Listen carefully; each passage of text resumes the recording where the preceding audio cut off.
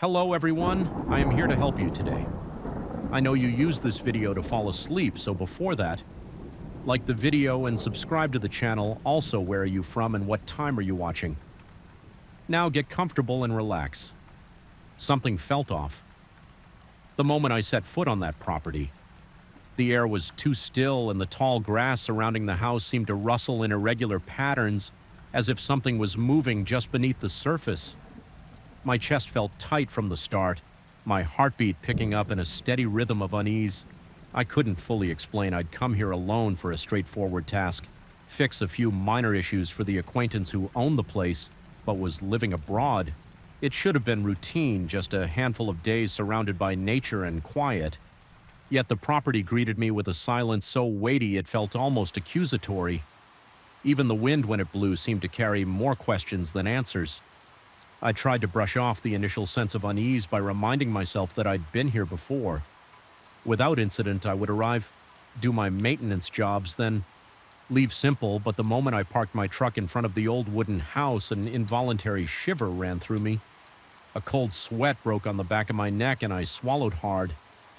Maybe it was just the sudden dip in temperature or the fact that the sky looked permanently gray as though refusing to reveal even a sliver of sun.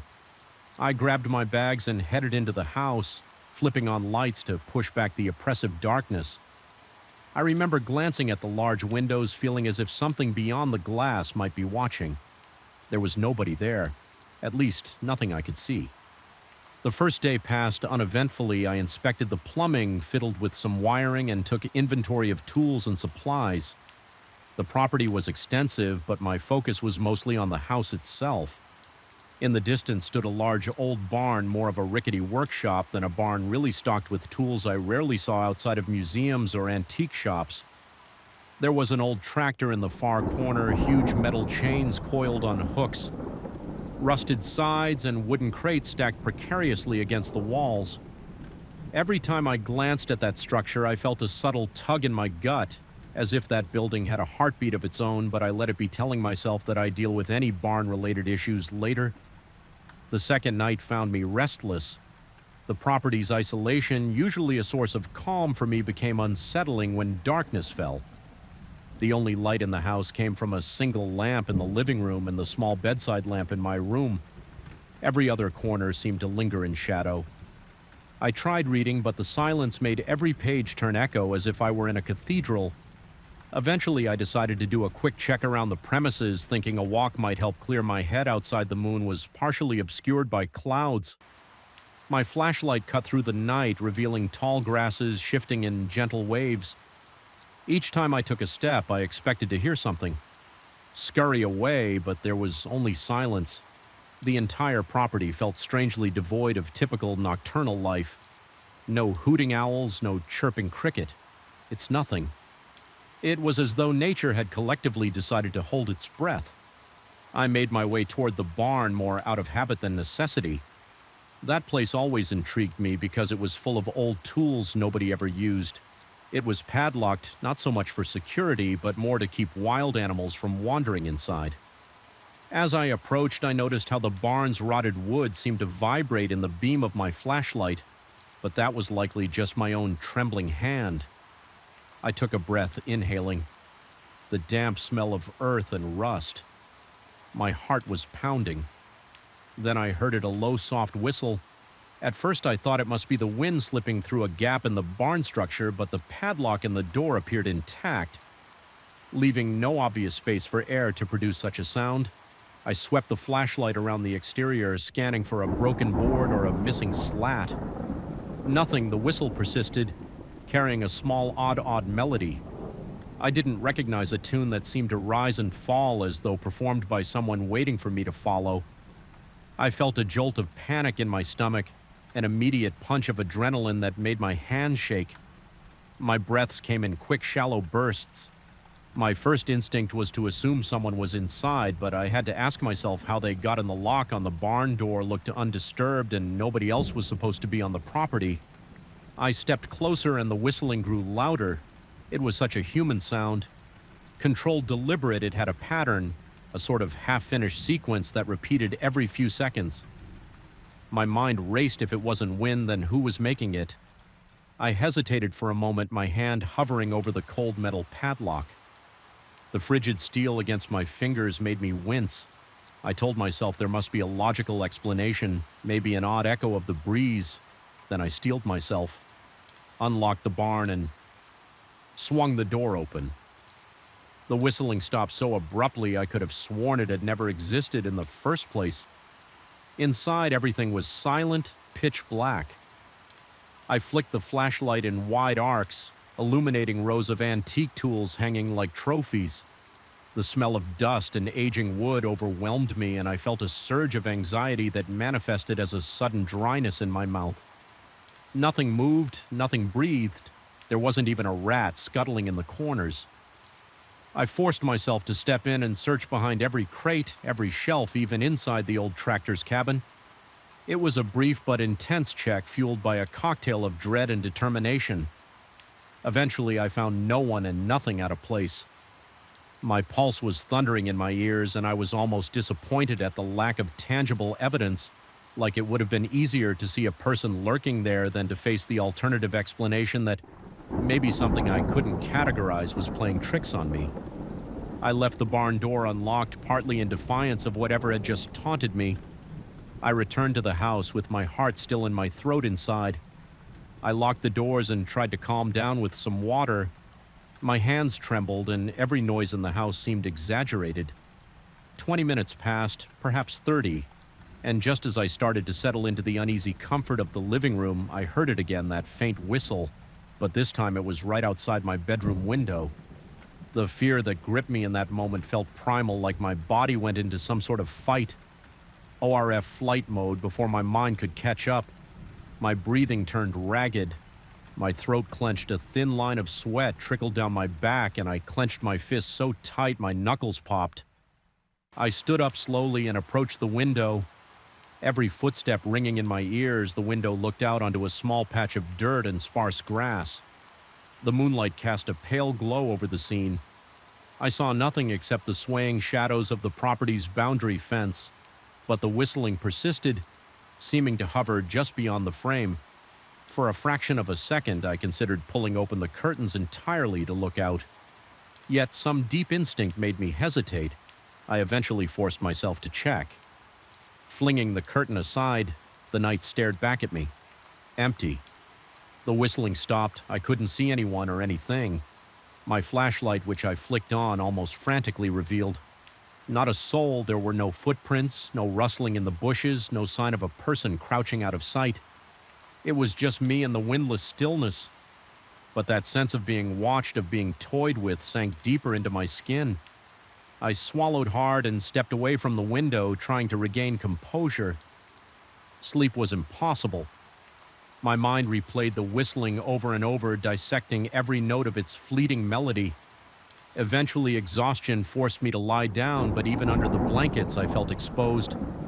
Every time I closed my eyes, I had the vivid sensation of a presence standing at the window, pressing its face against the glass, patiently waiting for me to open my eyes again. Morning arrived in the form of a gray haze. I woke groggy. Feeling anything but rested, my neck and shoulders ached from tension, and my hands were clammy. Despite the cool temperature, I wandered outside to see if maybe daylight would provide some answers. The ground around the house looked undisturbed, except for one odd detail. The barn door was now closed again. I distinctly remembered leaving it open.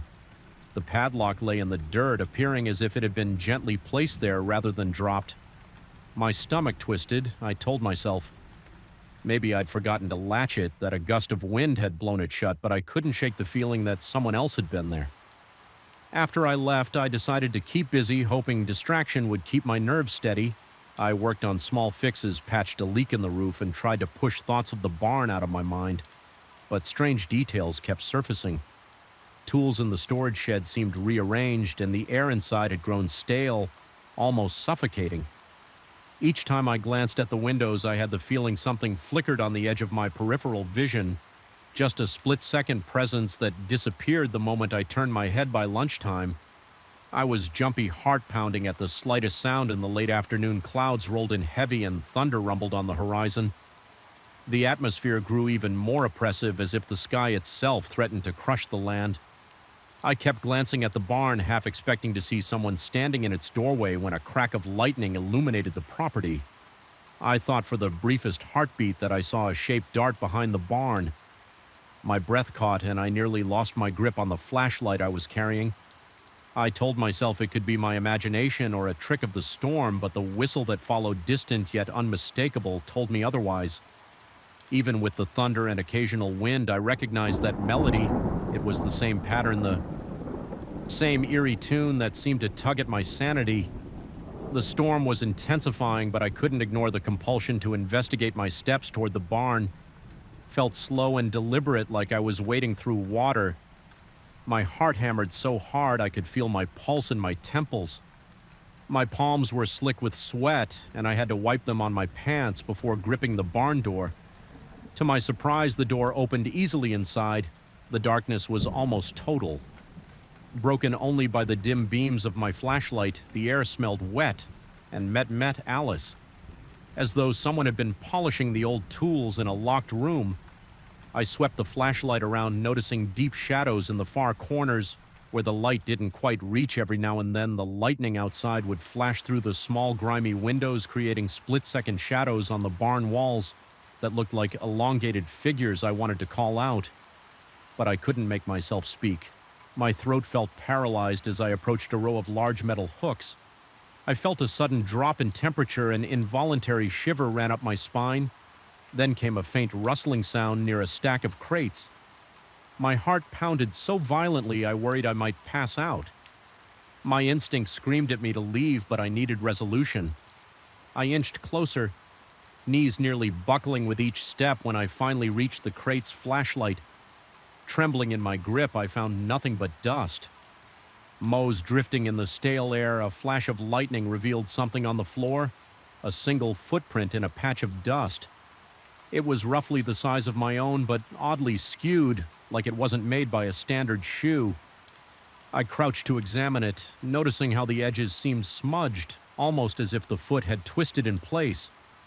Another whistle echoed from somewhere above me, faint yet maddening. My breath caught in my throat and I snapped my flashlight upward. The rafters overhead looked empty, but something scraped the WI. Stepped back, my calves pressing against a crate. In that moment, I felt more vulnerable than ever before, like every nerve ending in my body was on high alert. I backed out of the barn, never taking my eyes off the rafters, and slammed the door shut. This time I locked it firmly. The storm raged around me as I hurried back to the house, my mind spinning with possibilities I couldn't quite accept. Once inside, I bolted the doors, double-checked the windows, and sat down on the couch, trembling from adrenaline. I couldn't explain what was happening. Was it some intruder messing with me or something less tangible? More insidious night fell quickly in the storm, the sky an unbroken blanket of black. My surroundings felt claustrophobic. Despite the fierce rain pounding against the windows, I could still sense that hush beneath it all, a quiet tension that refused to fade. Every rumble of thunder made me flinch, and each flicker of lightning left me scanning the shadows. I kept expecting to see a face at the window, pressed against the glass in a silent vigil. The hours crept by. I sat in the living room, the single lamp casting a weak circle of light. Occasionally, I thought I heard the whistle between thunderclaps, distant but persistent. My throat felt perpetually dry, and my muscles were so tense they threatened to cramp. I tried to reason with myself to find a rational explanation. Maybe the wind could occasionally mimic a whistle, but the melody was too precise, too deliberate to be a coincidence. Sometimes the tune even seemed to shift slightly, as though reacting to my fear. Whenever I convinced myself it was gone, it would return faint and haunting sometime past midnight. The storm began to calm, yet the lingering electricity in the air felt more potent than ever. The property fell silent once again, an oppressive hush that weighed on my chest.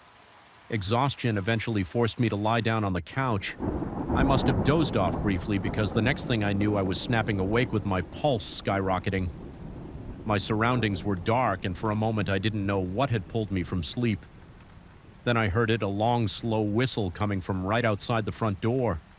My eyes darted to the windows, all locked, all covered. The door handle rattled slightly. My blood ran cold. I sat there paralyzed, feeling sweat trickle down my temples. The whistle sounded again, this time accompanied by the faintest tapping noise, like knuckles lightly drumming on wood. Every hair on my body stood on end. My stomach churned and I could barely breathe. I forced myself to stand somehow, mustering the courage to confront the door. My flashlight, flickering with low battery, cast a one glow on the doorknob. Another whistle, impossibly gentle, drifted through the crack between the door and the frame. I don't know how long I stood there, muscles locked, unable to decide whether to open the door or run to my truck. My mind swirled with paranoia, replaying every bizarre event after what felt like an eternity. The whistling ceased, the tapping stopped. Silence. I waited, listening so intently I could hear my own heart. I could almost sense a presence backing away from the door, as if acknowledging my unwillingness to let it in. My flashlight began to sputter, and in those final flickers I made a decision. I grabbed my keys, threw on my coat, and slipped out the back door to circle around to my truck. The night was still, and though I glanced around expecting to see a silhouette in the darkness, I saw only the faint outline of the barn in the distance. Once I reached my truck, I sat for a moment with trembling hands on the steering wheel. The engine's roar as I started it almost made me jump. My nerves were shot, my body on the brink of collapse from sheer terror and exhaustion. I needed to leave to get away from the property before that whistle returned. I drove off, not caring that I might be abandoning tasks left unfinished. Even as the farm disappeared in my rearview mirror, I felt the weight of something intangible pressing against my thoughts. The memory of that eerie melody still lingered in my ears. No matter how many miles I put between myself and that land, I couldn't shake the sensation that the whistling was following me, carried by the wind or lodged in my own mind. I never found out who or what was responsible for that haunting tune.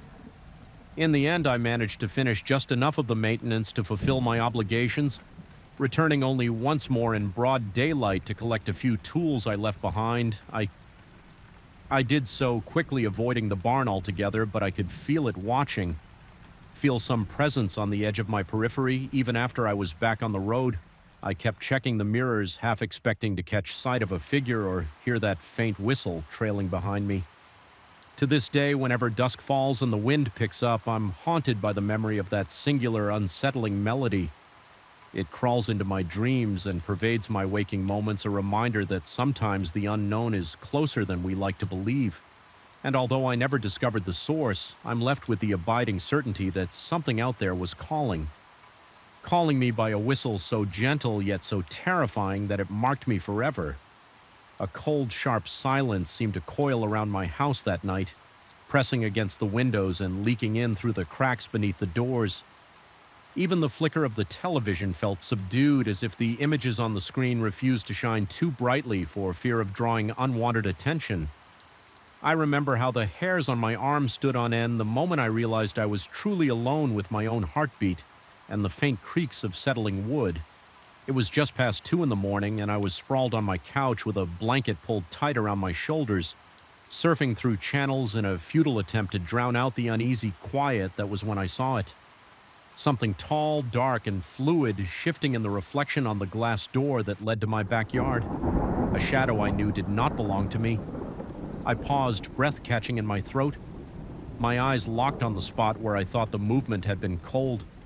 Sweat gathered at my temples and my mind raced through possibilities. Maybe it was just the flicker of the screen combined with the reflection of a lamp. I turned around so fast I felt a twinge of pain in my neck, but my living room was empty except for the furniture and the faint glow of the television. No shape, no ominous figure loomed behind me. The only sound was the soft crackle from the TV speakers. I forced a nervous laugh through clenched teeth, trying to convince myself I was simply on edge. After all, I'd been struggling with insomnia for days. My breathing was shallow, my heart hammering so hard I could feel my pulse in my fingertips. I told myself that illusions were common when exhaustion blurred reality. Yet as I looked again at the glass door, I had the distinct sensation that someone or something was out there, standing among the scattered chairs in my small patch of garden. The reflection of the night behind me felt deeper than it should have been, as though the shadows had gained an extra layer of dimension, refusing to let paranoia get the better of me. I stood up and approached the door. My footsteps seemed to echo in the stillness, every creak of the floorboards magnified by the quiet.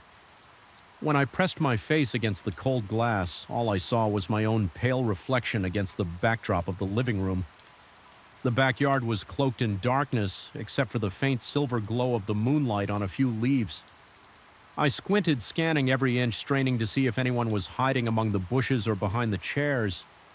The only movement was the gentle sway of a tree in the chilly wind. I felt foolish for even checking my mind. Told me it was nothing but a trick of the light, a momentary distortion caused by the difference in brightness between the TV and the dark yard. Still, I couldn't dismiss the crawling sensation at the back of my neck, a primal alarm that refused to be silenced. I locked the door, made sure the curtains were drawn, and tried to convince myself that a locked door would keep any threat, real or imagined, safely outside, back on the couch. I flicked through channels aimlessly, the images on the screen blurred into a stream of flashing colors, accompanied by the low buzz of the TV. My heartbeat had slowed, but I remained restless. Every so often, I found my gaze drifting back to the glass door, half expecting to see a silhouette pressing against it. I also noticed my reflection gazing back at me. Each time I thought about getting up to turn the lights on, a different kind of apprehension surfaced. Bright lights might feel that something was there at least. In the dim glow, if a figure stood in the yard, maybe it wouldn't appear so vividly. Maybe I didn't want to see it clearly. A couple of minutes later, the sensation of being watched grew unbearable. I felt as though invisible eyes bore into me from the darkest corner of the room. My mouth went dry and I gulped down saliva. My chest felt tight, as if I couldn't draw enough air to steady my racing thoughts. I decided it would be best to go upstairs. My bedroom provided a sense of sanctuary. 4 solid walls without glass doors or large windows that peered into the night, clutching the handrail. I crept up the stairs, listening for any noise that didn't belong. The house responded with its usual moans and creaks, each one amplified by my frayed nerves. Once inside my bedroom, I locked the door out of pure instinct. My breath was still shallow and I could feel the cool sweat running down my back. I sank onto the bed, leaving the lights off, thinking that maybe if I pretended to sleep, the feeling of unease would go away. Perhaps I could fool my mind into slumber if I stayed still enough, but sleep refused to come. The mattress felt hard, the pillow seemed too hot and then too cold. My skin prickled as if electricity danced over it, making every hair stand.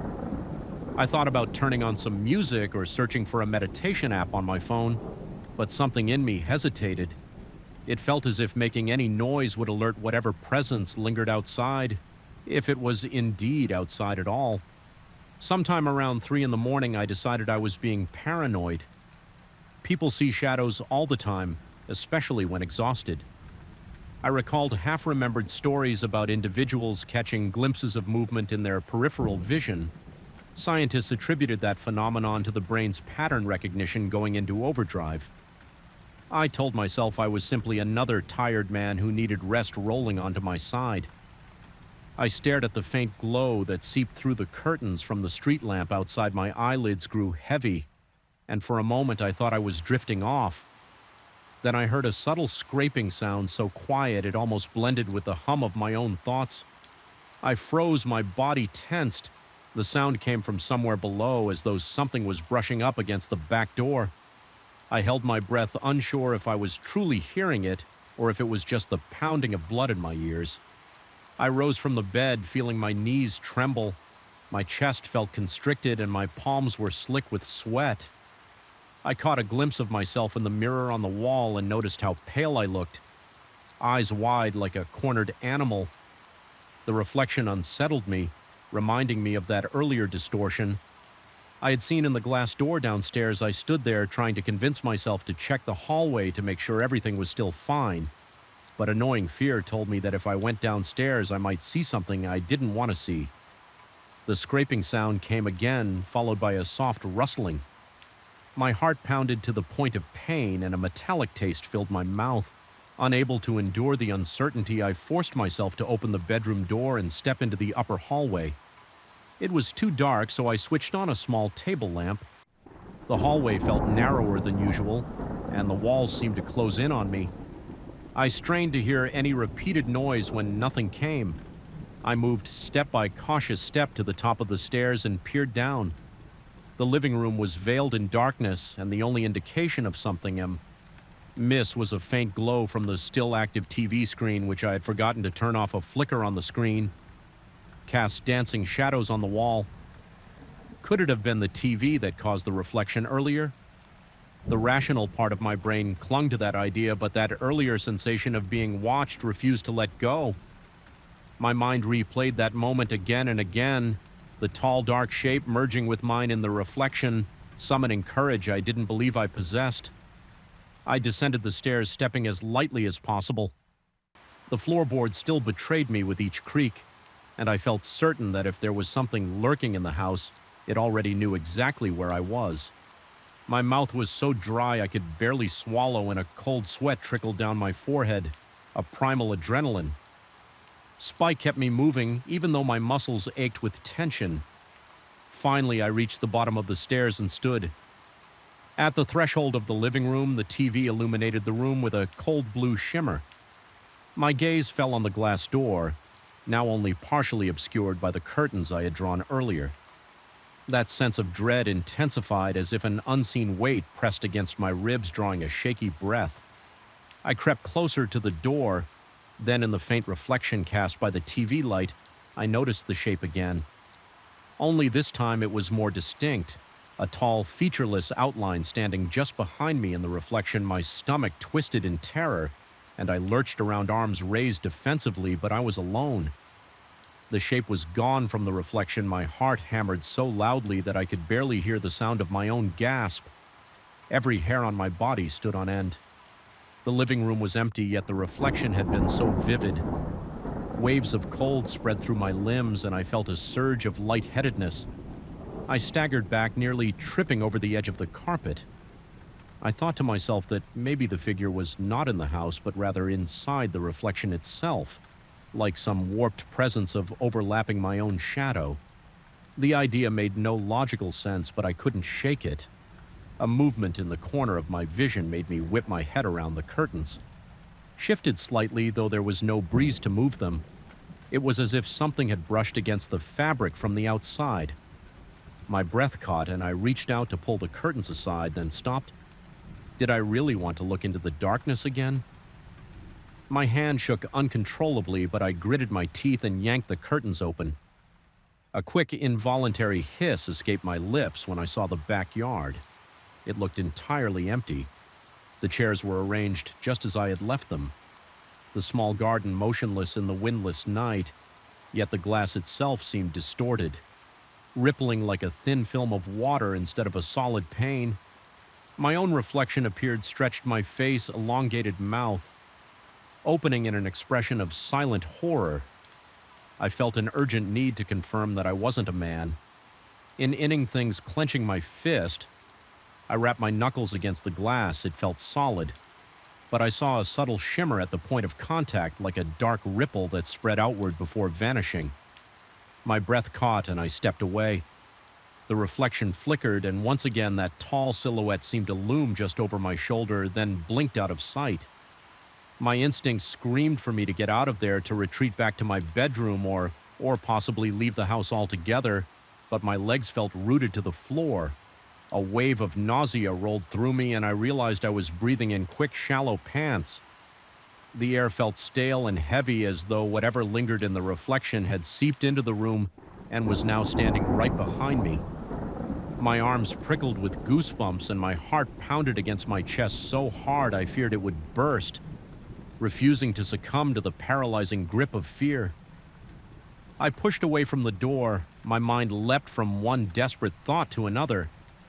I considered calling someone, maybe a friend, to talk me down from this panic, but it was nearly 4 a.m, and I had no idea what I would even say.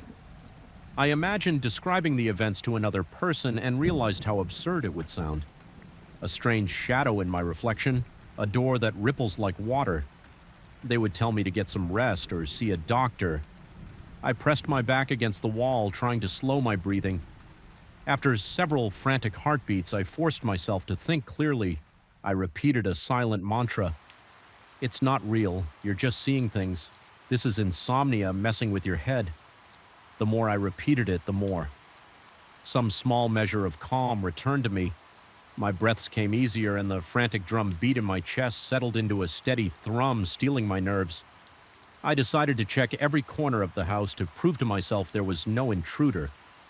One by one, I turned on lights. The kitchen was just as I'd left it, with a couple of dishes in the sink and no sign of forced entry.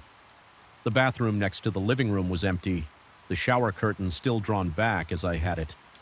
By the time I completed my circuit of the downstairs, I had rechecked the door locks, tested the windows, and confirmed everything was secure. The only place I avoided was the glass door. The more stayed away from it, the less I felt the weight of those eyes, that oppressive presence. Eventually, I decided I should try to rest. I turned off the TV, leaving the living room in darkness, and headed upstairs. My legs trembled with every step, exhaustion and anxiety weighing me down like lead. I left the bedroom light on this time, unable to face the thought of lying awake in darkness. I must have drifted in and out of a restless doze around daybreak. I opened my eyes to see the first pale rays of sunlight seeping through the curtains. The morning light dispelled some of the terror, but an uneasy tension gripped my chest. I got up, every muscle aching with fatigue, and steeled myself to check the living room again in the brightness of day. The glass door looked ordinary. No ripples, no distorted reflections. My yard was tranquil, the chairs sat in neat rows, and the few flowers in my small garden were undisturbed.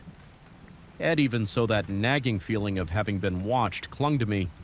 I had an almost inescapable sense that some fragment of that shape still hovered in the corner of my vision, as if waiting for dusk to reclaim its power.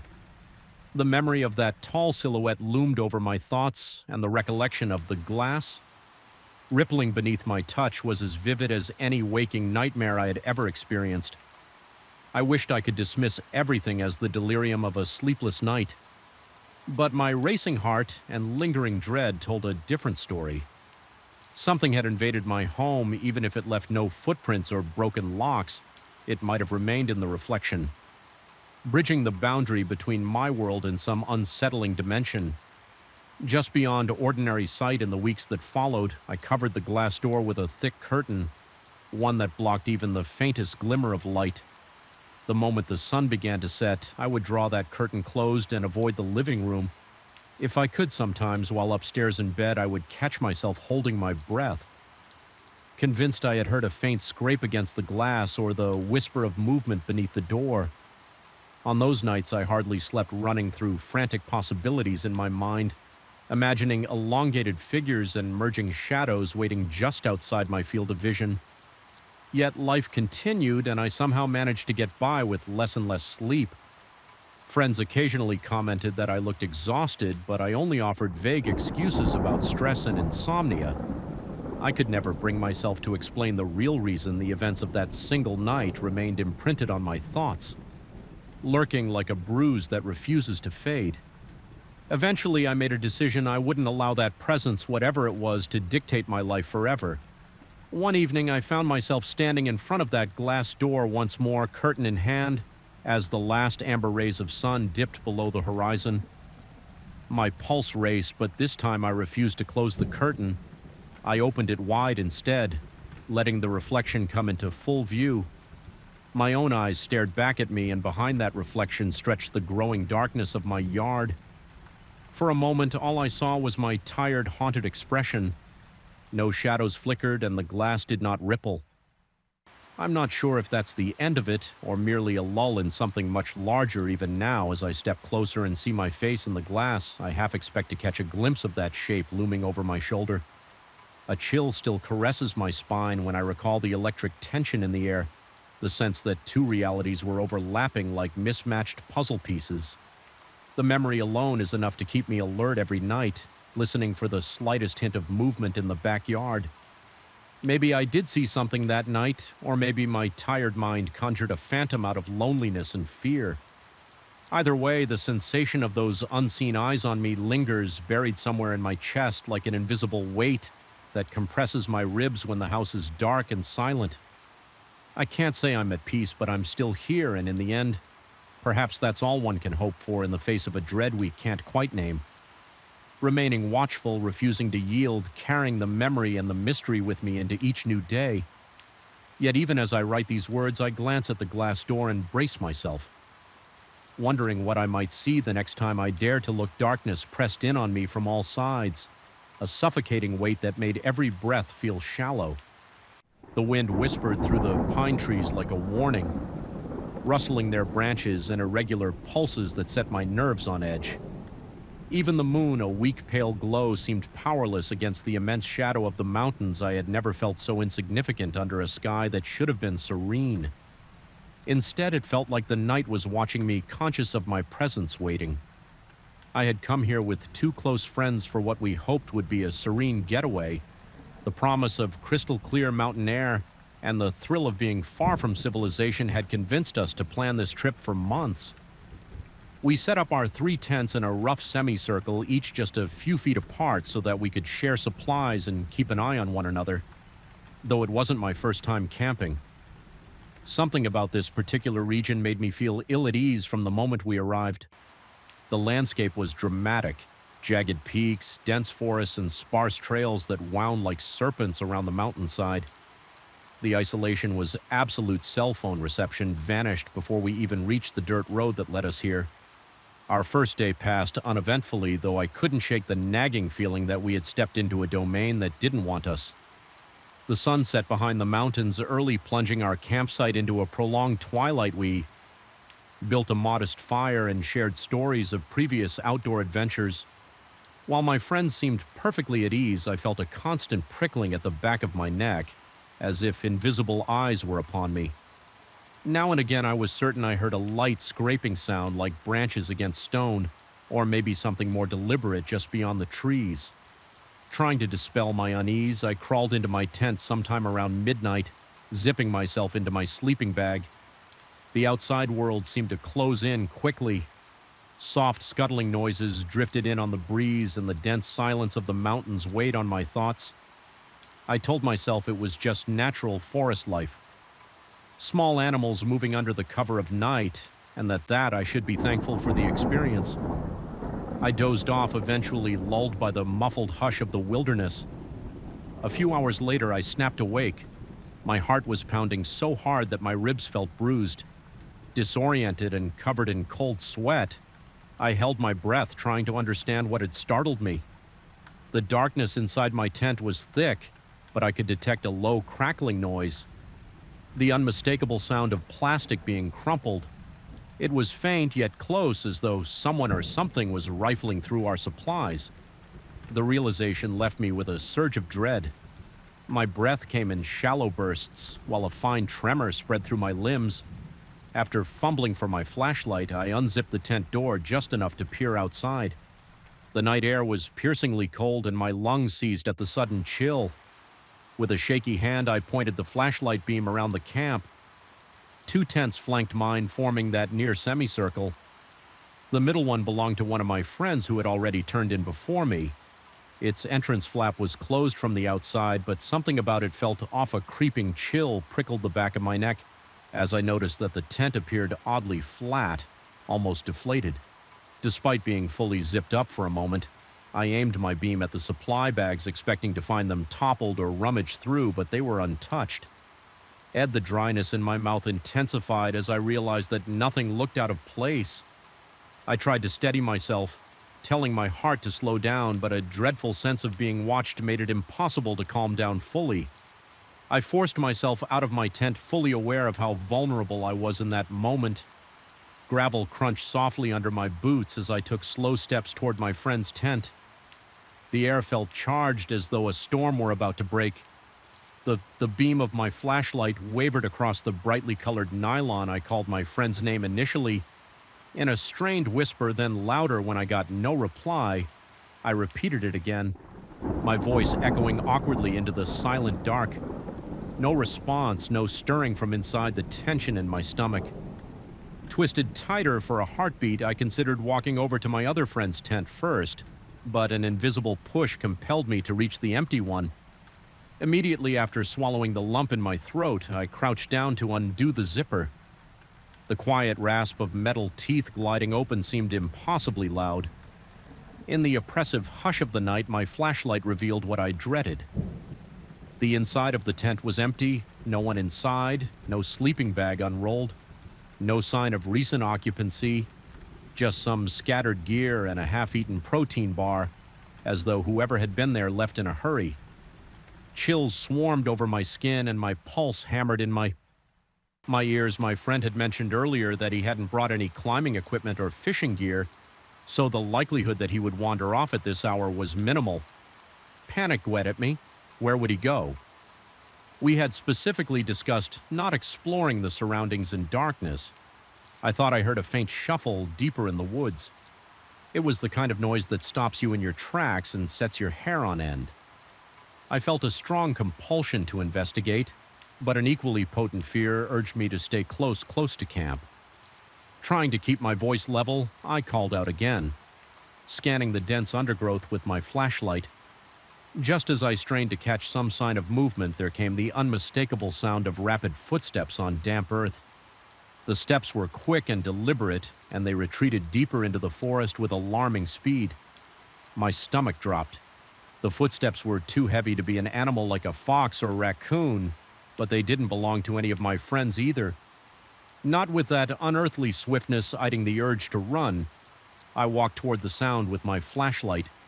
Pointed ahead the night beyond, our camp was nearly impenetrable, the trees forming a black wall only a few yards away. When I reached the edge of the clearing, I found nothing. No footprints, no broken branches, no sign of intrusion. The ground was wet from previous rainfall, so I expected to see at least some indication of movement, but the earth was unmarked. My breath quickened, turning shallow and ragged.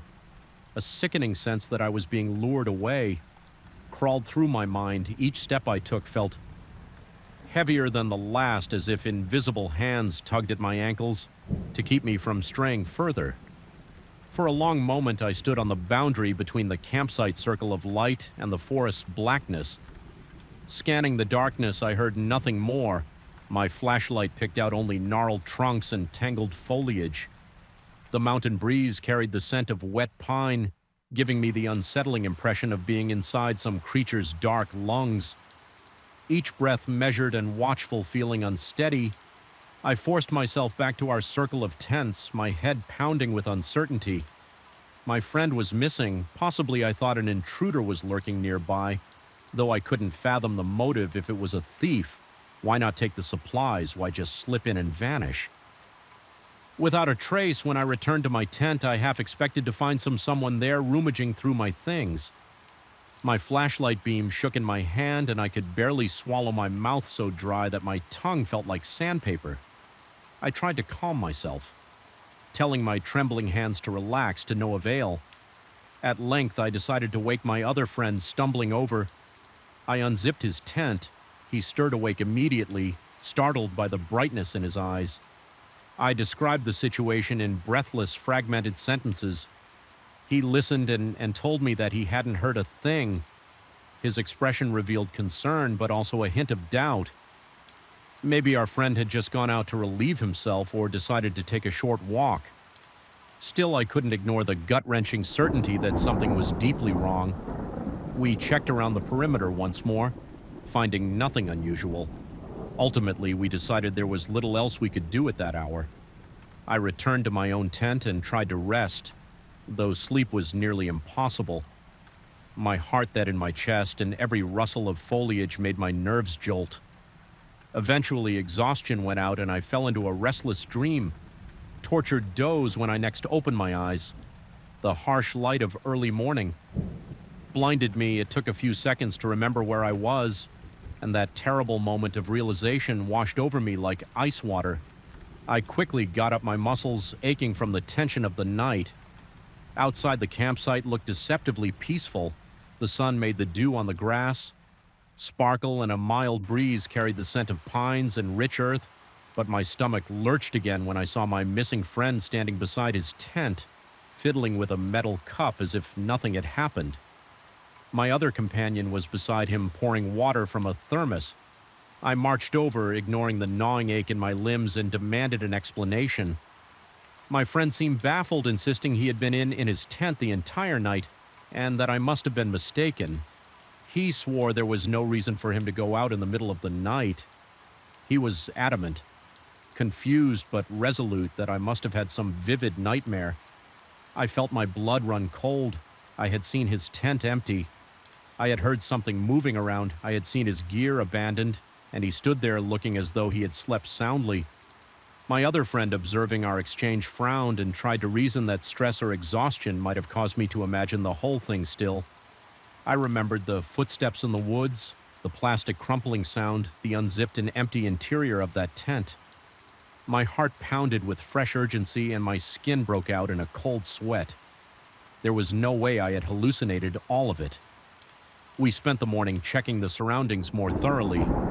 The D-laden ground didn't show any footprints.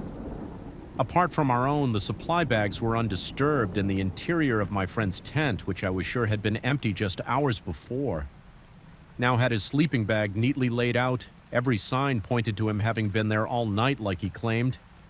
Yet I couldn't shake the prickling sense that some intangible presence was toying with us, warping our perceptions of reality. Throughout the day, I found myself constantly scanning the tree line, convinced I saw movement out of the corner of my eye, a fleeting shape that vanished.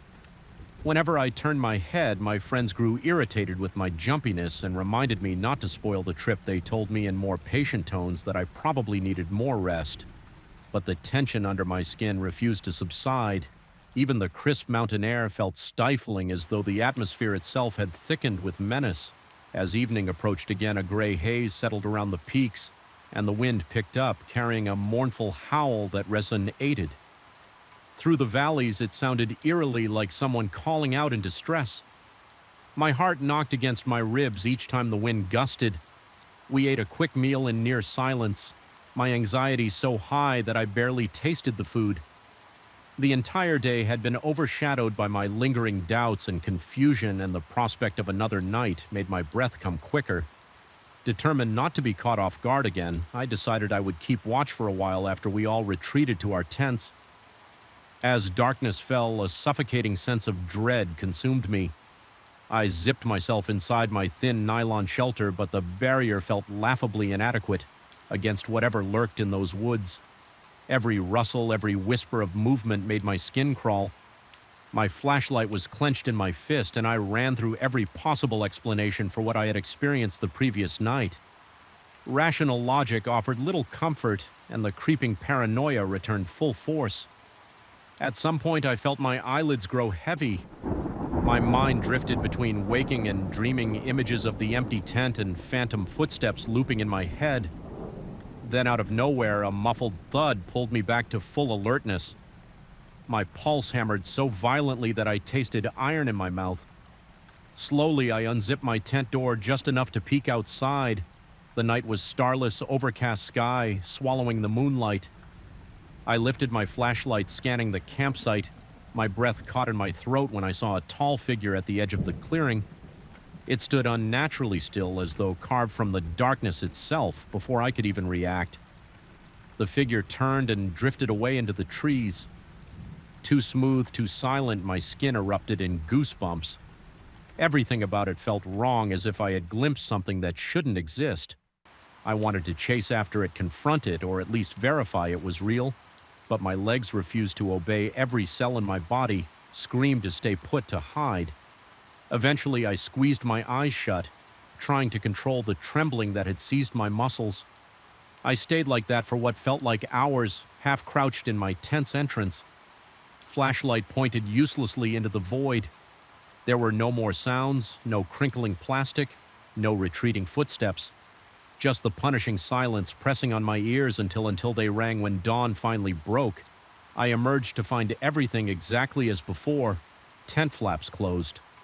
Supplies intact, my friend sleeping or pretending to sleep peacefully, yet my world was irreversibly changed.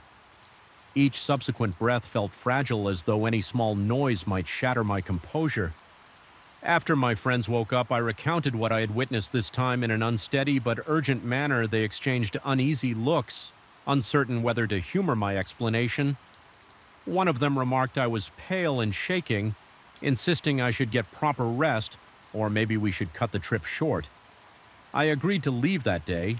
We dismantled our campsite under a brooding sky that threatened rain. My missing friend from the previous night remained adamant.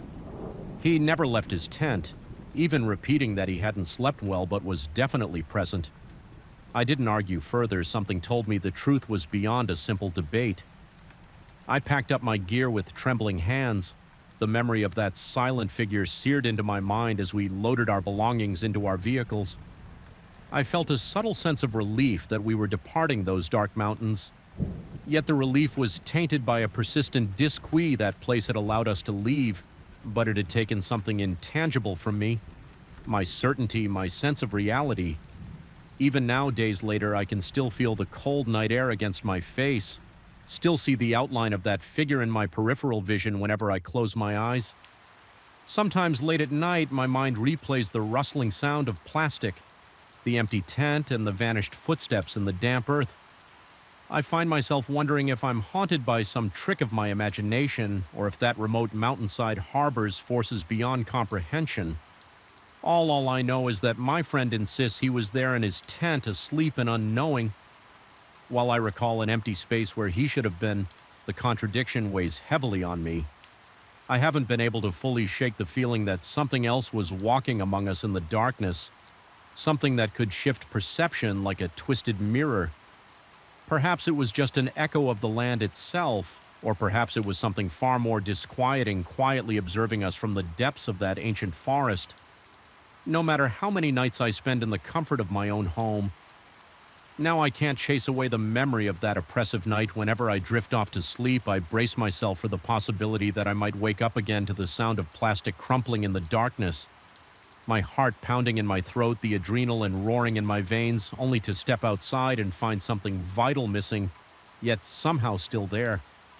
Even if I never set foot on that mountainside again, the fear remains a companion that lurks just beyond the flickering edges of my understanding.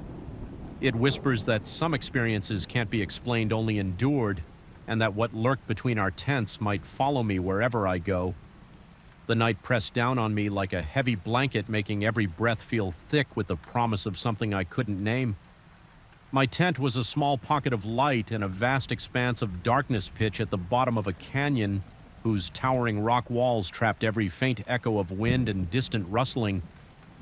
In the daytime, I knew this place as a playground for adventure, sharp ridges, perfect for rappelling majestic formations that soared against the sky at night. However, those same walls seemed to close in and loom over me like silent, watchful sentinels. The sense of exposure felt overwhelming, as if a single misstep could tip the balance and send the entire cliffside crashing down. Yet I forced myself to settle in, to breathe, to embrace the solitude. It was supposed to be a getaway, a time to reconnect with the raw essence of nature and my own bravery. I was lying on my back, inside the tent, eyes open, letting the darkness swallow my surroundings. My heartbeat was already elevated, a dull thump echoing in my ears. Not from exertion, but from a tension I couldn't quite shake. The canyon floor was colder than I anticipated, and an unexpected dampness seeped through the tent space. Despite the dryness of the desert air, the day's exhaustion tugged at me and my eyelids felt heavy. But just as I began to slip into a fitful sleep, I caught a faint movement on the rock walls outside. A weak glow shimmered across the stone, dancing slowly as though controlled by an unseen hand. For a moment, I tried to dismiss it as starlight, or maybe the reflection of the moon. But no, this was deliberate, a beam of light sliding across the rugged cliff surface. My body tensed and my pulse quickened. I became intensely aware of every sound, or rather the lack of them. No footsteps, no quiet hum of a car engine or campsite chatter. Nothing to suggest another person had arrived at the canyon floor. Still, that glow continued its crawl, moving a couple of meters up the vertical wall. Then, pausing its pace, was painfully slow, deliberate. I sensed my palms getting clammy and my throat felt parched as I tried to swallow. I recalled earlier that evening, before the last threads of sunlight vanished, I had scanned the valley and noticed no other tents, no parked vehicles, no sign of fresh footprints. The fact that I now saw a mysterious beam of light flickering across the canyon face didn't line up with the total isolation I had observed. The contradiction noted at me, fueling a low, vibrating dread in my stomach. There was no one here, I told myself, or at least there wasn't supposed to be. Determined to test if it was a person with a flashlight, I grabbed my own lantern and with a trembling hand unzipped the tent flap. The chill night air slapped me, intensifying the goosebumps that were already forming. I pointed my lantern at the rock wall, aiming roughly at the place I had last seen the glow. I blinked rapidly, my eyes trying to adjust to the sudden brightness of my own beam. Slowly, I moved it in a friendly, signaling manner, a clear attempt to communicate with whomever might be out there. My heart drummed in my ears and sweat pulled at my lower back. Despite the coolness of the night, I waited no flicker in response, no shift in their positioning, nothing but the silent hush of the canyon.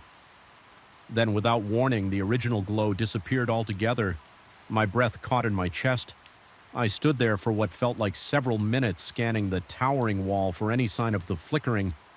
The darkness around me felt thicker than before, as though it had swallowed the faint glow and swallowed me too. A part of me wanted to rationalize it. Maybe it was just a camper who didn't see my signal, or someone who switched off their flashlight. But an uneasy voice in my mind insisted that something didn't add up.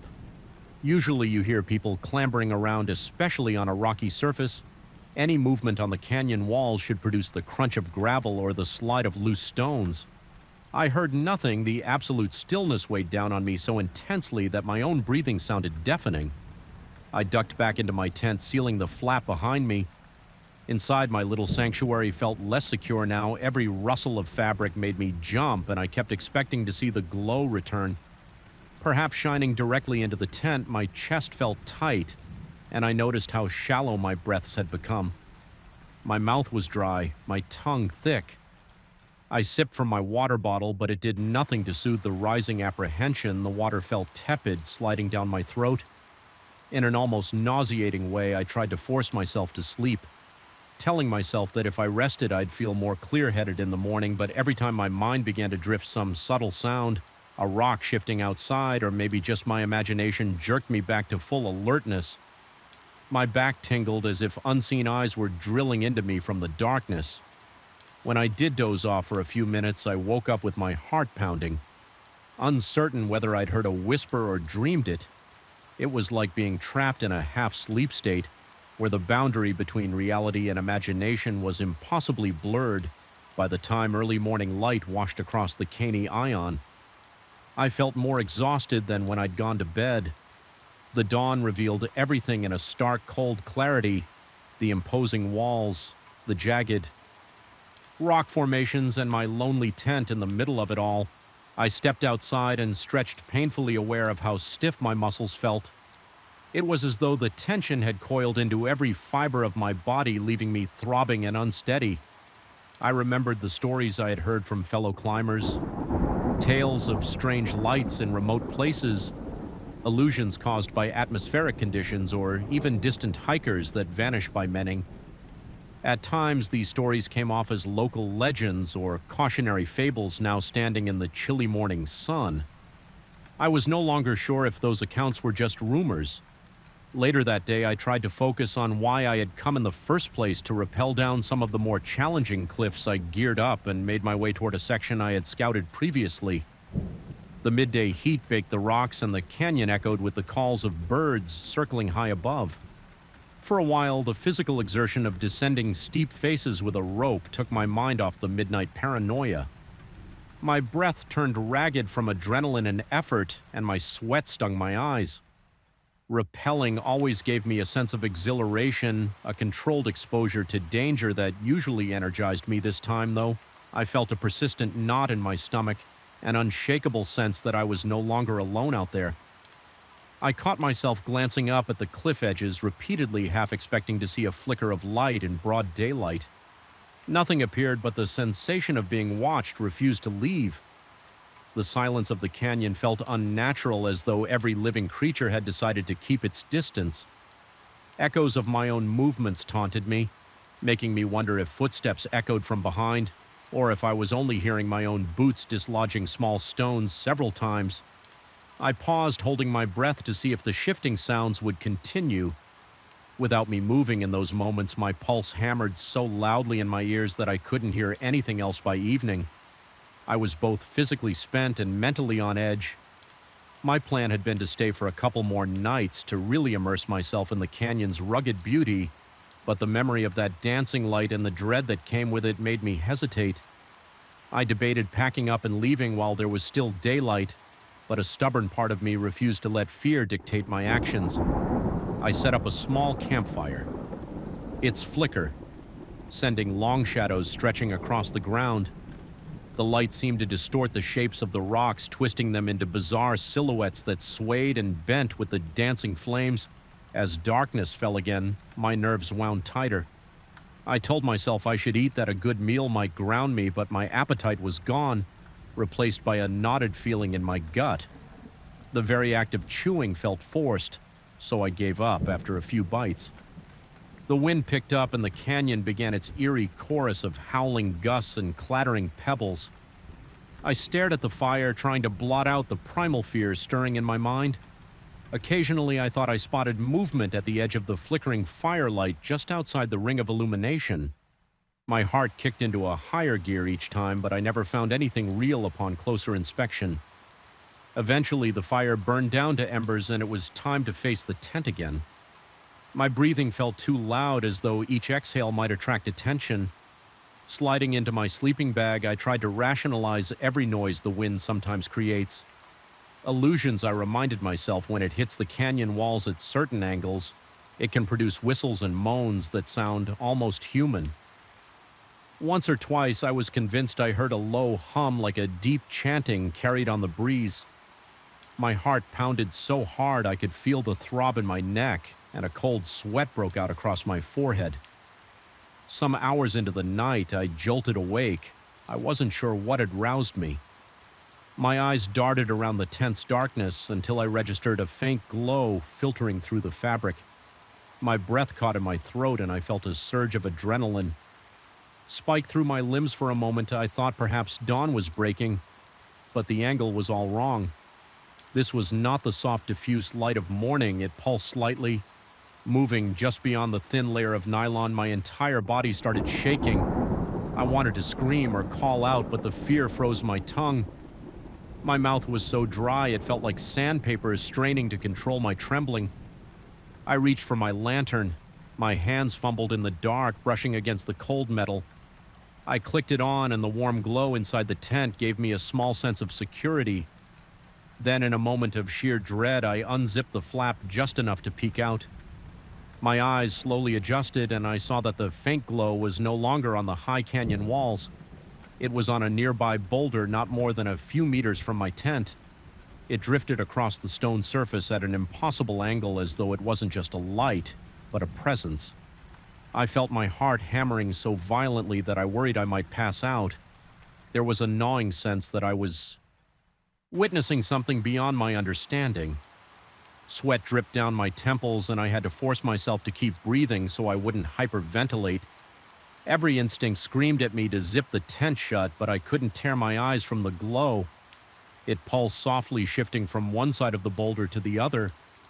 My mind struggled to label it an optical illusion, a trick of the moon, a reflection from some hidden metallic object. But the more I watched, the clearer it became that this glow was moving with intent. It paused occasionally as if studying me, then resumed its slow dance. My body was overtaken by chills, and the hair on the back of my neck stood on end. I felt a tightness in my chest, the primal terror that comes from an encounter with something you can't explain and can barely comprehend. My thoughts spiraled. Was it a person with some advanced gear? Was it something that defied natural explanation? I recalled an older climber once describing a phenomenon in remote areas. Lights that seemed to have a will of their own. He had said in a hushed, serious tone that if you ever encountered them, you should look away, because when you stare too long, they might just stare back. At the time, I had dismissed it as superstition, yet now that warning felt all too real, resonating through my mind like a frantic alarm. Bell, a sudden gust of wind swept through the canyon, rattling the tent and stirring up a small swirl of dust outside. The light flickered erratically, then disappeared behind the boulder. My vision blurred for a second, and I wasn't sure if I had truly seen it vanish, or if it had merely moved out of my line of sight. Darkness settled once more, an oppressive claustrophobic blackness that felt alive. I slumped back, chest-heaving, heart battering my ribs for the rest of that night. I sat upright in my sleeping bag, my lantern flickering, weakly eyes darting around the tent as though the walls themselves might close in when dawn finally arrived. I was still shaking every muscle in my body, screaming with tension and fatigue. I crawled out of the tent and inspected the spot where I had last seen the glow.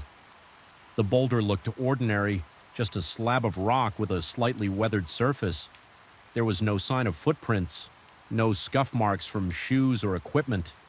Running my hand over the stone, I felt a persistent trembling in my fingers as though some residual energy clung to the surface. My rational mind told me it was just my nerves, but a deeper part of me suspected otherwise.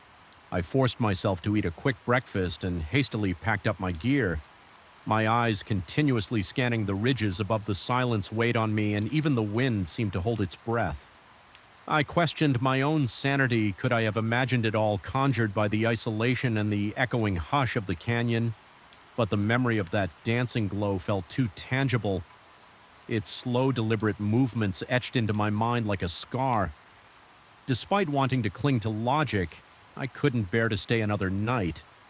I strapped my pack on, feeling the sweat of anxiety sliding down my spine. My throat still burned from dryness. The climb out of the canyon tested my endurance, especially given how little rest I'd had, but each heave of my legs took me closer to open ground and away from whatever had haunted me in that valley. Once I reached my vehicle, I paused, looking back one last time at the colossal rock walls.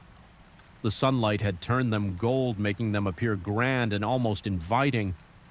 Yet I couldn't shake the conviction that something hid within those shadows. Something that watched and waited as I drove away. The sense of relief was immediate, but my pulse stayed elevated, and a cold sweat clung to my skin. For miles, even now, days later, my mind cycles through the same questions. Did I truly witness a phenomenon that defies easy explanation, or did my own fears manifest into something that felt real each night? Since my sleep has been fractured occasionally in that liminal space between wakefulness and slumber, I see a faint light dancing at the periphery of my vision. I bolt upright, heart racing, only to find myself alone in my dimly lit bedroom. That persistent dread won't let me go, as if some part of the canyon followed me back. Whenever I close my eyes, I recall the silent glow creeping along the rock face. Independent of any mortal hand, the realization that I can't definitively explain it has left me with a nagging sense of vulnerability and an unsettling certainty that some mysteries are best left undiscovered. Even now, as I recount these details, my pulse quickens and my palms grow slick with sweat, no matter how I try to rationalize it. The memory remains. Vivid, a drifting radiance in the dark, responding to nothing I did, answering no questions and offering no clues to its origin. It remains out there on those canyon walls, waiting for anyone who dares to camp in that lonely stretch of land. The experience has woven itself into my nightmares, a trembling reminder that true terror doesn't always roar or lunge. It can float silently just beyond the edge of your vision, waiting for a moment of weakness to reveal itself and then slip away without leaving a single footprint behind. I woke drenched in a sense of foreboding, my heart thawing against my ribcage like a desperate animal trying to break free. The air around me felt charged, like a storm was about to rage, but there was no rain, no thunder, only the quiet immensity of a far-flung river miles from the nearest city, and the thin walls of my tent between me and whatever lurked in the darkness. This was supposed to be a simple fishing trip, a quick escape from the routine of daily life. Yet in those silent, suffocating pre-dawn hours, I could not shake the feeling that something watched from beyond the canvas. Waiting, I had left early the previous morning, eager to reach a secluded spot along the river that a coworker had mentioned. He said it was a fisher's paradise, untouched by weekend crowds and the usual noise pollution. The drive was longer than I expected, winding through lonely roads that seemed to stretch into endless swaths of forest. By the time I got there, the sun was perched high, the day was scorching, but the breeze across the water offered some. Leah, I cast my line, hoping for a few hours of serenity, however fish were scarce. That afternoon, I caught one small trout, barely enough to justify the excursion. The real prize was the stillness of the place. No hum of passing cars, no chatter from distant strangers. Just the sound of the wind, whispering through the trees, the lazy ripple of water against the rocks, and the occasional bird. CA in the distance, it was a soundscape that both soothed and unsettled me. Because the isolation was so profound, I started imagining shapes in the corners of my vision. Once I glimpsed a figure across the river, tall and shadowy, but when I focused, it vanished. I told myself it was only the flicker of sunlight on the water and forced a calm exhale. I had intended to pack up and return home before sunset. But the hour slipped away too quickly. When I finally checked my watch, the sky was already streaked with hues of orange and red. I made the call to set up my small tent near some large boulders on a flat patch of earth. Not far from the riverbank, it seemed safer to stay the night rather than risk driving back on those twisting roads in darkness. As I hammered the last tent stalk into the ground, an odd sensation nagged at me like I was being watched. The trees around the clearing were silent. No leaves rustled, no birds called the sudden hush. Made my skin loo trying to brush off my unease. I built a small fire using broken branches and driftwood found along the bank. The air cooled drastically after sunset, and the crackling flames were a comfort against the encroaching blackness. The only sounds were the night insects chirping and the soft glugging of the river. Every so often I caught a rustle behind me, some small creature scurrying in the brush.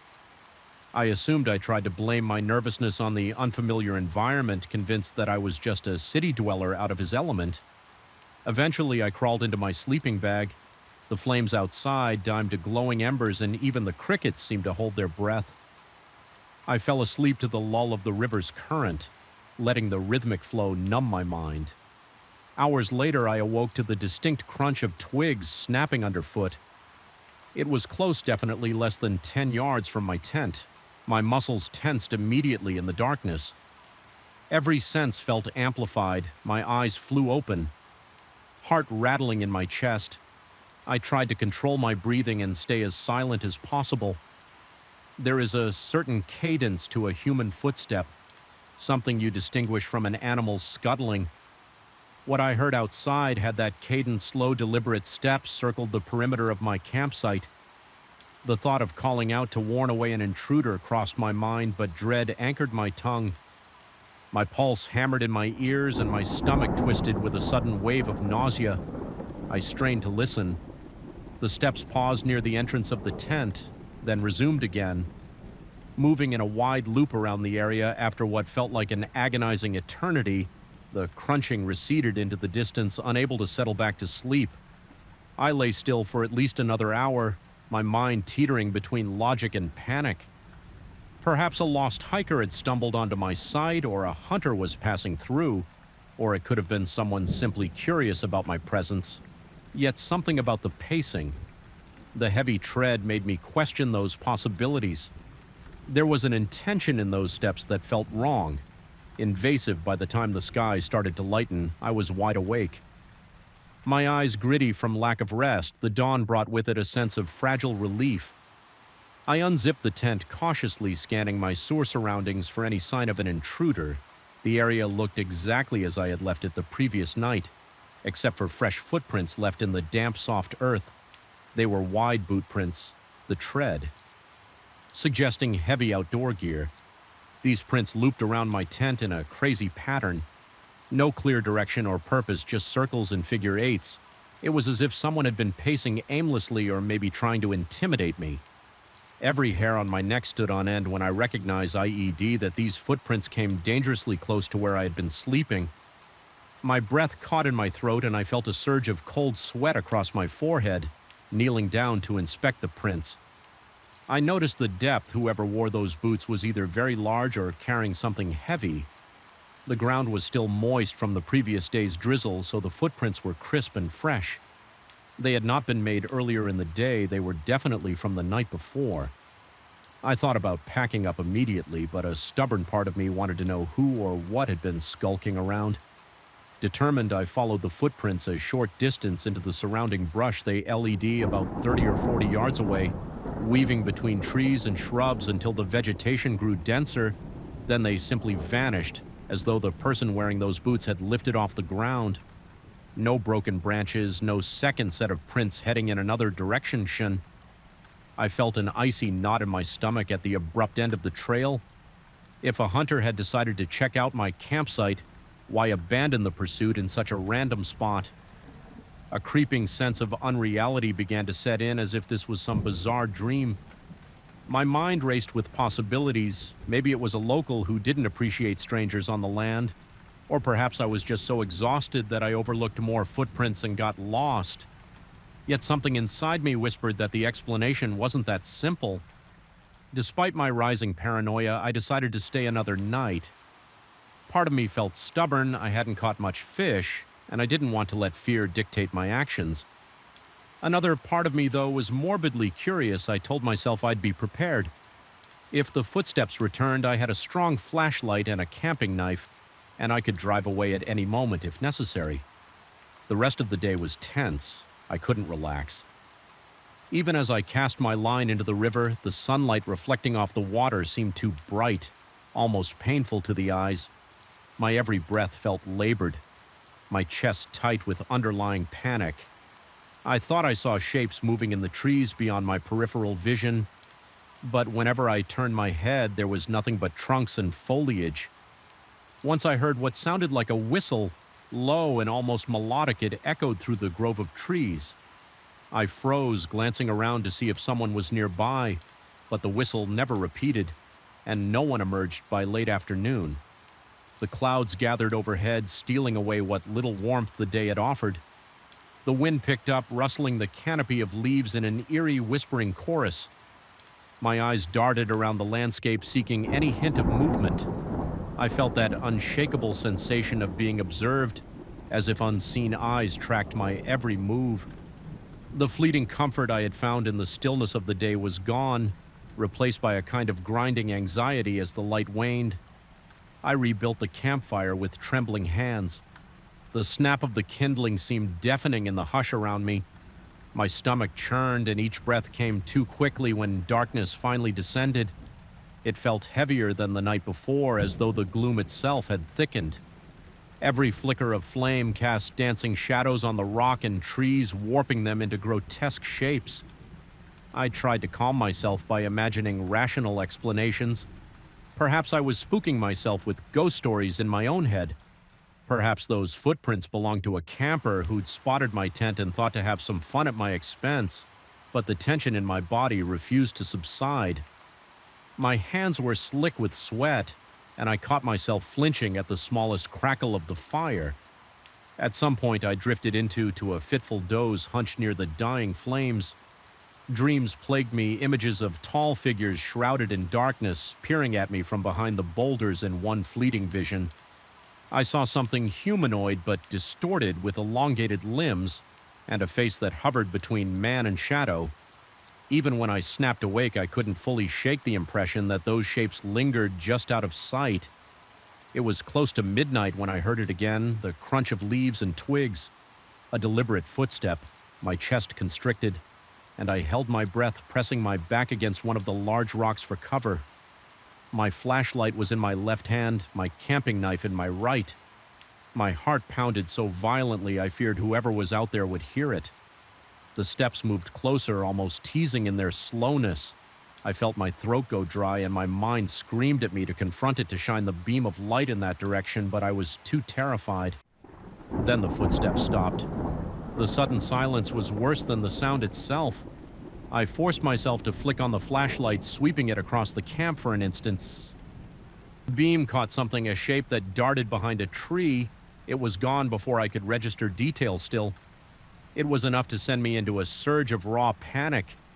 My breath came in ragged gasps, and a cold wave of adrenaline shot through my veins, making me feel both hyper-alert and oddly dizzy. No voice called out. No greeting or explanation offered the presence. Whatever it was lingered on the periphery as though reveling in my mounting terror. I stayed rooted to that spot for a long time, unable to move. I tried telling myself that the figure was just a camper, or maybe even an optical illusion. Yet the primal fear in my gut insisted otherwise. This was something beyond a random passerby. The night seemed charged with an uncanny energy that made every hair on my body stand on end. Eventually, I decided I could not bear another hour of that dread. I shoved everything I could into my backpack, barely caring about organization, and dragged my tent down in half the time. It took to set up. My hands shook so badly that I fumbled with the poles the entire time. My nerves were on edge, certain that I would feel a hand on my shoulder or glimpse a silhouette creeping up behind me. The forest was too quiet, as if every living creature had fled, leaving me alone with this presence. When I finally threw my gear into the trunk of my car, I felt a rush of relief so strong I almost laughed. The idea of driving those winding roads in the dead of night suddenly felt less terrifying than spending another minute exposed in that clearing. I started the engine headlights. Illuminating the trees ahead for a split second, I thought I saw the faint outline of a tall figure just beyond the reach of the beams. My vision blurred with panic, and when I blinked, the shape disappeared. I sped away the darkness, swallowing the campsite behind me. Even as I drove, I couldn't rid myself of the sensation that something pursued me. The shadows in my rearview mirror seemed to ripple, and shift. My fingers clenched the steering wheel, knuckles white, as if letting go even slightly would allow the dread to overpower me. I stayed on high alert, convinced that a pair of wide-booted footprints might appear on the side of the road if I looked for them. When I finally reached a safe stretch of highway, a wave of exhausted relief washed over me, yet my mind still danced with visions of that impossible pattern of footprints and the shape that vanished behind the trees. I told myself I was lucky to have escaped before anything worse happened, but escaped felt like the wrong word, implying something truly dangerous was out there. It's been several days now, and I can't seem to shake the tension in my muscles or the unease that haunts my dreams. When I confided the story to a friend, he suggested it was probably just some weirdo roaming the forest, or perhaps a trick of the mind born from isolation and too little sleep. He tried to reassure me that there's nothing in those woods that could truly hurt me. I nodded along, but felt no comfort in my gut. I knew I had experienced something. Beyond a simple prowler, my body remembers the visceral terror. The moment my breath caught as I realized those footprints were humans, sized and yet utterly foreign. Now whenever I close my eyes, I see the circling prints in the damp earth looping around my tent in nonsensical designs.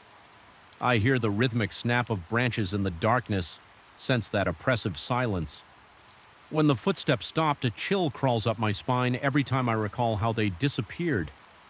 Without a trace, I find myself questioning whether I truly saw the outline of a figure behind that tree, or if it was just a manifestation of my own growing paranoia. But somewhere in the recesses of my mind, I'm certain something was there, something that watched and waited. Even though I managed to leave that campsite physically unharmed, part of me remains trapped in those woods. I can't shake the image of those footprints, aimless yet deliberate, as if laid out by a presence that thrives on fear at night. I still jerk awake to the memory of that slow, low crunching sound, my heart racing, sure that any second I'll hear it again outside my window. I've started double-checking the locks on my doors, looking behind curtains and under my bed for footprints or muddy boot marks. It makes no logical sense, yet I can't help it. I've tried rationalizing everything, telling myself I succumb to an overactive imagination. Yet in quiet moments, I recall the atmosphere of that clearing. The stifled air, the hush in the trees, and that unrelenting feeling of being watched. I might pretend that the incident was a harmless encounter with a stranger, but I know better. Whatever circled my tent that night, it felt more like a force than a person, something that took pleasure in my terror. Though I may never fully explain what happened, the memory of those footprints remains etched in my mind, an enduring reminder that sometimes the darkness holds secrets we are not meant to understand, and that knowledge follows me wherever I go, wrapping around my thoughts like a shroud, leaving me forever uneasy. When night falls, from the moment I first stepped into that abandoned industrial building, I felt something was wrong. The air seemed to cling to my skin with an unwelcome humidity, and an almost inaudible hum pulse at the edge of my hearing. It was as though the very ground beneath the structure shuddered with an irregular heartbeat, a distant vibration that refused to settle. I had been sent there on a routine structural inspection, but within minutes I knew this job would be anything but routine. Even the sunlight filtering through the cracked windows felt dimmer than it had any right to be, as if the building itself was devouring the light. Before it could reach my eyes, my breath felt caught in my chest and my heart began to pound. No matter how many times I reminded myself I was just there to check beams and pipes, I couldn't silence the unsettling sensation that I was trespassing in a place never meant to be disturbed. I had taken this assignment because I was the only one with enough open time in my schedule to travel all the way to that remote corner of the countryside. The client had purchased the property on a whim, believing it could be renovated into a usable warehouse. My task was to investigate the condition of the sublevels where old piping and support columns ran the second I walked toward the reinforced steel door that led underground. I noticed a faint trembling in the ladder, as though something was shaking the entire frame of the building. I paused at the top of those metal rungs, trying to figure out if it was just my nerves. Then I placed my hand against the door's surface and I felt it. A low buzz that reverberated up my arm. It stopped as suddenly as it started, leaving me with a cold sweat on my brow, and the distinct impression that the structure itself was alive. Despite my unease, I made my way down into the subterranean level. My flashlight revealed corroded pipes and rusted walkways overhead, thick cobwebs tangled in the steel beams, and the air had the stale taste of old machinery. I kept telling myself it was just another inspection, that strange noises and minor tremors aren't unusual in neglected industrial buildings. Yet each time the vibration returned, it seemed to come in irregular bursts of about 5 seconds. I found my pulse racing uncontrollably. I couldn't identify the source. There was no visible machinery running. No humming generator in the corner, no ventilation system, just the sporadic quiver of metal under my feet, accompanied by a muted thrum that felt more organic than mechanical. By the end of my first day there, I had run through every plausible explanation. I told myself it might be distant truck traffic, maybe heavy farm equipment out in the fields, but deep down I knew that made no sense. The property was surrounded by overgrown farmland abandoned years ago, and there was nothing but a narrow, empty road leading to the main highway several miles away. That night I could barely sleep. My mind kept wandering back to that pulsing tremor, the way it made the beams resonate as if the structure was breathing. Every time I closed my eyes, I saw saw-twisted metal corridors shifting under an unseen force, waiting to swallow me whole when I returned on my second day. I arrived early, determined to get a thorough reading on the building's structural integrity. The sky was gray, the morning fog clinging to the weeds around the main entrance as I entered. I noticed the silence was heavier than before, almost suffocating. My boots scraped against the concrete floors, and every step felt amplified, echoing into the gloom beyond my flashlight's reach. I spent hours carefully checking the beams, measuring the thickness of corroded sections.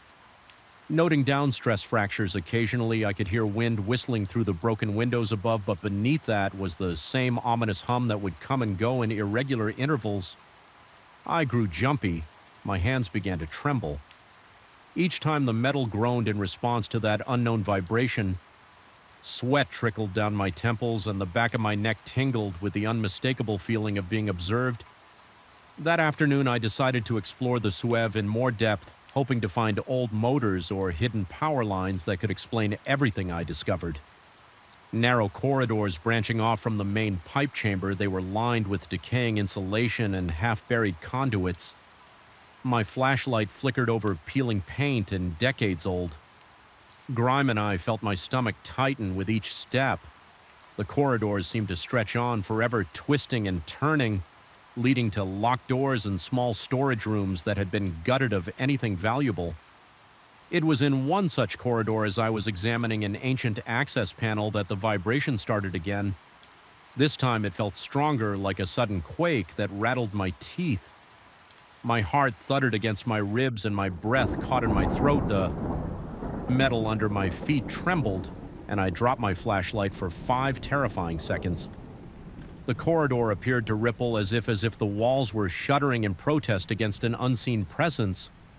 When it stopped, I fumbled to retrieve my flashlight, my palms sweating so much that I nearly lost my grip on it. There was no logical explanation yet. I sensed something massive shifting deep below the foundation, an impossibility that gnawed at my mind. I recalled conversations with the property owner during which they had mentioned the building's age, the unknown expansions done by previous owners, and all the local folklore that surrounded it. I remembered them implying that the workers who once labored there left for reasons beyond economic downturn. They had murmured about strange occurrences and an oppressive atmosphere. At the time, I dismissed those remarks as superstitious small talk, but standing there in that flickering light, every word came back to me with a new weight. Over the next few days, my attempts to pinpoint the source of the vibrations LED nowhere I used every device I had. Listening equipment ground, penetrating sensors, moisture detectors, and still I came up blank. Each evening, I would return to my hotel with my nerves shot, my body shaking from adrenaline and anxiety. I tried to convey what I experienced in my progress reports. I used professional terminology referencing unidentified structural resonance and unexplained ground disturbances. But the reports failed to capture the dread that clung to me when I was down in those corridors, the sense that with every quake, some colossal entity beneath the ground was stirring to life. My colleagues reading my messages from a distance seemed skeptical. They suggested that perhaps the building was on an old fault line, or that local geological shifts could be to blame, some recommended electromagnetic interference tests. Others simply advised me to remain calm and keep searching. Their tone was sympathetic but uncomprehending. One of my superiors mentioned through an email that if I couldn't find a concrete reason for the tremors, the client might abandon the project altogether. I recall feeling equal parts relief and disappointment at that possibility. Relief because I wanted out of that building, and disappointment because I feared I would leave without understanding what lurked beneath. On my final day of inspection, I arrived with a feeling of intense apprehension. The interior was darker than usual as the sun was obscured by thick clouds. The air was cool, yet it felt stifling. My first destination was the largest open chamber in the sublevel where I'd previously seen the thickest pipes. As I descended the ladder, I heard the hum again and my pulse quickened. This time it didn't come as a short jolt. It started low and droned for several seconds, building in intensity until the metal beams overhead began to shiver audibly. My stomach knotted and I realized I was holding my breath. The noise then tapered off, leaving a suffocating silence in its wake. That was when I noticed something in the far corner of the chamber, a section of the wall that appeared to be vibrating on its own, like a faint ripple dancing across its surface. My flashlight illuminated a patch of brick and concrete that didn't match the rest of the wall's pattern. The mortar lines were uneven, and some bricks looked like they had been hastily shoved into place despite every fiber of my being screaming at me to stay away. I found myself drifting toward Ed, compelled by a need to understand. I ran my hand over the bricks. They were oddly warm. Sweat beaded on my forehead and my breath came out shallow. I pressed my ear to the wall and I detected a deep rhythmic pulsing from behind it. My heart pounded so hard that for a moment I couldn't separate my own body's throb from the strange beat inside that wall. My mind raced with questions. Was there some kind of hidden machinery, an underground spring, a bizarre resonance phenomenon determined to see more? I retrieved a small hammer from my tool bag. I tapped the bricks lightly and an echo bounced back. Hollow and distorted with trembling fingers, I worked on one of the loose bricks, prying it until it clattered to the ground. Darkness waited behind the opening. Too narrow to see much, I fished my flashlight inside, straining to glimpse. Whatever lay beyond the beam revealed a pocket of empty space and something that glistened. Softly as the light passed over it, it looked like metal, but it had an organic sheen, an almost wet surface that pulsed faintly in sync with the vibrations I'd been feeling. My skin crawled. I felt dizzy as though reality itself had warped. I backed away, heart racing, hammer slipping from my hand. My throat tightened with panic. My legs threatened to give out, but I forced myself to remain upright. The pulsing grew louder, more rapid, as if whatever was on the other side of that wall had sensed my intrusion. The entire chamber began to tremble, dust and grit sifting down from the ceiling. My flashlight flickered, threatening to plunge me into total darkness. A wave of nausea rolled through me. Somehow I knew I was standing at the threshold of something I should never have uncovered in a rush of self-preservation. I turned and scrambled for the exit ladder, ignoring the small scrapes of metal tools dropping from my belt. Every step felt like an eternity as the chamber shook, the beams groaning with an otherworldly resonance. By the time I emerged into the ground-level factory space, I was gasping for air, my lungs burning. The vibration cut off the moment I cleared the sub-level entrance, as if an invisible boundary had been crossed. I stood there dripping sweat, my heart pounding in my ears. I drove away from that sight with my teeth clenched, Ed and my hands shaking on the steering wheel. My immediate recommendation to the client was to abandon the project for the sake of safety. There was no rational explanation for the structural anomalies I had observed, and I felt an overwhelming certainty that no standard renovation could rectify what lay beneath. They ended up taking my advice, and the property was left alone. Even after I submitted my final report, the visions kept haunting me. The image of that faintly pulsing surface behind the wall, the sensation of the entire building alive under my feet. I found myself waking in the middle of the night, in a cold sweat, convinced I could still hear that unnerving thrum sometimes when I'm half asleep. I swear I can feel my bed shaking for just a moment, and I'm taken right back to that underground chamber. My heart races, and for a split second I'm certain I haven't truly escaped whatever I disturbed weeks past, and I tried to bury the memory in my mind, chalking it up to stress or some bizarre phenomenon that I misunderstood. But late one evening, as I was heading home from another inspection job, my car rattled with a strange vibration that lasted just long enough for me to recall the exact feeling of metal trembling. Underfoot, my chest tightened and beads of sweat dotted my brow. The trembling ended abruptly, leaving no trace, but the dread it summoned remained. In that moment, I realized I might never fully rid myself of the impression that something ancient, hidden, and impossibly vast lurked underneath that deserted building's foundation. I have no plans to return and no further reason to explain myself to anyone who might doubt my story. Yet the experience lingers in my thoughts, creeping in during silent moments when I least expect it. The memory of that low pulsing hum resonates in my skull, and I can't help but wonder if it still calls out underground around waiting for someone else to come close enough to sense its impossible heartbeat. Sometimes I question whether there was something real behind that wall at all, or if my mind was unraveling from the stress of long days in the dark, but deep down I know what I felt: an ancient mechanism or presence. Slowly awakening, and no matter how far I run from that building, I can still feel its pull, as if part of me is forever trapped in that trembling darkness below. I remember how the darkness settled in that first evening, so thick it felt almost tangible. The path leading to the cabin was nothing but a muddy track slithering through tall, looming pines. There was no glow from a neighboring porch, no headlights from passing cars, not even a flicker of a distant window. It was an emptiness so vast that even the sound of my own steps seemed ominous. From the moment I arrived, a faint dread crept into my thoughts, as if the absence of noise concealed something that should have been there. Yet I told myself it was simply the unease of solitude, or maybe the tension that comes with being cut off from the world. No cell service, no internet, no comforting hum of civilization. Just my breath echoing against the silent trees. Still, I was determined to make this cabin my refuge for the next few weeks. I had come to this ecological reserve for peace, I needed a place to work on a personal project, something deeply important to me.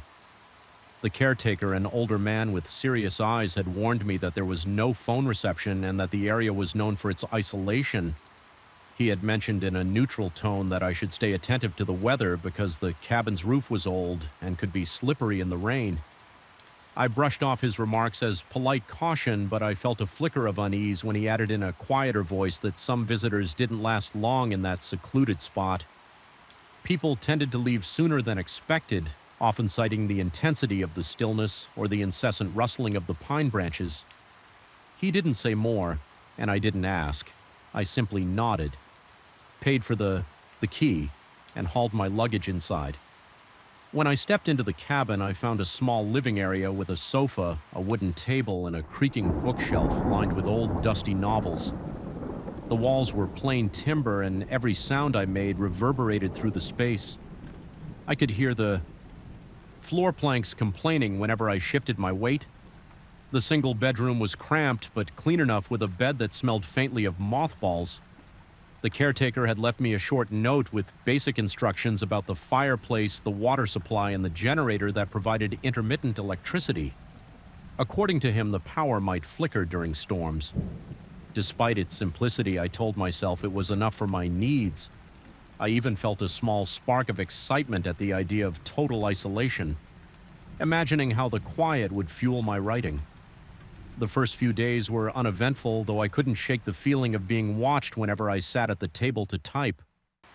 I caught myself looking over my shoulder, half expecting a figure to appear at the door at night. I often woke to unfamiliar sounds, a distant snapping of branches, the low groan of timber expanding and contracting. I reminded myself that houses in the woods make noises. That's what they do, especially old ones exposed to the wind and cold. My chest would tighten for a few moments, but eventually I drifted back to sleep, telling myself I was simply overreacting. By the end of the first week, rain clouds moved in, shrouding the forest in a perpetual gray gloom. An unrelenting drizzle coated everything, including the cabin's roof. The caretaker's warning about slippery tiles came to mind. I glanced outside occasionally to confirm no one was around, but the rain created a veil that made it impossible to see beyond a few feet. I tried to focus on my writing, determined to push aside the eerie calm that had settled inside my bones. The absence of sunlight, the hush of the pines, the monotonous drip of water from the eaves. All of it felt increasingly oppressive. My breathing grew shallow, as if I couldn't quite catch a full lungful of air. Late one evening, well past midnight, I was still awake reading a worn novel I had found on the bookshelf. The only light in the room came from a single bulb that flickered whenever the wind surged. My heart was already on edge from the unstable illumination.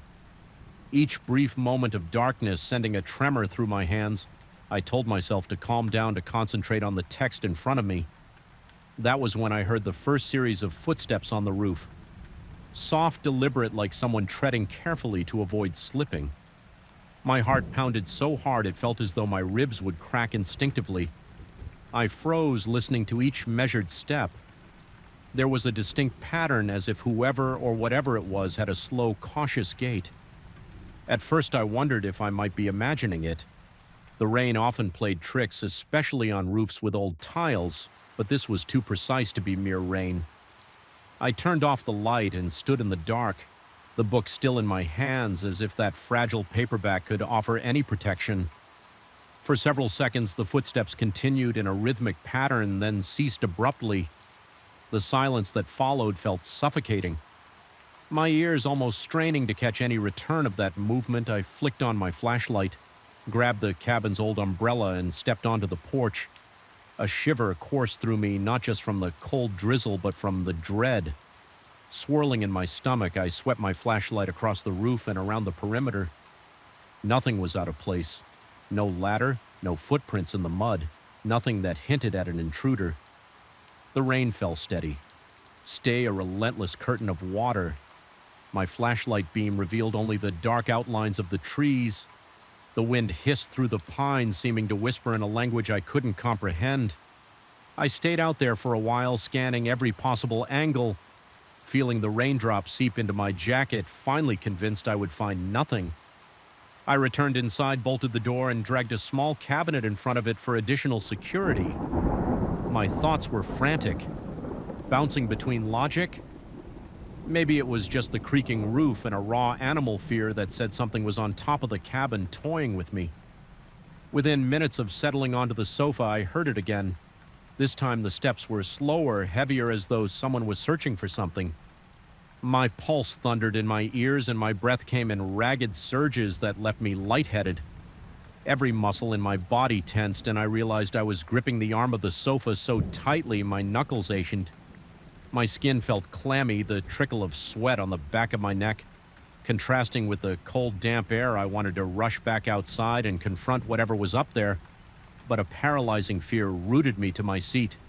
There was a sense that if I opened that door again, I might invite something into the cabin that I wouldn't be able to control or understand. Sleep was impossible. I just sat there in the darkness, flinching whenever a branch cracked or the wind rattled the window occasionally. I thought I sensed movement in the corners of my vision. Shadows darting along the walls, but whenever I turned my head, nothing was there. My rational mind argued it was simply the flicker of the flashlight or the uncertain glow from the storm-lashed moon, but the pounding of my heart refused to believe those reassurances, and I found myself whispering reassurances to no one in particular, reminding myself to hold on until morning when dawn arrived. Its pale light brought little comfort. I forced myself outside, determined to check the roof in full daylight. My stomach churned with nausea and I felt unsteady on my feet, as if I had been awake for days, climbing up on an old wooden stool. I carefully ran my hand along the edge of the roof, expecting to feel cracked tiles or find some tangible sign of disturbance. Nothing, no loose panels, no footprints, no broken branches above it. Was as if the footsteps had never happened yet. I knew what I heard, and the memory of that slow, deliberate pacing made my skin crawl. I decided then that my stay in the cabin needed to end. My nerves were shot, and my sense of reality was wavering. I gathered my notes, stuffed them into my duffel bag, and tidied up the cabin, anxious to depart before nightfall returned. While packing, I occasionally thought I heard faint echoes in the hallway, but they vanished the moment I stepped in to investigate. At one point, I was sure I felt the floor quiver under my feet as if someone was stepping just behind me, but the cabin was empty. My heart hammered and I felt a surge of dizziness, like the walls were closing in. Sweat clung to my forehead and I had to close my eyes to steady myself. I recalled something the caretaker had once mentioned about people leaving early because they couldn't handle the stillness. However, my experience was not mere stillness. It was an active, oppressive force. Before locking up, I stood in the living area for a long moment, gazing at the dusty bookshelf and the table where I'd been working. The shutters were open, allowing in a dull gray light that flickered across the floorboards. I realized I was holding my breath. A persistent thought nagged at the back of my mind. Perhaps the footsteps on the roof were only the beginning of something more insidious, something that thrived on seclusion and fear. The caretaker's cryptic tone echoed in my ears. He had never specified what exactly made people leave the cabin ahead of schedule. He had only hinted that the quiet here was unlike any other. As I finally stepped onto the porch, I scanned the tree line. One last time, the drizzle had lessened and the forest looked ghostly, the damp trunks glistening in the pale light. I felt a prickling on the back of my neck like I was being watched from the treetops. My stomach chet again, then came a subtle sound, an almost imperceptible shift, like the weight of a body rebalancing on wet timber. I looked at the roof's edge, but saw nothing. Yet my heart raced and my breath caught in my throat. A part of me considered climbing up there again, if only to prove that I wasn't losing my mind, but my hands trembled so violently that I couldn't gather the courage. The sense of an unseen observer was overpowering, an indescribable awareness pressing down on me from above. I hurried to my car, each footstep in the mud feeling heavier than the last. The moment I turned the key in the ignition, I felt a wave of relief, albeit tinged with lingering dread. My reflection in the rearview mirror startled me. My eyes were bloodshot and ringed with dark circles. My skin was unnervingly pale, My lips were dry and cracked from the tension of the night before. I took a deep breath, fighting the tremor in my chest, then steered the car back down the winding path every so often. Often I glanced at the rearview mirror through the drizzle. The outline of the cabin disappeared among the trees like a memory dissolving into the landscape as I drove. I couldn't shake the feeling that something had settled onto the roof again. Watching me leave the forest on either side of the road felt unnaturally silent, save for the faint dripping of rain on leaves. It felt like I was escaping from a place where the boundaries between what's real and what lurks in the recesses of the mind had begun to blur. The caretaker's words replayed over and over in my head, though I had no proof that he knew anything more than he let on. But somehow it felt like he had expected my early departure. He had seen it happen before. Visitors unnerved by something intangible, something that defied explanation. Even now, safe at home, I often wake in the middle of the night, convinced I hear footsteps overhead. My heart drums frantically against my ribcage, and for an instant I'm back in that cabin alone, listening to deliberate steps across old rain-slicked tiles. Sometimes I get up to check my own roof, running my flashlight beam along the shingles from the upstairs window. Even though I know there's no one there, I cling to the logic that my urban roof is impossible to access from the outside without a ladder, yet the adrenaline. Spike the sweaty palms and the dryness in my throat persist. I have tried explaining the incident to friends. Without resorting to vivid detail, most respond with polite sympathy or mild skepticism, as if I might be describing a vivid nightmare. I occasionally mention that I believe I heard something real out there, an intruder, an animal, a presence, but I never stay on the topic for long. The memory of those soft, careful footsteps sends a jolt through my nerves every time I recall them. It's as if a piece of that cabin followed me home, tainting the safety of my own bed and roof. Whenever rain patters against my windows, I tense up, listening for that measured tread, waiting for it to begin. Again, despite all the logical explanations, a raccoon, a loose branch. The shifting of ancient timbers, none truly satisfy me. There was a deliberate quality in each footstep, the unhurried pace, the weight behind every movement, the sudden stops that suggested an alert and sentient presence in the dim glow of memory. I can still sense its malicious curiosity, an intent that cannot be brushed off as random woodland phenomena. Something watched me from atop that cabin, and while I managed to leave, I cannot forget the way my gut twisted with every thump on those old tiles. I still see that caretaker's eyes in my mind. They had looked solemn, almost pitying, as he handed me the key. He must have heard the stories of strange encounters more than once, but maybe he learned that some things are better left unspoken. Perhaps that's why he gave me only the vaguest cautions, trusting that the place itself would deliver the true warning. And it did, though I escaped with my sanity intact. But Frey, I remain haunted by the intangible silhouette that paced above me in the night. I can still feel its shadow pressing down an inexplicable weight that no locked door could keep out. To this day, the recollection leaves me uneasy, a pit in my stomach that refuses to vanish. My dreams are stained with the vision of wet tiles and creeping footsteps urging me to remember what I heard in that isolated cabin. Sometimes I wonder if I should go back just to confront the source, perhaps standing in that space again. Shining a light upon the roof would offer clarity, but I cannot bring myself to make the trip. The sense of something unanswered looms over me, a whisper in the back of my mind that says some doors once shut ought to remain sealed, and every time it rains, I cannot escape the dreadful suspicion that what haunted me there might one day find its way into my life again.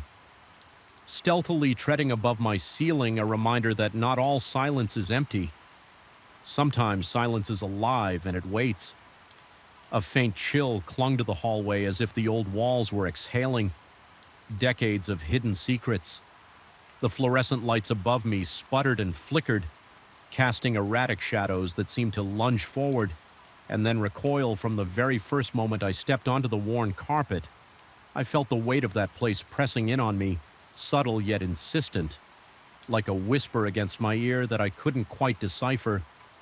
I was there for a professional congress, a week of lectures panels, a networking in a city rich with history. Since most of the modern accommodations were booked, I had to settle for a room in a historic hotel downtown.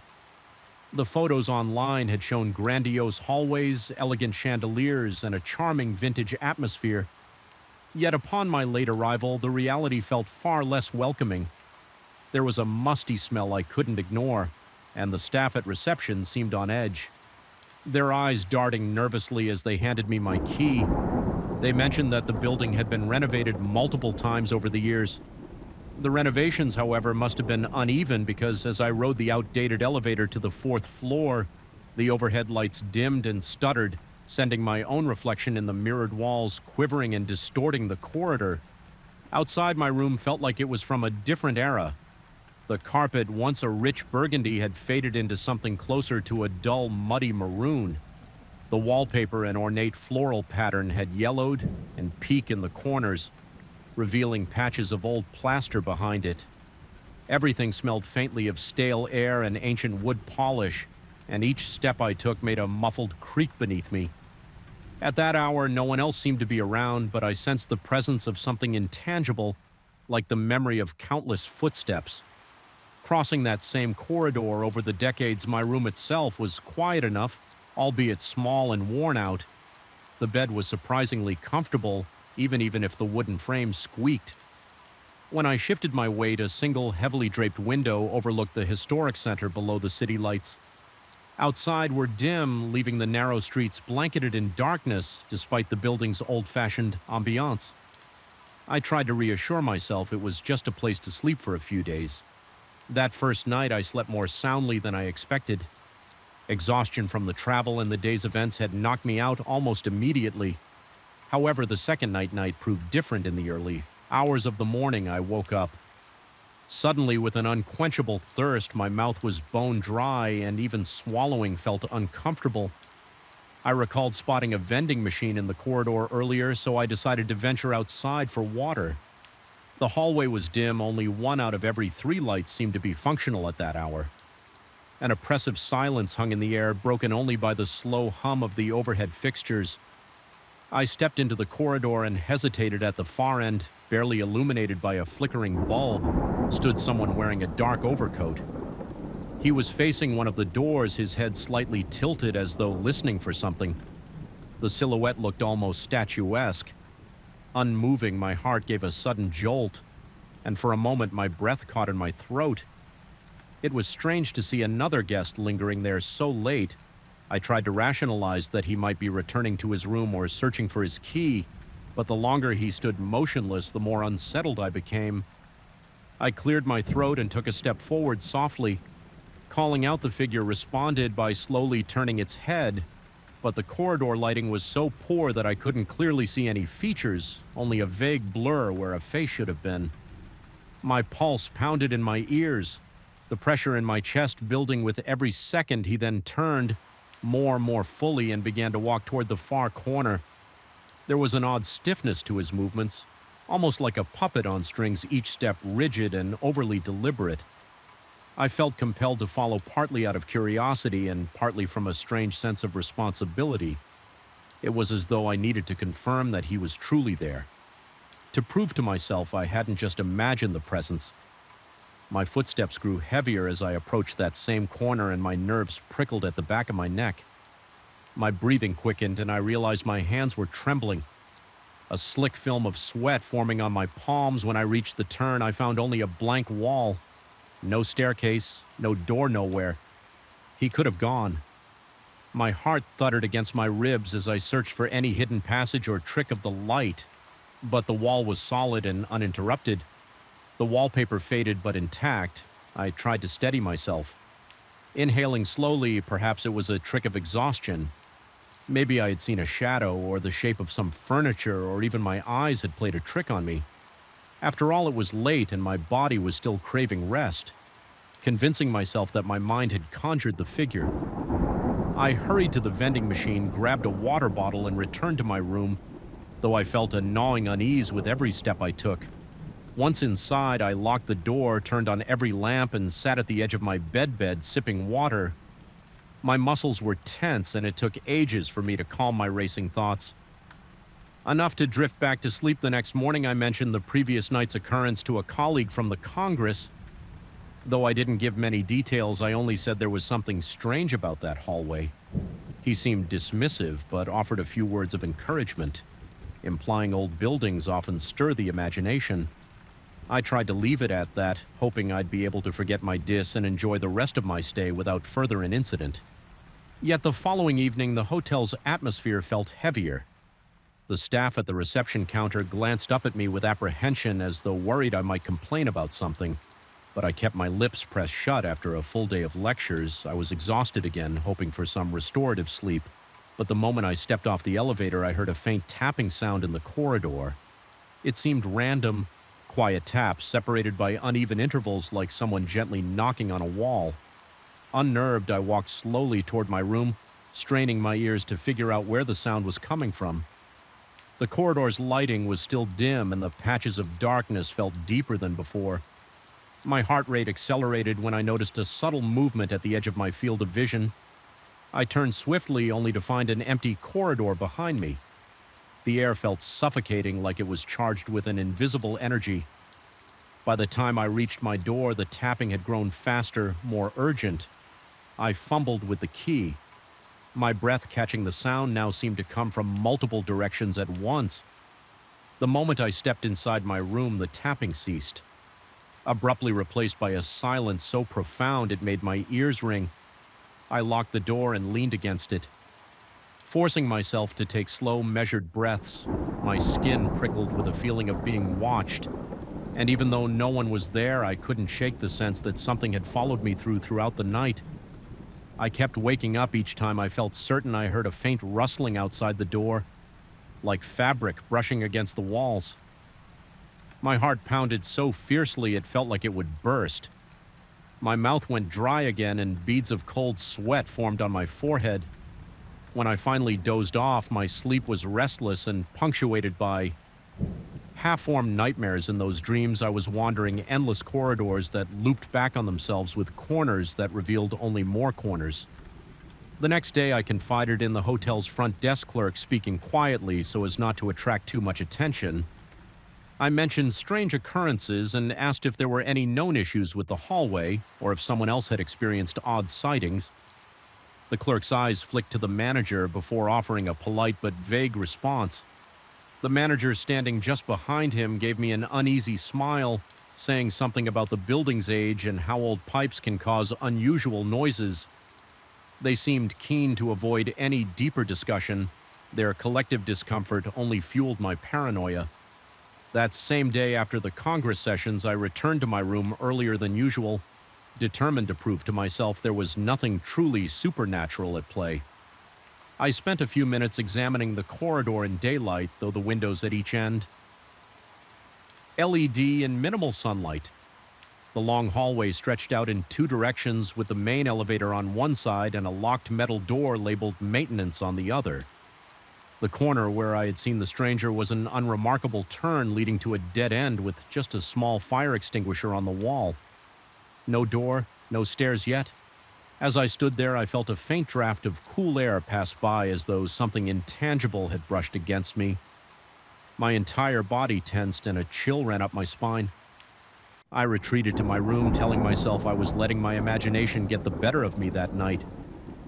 However, would not allow me such easy comforts. I settled into bed early, leaving a small table lamp on the soft glow painted warped shadows on the walls. But it gave me a thread of reassurance. My heart pounded in my chest, every beat reminding me that I was still on edge.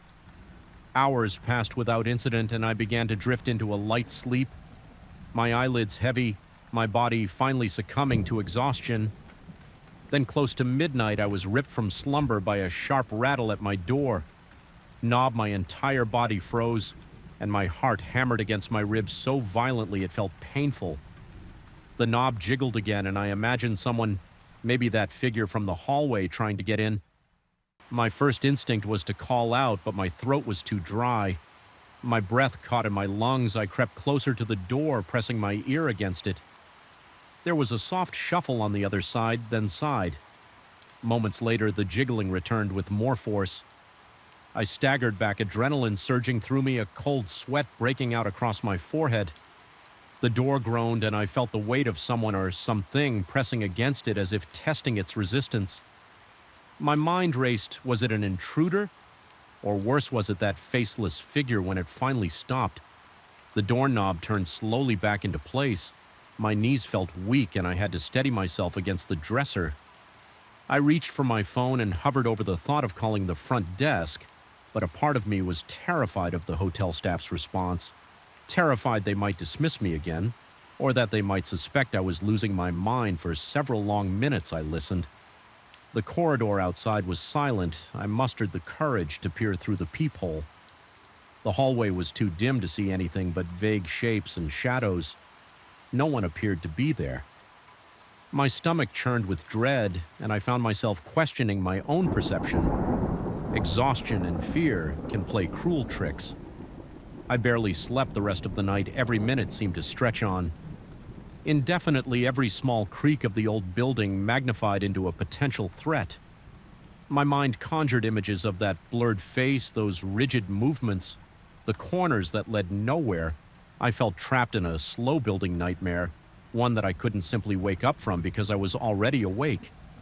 Wake in the morning, my nerves were frayed. I attended the last day of the Congress in a fog, unable to focus on the speakers or discussions. I drank coffee after coffee, trying to save off the fatigue and keep my mind sharp. But every shadow, every reflection in a window, every fleeting movement at the edge of my vision jangled. My nerves, people commented that I looked pale, that I seemed distracted. I muttered half-hearted explanations about stress or of sleep. Too embarrassed to share my bizarre experiences by the time I returned to the hotel that evening, I had resolved to check out early. I didn't care about any financial penalties. My only goal was to get away from that oppressive atmosphere. My chest tightened as I walked through the lobby.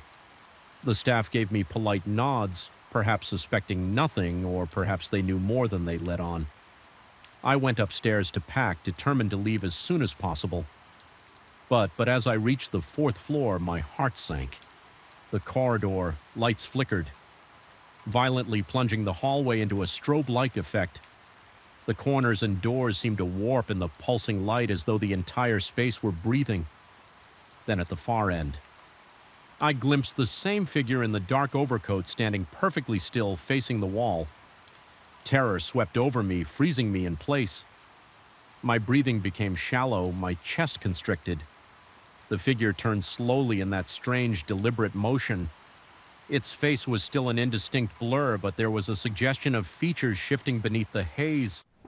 I couldn't move, my limbs felt paralyzed by raw fear. My vision narrowed and the corridor felt impossibly long, as though I would never reach my door.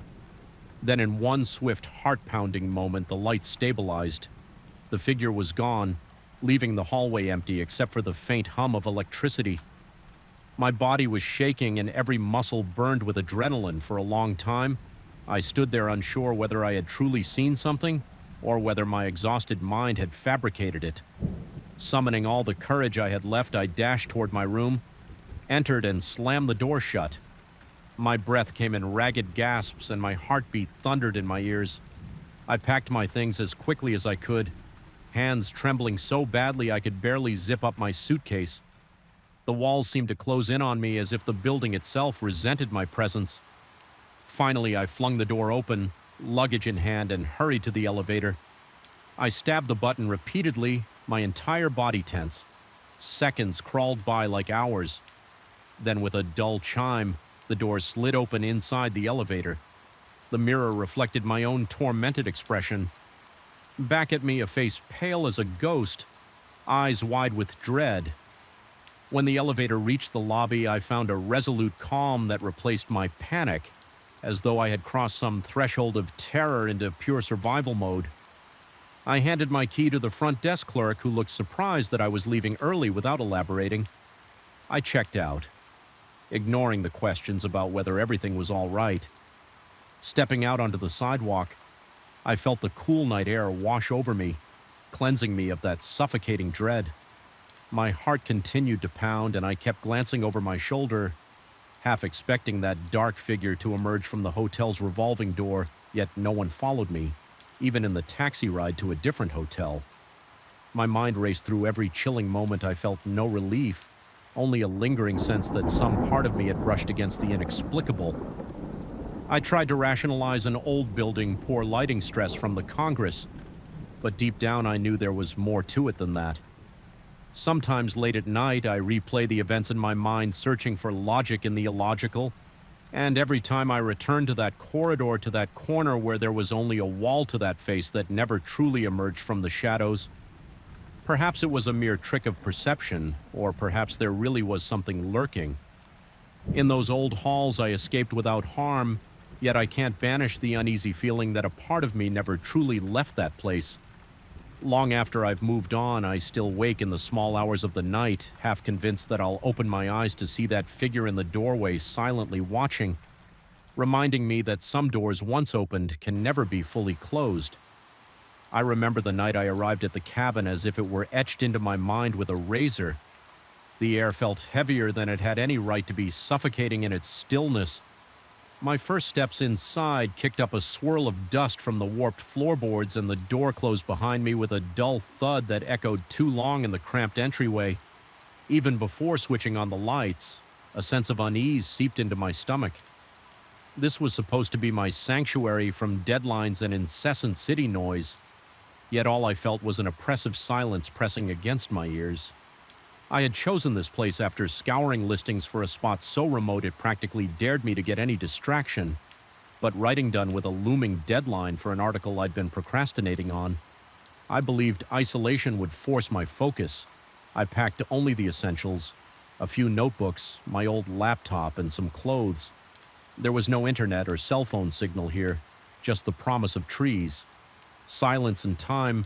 I'd been told the cabin had basic electricity and running water. That was all I needed, at least in theory, when I finally flicked on the single overhead bulb. The cabin's modest interior revealed itself in an anemic glow. There was a small kitchen area in one corner, a rickety wooden table with 2 chairs near the fireplace, and a narrow hallway leading to a tiny bedroom. Everything smelled faintly of mildew and old varnish. My eyes took a moment to adjust to the dim light. As I set down my bag, that was when I noticed a narrow door near the kitchen, probably a basement or root cellar. I decided to have a look right away, hoping it might hold some extra blankets or something useful.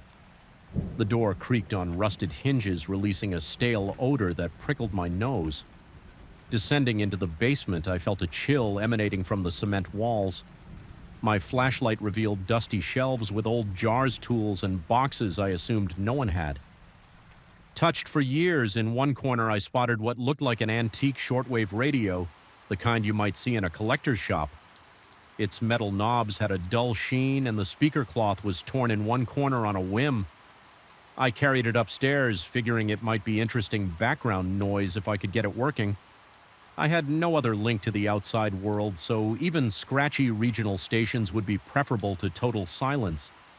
By the time I finished lugging my suitcase into the bedroom, the overhead light was flickering slightly, as though the cabin's wiring wasn't strong enough to handle sustained use. I was already uneasy.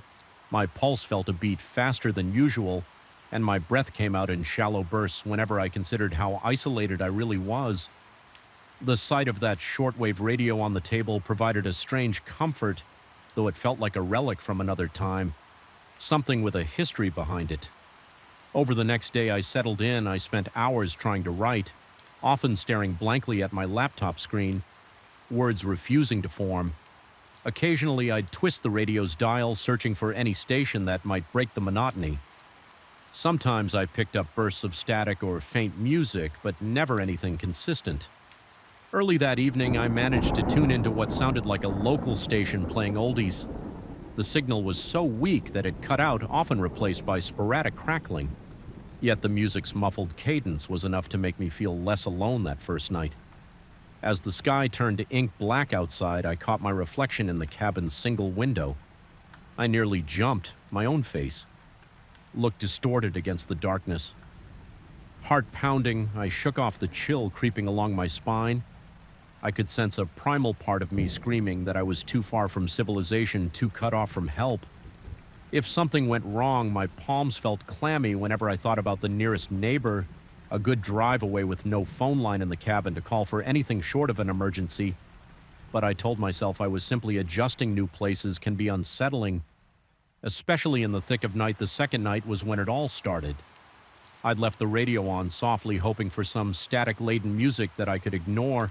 As I typed, the air outside had grown colder and a sharp wind rattled the windows.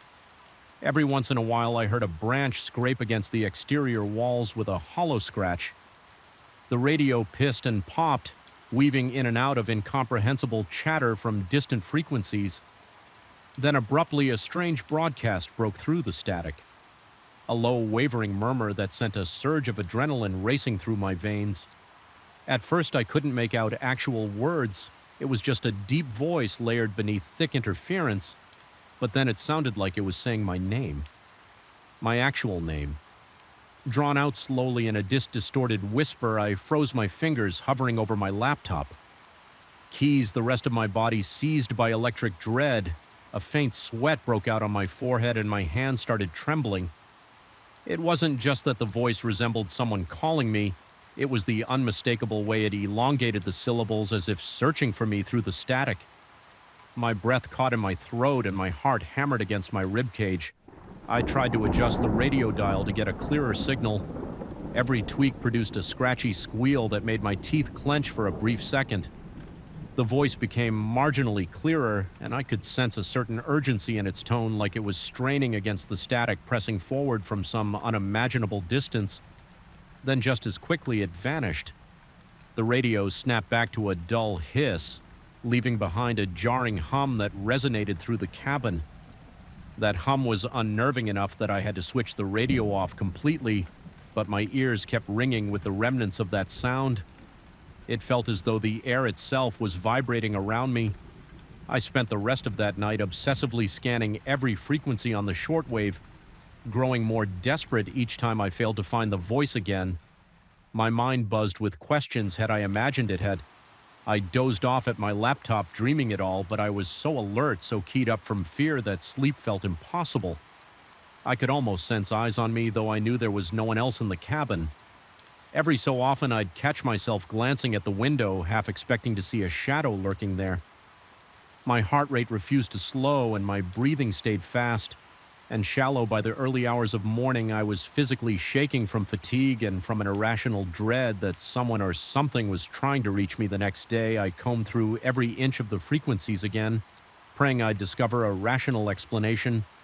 Perhaps it was a trick of the mind or an odd skip in the radio waves, but nothing resembling that deep whisper surfaced. The sky was gray all day, casting a leaden light through the windows that made the interior of the cabin feel claustrophobic. Every floorboard creak set me on edge, and I found myself jumping at the sound of my own footsteps. My paranoia took hold, intensifying each time I imagined that voice calling out to me again. By late afternoon, a soft drizzle began tapping on the roof, and the temperature inside dipped to an uncomfortable chill. I decided to warm myself with a small fire in the fireplace, but something about gathering the old kindling from the porch made my neck prickle. A sense of being watched tugged at me. I kept spinning around, expecting to see someone just behind me, even though no figure or shape appeared in my line of sight. The damp breeze rustled the pines, and I heard an eerie whistling through the branches. My stomach twisted with the certainty that something was off, like the entire forest was too quiet. Waiting that night, I resisted turning on the radio. The memory of that voice had me shaken, and I doubted I'd find it again anyway. Instead, I tried focusing on my article, tapping away at my keyboard in a desperate attempt to bury my fear in work, but each paragraph felt forced. My mind constantly drifting to the previous night's encounter. Then out of nowhere, I heard a distinct click from across the room, and the radio turned on by itself. My blood went cold. I stared, half disbelieving, as static crackled softly in the still air. My pulse pounded in my ears so loudly I thought the cabin might echo with it. I slid my chair back, legs quivering as I moved toward the radio. I thought maybe a faulty switch or loose wire caused it to power on, but in the pit of my stomach, I felt that same wave of dread. The static rose and fell almost like breathing until a faint voice surfaced. I couldn't make out any words this time, just a low muttering followed by high-pitched feedback that made me cringe. My hand shook so badly I could barely turn the dial when I finally managed to switch it off. The silence that followed felt like a living entity pressing in from all sides. Convinced I was losing my mind, I paced around the cabin, glancing at every corner as though something might emerge. A cold sweat clung to my skin, and I found myself gasping for air. Even though I wasn't moving quickly, my perception felt distorted. The walls appeared closer than they were, and the windows looked crooked and too small to let any real light in. Several times I rubbed my eyes, hoping to refocus, but the sense of claustrophobia only grew. Sometime in the middle of the night, I heard a faint scuttling from the ceiling as if small feet were brushing across the rafters. I tried to tell myself it was just a squirrel or some woodland animal seeking shelter, but every tiny scrape felt like claws inching along my spine. My chest tightened and I found myself pressing my hand against my heart as if to hold it in place. Even the air tasted metallic and bitter, fueling my suspicion that I was inhaling my own terror more than oxygen. I hardly slept when the first gray light of morning seeped into the cabin. I felt more exhausted than ever. My back ached from tension and my head pounded with a dull ache that throbbed behind my temples. I decided I couldn't stay in that cabin another night without at least trying to ground myself in something real. So I stepped outside, letting the cool morning air brace my nerves. The forest was dense and oddly silent. No chirping birds, no rustling. Wildlife, just an occasional drip from the trees. After the previous night's drizzle, my stomach churned with anxiety, and my breath fogged in front of me as I tried to calm my thoughts. For most of that day, I avoided the radio entirely. I read through my notes for the article, forcing myself to concentrate. I even managed to write a few coherent paragraphs. Though every little noise made me jump, the old refrigerator humming, the breeze rattling the window, each sound startled me with jolts of pure adrenaline. By early evening, I found myself so on edge that my hand shook uncontrollably as I tried to drink from a water bottle. I realized then that I couldn't keep ignoring what was happening. I had to confront the radio again or risk letting my imagination spiral out of control, summoning courage. I didn't feel I went back to the table where the radio sat silent and still. My pulse pounded painfully in my chest as I reached for the knob. My fingers were slick with sweat, making it difficult to get a firm grip when the radio clicked on. The static that greeted me seemed subdued, like a hiss that had lost some of its intensity. I slowly turned the dial, scanning the range of frequencies, but everything was lifeless. Just dull white noise and occasional whines. I was almost disappointed that I couldn't find anything at all. Part of me was hungry for an explanation, even if it frightened me. I was about to switch it off when the hum returned, a deep, resonant drone that made my skin crawl. My name reverberated in that hum, or at least I thought it did. It felt like it was forming itself in the static. Not quite a voice, but more like an impression of a voice. My legs threatened to buckle and cold sweat trickled down my neck. I forced myself to keep listening, even though my instincts screamed for me to run. Then I heard something else, a phrase. Maybe though it was distorted, it sounded like an urgent plea or a warning. My mind scrambled to decipher it, but I only caught disjointed syllables. A wave of nausea lurched in my stomach. I snapped off the radio, breathing in ragged gasps. My own fear seemed so palpable in that moment that I felt suffocated. Was this some supernatural force reaching out, or was I unraveling under the stress of isolation and an impending deadline? My mind teetered between rationalizing the experience and succumbing to the terror. I pressed the heels of my hands into my eyes, trying to stop the spinning feeling in my head. In that darkness behind my eyelids, I heard the voice again, faint and echoing. My chest tightened as I realized it was burned into my mind, a phantom I couldn't escape. Unable to stand it any longer, I decided to leave the cabin. That night, I packed my belongings in a frenzy, nearly tripping over the table leg in my haste. The overhead light flickered wildly, sending the walls into maddening shadows. My breath rasped in my throat and I could feel every thud of my pulse in my skull. Even the act of zipping my suitcase felt oddly laborious, as though unseen hands were tugging it away from me. Part of me wondered if I'd find the radio spontaneously turned on again, but each time I looked over it remained dark. The drive away from the cabin was nerve-wracking. The narrow dirt road seemed to blur at the edges of my vision, and every bump jolted my exhausted body. My hands gripped the steering wheel until my knuckles turned white.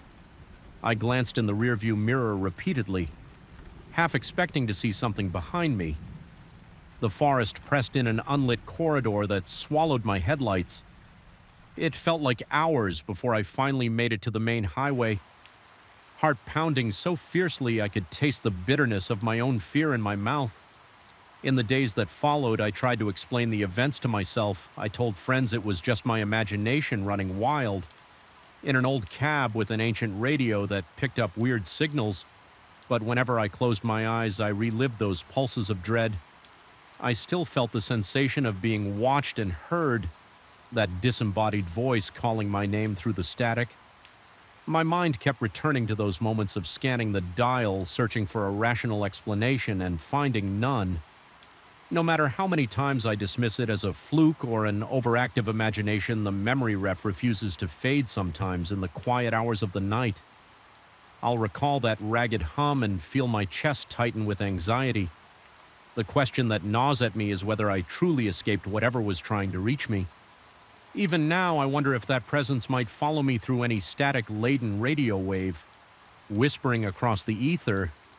I wonder if I only fled the cabin physically, leaving some part of my sanity behind to linger with that old unpredictable radio, and that lingering doubt is a terror in its own right.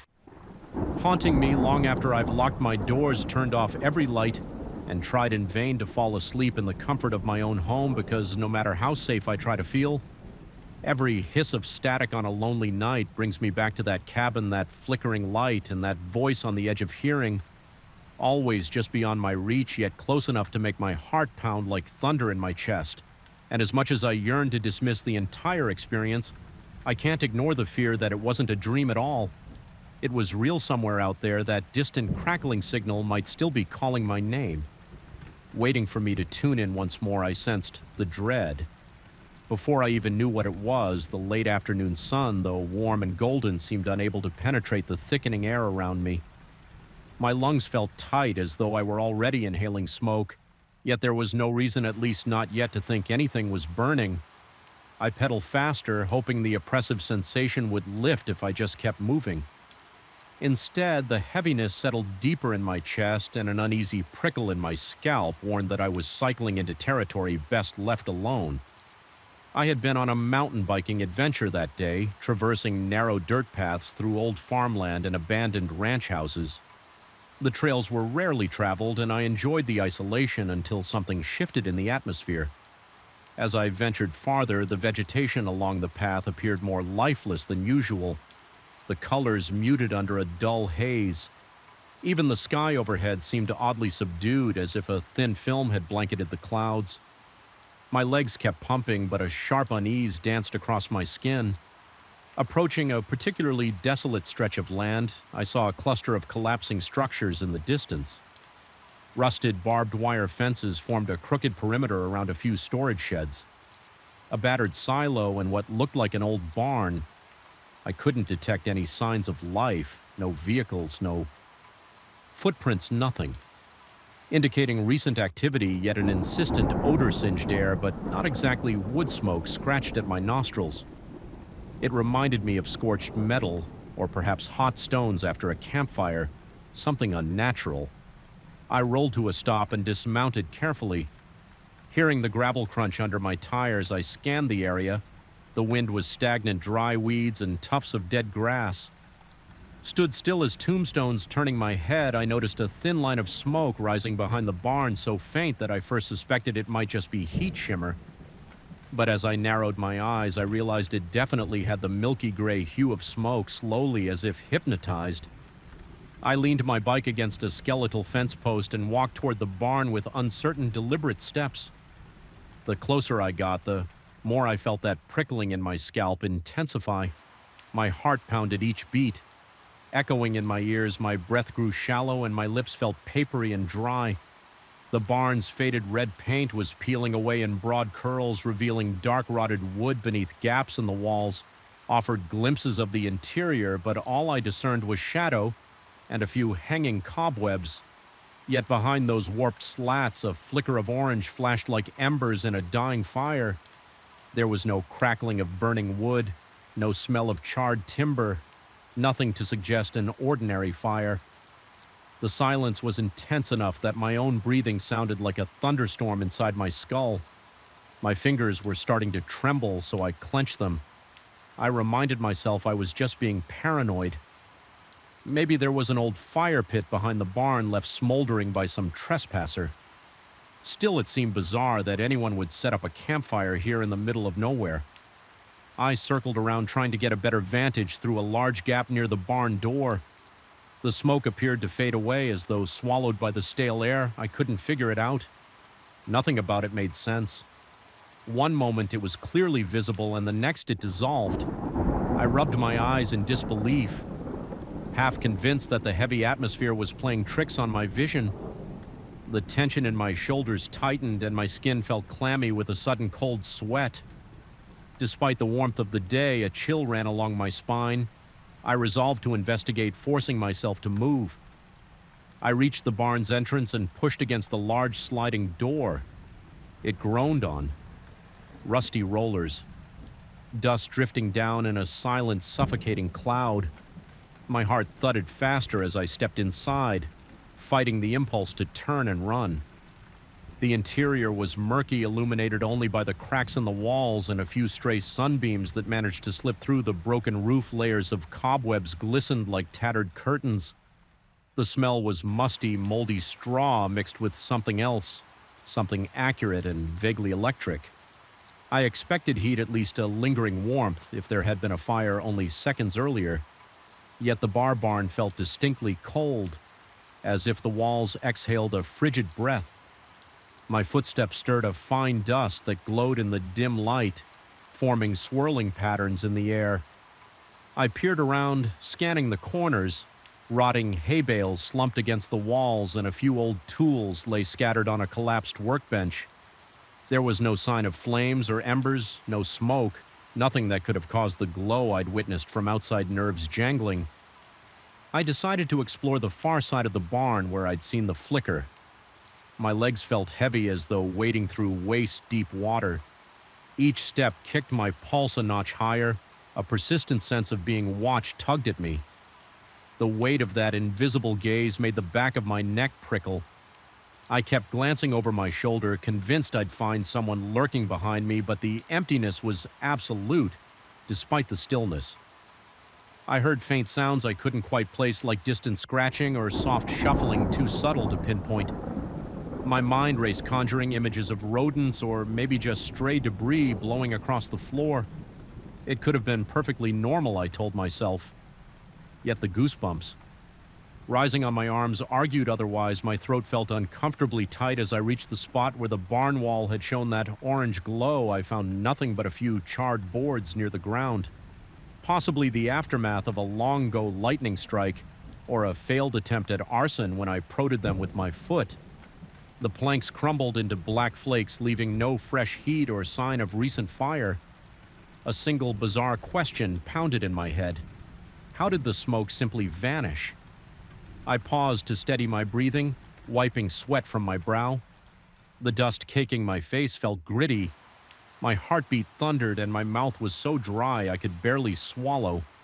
Trying to calm myself, I recalled a conversation with a colleague. He once mentioned that illusions can manifest in moments of high stress or dehydration.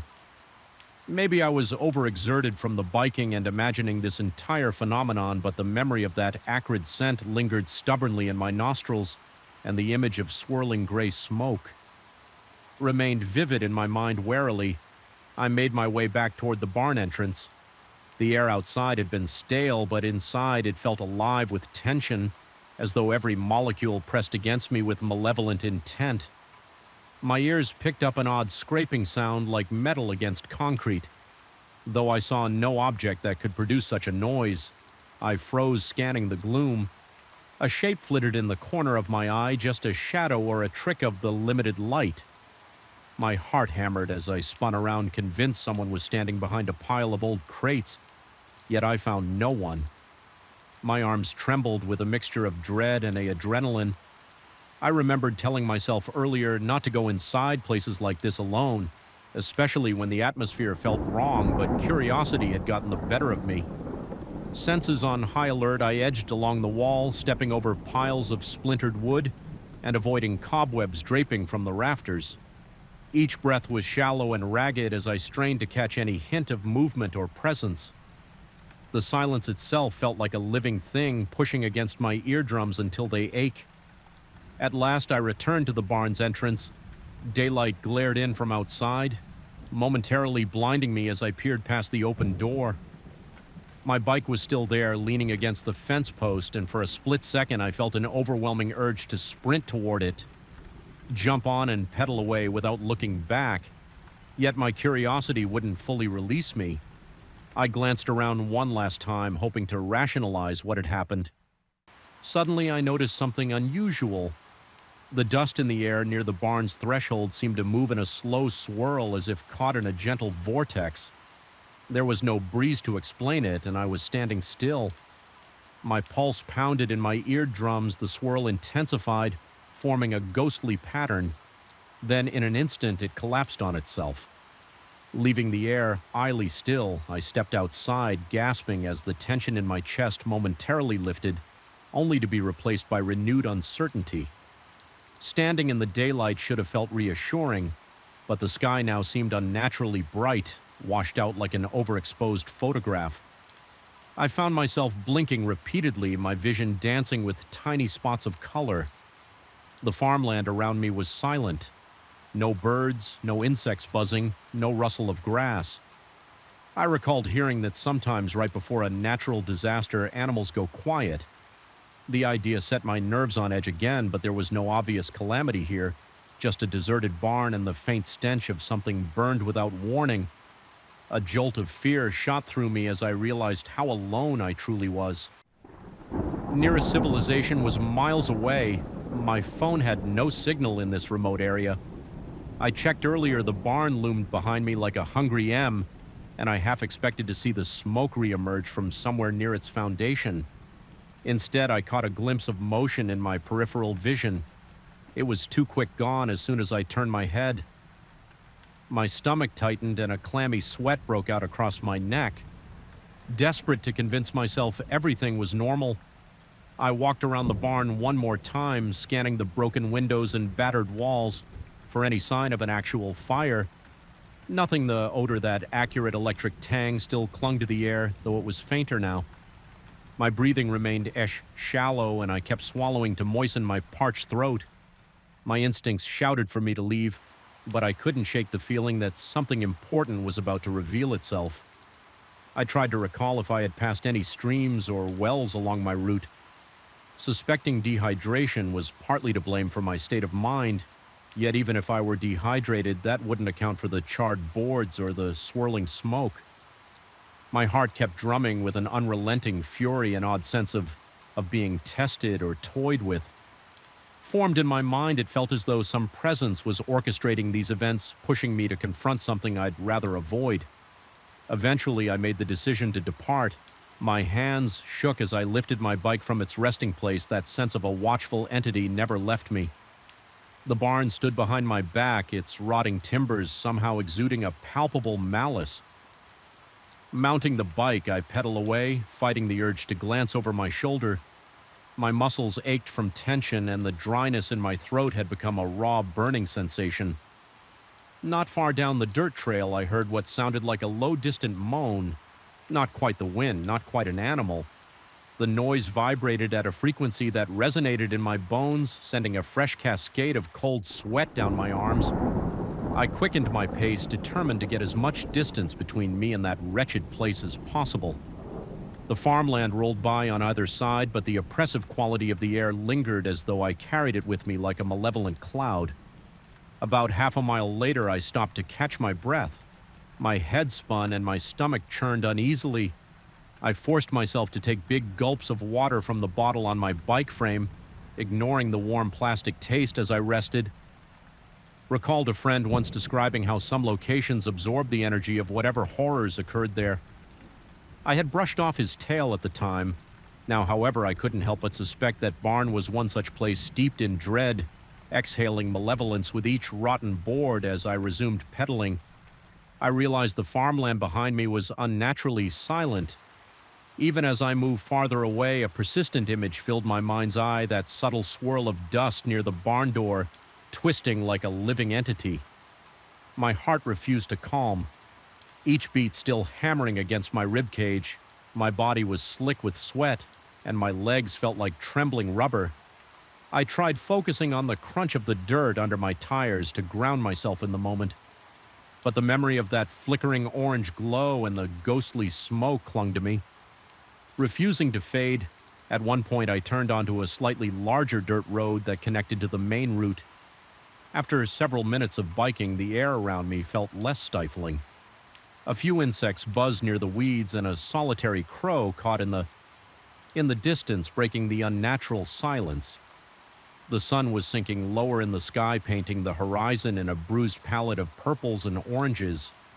Despite these more mundane details, my body remained tense, and I found myself glancing over my shoulder repeatedly, fearful I might glimpse a column of smoke trailing after me like a curse by the time I reached a familiar crossroads. Dusk had begun to settle. The relief of seeing a weathered sign pointing toward a small town I knew felt like a reprieve from suffocation. Still, my mind churned with questions. What had I really seen? Was it a hallucination, a leftover phenomenon from some old accident that lingered in the structure of the barn? Or was it something beyond rational explanation, a gateway to a realm best left undiscovered? I never got an answer that satisfied me. Even now, recalling the incident makes my hands clammy and my pulse rise sometimes. In the quiet moments before sleep, I replay the memory of that swirl of smoke behind the barn, followed by its abrupt disappearance. I recall the sensation of something watching, measuring me in that darkness. No matter how many times I try to rationalize it, the hollow dread in my gut remains. It took days for the lingering odor imagined or not to fully fade from my senses, yet the psychological scar cut deeper. The barn still returns to my thoughts and flashes, typically accompanied by a sudden wave of goosebumps. On rare occasions, I'll wake from a dream drenched in sweat with the echo of that low moan in my ears when morning comes. I'm often left with an insidious feeling that I brought something back with me, a bit of that malevolent presence that refuses to let go. I've considered returning to that stretch of farmland to prove something to myself, to confirm once and for all whether there was a legitimate explanation, a hidden fire pit, a trick of light, or some phenomenon I misinterpreted under stress.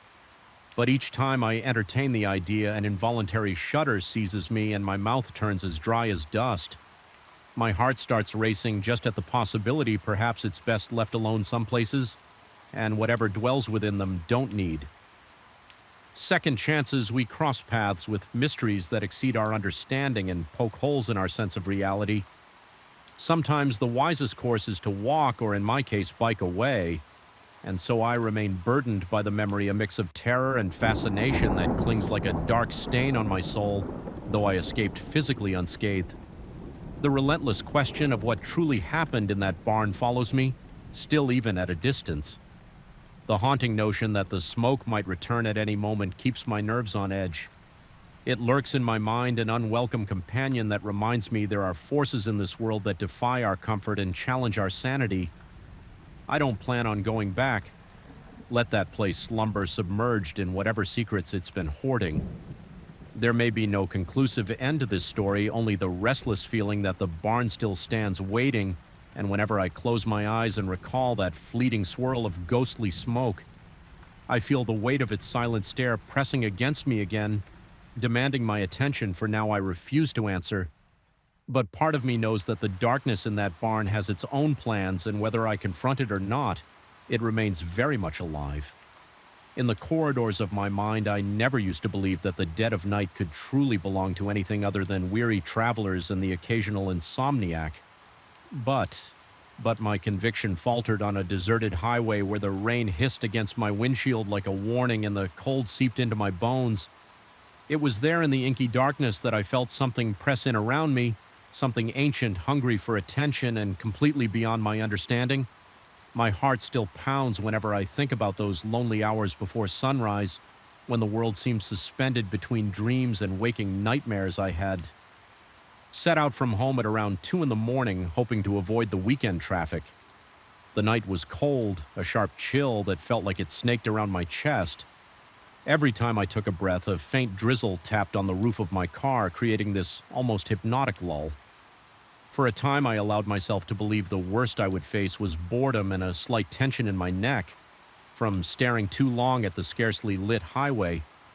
The landscape outside offered little comfort, and fields drowned in the dull glow of my headlights and an overcast sky that refused to share even a sliver of moonlight. My coffee thermos lay empty on the passenger seat, rolling around each time I navigated a gentle curve. Occasionally, I looked at the fuel gauge, feeling a vague unease that had nothing to do with running out of gas. There was a sense deep within me that my solitude on the road was an illusion. I had the persistent impression that something was out there, pacing just beyond the beams of my headlights, waiting. I tried to refocus on the drive. Turning on the radio static greeted me a harsh rasp that made the fine hair on my arms lift.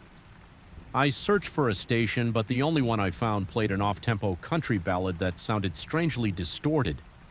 At that hour, the singer's voice wavered as though struggling to rise above a deep interference. The garbled sound set me on edge, so I turned the radio off. Silence took over, interspersed with the relentless pitter-patter of raindrops and my own heartbeat pushing into my ears. Soon a restlessness settled over me. My limbs felt cramped. My eyes wanted a break from the darkness. The overhead sign promised another rest stop in a few miles, but something compelled me to pull over sooner. The road ahead was empty, not a single pair of headlights approaching in either direction. My foot eased off the accelerator and I coasted onto the shoulder.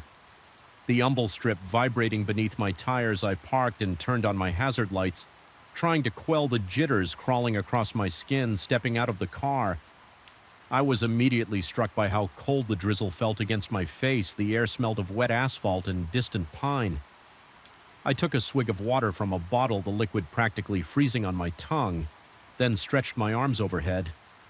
My breath came out in shallow puffs as I did a quick check around to ensure I wouldn't be in any danger from passing vehicles, though I had seen none for miles. The darkness was palpable, thick enough that I had to rely on the faint glow of my taillights to orient myself. That was when I noticed a figure. It was a solitary shape perched on the low embankment. By the side of the road, only a few yards away, my first instinct was to recoil. Because I was certain I had parked in an empty stretch of highway, this person, from what I could discern, appeared to be sitting with slumped shoulders, head bowed as though exhausted or ill. The silhouette was so still that at first I thought it might be a trick of the weak light. Yet the longer I looked, the more details I could make out a man possibly wearing something dark. He seemed weather-beaten and weighed down by something intangible. My pulse instantly kicked up, but a sense of responsibility also rose within me. I took a few steps closer to the shoulder, making sure I wasn't intruding on a dangerous situation. The drizzle intensified. Sheets of raindrops now shimmering under my hazard lights. I found myself raising my voice to ask if he needed help. The words sounded strange in my own ears. Carried away by the hiss of rain and the rumble of distant thunder when I spoke. He stirred slowly. He rose from his spot. The motion seemed laborious, as if every joint in his body resisted for an instant. I glimpsed his outline more clearly. Shoulders hunched, arms hanging limp at his sides. He wavered on unsteady legs, then turned away, slipping behind a large metal sign that signaled the upcoming rest stop alarm. Bells rang in my head. Maybe he was wary of strangers, or perhaps he was experiencing some sort of episode. I remembered my trunk had a spare blanket and some food supplies, so I thought maybe I could offer him something warm. Adrenaline pushed me forward, and I found myself following his path. Yet by the time I reached the sign, no more than a breath or two after he disappeared behind it, there was no one there. I called out again. this time trying to convey more empathy in my tone, but the wind answered with a hollow moan. Rain pelted my jacket, rivulets streaming down my face. My flashlight retrieved from the car sliced through the darkness to reveal nothing but flattened grass and gravel. There were no footprints, no sign that someone had been sitting there or moving about. I felt an immediate chill trickle down my spine, my lungs. Drew in a shaky breath, and I scanned the surroundings with renewed urgency. The highway stretched away in either direction, a ribbon of black tar lit only by my hazard lights. If the man had been real, he should have been visible escaping along the road or stumbling across the open field. But I was alone. A wave of knees washed over me, and my body reacted heart-hammering, palms slick with sweat. Despite the cold, a tremor building in my legs, it was a primal response, reminiscent of the fear that creeps in when you sense a predator at your back. I made one last attempt to search the area, stepping onto the wet grass with hesitant feet. All I could hear was my own ragged breathing and the crackle of the rain. Every sense was on high alert, convinced I might see that hunched figure again, silently watching from the darkness, unable to shake the feeling that I was no longer safe. I retreated to my car the moment I slammed the door. I exhaled a sigh of mingled relief and dread. My headlights cut through the rain-swept night, and for an irrational moment I pictured that figure standing just beyond the glow eyes fixed on me. My chest tightened. The car suddenly felt too small. Yet it was the only refuge I had. My breath was shallow and quick, and I had to remind myself to calm down. This was probably just a trick of the mind. I reasoned perhaps I was tired and my imagination had gotten the better of me. Still, the undeniable fact remained: I had seen something or someone in the darkness. I forced myself to get back on the road, telling myself that once I reached the next rest area, I'd go inside, maybe talk to an attendant if one was present, and clear my head as I drove every sign that loomed out of the darkness, looked suspiciously like the sign where the figure had disappeared. I tried to convince myself it was just the angle of my headlights playing tricks, but each time a little knot of fear tightened in my stomach. I kept glancing at the rear-view mirror, expecting to see a shape pop into view on the back seat or outside in the swirling gloom. My grip on the steering wheel was so tight that my knuckles began to ache. The drizzle grew heavier, morphing into a constant, whispering downpour. There was an odd rhythmic tapping on my windshield that didn't sync with the wipers. I tried to identify the source, even turning the wipers off briefly, but the tapping persisted. A random staccato that made me grit my teeth. My heart pounded against my ribs, each beat echoing in my ears. I felt certain something was trying to breach the thin barrier of glass and metal that separated me from the endless void outside. After what felt like an eternity, I saw the lights of the rest stop.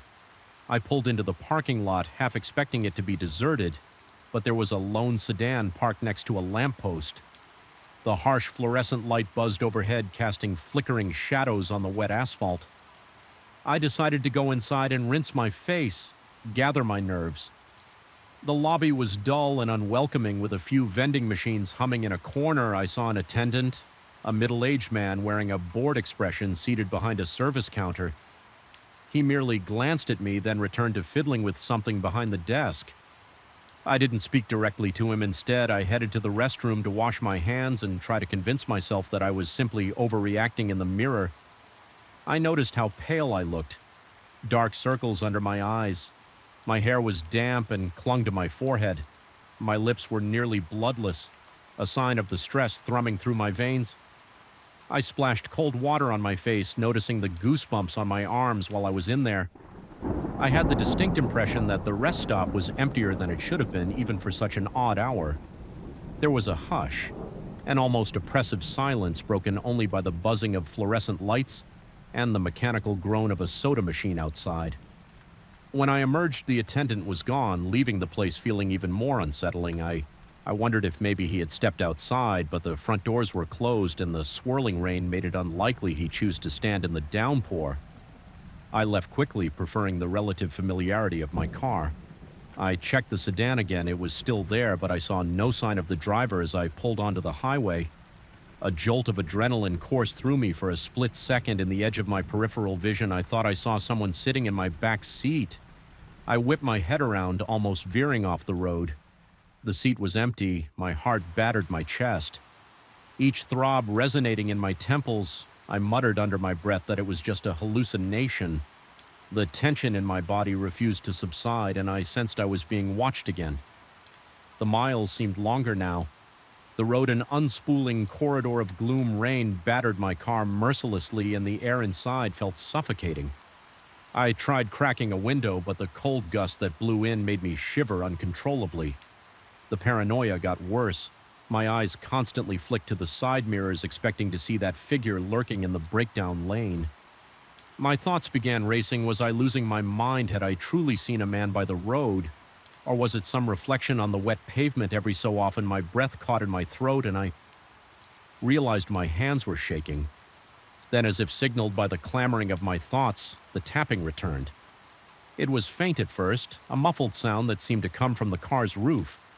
I tried to ignore it, focusing instead on keeping my car centered in the lane, but it grew louder, more insistent, like knuckles rapping in a strange pattern.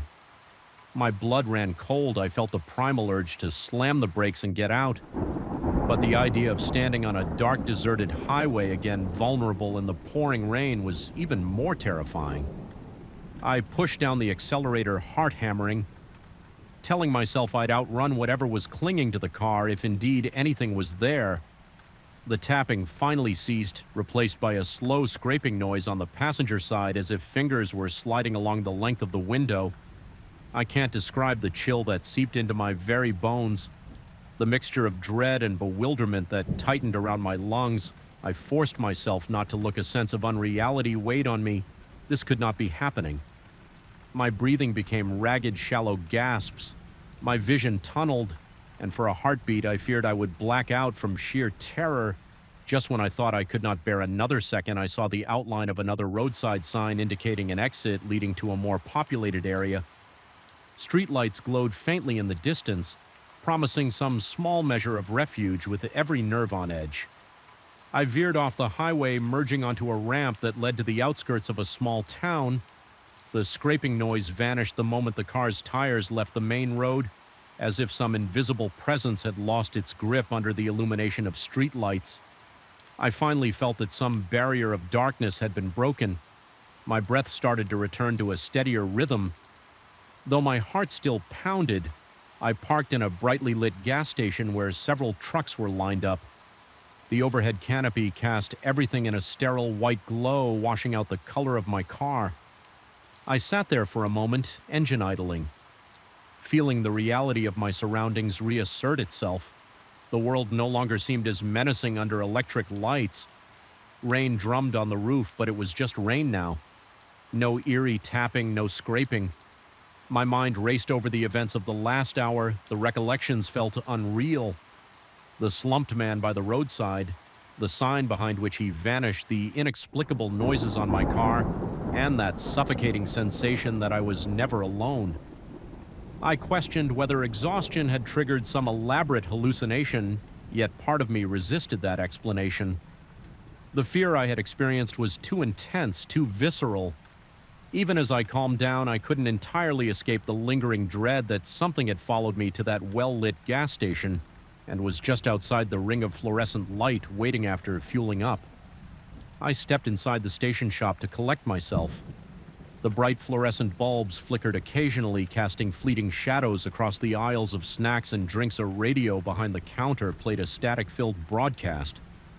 I asked the clerk in a low, tense voice if there had been any reports of strange sightings on the highway. He replied vaguely, barely looking up, that sometimes folks came in, rattled about odd lights or shapes, but he hadn't heard anything that night.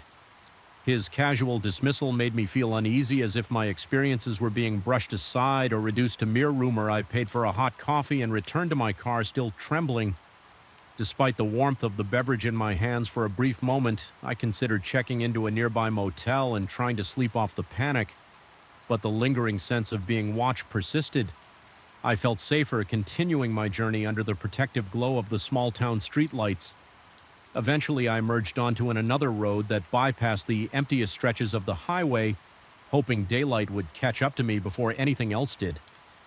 The tap of rain receded into a dull background murmur replaced by the steady hum of my engine and the swirling mania inside my head. Hours later, I finally reached my destination physically intact, though far from at peace. Even as I parked in front of my friend's place, I refused to relax until I was safely indoors. Stepping out of the car, I glanced behind me more times than I could count, convinced that a stooped silhouette might be following, but there was only the skeletal outline of trees and the hush of a neighborhood still sleeping to this day. I replay those moments on the highway. I can't be certain whether I encountered a lost soul, a ghost, or a figment of my weary mind. What remains undeniable is the acute terror. I felt skin clammy, chest tight, every sense firing wildly in alarm on that desolate stretch of asphalt. It was as though I brushed against a sliver of reality that refused to fit into my rational world. Even now, when it rains late at night, I sometimes catch my pulse racing my ears, straining for that faint tapping on the windshield. And though I've tried to tell myself I was just sleep-deprived or anxious, I've never been able to fully shake the sensation that I was not alone out there somewhere in the wet shadows. That presence still lurks, watching, waiting, and perhaps searching for the next traveler willing to stop in the middle of the night. I remembered the oppressive stillness of that morning as if it were etched into my bones. It clung to the air, filling every space with a muted anticipation that pressed against me and made it hard to breathe even before I reached my uncle property, a secluded parcel of land far from paved roads and any sign of human life. I sensed something wasn't quite right. The wind barely stirred, and when it did, it carried a faint, acrid smell I couldn't place. I tried to dismiss my unease by chalking it up to sleepiness or nerves, but deep down, a primal part of me whispered warnings I couldn't ignore. I was in my early 30s back then, and I'd grown weary of the same work-a-day routine that had characterized my life for months. My uncle, knowing I needed a break, had offered to let me camp on the property he looked after. It was supposed to be a simple, peaceful getaway, just me, a tent, and the calming isolation of nature. So I loaded my car with the essentials: a sturdy tent sleeping bag, food, water, and enough flashlights to illuminate a small city. I left home at the crack of dawn, wanting to get there early and set up camp before the midday sun became unbearable. Once on the empty highway, I felt freer than I had in a long time. There was no traffic. Just a ribbon of asphalt cutting through an endless stretch of countryside hills rolled by, and the occasional twisted tree stood defiant against the open sky. The sense of solitude was comforting, at least initially, but then I saw the dog. He was a medium-sized mongrel, his fur matted and sterile with dirt, standing motionless by the side of the road. His posture was strangely rigid, as if he were waiting for something. Our eyes locked. In that instant, I felt a bizarre jolt of recognition. His dark eyes were intense, reflecting something beyond the typical canine curiosity. Despite his ragged appearance, he wagged his tail as though greeting an old friend. I slowed the car, certain I should stop and check if he was hurt or lost. The moment I pulled to the side, he bolted one instant. He was there the next. He had vanished into the tall grass lining the road. No barking, no growling, no sound at all. It was as if he dissolved into the earth. I sat in my car for a long minute, engine running, trying to decide whether I should go after him. My heartbeat fluttered with the strange déjà vu of it all. Eventually, I convinced myself it was pointless. The dog clearly didn't want to be found. I drove on, though the encounter left me unsettled. I reached the property by mid-morning. My uncle had told me I'd see an old wooden gate marking the entrance, but the gate looked even older and more weathered than I'd imagined. Rust corroded the hinges, and the wood was rough and splintered from the elements. There was a narrow dirt path just beyond the gate that wound through dense clusters of trees, eventually opening into a small clearing that was where I planned to pitch my tent once parked. I stepped out into the silence and felt the full grunt of isolation. No distant hum of highways, no chatter of distant neighbors, just the hiss of the breeze through the treetops and the scrunch of gravel under my boots. I just about set up my tent when I saw him again. The same dog crouched at the edge of the clearing. My breath caught in my throat, and I felt an odd thrill of anxiety tighten my chest. He was watching me, tail still, as if deciding what to do. I tried a gentle call, just a soft, "Hey, buddy," but it was more to calm myself than to beckon him. He didn't budge, didn't bark. Just stared. After a moment, he circled around to the other side of the clearing, keeping a wide gap between us. When I took a step toward him, he darted behind a large oak tree and disappeared. I felt a slight tremor in my hands as I exhaled. I've seen plenty of stray dogs before, but this one felt different. Something in his eyes made my pulse hammer. It was neither fear nor friendliness, but something else. Something that made me question whether I was truly alone out there. I managed to finish setting up camp with the lingering sensation of being watched now and then. I'd catch a glimpse of movement in the tree line, but I tried to focus on the simple tasks: rolling out my sleeping bag, organizing my supplies, double-checking I had fresh batteries for my flashlights. By the time DUS settled over the clearing, the world turned quiet again, as though nature itself was holding its breath. The temperature dropped faster than I expected, and a thin layer of mist began to weave around the tree trunks, giving them a ghostly outline. I built a small campfire and grilled a piece of chicken, trying to concentrate on the sizzle and scent of cooking meat. Still, an uneasiness gnawed at my gut. My eyes kept darting around, scanning the area. Beyond the firelight, the dog didn't show up again while I ate, so I eventually convinced myself he was just a stray passing through. Maybe my mind was overreacting. I watched the flames dance until my eyes felt heavy. I wasn't sure what time it was when I woke. The darkness outside seemed total the interior of my tent, casting shadows that felt claustrophobic. My heart pounded in my ears before I fully understood why. Then I heard a faint rustling, like paws or feet. Scuffing the ground outside, my throat went dry and I strained to listen. Something circled the perimeter of my tent, slow and deliberate. The sound came and went in waves, alternating between near silence and the soft crackle of grass being pressed under weight. It stopped for a moment, and I built the courage to peek out through a small gap in the zipper. Two piercing lights like tiny beacons floated in the dark. They seemed to hover in midair, flickering whenever they caught the faint reflection of the moon. My heart hammered. Those had to be the dog's eyes. Only they looked far too bright, almost like reflective lenses.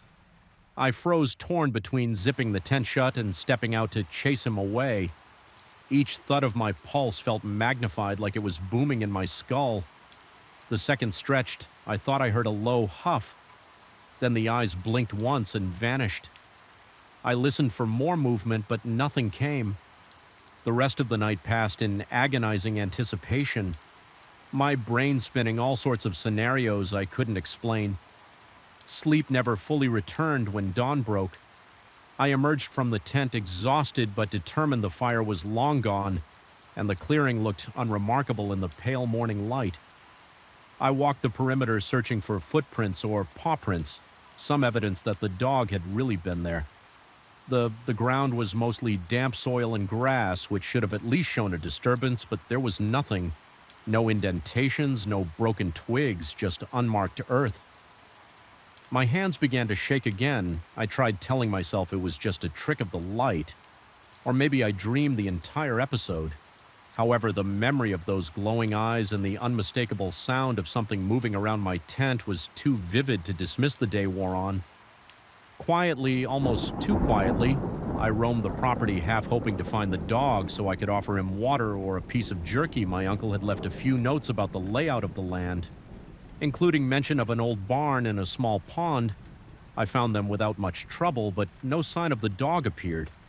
I kept scanning the ground for prints or fur, but I might as well have been investigating a phantom. An undercurrent of dread trailed me everywhere I went, as though the solitude itself had taken on a malevolent consciousness. Even the birds seemed subdued, only letting out occasional half-hearted chirps by late afternoon clouds gathered overhead, bringing premature darkness.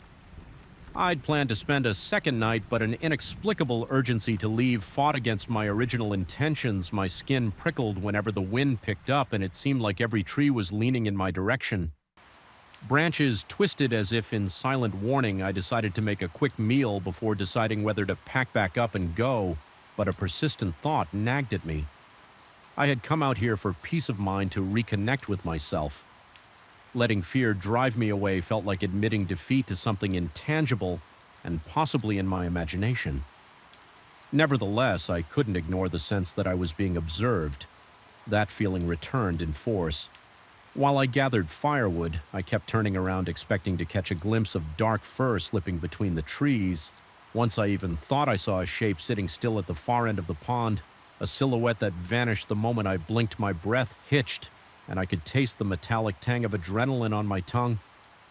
My hands were damp with sweat as I gripped the bundle of kindling arms, trembling under the weight. I had to force myself to breathe slowly. If I gave in to panic, I knew I'd never recover enough courage to stay the night. Dusk arrived with a heavy gloom, the clouds swallowing any hint of starlight. The campfire crackled, casting tall shadows that danced across the clearing. I sat close to the flames, a flashlight within reach, determined to keep my eyes open until they stung with fatigue. Time felt warped. Each minute stretched uncomfortably as if the night were resisting any progress toward dawn. The wind carried hushed whispers, or at least that's what my mind interpreted from the rustle of leaves. Eventually, I heard faint movement in the distance. My stomach clenched and goosebumps rippled over my arms. This time, the footsteps or paw steps came from behind a cluster of bushes. To the left of my tent, I shone my flashlight in that direction, the beam slicing through the darkness. Nothing. My pulse pounded louder, and I had to remind myself to breathe. I tried to calm my racing thoughts by mentally listing everything around me. The crackle of the fire, the shape of my tent, the endless stretch of blackened sky overhead, but a sudden chill skirted across my neck, as though someone had blown cold air right behind me. I whipped around. Standing not 5 yards away was the dog, his fur looking almost cold black in the firelight. Though earlier I remembered it being a muddy brown, his eyes reflected the flames with an unsettling gleam. My heart lurched so violently that I nearly dropped the flashlight. He stared at me unblinking. I felt pinned under his gaze, adrenaline coursing through my veins. My throat constricted as I tried to speak calmly, but all that came out was a hoarse whisper. I thought about approaching him, but an instinct screamed. Not to move. The dog tilted his head slightly as if puzzled by my presence. For a moment I considered that maybe he was just hungry or tired, but I couldn't shake the sense of wrongness emanating from him. My entire body was tense, my breath uneven. Then, as abruptly as he'd appeared, he turned and bolted into the darkness, disappearing from the halo of my flashlight within seconds. The undergrowth swallowed him completely, leaving no rustle or footfall behind. It was as if the night had taken him back into itself. At that point, I didn't care about a second night of solitude. My nerves were shot. I began dousing the campfire and hastily gathering my belongings. My heart pounded so fiercely that I worried I might hyperventilate. While rolling up my tent, I kept casting anxious glances over my shoulder, half expecting the dog to resurface. It felt like each gust of wind carried unseen shapes, closing in my vision, blurred with panic, and I could barely steady my hands enough to zip up my pack the whole time. I was aware of my body's primal reactions, the dryness in my mouth, the cold sweat dampening my brow, the trembling in my legs that made each movement jerk and stilted. Suddenly, there was a snapping sound behind me, like a branch breaking under pressure. I spun around hard in my throat, the flashlight beam jittering across tree trunks. Nothing was there, or at least nothing I could see. My instinct to flee blared like a siren in my head. I fumbled with my supplies, stuffing them haphazard into the back seat of my car. Just as I slid into the driver's seat, I thought I glimpsed a flash of 2 reflective dots from the corner of my eye, but I refused to look back. I jammed the key into the ignition, turned it, and pressed the accelerator with a desperation that kicked up dust in a wild, swirling cloud. Driving away felt both relieving and terrifying. The narrow dirt path leading out of the property was lined with twisted trees that seemed to lean in accusingly. My hand shook on the steering wheel, eyes darting at every shape in the darkness I kept. Imagining the dog running along beside me, hidden just beyond the feeble reach of my headlights, a part of me worried I might lose control of the car if something leaped out. My mind replayed every second of the past 2 days, searching for a rational explanation and coming up empty. Perhaps the dog was just a stray, but why no footprints and why those impossibly bright eyes in the dead of night? I didn't fully relax until I hit the highway again, the hum of the asphalt under my tires offering some sense of normalcy. Even then, my muscles remained taut, my breathing still shallow. I kept glancing in the rear-view mirror, half convinced I'd see a silhouette bounding after me. The logic in me said that was nonsense, but logic had lost its footing the moment I laid eyes on that dog when I got home. It felt surreal to be surrounded by familiar walls and furniture. My heart rate gradually slowed, though my mind remained trapped in the echo of those events. I tried explaining it to a friend over the phone using indirect words like strange canine and unsettling presence, but I could tell they were skeptical. They casually suggested I'd had a vivid nightmare brought on by isolation and stress. They might be right, I thought, yet something in me refused to believe it was just an overactive imagination for weeks. I was plagued by dreams of those glowing eyes and ever-present watcher. Just beyond the edge of vision, I'd wake drenched in sweat, heart pounding the memory of soft padding steps fresh in my ears. Every time I passed a stray dog on the street, I'd feel my chest tighten, afraid to look into its eyes and confirm whatever unspoken recognition I feared was there. I never found out who owned that dog or if it was indeed a stray. My uncle claimed not to have seen any dogs around the property, assuring me it was probably a wandering animal that picked up on my scent. Maybe that was all it was, but I couldn't ignore the sense of violation, like something ancient and unknowable had brushed against my life for those 2 nights, leaving its mark. Even now, I catch myself peering into shadowy corners, half expecting to see that dirty fur and those reflective eyes watching, waiting, judging. I don't know if I'll ever go back to that campsite. Part of me wants closure, to force a confrontation with my imagination or whatever I encountered. But another part, the part that still jolts awake in the middle of the night, insists I stay far away. There are things in this world, whether real or conjured from the depths of our own anxiety, that defy easy explanations.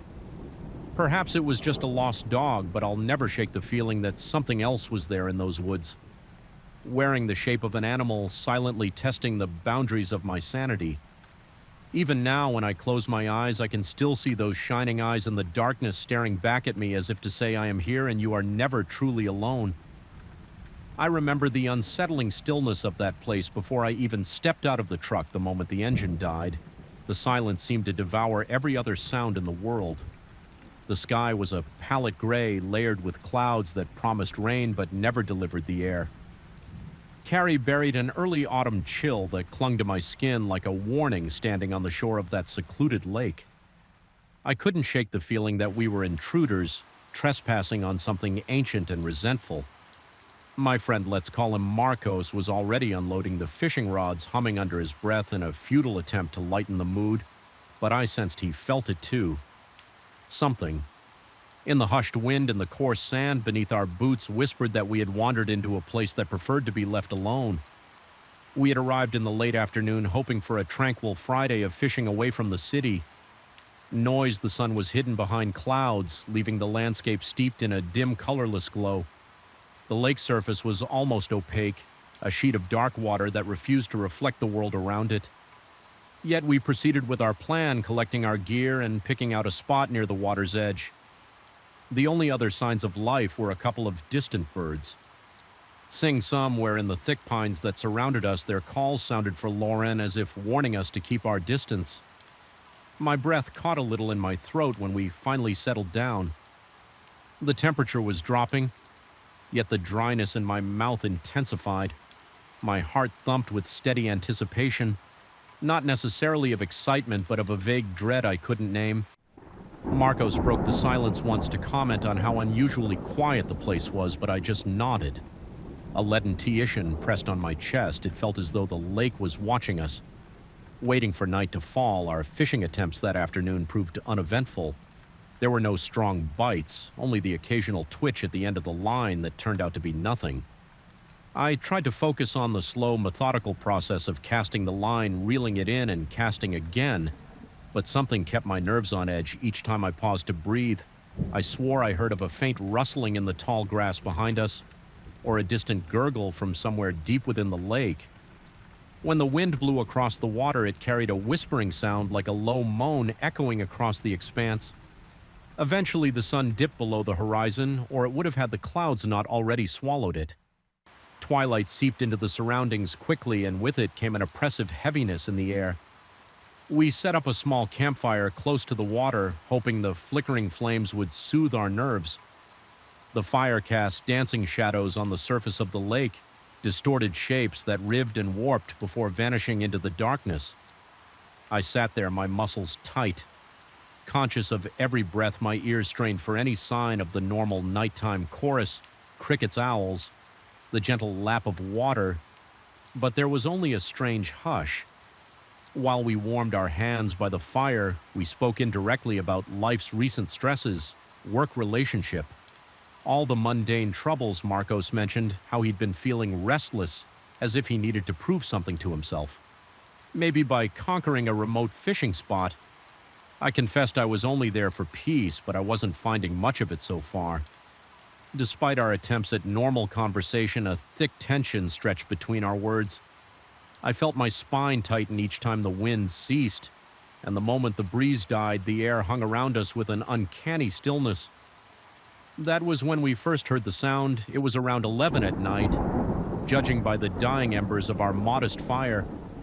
At first, it resembled a low groan or a heavy sigh that rose from somewhere on the lake. It was as if a slumbering creature had suddenly inhaled, straining its lungs in the process. The hair on my arm stood on end, and Marcos and I exchanged uneasy glances. There was no direct need for dialogue. The alarm was plain in our eyes. We both turned toward the water, but there was nothing to see, only the small ripples reflecting firelight. I told myself it might be the wind funneling through the dense trees, or maybe some large fish breaking the surface.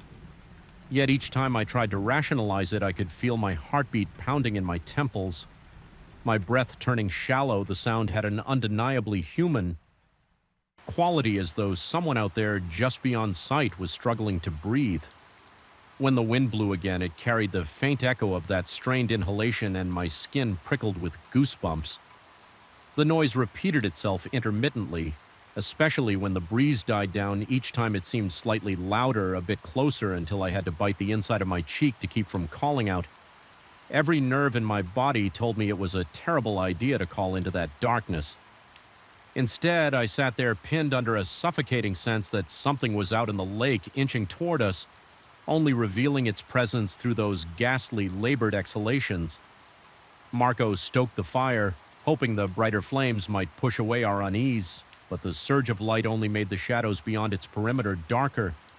My eyes strained to pierce that void, occasionally catching what I could have sworn were subtle movements.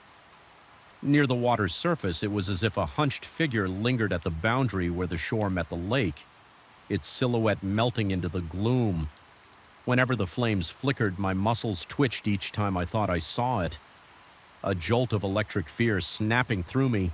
I couldn't tell if I was imagining these shapes or if something truly shifted in the darkness. Sometime later, a gust of cold wind struck me with such force that I shivered violently. My teeth chattered and my shoulders tensed up as if preparing for an attack.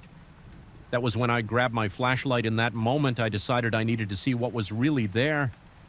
Air to banish the illusions that were taking root in my mind. Switching it on, I pointed the beam across the surface of the lake. The pale light cut through the night, illuminating only the gentle rise and fall of dark water. No eyes reflected back, no creature emerged. Yet the sensation of being watched intensified, and the dull ache in my stomach grew into a knot of dread. My breathing became ragged the longer I searched. With the flashlight, I thought of shining it into the trees behind us, but a paralyzing fear held me back. A small part of me dreaded what I might find, or what might find me if I dared to look away from the water. Instead, I turned off the flashlight, letting the silence descend again. The moment the light disappeared, The sound returned, that wet, rattling inhalation that sent my heart into a gallop. We spent the rest of the night on edge, dozing off in short, fitful bursts, only to jolt awake when the noise crescendoed. Occasionally, I felt as if my own breath was in sync with that alien moan, as though something was drawing the air out of my lungs, forcing me to share its laborious respiration. Each time I closed my eyes, I imagined the lake surface parting to reveal a twisted face, lips parted in a toothless gasp. Sweat clung to my forehead despite the cold, and my clothes felt damp against my skin. Adding to my discomfort, my heart pounded so fiercely that it vibrated my ribs, and every shadow seemed to hide a set of eyes. A creeping doubt began to gnaw at my sanity. I caught myself wondering if it was all a hallucination, some manifestation of the stress I'd brought with me. Yet Marcos clearly heard the same sound, and the fact that we both experienced it lent a sinister weight to the entire night. Occasionally he would mention that maybe we should pack up and leave, but neither of us had the energy or courage to dismantle the tent in the middle of the darkness. We feared that if we turned our backs on the water, whatever lurked there might seize the opportunity to approach more boldly at around 4 in the morning. There was a fleeting moment of calm. The sound seemed to recede and the wind picked up again, rustling the trees and masking any faint echoes. My own breathing leveled out, though my throat felt raw from tension. I remember hoping that the first light of dawn would dispel this nightmare as I stared at the dying embers of our fire. I fought the overwhelming urge to run. The dread was a living thing slithering through my mind and feeding on every flicker of hope. When morning finally came, it arrived in half-light. Filtered through the haze of dense clouds, the relief I expected never fully materialized. Instead, I felt a numb exhaustion. My limbs trembled from fatigue and my eyes were gritty from lack of restful sleep. The lake looked less menacing in the dull morning gloom, yet I couldn't ignore the lingering heaviness in the pit of my stomach. As we cautiously moved closer to the shore, we noticed only old animal tracks in the muddy stretch, possibly deer or some other creature, yet none of these footprints explained the horrifying, human-like gasping. We'd heard my pulse quickened again as I inspected the area. The footprints were half-faded, suggesting they'd been made days earlier. There were no fresh marks, nothing that could account for the presence we had felt. I told Marcos that maybe the lake had some bizarre acoustic phenomenon, or maybe we had spooked ourselves into hearing things, but as I said it, my voice wavered and my mouth tasted bitter. I knew deep down that we had experienced something real, something that transcended a simple trick of the wind or echo in the valley. We started packing up our gear, every small sound amplified by our frayed nerves. My heart raced at the snap of a twig, and my head whipped around each time I imagined a shape at the edge of my vision. The more I tried to maintain calm, the more my hands trembled. My skin felt clammy, and a faint buzzing filled my ears. Even mundane tasks, coiling fishing lines, zipping up the tent took on a tense urgency. It was as though we were being watched even then, like the lake itself might lash out if we stayed a moment too long as we loaded the truck. I became acutely aware of how the entire environment seemed to hold its breath. The sky hung low with thick clouds. The water was unnaturally still, and the wind had settled again into a hush. My mind flashed back to the night's haunting refrain. I half expected that awful rattling sigh to float up from the lake one more time, demanding acknowledgement. But it never came. That silence unsettled me even more. Leaving a hollow ache in my chest, the sense of a looming presence remained, as if the lake was simply biding its time. On the drive back, I found my thoughts drifting into a fog of questions and half-formed doubts. My heart was still racing and my muscles remained tense. Marcos occasionally mumbled about how bizarre the noise had been, never quite finishing his sentences, as if he couldn't find the right words to describe it. I gripped the steering wheel with sweaty palms, glancing at the rear VW mirror more often than usual, convinced something might be following us. Each time I glanced, I saw only the empty dirt road unraveling behind us. A feeling of nausea swelled in my stomach whenever I thought about the dark water and that tortured breathing. Was it a restless spirit, a creature that defies all reason, Or was it merely a reflection of our own fears conjured by exhaustion and the eerie solitude? None of these questions had easy answers, and the uncertainty lodged itself in my mind like a splinter. The more I tried to banish it, the deeper it burrowed even now. When I recall the events by that lake, my body reacts as if I'm still there. Adrenaline coursing through my veins, breath turning shallow, sweat beating on my brow. I can't forget the primal chill that surged through me each time that sigh echoed over the water. Nor can I dismiss the sense that we left something behind, some intangible piece of ourselves claimed by the darkness we briefly encountered. Sometimes I think I hear it again in my dreams, that low groan followed by a broken exhale that seems to beg for release. I'm not sure if I'll ever return to that Lake Marcos, and I haven't discussed it much. Aside from the occasional passing remark on how unsettling the entire experience was, each time we skirt the topic, we both go quiet, lost in our own memories of that night. I suspect he too feels the faint pull of whatever lingered out there in the water. No matter how hard we try to rationalize it, some experiences simply refuse to be confined to logical explanations. What haunts me most is the uncanny silence of the morning, the way it offered no closure, no tangible evidence, just a grim reminder that sometimes the things we can't see are the ones that weigh on us the heaviest. Now, every so often I catch myself listening for that slow, drawn-out breath in the stillness of night, half convinced it might have followed me home.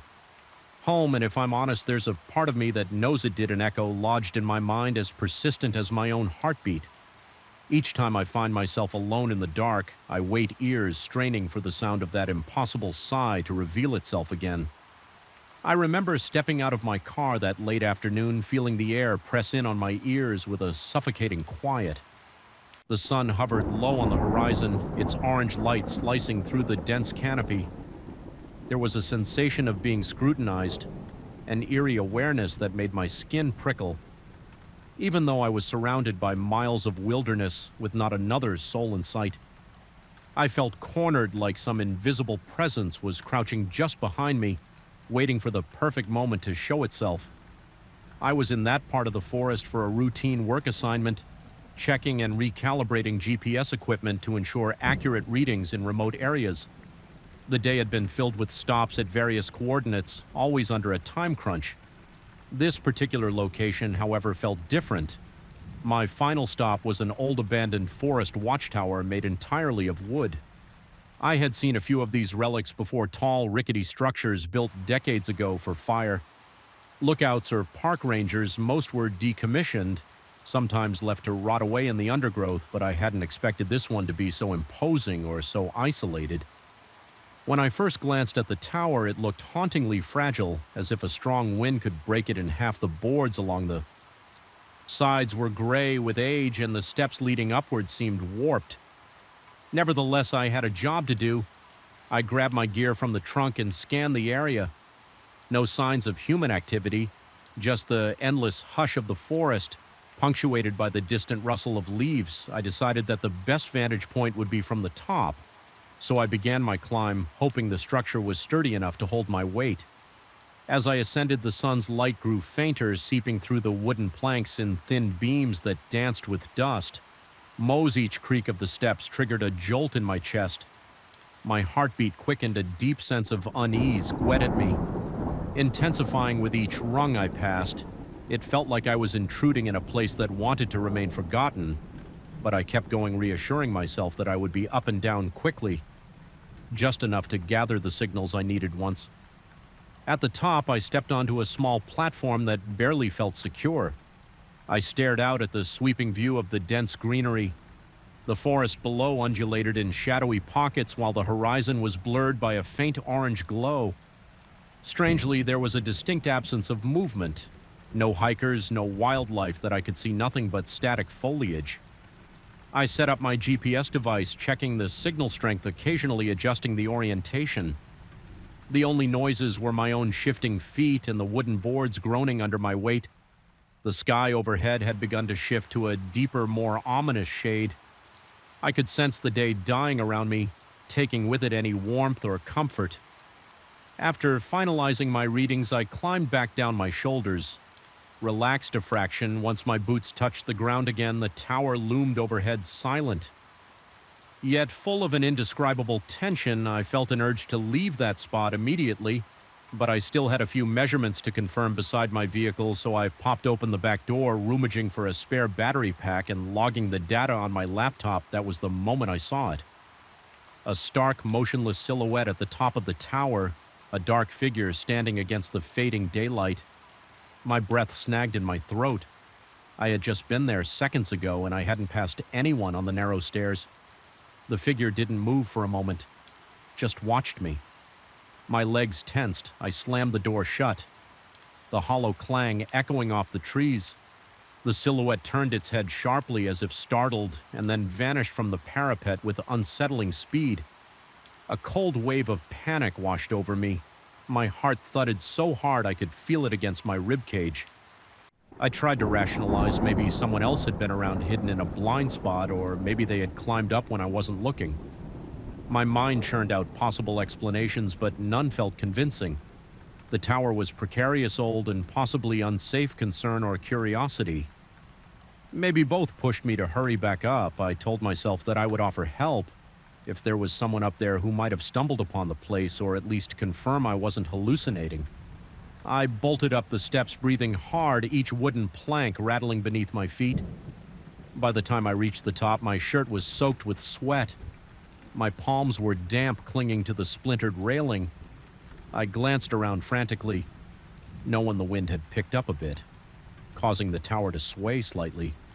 My heart hammered in my ears, and I felt a suffocating heat at the back of my neck. The platform was deserted, as was the small room used once for observation. Dust coated every surface, and old bulletins on the wall were so faded they were unreadable. It was impossible that anybody could have hidden there without me noticing. Still, I felt watched, as if eyes were on me from some impossible angle. I descended again this time, struggling to control the tremors in my legs. My throat was so dry I could barely swallow. Nothing made sense. Yet the urgency to wrap up my work overshadowed the confusion. I forced myself to focus on finalizing the GPS checks. My hands shook as I typed notes into my laptop. Even the breeze against the trees sounded sinister, like hushed voices conspiring just beyond my understanding. The forest that had once felt merely solitary was now claustrophobic, pressing in on me with a psychic heaviness. Eventually, I managed to stow all the equipment and slam my trunk shut. That muffled bang reverberated unnaturally in the emptiness, as though the woods absorbed the sound and replied with a low, ominous murmur. I slipped into the driver's seat, but before starting the engine, I couldn't resist taking a final look at the tower through the windshield. Dusk had fallen, and only the suggestion of its form was visible, a black outline against the twilight sky. I stared at that shape, half expecting the silhouette to reappear, but nothing happened. My chest felt crushed by the oppressive sense that this place was not done with me. I had the canny feeling I was leaving something behind, or that something was following me. The drive back to the main road was a nightmare in itself. Dirt paths twisted through thick stands of trees, and the headlights threw frantic shadows along the trunks, creating the illusion of figures darting between them. My breathing remained rapid, and I tried to calm my racing thoughts by mentally reviewing my notes. But every time I glanced in the rearview mirror, I half expected to see someone sitting in the back seat or the outline of a face at the window. The only thing I perceived was my own pale reflection, wide-eyed and drenched in perspiration when I reached a paved road. At last, a sliver of relief threaded through me. Streetlights were scarce, but better than none, and the knowledge that I was returning to some semblance of civilization offered a frail comfort. I found a motel on the outskirts of a small town and checked in. The clerk barely looked up, just handed me a key. I might have mumbled something about how quiet it was out there, but I can't recall exactly. My voice came out in a shaky monotone, and I'm not sure if the clerk even noticed my anxiety. Exhaustion gripped me, so I headed straight to my room without further thought. Inside, the fluorescent lights flickered as I turned the switch, momentarily plunging the room into darkness before steadying. The air smelled stale, and the walls were covered in peeling floral wallpaper. I locked the door, set my laptop down, and sat at the edge of the bed trying to gather my composure. My ears still rang with the silence of that forest clearing. Every time I closed my eyes, I envisioned the tower's silhouette, the shadowy figure turning its head in my direction. My skin felt fevered, and I noticed a slight tremor in my hands. I tried to force myself into a routine to calm down. I placed the laptop on the nightstand intending to review my data, but my mind refused to focus on anything but that tower. My thoughts looped back to the moment I'd seen that shape disappear. How could anyone vanish so quickly on a cramped platform at the top of a rickety watchtower? And how could I find no trace of them? When I returned, I turned on the TV for background noise, hoping the static mumble would provide some distraction, but every meaningless commercial only heightened my sense of foreboding. Occasionally, I thought I heard creaks in the hallway. Footsteps that halted right outside my door. My heart would pound, and I'd stare at the gap under the door, expecting to see shadows. Yet it remained empty, and I'd remind myself that old buildings made all sorts of noises. Still, each crack in the silence gnawed at my nerves. In the middle of the night, I jolted awake. Apparently, I had dozed off with the lights on my mouth was parched and my pulse hammered as if I'd been running for miles. Sweat clung to my skin like a damp sheet. A flicker of movement outside the thin curtains caught my attention. I froze. My breath stuck in my throat. I could make out a silhouette against the dim illumination of the parking lot. It looked taller than average, or perhaps it was just the distorted angle. There was a brief shift, and then it vanished from the window's edge. My stomach twisted. I couldn't bring myself to check outside. I stayed there paralyzed, the hairs on my arms standing on end. Hours seemed to blur into a half-waking nightmare. Every shuffle or distant door slam in the motel made me twitch. My mind played cruel tricks. I imagined that figure stepping down the hallway, passing under the humming lights, gliding closer whenever I mustered the courage to approach the door's peephole. I saw no one. The corridor lay vacant. Eventually, exhaustion won out, and I slipped into a restless sleep, plagued by disjointed images of the tower and the forest in those dreams. The watchtower loomed impossibly tall, and I kept climbing its stairs only to find a mirror at the top instead of an observation deck. But the reflection in the mirror wasn't my own.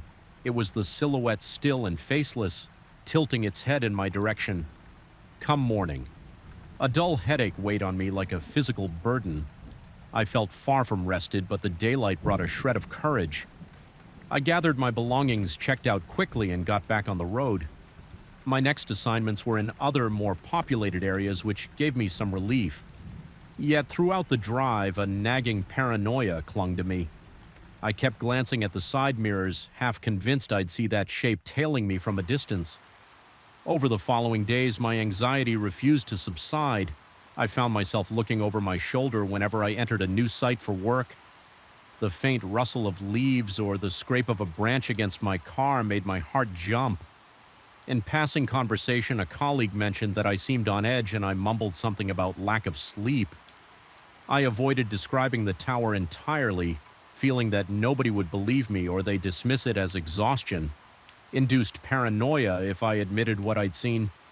Even to myself, it meant acknowledging something. Beyond logical explanation, that sense of being watched never fully left me during quiet moments.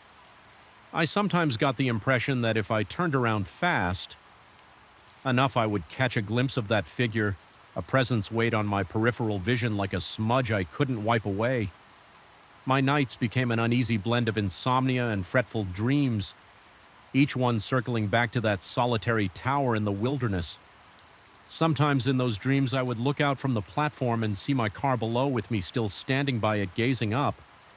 It was like I was watching myself through some other entity's eyes. Each time I'd wake with my heartbeat pounding and sweat soaking my sheets. Eventually, I completed my work trip, collected all required data, and returned home.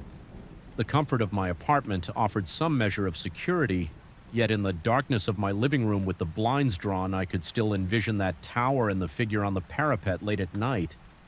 I would get the creeping sensation of eyes on my back, forcing me to spin around, only to find my furniture cast in moonlit shapes.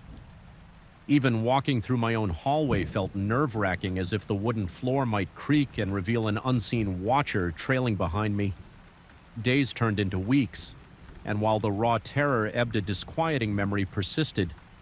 I couldn't stop myself from replaying every detail in my mind: the rotted stairs, the encroaching sunset, the hush of the forest, as I left the unmistakable outline of that stranger.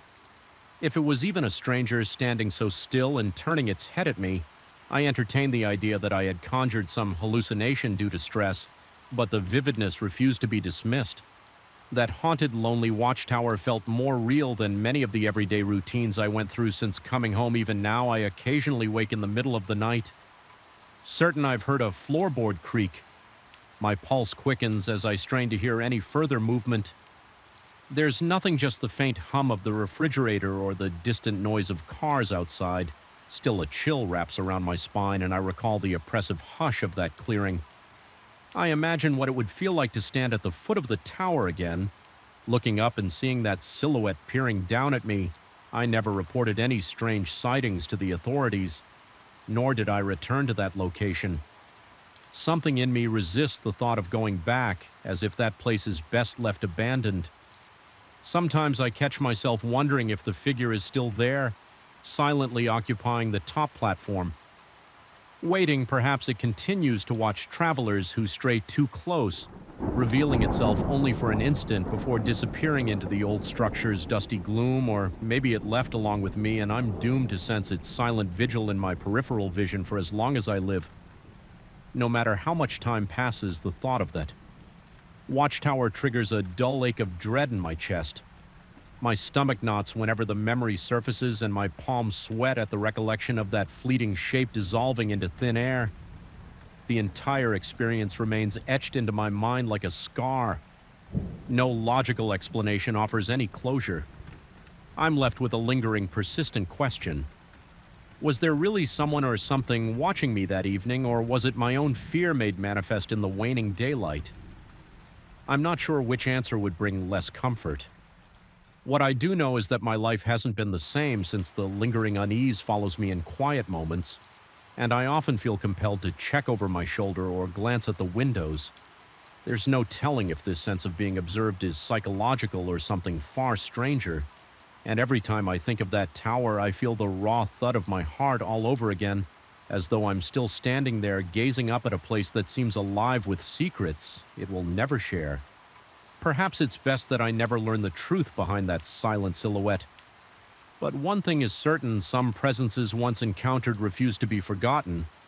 And if you ever find yourself in a similar place alone in the twilight, high above the tree line in a forgotten watchtower, be careful where you look and be prepared for what might look back.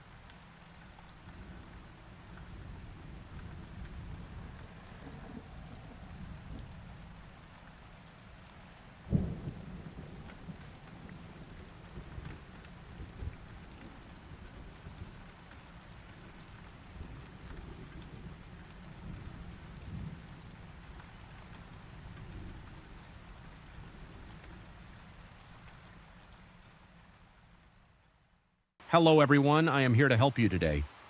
I know you use this video to fall asleep, so before that, like the video and subscribe to the channel. Also, where are you from and what time are you watching? Now get comfortable and relax. The moment I stepped off the elevator that night, a chill wrapped itself around my neck, clinging to my skin like a clammy hand. The overhead lights flickered once before going out, completely plunging the 18th floor into a silent darkness. I'd grown used to navigating this space with only a flashlight and the faint glow of exit signs in the distance, but it never felt right. Something about this particular floor still under construction had always felt incomplete, not just in the physical sense of exposed pipes and half-demolished walls, but in the intangible sense that something else lurked there unseen and waiting. Even before I saw the faint silhouette near the plastic-covered windows, I sensed I wasn't alone. I work as a janitor in a commercial building downtown. I'm generally the first person in and the last person out tasked with cleaning and minor maintenance. Though the building has dozens of floors, only a few remain under renovation. My supervisor insists these upper levels might be prone to leaks. If the weather is bad, rain has been relentless lately, so my nightly routine includes trudging up here with a flashlight, scanning for any sign of water intrusion or structural damage. I've never liked this job, but I've never outright feared it either, until I found myself trapped in this suffocating darkness, accompanied by a presence I couldn't name. The 18th floor is a construction zone in limbo-wide beams and half-erected walls. Partition the space into a maze of corridors. Electrical wiring dangles from the ceiling, occasionally brushing my hair. If I'm not paying attention, sheets of plastic have been stapled over the windows to protect against rain and wind. They flutter with eerie vibrations whenever a draft sneaks in through the cracks. The floor is usually deserted at night because the construction crew rarely works past dusk. The supervisors told me to stay vigilant for any leaks, but they failed to mention how unnerving it would feel, scanning my flashlight across bare concrete and half-finished surfaces, searching for signs of dampness while feeling an inexplicable weight behind my back. Typically, I try to complete my inspection quickly. The place is cold and uninviting, and the overhead lights almost never work. They're probably disconnected while the electricians run new wiring. A solitary flashlight beam is all I have to guide my steps, along with the occasional ambient glow from the city lights seeping through the covered windows. But the plastic sheets warp and twist those lights, creating distorted shadows that quiver like living creatures on the unfinished walls. It started with subtle details. At first, it was just a strange reflection, an odd shape I spotted on the far side of the room. I would turn expecting to see a piece of equipment or a stray ladder propped against a wall. But there was nothing. This phenomenon was so fleeting. It was easy to dismiss it as a trick of the light, or my own tiredness. Night shifts wear you down slowly, and it's common to see illusions when you're exhausted. But as the days passed, I began feeling an uncomfortable sense of being watched. It wasn't the typical paranoia that sometimes creeps in when you're alone in a big space. It was sharper, more invasive, like someone's stare boring into the back of my head. Each time I pivoted around, flashlight raised, there was no one there yet. The feeling lingered just out of sight, making the hairs on my arms stand up and my stomach churn with an unsettling mix of dread and adrenaline on one particularly wet night. I made my routine trip upstairs. The power was down and my flashlight was the only source of illumination. I tried to ignore the goosebumps forming on my forearms, telling myself it was just the cold air. The plastic sheets over the windows were billowing erratically, creating a faint repetitive rustling sound that set my teeth on edge all at once. I noticed a silhouette. It was near the far window where a large section of plastic was taped from top to bottom. I remember stopping in my tracks so abruptly that I nearly dropped the flashlight. My breath caught in my throat as I squinted, trying to discern the shape in the darkness. It seemed like a human figure, too tall and thin to be one of the metallic beams. It didn't move at first, just stood there, barely outlined by the hazy city lights filtering through the plastic. A sudden rush of adrenaline spiked through me, and I whipped the flashlight up toward the window, but by the time the beam hit that spot, there was only the gently flapping plastic. My heart pounded so hard that I felt it echo in my eardrums. My skin began to itch with perspiration, and I gulped a shaky breath, attempting to steady myself. I chalked it up to my imagination playing tricks, but deep down I knew something was off later. The weirdness escalated while checking the far corner for leaks. I heard soft footsteps on the bare concrete behind me. They were too faint to belong to a booted construction worker, and they matched my own pace in a delayed manner like an echo. I froze, heart hammering, and focused on the sound as soon as I turned around. Silence complete and abrupt, as if whatever followed me had dissolved into thin air. That was the moment I felt real fear. My pulse thudded in my temples, and the flashlight trembled in my hand. I tried to reassure myself that the building sometimes carried echoes that my own footsteps might bounce off distant surfaces. But the more I repeated that in my mind, the less I believed it. When I shared these experiences with my supervisor, he just shrugged and said something like, "Maybe you should get more sleep." Implying that I was overreacting, he did, however, mention that an electrician had complained about strange noises on that floor a few weeks prior, but no one took it seriously. They had chalked it up to rodents scurrying behind the walls. Despite my growing unease, I couldn't avoid my duty. The leaks needed to be checked, and I was the one assigned to do it.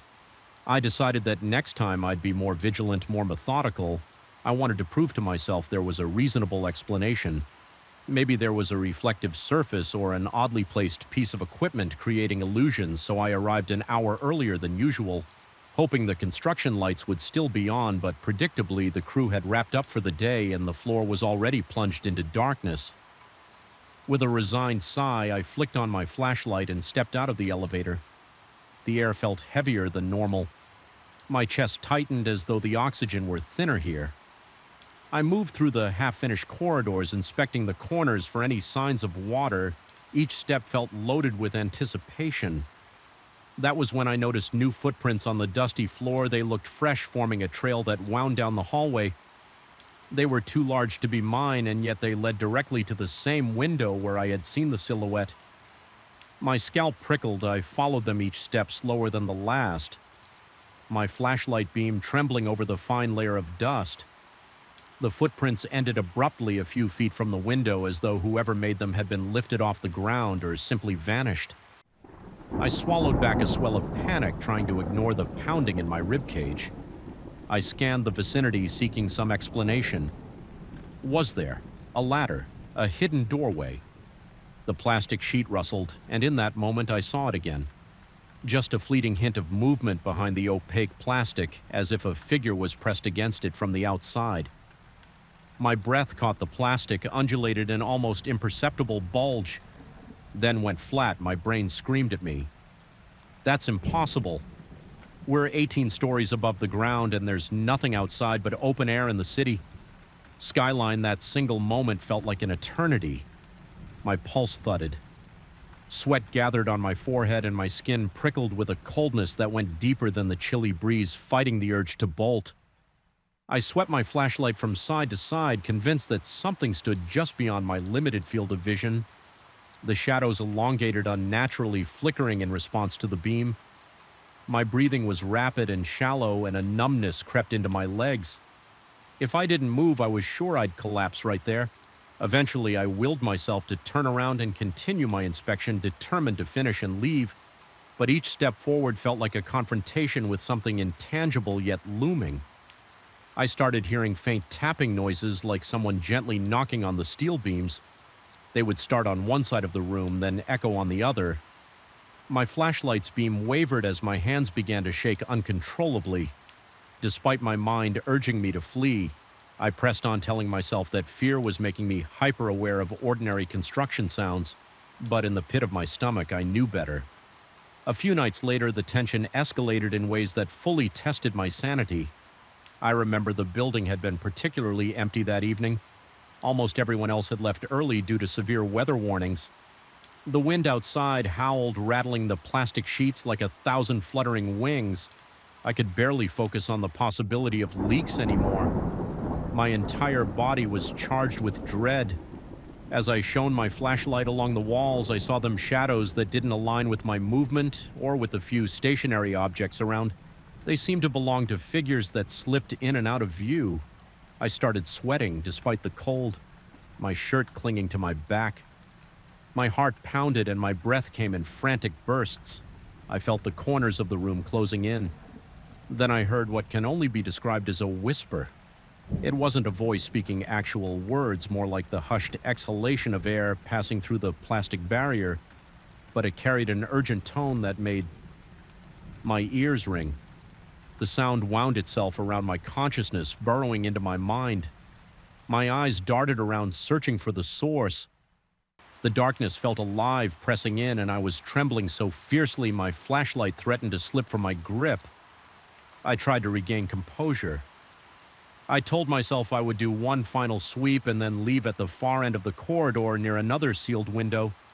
I saw a ripple in the darkness as though the shadows were bending inwards. My heart hammered like a drum and my chest tightened painfully. My knees wobbled and I swallowed hard in a kind of frenzy. Desperation, I forced myself closer, determined to confront whatever I was seeing. The air turned colder with each step, and my breath came out in small, visible puffs. The corridor grew dimmer as though my flashlight were losing power. Even though I'd replaced the batteries earlier when I reached the end of that corridor, I felt an oppressive presence pressing against me. My head swam and my skin turned clammy. I sensed something right behind me. The floor seemed to vibrate, or maybe it was my own shaky legs summoning what little courage I had left. I spun around, flashlight pointed into the gloom. For a heartbeat, I saw a tall, vaguely human outline looming just at the edge of the beam. No discernible features except the indescribable weight of its gaze. My stomach lurched, and I felt my heart stutter. A noise escaped my throat, a strangled half-gasp. I stumbled backward, my elbow striking an exposed beam with enough force to make my vision momentarily burst with pain. By the time I steadied myself and aimed the flashlight again, the figure had vanished, but the cold presence lingered as though it were embedded in the air around me. That was the breaking point for me, no matter what my supervisor would say. I knew I had to leave. My mind felt on the verge of collapse, and adrenaline flooded my system, pushing my limbs into motion. I sprinted back toward the elevator, each footstep echoing in a frantic cadence that seemed to mock me. The corridor felt endless, and the plastic sheets on the windows snapped and crackled in the wind like mocking laughter. My lungs burned with every breath, and my heart pounded so violently that I thought it might give out. At long last, I slammed my hand on the elevator button, jabbing it repeatedly until the doors creaked open and I threw myself inside. Once inside the elevator, I jabbed the button for the lobby, longing for the relative safety of the lit floors. Below, my pulse refused to slow and my hands trembled with residual fear as the elevator descended. I realized I was covered in sweat, my clothes damp against my skin. My mind raced with a mix of terror and confusion. Replaying those last moments in the corridor, I asked myself if it was all in my head, if the silhouette and the echoes and the footprints were manifestations of my own stress. But I couldn't shake the conviction that there was something undeniably real haunting that space. By the time I reached the lobby, I was elated. I thought about telling the security guard everything, but my tongue felt thick and useless. Instead, I just stood there, gulping in the brightly lit emptiness. A wave of relief at being off that floor washed over me, but it was tinged with lingering dread. The experience had been too vivid, too tangible. My body was still trembling. My mouth was bone dry and my heart thudded in my chest. As if it still feared something might be chasing me in the days that followed, I requested a transfer to a different floor. My supervisor seemed surprised, but didn't argue, possibly noticing my shaken demeanor. I never offered much of an explanation, only saying I needed a less isolated area. Some nights when the building is particularly quiet, I think about that 18th floor and feel a chill run through my body. It's not just a place of unfinished walls and hidden leaks. It's a place with a presence. I can't define what it is, but I know it's there, lurking just out of sight, ready to vanish the moment you try to confront it. And even though I'm away from that floor now, I still feel that presence in my dreams. See that impossibly tall silhouette waiting behind a wavering sheet of plastic. Sometimes I wonder if it was a ghost, a spirit, or simply a manifestation of my own overworked mind. The truth is, I don't think it matters. Whatever name it goes by, something unnatural haunts those corridors. I haven't ventured up there again, and I have no intention of doing so. The building's management can replace the plastic coverings, fix the leaks, and finish the renovations, but I suspect no amount of paint or plaster can rid that floor of whatever has claimed it. I've escaped it for now, but the memory remains looming in the back of my mind like a dark silhouette against a pale sheet of plastic. watching, waiting, and ready to disappear the instant I dared to look straight at it. I felt something was off the moment I stepped onto the greasy concrete floor under the fluorescent shop lights. It was past midnight, and there I was on my second week working as the overnight watchman for a 24-hour mechanic shop. The owner had expanded his business to operate around the clock, hoping to attract stranded travelers from the nearby highway, but that highway was nearly empty after dark, so most nights I found myself alone, surrounded by silent cars and the occasional hiss of the air compressor. That night, the overhead lights seemed to cast bizarre shadows on the oil-stained floors, and my gut told me the place held secrets far beyond squeaking ratchet wrenches or squealing belts. I remember sitting in the small office near the front where a row of security monitors was mounted on a wall. The black and white displays gave me a strangely distorted view of each corner of the shop. It was quiet uncomfortably, so even the humming of the refrigerator in the break area felt distant, as if it belonged to another dimension. My boss had told me to keep an eye on the cameras and stay awake to greet any customer who might roll in.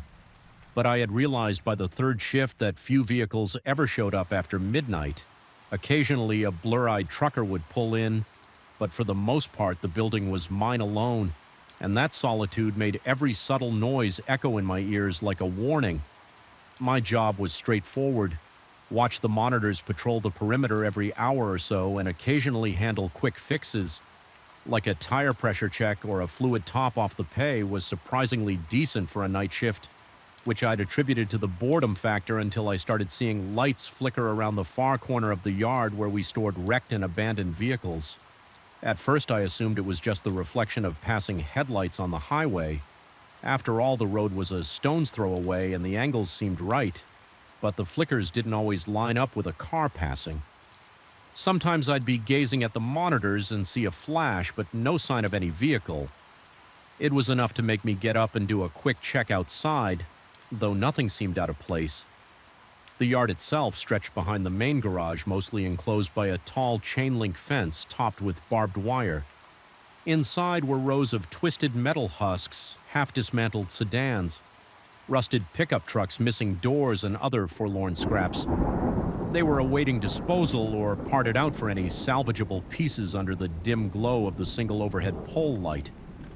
Those ruins of automobiles resembled the carcasses of mechanical animals left to decay in the cold night air. Most nights I avoided that area unless I needed to rummage for a part. The flickering I saw on the monitors made me want to avoid it even more, but my curiosity and duty led me to venture there with a flashlight. More times than I'd like, one of the first nights I distinctly remember noticing a bright flash from the corner of my eye on the camera feed. The angle wasn't perfect, but it was enough to catch my attention. I glanced back at the monitors, expecting to see headlights, or at least the beams of some vehicle rolling in. But the screen showed nothing but the same static rows of junk. I kept staring, waiting for movement. Nothing. A minute went by in silence, and I felt my heartbeat quicken, a low hum of anxiety circling my thoughts. Finally, I decided to step out there myself and check. As soon as I opened the back door, the rush of night air made my lungs contract. It carried the scent of burnt rubber and old grease. My flashlight beam swayed across the gravel path as I advanced, scanning the ground for anything unusual. I circled the entire area, peering through broken windows of the old vehicles.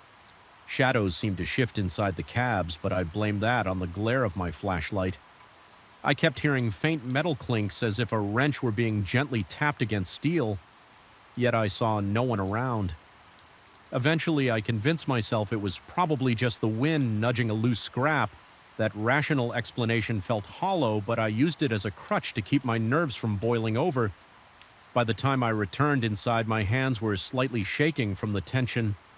My palms were sweaty, and I realized I'd been holding my breath on and off the entire time I was out there. Over the next few nights, those flickers of light became more unpredictable.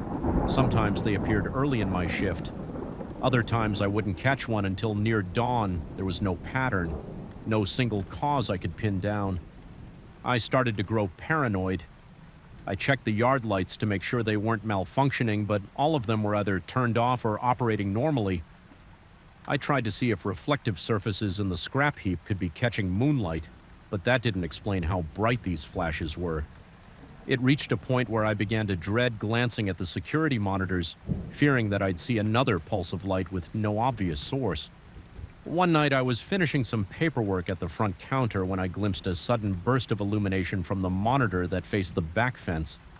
It lit up. The inside of one of those old cars clear enough for me to see. For just a split second I shot upright, nearly knocking over my coffee cup. My heart pounded so hard it felt like it might crack my ribs. This time the light looked distinctly like it came from inside the battered sedan, not just around it. Every hair on my arm rose and the skin on the back of my neck prickled. I rushed over to the large bay door and wrestled it open. My adrenaline surging outside. Everything was dark again, not even a hint of that brilliance I'd witnessed on the screen. Seconds before, my breath came in short, sharp puffs and my knees felt unsteady as I took cautious steps across the gravel. I approached that particular sedan, which was missing its front bumper and had a shattered windshield. The driver's door was slightly ajar. I shone my flashlight into the interior. Expecting, I'm not sure what I expected. Honestly, the seat cushions were torn and the upholstery was stained with old grease and debris, otherwise it was empty.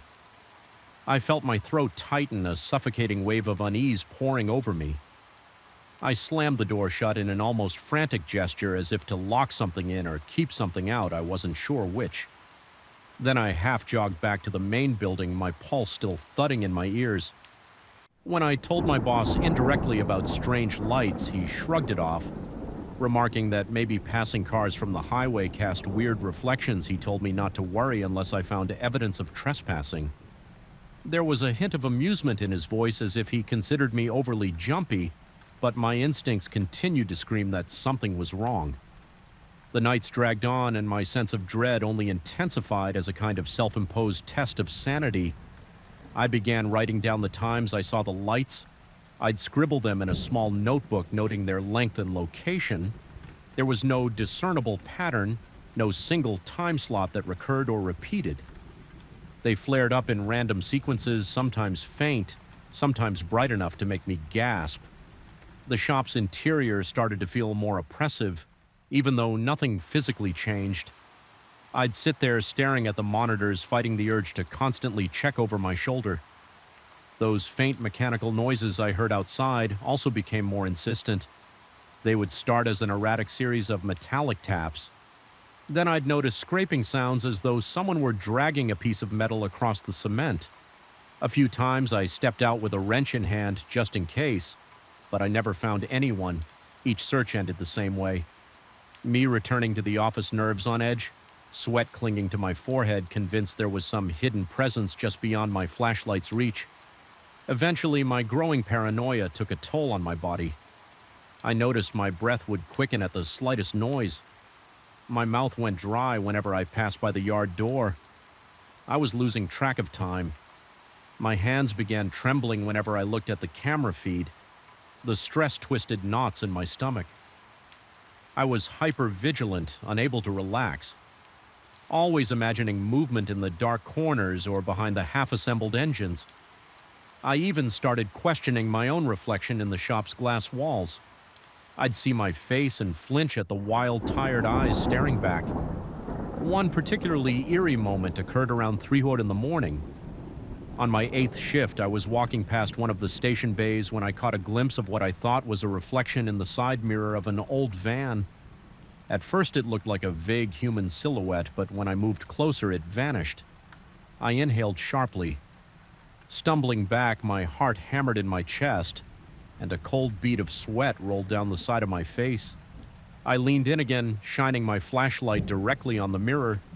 Nothing, it was just a smudge of grime, but for that half second I could have sworn I saw a figure lurking behind me the next day. I asked a coworker during the quick overlap of our shifts if he'd experienced anything strange in the yard. He shook his head and said he hadn't noticed anything, but he added that one of the old vehicles had a rumor attached to it, something about an electrical glitch that caused the headlights to flicker. Unexpectedly, he suggested that might be the cause of the lights I was seeing.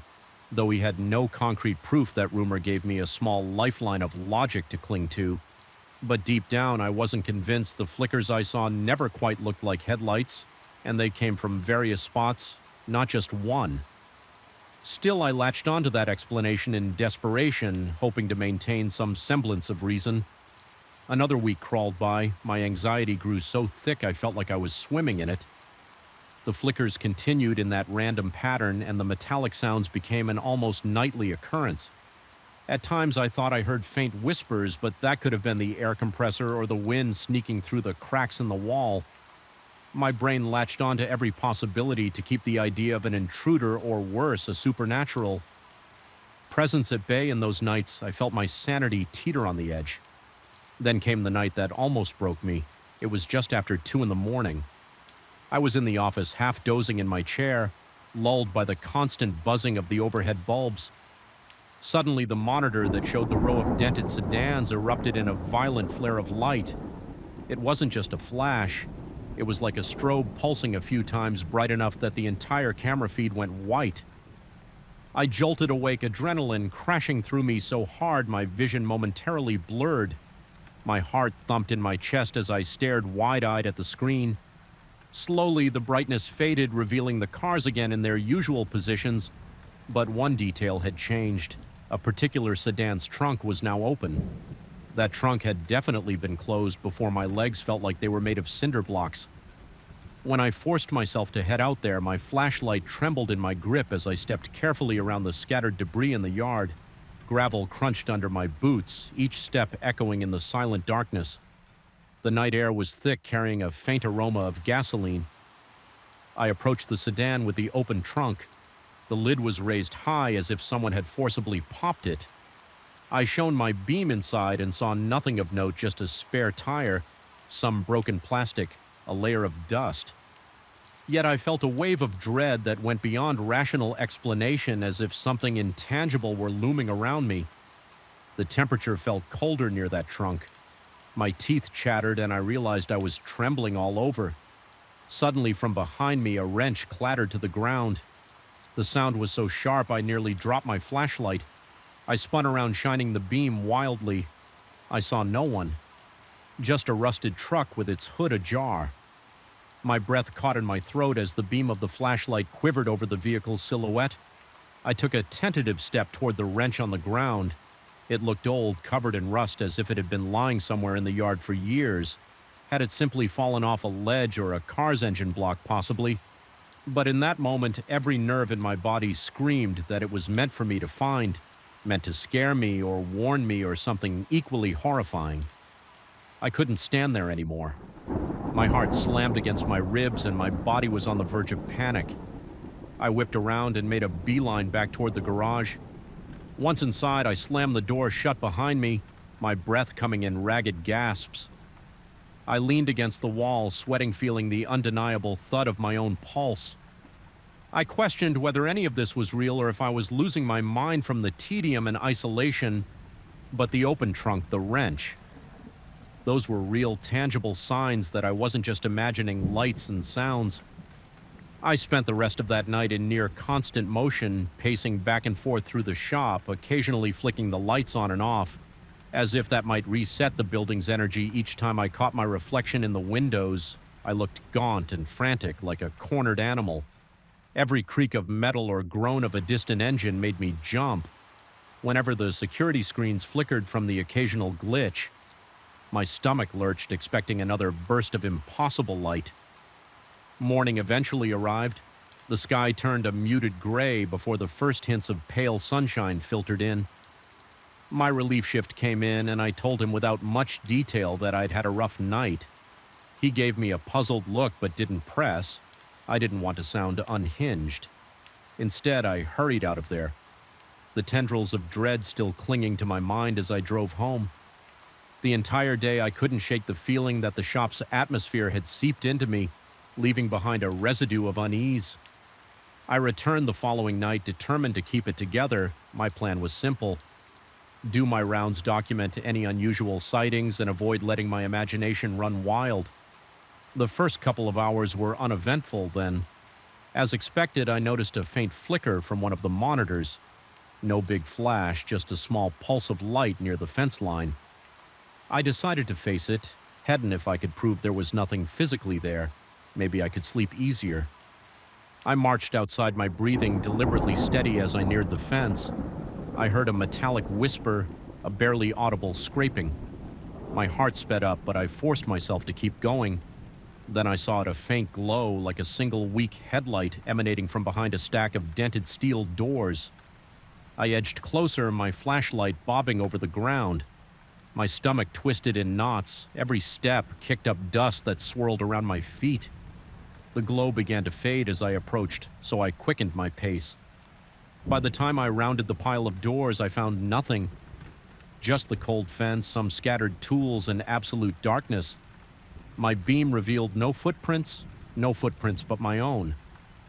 That was when I sensed movement behind me. I spun around, bracing for an intruder, but instead of a person, I saw something like a twisting silhouette of light, slithering between two cars, vanishing.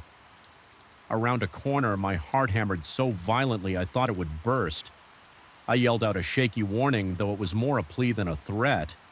Sweat streamed down my forehead and my mouth went desert dry. My instincts shouted to leave, to run, to never come back yet. In that surreal moment, I wanted to see it clearly. I can't explain why I managed a few steps toward the cars where I'd seen that luminous form. My hand shook so badly I almost dropped the flashlight. Its beam danced across rusted fenders and shattered windows. The air felt thick, stifling, and I struggled for breath.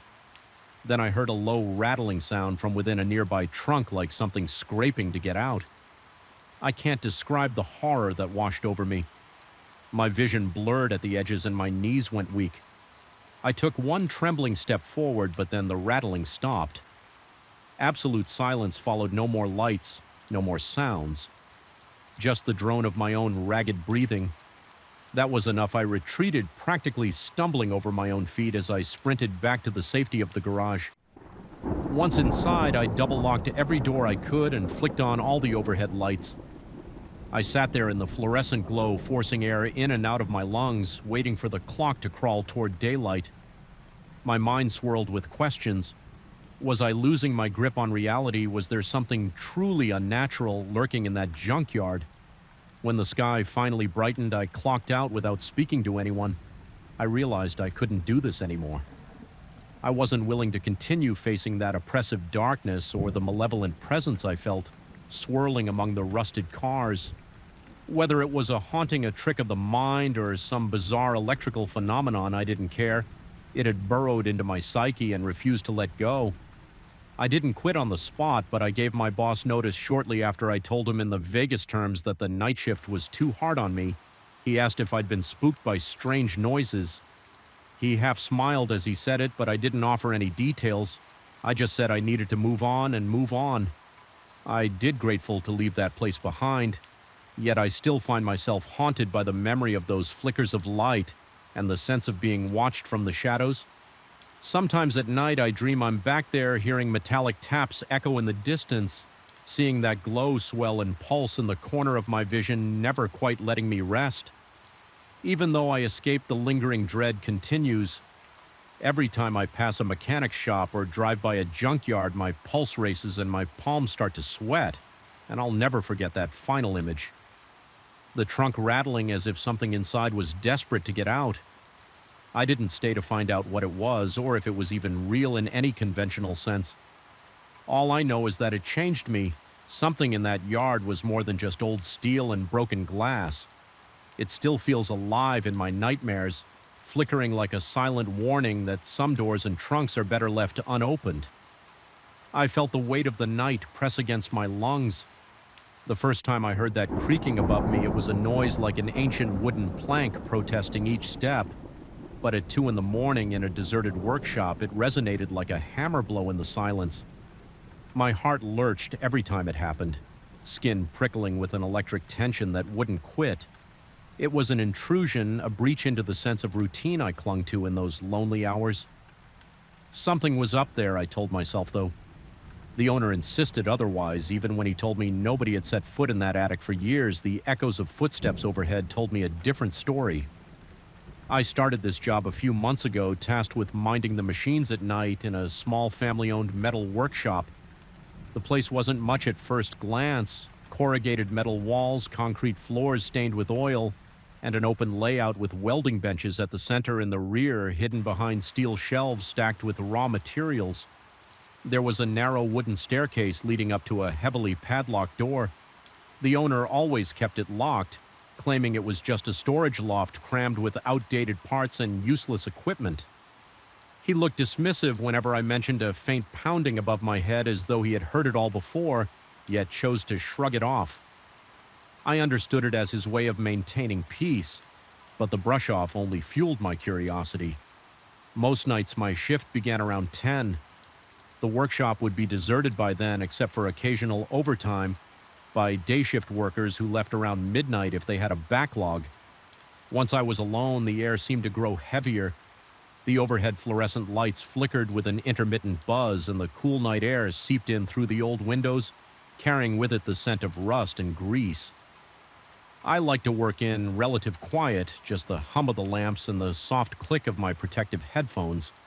If I ran any machine checks yet after a couple of weeks, that serenity I found so comforting was shattered by the footfalls that seemed to pace directly overhead. At first I tried to rationalize it. Old places creak, especially with shifting temperatures at night.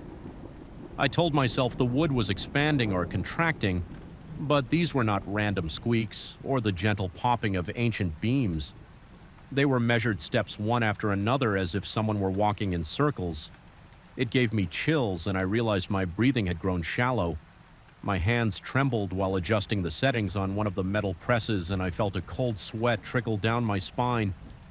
Each time I looked around the workshop, all I saw was empty space, silent machines, and half-finished metal frames waiting for final welding. There was nowhere else the sound could come from except that locked attic. I confronted the owner, indirectly mentioning I heard weird noises and asking if someone had permission to use the attic at night. He responded in a calm but dismissive tone that nobody had been up there in ages. He didn't elaborate, and I decided not to press the subject further still. I couldn't shake off the feeling that something about that loft was deliberately hidden.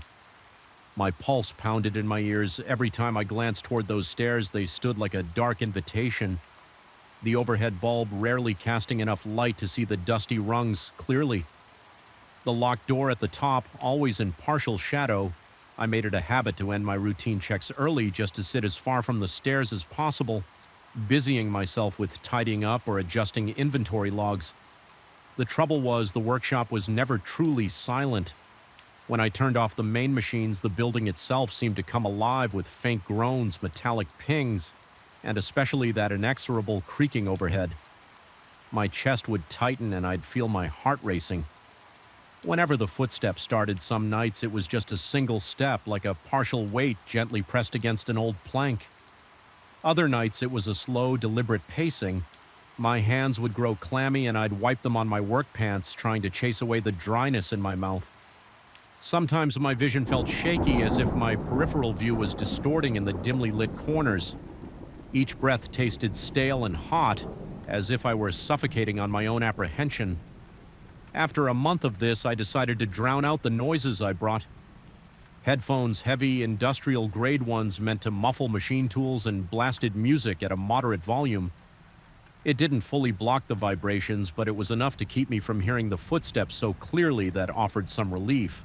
But I soon discovered a new layer to my dread whenever I stopped the music or lifted the headphones. I sensed a distinct tremor in the air, a low vibration that pulsed through the building. It wasn't a sound exactly, more like a throbbing wave I felt in my gut. It seemed to come from above, almost as if it were an unspoken call demanding attention. I would sit there, forcing my breathing to stay calm, yet my heart banged against my ribs like it was trying to break free. My palms grew sweaty, and I'd clench and unclench my fists in an effort to keep myself grounded. Sometimes the overhead lights would flicker more intensely, plunging the corners of the workshop into deeper shadows.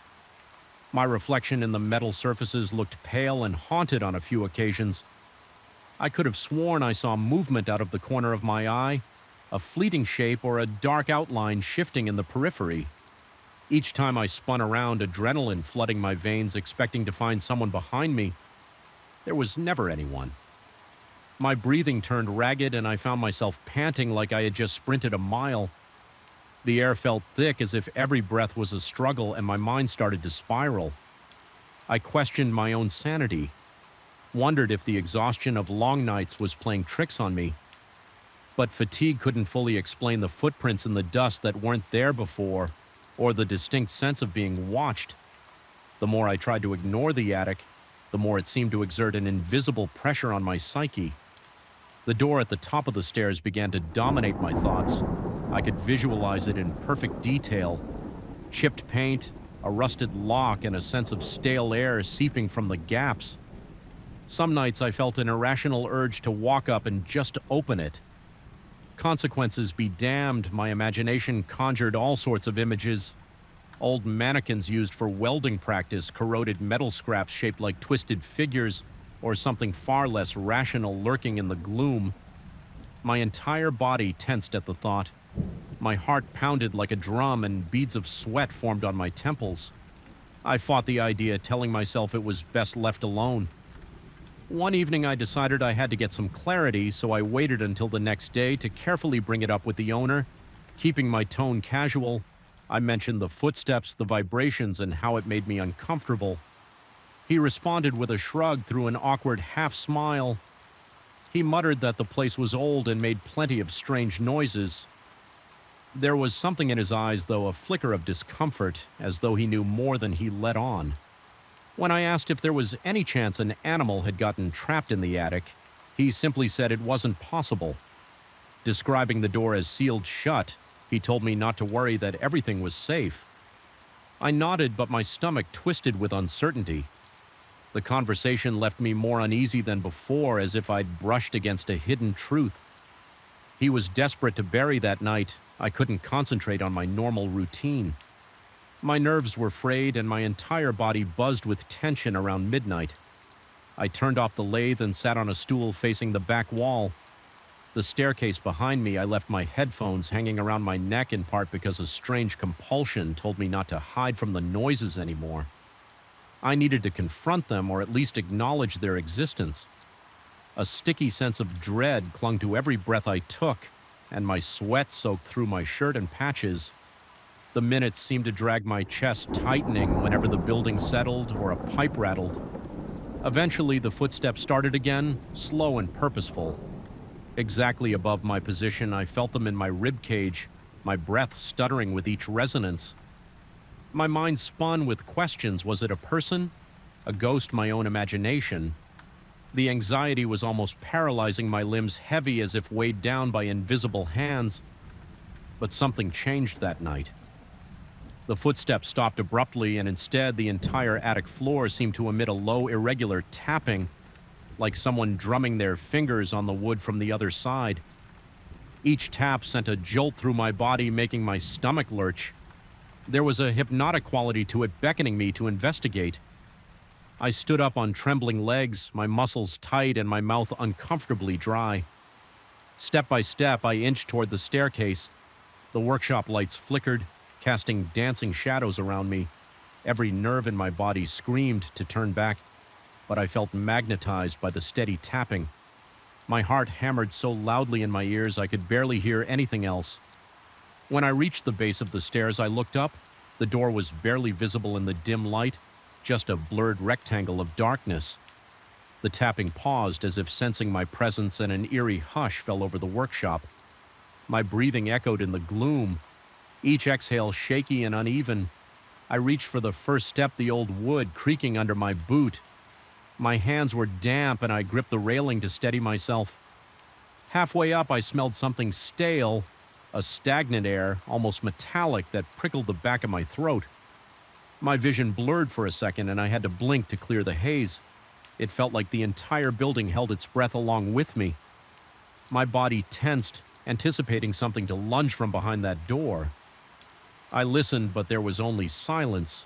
No footsteps, no tapping. Just the suffocating weight of the night pressing against my senses. I realized with a start that the padlock was unlatched. It wasn't hanging open, but it definitely wasn't locked. My heart thudded again, and I contemplated the possibility that the owner had come here earlier, The fear and anticipation mingled into a swirling knot in my stomach. I felt a wave of cold sweat break across my forehead as I placed a hand on the door. The wood felt chilled, and for a moment I imagined something pressing back from the inside. That single thought made me yank my hand away. My lungs burned as if I'd been holding my breath for too long. I could sense a presence on the other side, but I was too terrified to push the door open. In that moment, the overhead lights flickered again, plunging the bottom of the stairs into near darkness. Instinctively, I recoiled, nearly stumbling down the steps. My heart pounded violently and I felt faint. The rational part of me insisted I should leave it alone, get out of there, pretend I never found the padlock unlatched. Yet the intangible lure still beckoned, summoning what little courage I had. I knocked softly on the door, the sound echoed in the confined space, and a moment later I heard a faint shuffle like something sliding across the attic floor. The presence was real. My skin crawled and my knees almost buckled. I realized I was shaking, adrenaline pumping through my veins in a heartbeat. A wave of dread flooded me. Fear sank its claws into my brain, telling me to run. And so I scrambled down the stairs, practically leaping the last few steps. My chest was heaving, lungs grasping for air as if I just sprinted a marathon. I fled toward the main exit, fumbled with the lock, and burst out into the cool night air. Outside, the moonlight felt painfully bright, and the breeze on my skin felt harsh. My heart still slammed against my ribcage, and I noticed my fingers trembling as I reached for my phone. To check the time, it was only midnight. My shift technically wasn't over, but there was no way I was going back in there. Alone the next day, I confronted the owner once more, describing how I found the padlock unlatched and heard, "Old secrets stay locked away for good reasons." His tone hinted at guilt or fear, perhaps both unmistakable movement. He listened with an inscrutable expression, then stated indirectly that sometimes there was no apology, no explanation, just a guarded acknowledgement that there might be more to that attic than old parts. I felt an undercurrent of warning in his words, as though he was telling me not to push further. I should have quit right there, but financial obligations made me stay for one more shift, determined to keep my distance from that staircase. The sense of foreboding only grew. Each machines were felt ominous. Each flicker of the overhead lights made me jump when I finally shut down the workshop around 11. I couldn't bring myself to linger. I locked the entrance from the inside, intending to leave through the back door. After a final inspection, my hands were unsteady as I signed the night log. My heartbeat echoing in my ears, a drop of sweat trickled down my temple as I headed toward the rear eyes, darting to the right. Every time I heard a clank or shuffle, all the while the attic loomed overhead like a dark secret waiting to be discovered. I passed the stairs, refusing to look up. An oppressive energy radiated from that corner, a silent reminder of the locked or perhaps unlocked door. My pulse quickened in protest. I hurried to the back door, tugged it open, and stepped out into the empty lot behind the workshop. The night sky was clouded, offering almost no light. As I turned to close the door, I felt a slight vibration under my feet, as if the entire building sighed.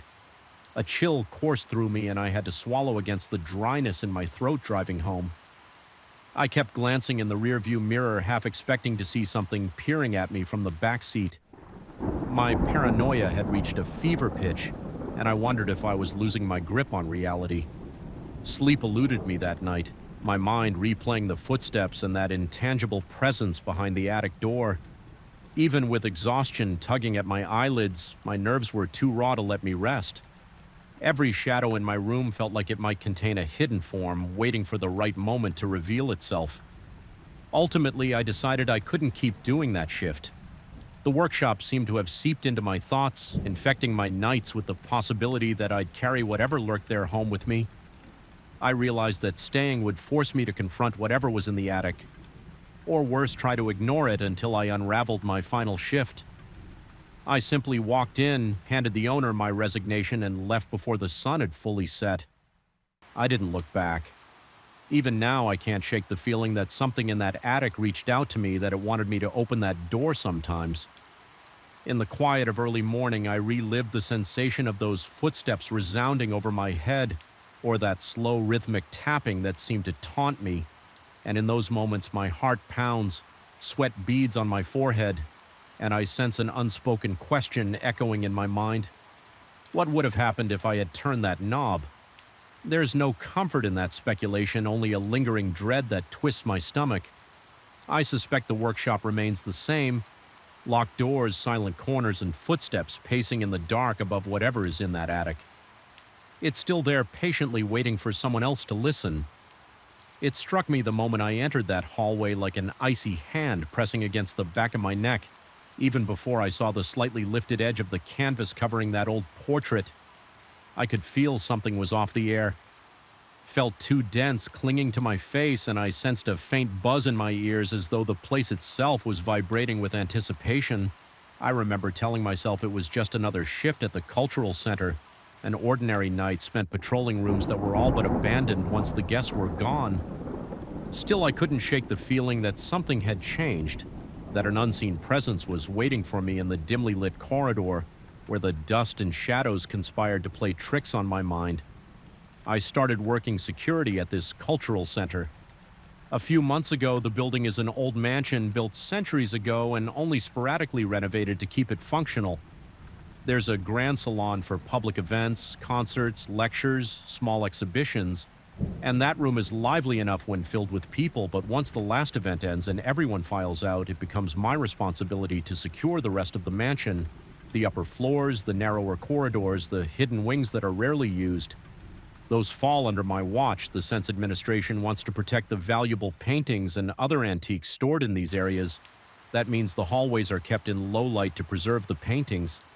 The bulbs are dim and cast feeble cones of yellowish light that sometimes flicker, leaving patches of darkness in the corners. I've always been comfortable with silence, but there is something about silence in a place like this. That grates on your nerves. It's never truly silent. Floorboards creak with soft moans under ancient weight. Pipes rattle behind walls as if they're carrying whispers from one room to another.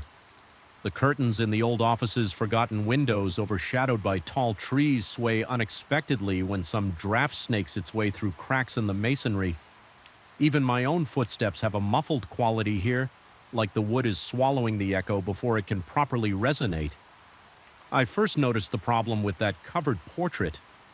A few weeks ago, during one of my usual rounds, I passed by a row of paintings, most of them shrouded in protective cloth to shield them from dust and humidity. Normally, each cloth is tucked neatly at the edges, so no part of the painting is exposed. But that night, I saw one was slightly lifted at the corner as if someone had pulled it to take a peek underneath.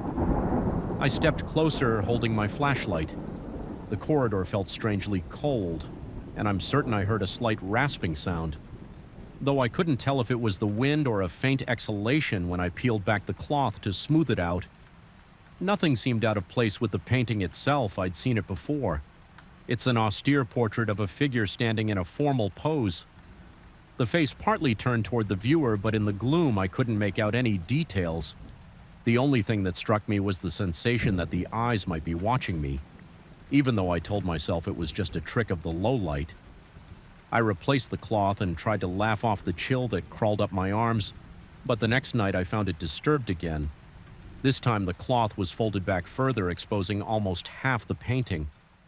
My heart thudded in my chest when I noticed it, a dull pounding that made my breath catch.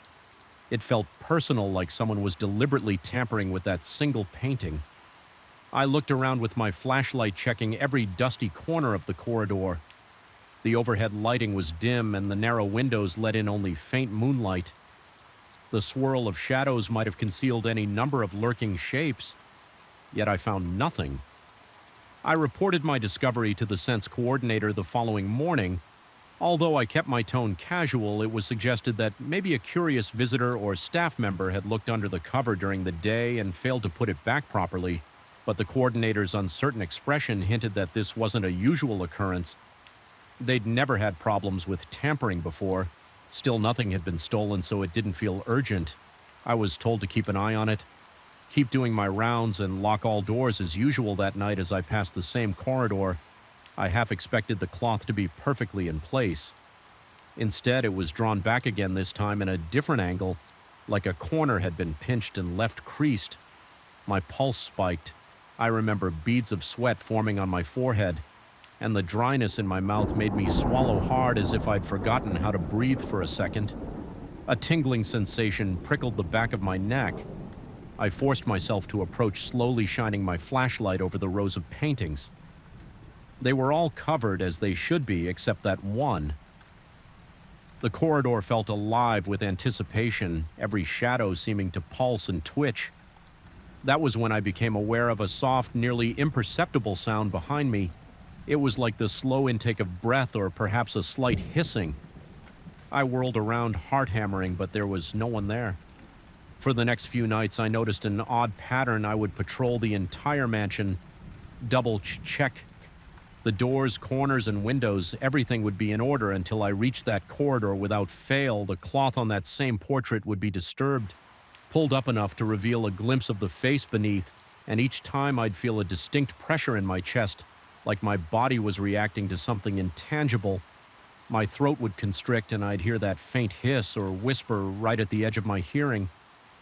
I started to dread that part of my shift, knowing I would find the painting partially exposed, and that the small sound like someone exhaling would brush past my ears. One evening, I tried a new tactic. I decided to patrol that corridor first. Well before midnight, hoping to catch whoever was messing with the cloth, I switched off most of the lights, leaving only the emergency bulbs, and chose a vantage point at the end of the hallway where I could see the painting without being too obvious. The wait felt interminable. The gloom pressed in on me from all sides. The only comfort was the thin beam of my flashlight, which I kept turned off to avoid giving away my position. I stood there listening. My heartbeat thrummed steadily in my ears, and I found myself straining to hear anything else. A scuff of a shoe against the floor, the shuffle of cloth, a door hinge squeaking, but the corridor remained deathly still, so quiet that my own breathing sounded unnaturally loud. After what must have been half an hour, I felt a sudden wave of discomfort, a prickling behind my eyes that made me blink.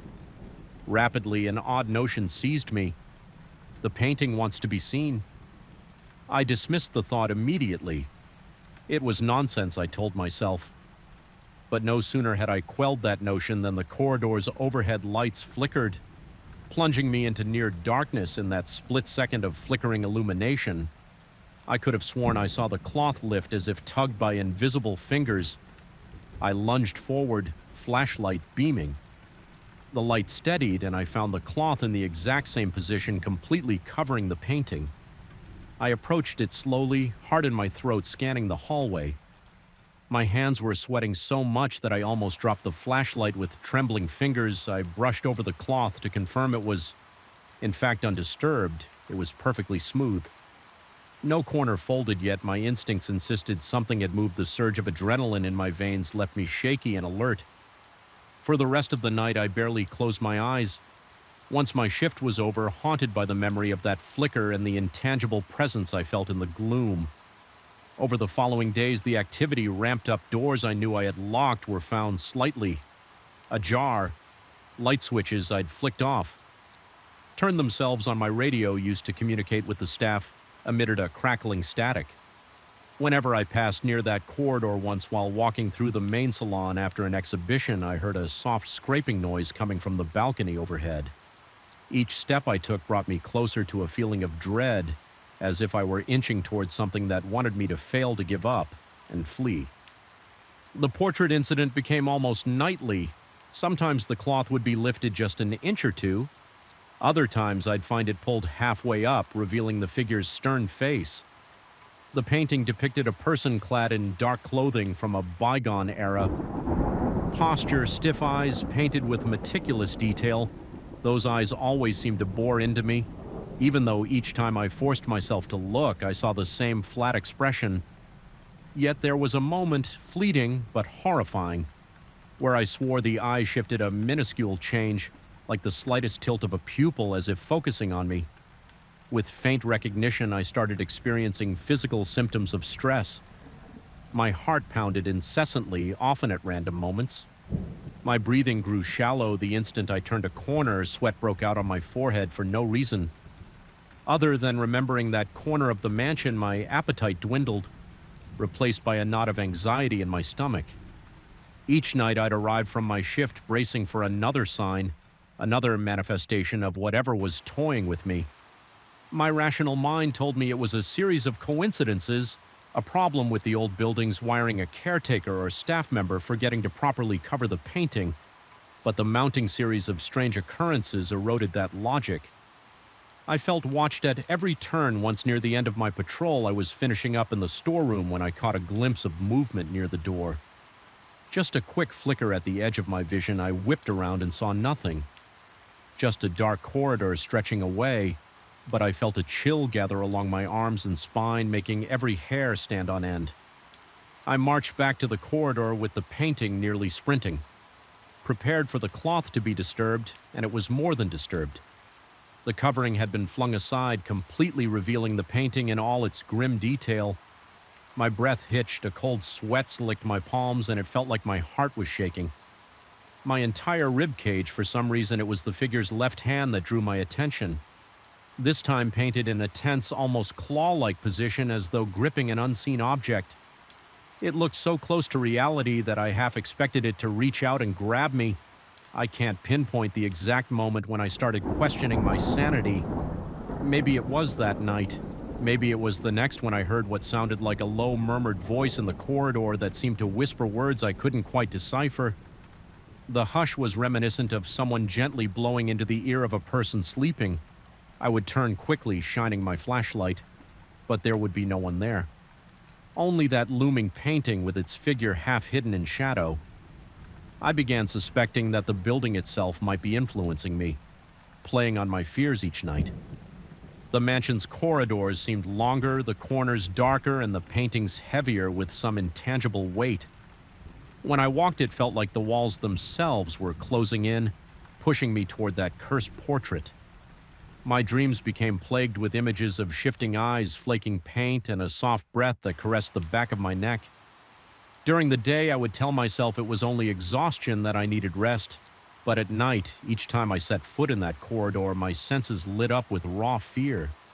The crescendo came about a week ago. I was making my final round, determined to lock up and depart quickly. My heart was already racing from the moment I entered the mansion. I navigated through the main salon, up the old staircase, and into the shadowy corridor where the portrait waited. This time I felt the presence before I even saw the painting. The air was dense, almost suffocating. The overhead lights flickered again, providing only sporadic illumination. My skin prickled with electricity and a wave of nausea rolled through my stomach.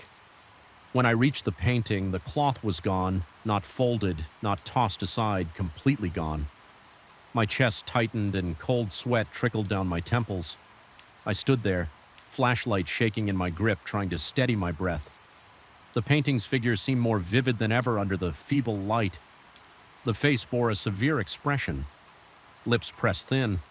The eyes were so skillfully painted that they seemed to shimmer with cunning. I felt pinned under that gaze, unable to look away at that moment. Every light in the corridor died, plunging me into total darkness. I froze, heart pounding. My flashlight flickered and threatened to go out in the suffocating blackness. I heard it distinctly, a breathy whisper inches from my ear, as if the figure in the painting stood beside me. It was a single exhalation, long and drawn out. My throat tightened so much I could barely swallow. Fighting panic, I flicked my flashlight back on its narrow beam, trembling over the painting. The lights overhead stuttered back to life, revealing that the cloth was now crumpled on the floor, something that hadn't been there just a second before. I felt a surge of raw terror. Adrenaline coursed through me, leaving my entire body taut and ready to bolt. I forced myself to bend down and pick up the cloth. My hands trembled uncontrollably and my breath came in shallow gasps. Every instinct screamed for me to run, to leave the mansion and never return. But with shaking resolve, I flung the covering back over the painting and secured it tightly around the edges, muttering in my head that it would stay that way. This time, a wave of dizziness crashed over me, and for a moment I feared I would collapse right there in the corridor, overshadowed by that dreadful portrait. Then, just as I studied myself, the whisper sounded again, a low guttural moan that grazed the edge of my hearing. My muscles tensed, and I felt an overwhelming urge to tear my gaze away and sprint toward the exit. Somehow I managed to regain enough composure to retrace my steps as I moved the corridor behind me. Seemed to pulse with energy as if the painting itself was beckoning me to return. My vision swam, and I had to remind myself to breathe. Inhale, exhale, keep walking. By the time I reached the front entrance, my knees were so weak that they nearly buckled. I locked the doors, fumbled with the keys, and stepped outside into the night air. The relief was immediate. The open space, the distant hum of city lights, the gentle rustle of leaves. It all felt like salvation compared to the oppressive force inside. I haven't reported this last episode to anyone. They'd think I'm losing my mind, or they'd laugh and chalk it up to lack of sleep. But I know what I felt that breath against my ear was more real to me than any logic or explanation could dismiss. It convinced me that something in that mansion, something bound to that portrait, is aware, and it is not friendly. I can't explain it rationally, but I feel it pulsing through the halls. Every time I step inside, I still work here. I still patrol the corridors and check on the paintings, but now I do it with a new weariness. Always wary of corners and half-lit rooms. Sometimes when I pass the corridor with the covered painting, I swear I hear that slow whisper again, trailing behind me like an echo of a nightmare. I can't quite escape. The cloth hasn't been moved lately, but I catch myself scanning the edges. Certain I'll see it curled or lifted, every nerve in my body remains on high alert, ready for the slightest shift in the darkness. I wonder if it's the building eroding my grip on reality, or if there truly is a presence lurking within those ancient walls. Either way, every night I leave with my heart-pounding ears keenly attuned to any hint of that baleful exhalation, and when I finally lock up and escape into the reassuring lights of the outside world, I can't shake the sensation that whatever hides beneath that cloth is waiting for the right moment to be unveiled again, waiting to remind me that some places harbor shadows that can't simply be explained away, or locked behind doors, and that no matter how tightly you tuck the coverings, some things refuse to stay hidden. I still remember the first moment it struck me that something was profoundly wrong. It was near the end of my usual midnight round, and I was in one of the older corridors of the student residences. The stale air smelled faintly of dust and disinfectant. The overhead lights flickered to life in quick succession as I walked. The sudden brightness revealed nothing out of place, just a long stretch of pale walls and closed doors, but I felt a subtle shift in the atmosphere, like the entire building had exhaled in unison. A shiver crawled up my spine. The sensation was so intense and unexpected that I almost dropped my flashlight. Little did I know that was only the beginning. I work as a sort of night watchman in a sprawling complex of student dormitories during mid-year break. The population dwindles to just a handful of people, if any. Most rooms remain empty. My job is simple in theory. Patrol every wing check that all doors and windows are secure, note any irregularities in a log, and make sure everything is locked up tight by dawn. It was usually quiet, just me trudging through deserted corridors accompanied by the mechanical hum of ancient ventilation systems. But this year, something changed. I can't say exactly what or why, but the silence felt heavier, more oppressive, and the shadows in the corners seemed to stretch farther than they did before. At first, the stranges took the form of minor anomalies, a sense that the automatic lights were turning on in corridors long after I'd left them.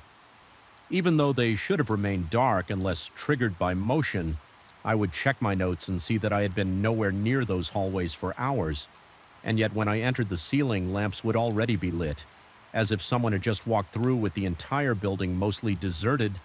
I assumed maybe the sensor system was faulty, but a creeping feeling told me it was something else. I started noticing other signs too. The pale glow of an emergency exit sign would flicker as I approached, sputtering in and out like Morse code. Once I heard a faint clink from somewhere behind a closed door. My heartbeat ramped up and I pressed my ear to the wood. There was nothing, just the slow, methodical beat of my heart pounding in my ears and my shallow breathing. I unlocked the door, stepped inside, and found the small room entirely empty. Just four bare walls, no furniture, no occupant, not even a stray box. The silence was suffocating. My palms felt clammy and an unmistakable tension clenched at the muscles in my shoulders. I never considered myself a jumpy person, but every nerve in my body was on alert. After a week of these tiny disturbances, I began feeling jumpy all the time. It started to affect my sleep by the time I arrived for work. Each evening I was already exhausted, and every squeak of a hinge made me jolt upright one night. As I was making my usual circuit, I glanced at my watch to mark the hour. Then, in the hush of a deserted hallway, a corridor light switched on by itself. It was about 20 doors ahead, near a section I hadn't patrolled yet. The sensor was far enough away that it shouldn't have caught my movement. My pulse quickened and I crept forward, half expecting to see a student who had returned early or some trespasser wandering around, but there was nobody. My throat went dry. I took a deep breath and reminded myself that these weird occurrences could be explained an electrical malfunction, a drafting issue that made doors clatter. Maybe even an animal that had somehow found its way into the building, but my rationalizations brought no comfort. A part of me sensed I wasn't alone in these corridors. It was as if I could feel another presence trailing me, a set of invisible eyes boring into the back of my neck. Whenever I turned to walk away a few days later, I had a conversation with my supervisor over the phone. I kept it professional, only mentioning that some of the lights seemed to activate on their own. He suggested I look into the sensor system, maybe reset some circuit breakers. I took note of his advice and decided to handle it on the following shift. Although he said he hadn't noticed anything strange on the monitors, I could tell from his tone that he thought I might be overreacting. That irritated me slightly, but I brushed it off, telling myself that maybe he was right and there was a logical explanation. The next evening, I set out with a plan to test the lights. Myself, I went to one corridor known to have sensors that triggered suspiciously. Often my flashlight beam crossed the threshold, revealing a row of closed identical doors. The floor was scuffed and the walls had a few patches of chipped paint. Everything looked so ordinary, but I couldn't shake the sense of being unwelcome. My mouth felt suddenly parched and my pulse drummed in my ears. I forced myself to proceed calmly. I wanted to stay and watch if the lights came on randomly, so I turned them off manually at the main switch and stood quietly in near darkness. For a moment, I was enveloped in a thick silence broken only by the faint buzz of the emergency lights. Sweat began to beat on my forehead. I could feel the damp warmth trickling down the sides of my face. My ears were prick-cricked, searching for any subtle noise. Then out of nowhere, I heard what sounded like a distant sigh. It was brief and soft, but it cut through the silence like a blade. I spun around, shining my flashlight into each corner, checking every closed door. Nothing. I muttered to myself that it was just the old pipes or some freak gust of air. Yet I couldn't get that noise out of my mind before I could decide on my next move. The lights blinked back on, startling me enough that my flashlight slipped from my hand and clattered to the floor. My heart hammered like it was about to leap out of my chest. The overhead glare felt oppressive, mercilessly illuminating the empty hallway. In the sudden brightness, I saw no one, no movement, no sign of an intruder. My mind cycled between relief and terror. Relief that there was no immediate threat, and terror because something had triggered those lights. At that moment, I knew I was dealing with something beyond circuit malfunctions. As the days wore on, I grew more desperate for an explanation. I tried meticulously locking certain doors, only to find them ajar. By the time I returned, I heard more sighs, sometimes from behind me as I walked, sometimes seeming to come from just around the next corner. My reactions became visceral. My legs would tense up, ready to run. My mouth went dry and a tightness seized my lungs, making it hard to breathe. I caught glimpses of shadows that didn't correspond to any object or person. They flickered at the edges of my vision, dissolving the moment I looked directly at them. One night I decided to bring a handheld camera. Even though it wasn't part of my standard equipment, I figured I could document whatever was happening. I'd review the footage afterward to see if maybe my mind was playing tricks on me. The campus budget lighting cast long, wavering shadows down the narrow corridors, giving everything a distorted look through the camera lens. My throat tightened each time I heard even a faint sound.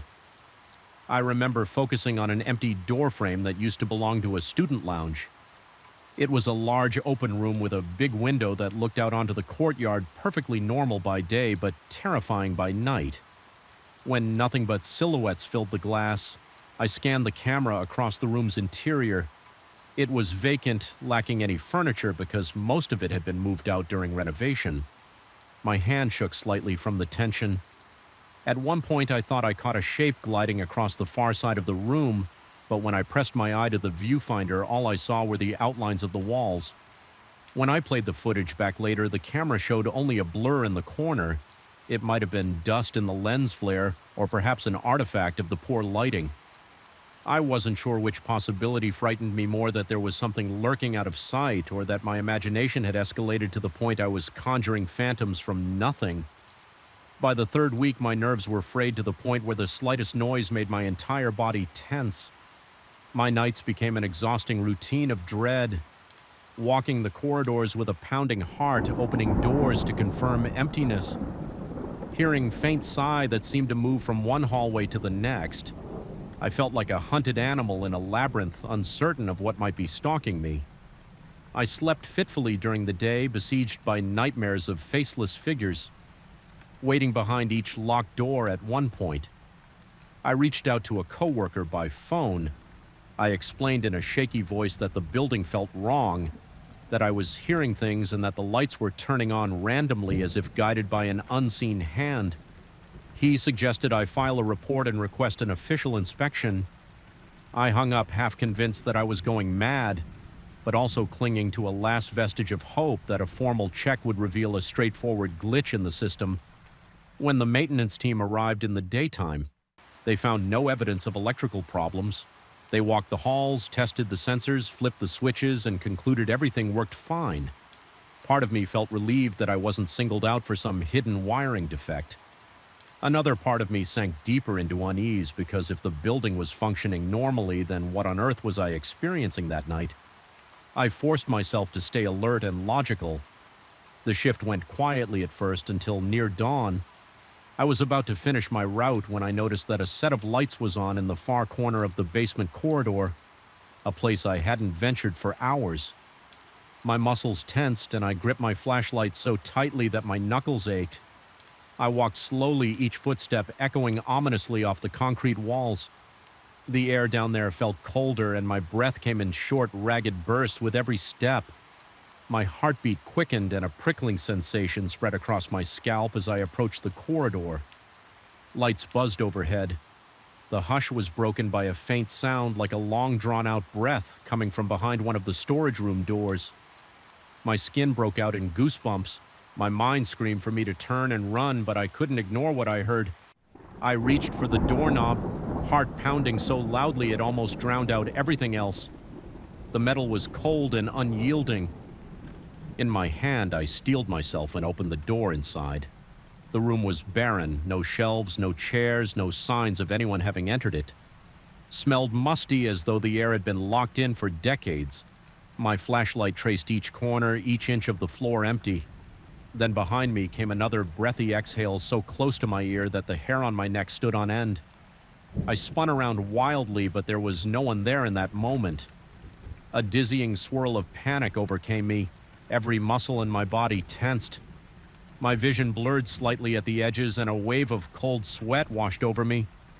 My breathing was so ragged it felt like I couldn't get enough air into my lungs. I fought against the instincts telling me to sprint away, making sure I didn't leave any door unlocked in my haste. I checked the corridor once more, flicked off the lights, and double-checked that the storage room was locked. I don't even remember how I managed to climb the stairs back to the main floor. Each step I took was weighed down by dread and an unshakable sense of being followed. It was nearly dawn when I reached the main entrance. The first pale light of morning crept through the glass doors, and for the first time in hours, I felt a slight shift in the atmosphere, a hint of normalcy trying to reclaim the space. The building, however, still felt alive with tension. Every corridor behind me seemed to sigh in unison. as if disappointed I was leaving. I ended my shift and drove home in a fog of conflicting emotions. Exhaustion weighed on me like an anchor, and my thoughts circled endlessly around the events of the night. I couldn't deny the evidence of my own senses, yet I wondered if fatigue had muddled my perception that morning. I sat in my car for a full 10 minutes before stepping into my apartment. I felt uneasy even in daylight, as if an invisible presence had followed me home. But nothing happened. No lights flickered, no strange noises, just the ticking of my kitchen clock and the distant sounds of the city going about its routine. By the time I returned to work the next evening, I was determined to confront whatever was happening. I had considered quitting, but an odd sense of resolution pushed me forward. This time, as I walked the corridors, I called out not in a frantic or overtly terrified way, but firm enough to break the silence. I asked if anyone was there, if anyone needed help. The emptiness swallowed my voice, and the overhead lights remained off. My steps echoed hollowly. I sensed movement behind me, like a rush of air brushing past my ear. My heartbeat thundered.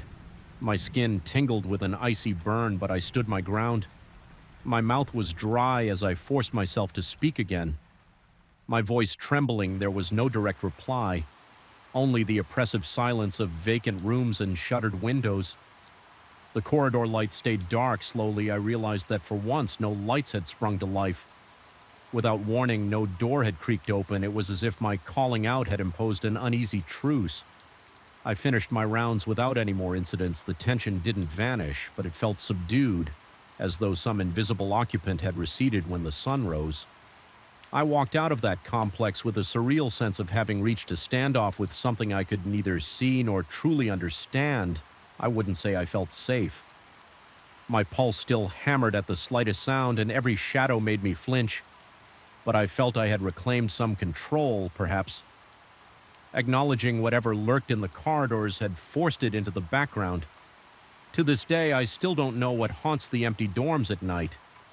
I continue my rounds, and while the random lights and sighs have diminished, they haven't disappeared entirely. Sometimes at the very edge of my hearing, I'll catch a fleeting exhalation behind a locked door. I'll step forward, flashlight in hand, heart racing. Only to find an empty, motionless room. I've come to realize that these encounters might never resolve into a neat explanation. There is a weight to those corridors, an unseen presence that defies logical understanding. It remains there, lurking in the silence, part of the stale air and the flickering lights. I've learned to live with the uncertainty, though it leaves a permanent knot in my stomach. Every time I step into those halls, I feel a subtle chill, like the building is watching. The question that lingers, the one I can't fully erase from my mind, is whether it's truly something supernatural or just an echo of my own fraying nerves. But in that empty space where the door locks click and the lights flicker with no apparent cause, I sense an intelligence that sends a pulse of fear through my veins. It leaves me hyper-aware, always glancing over my shoulder, and even in the calm of a new morning, that lingering discomfort follows me, reminding me that some doors once open can never be completely shut. I first set foot in the hospital's sub on a stormy Tuesday night, an evening where the flickering hallway lights seemed to hum with dread rather than electricity. The air was unbearably. Made me jump. I sensed I wasn't alone yet. No one was in sight, and then came the moment that nearly made my heart stop. From behind the sealed door, I heard the faint click of a switch being flipped. The corridor light above the door flared to life, as though something inside that forbidden room had activated it. The logical side of my mind screamed that this was impossible. The door was locked with a rusted chain, the padlock thick and secure. I had examined it before, even tugged at it to see if there was any give. It never budged. My first instinct was to turn around and leave, pretend I'd heard nothing, write it off as a trick of faulty wiring, but curiosity in a still, as though it carried the echoes of forgotten footsteps that never found their way out. Even then, I sensed something was wrong, as if the cement walls themselves were whispering secrets. They wished I wouldn't overhear. It was a suffocating feeling, heavy and inescapable, and I tried to brush it off as exhaustion from a long day, but the unease in my chest never quite faded.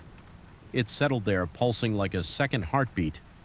warning me that something lurked in the shadows far beyond my understanding. I work as an electrical maintenance technician in a small countryside hospital, the kind of place where most of the rooms go quiet after dusk. The staff is minimal, especially at night. Once visiting hours end, entire wings can feel deserted, abandoned to the quiet hum of fluorescent lights. My responsibilities cover everything from resetting circuit breakers to fixing short circuits and aging equipment. Because the hospital is old, I need to be thorough, checking every hallway, every corner. That is how I discovered the sub and the corridor no one ever talked about on paper. It didn't exist. No official blueprint showed any extra space below the primary basement floor, but there it was, a short flight of worn concrete steps leading to a hallway lined with rusted pipes, silent as a tomb.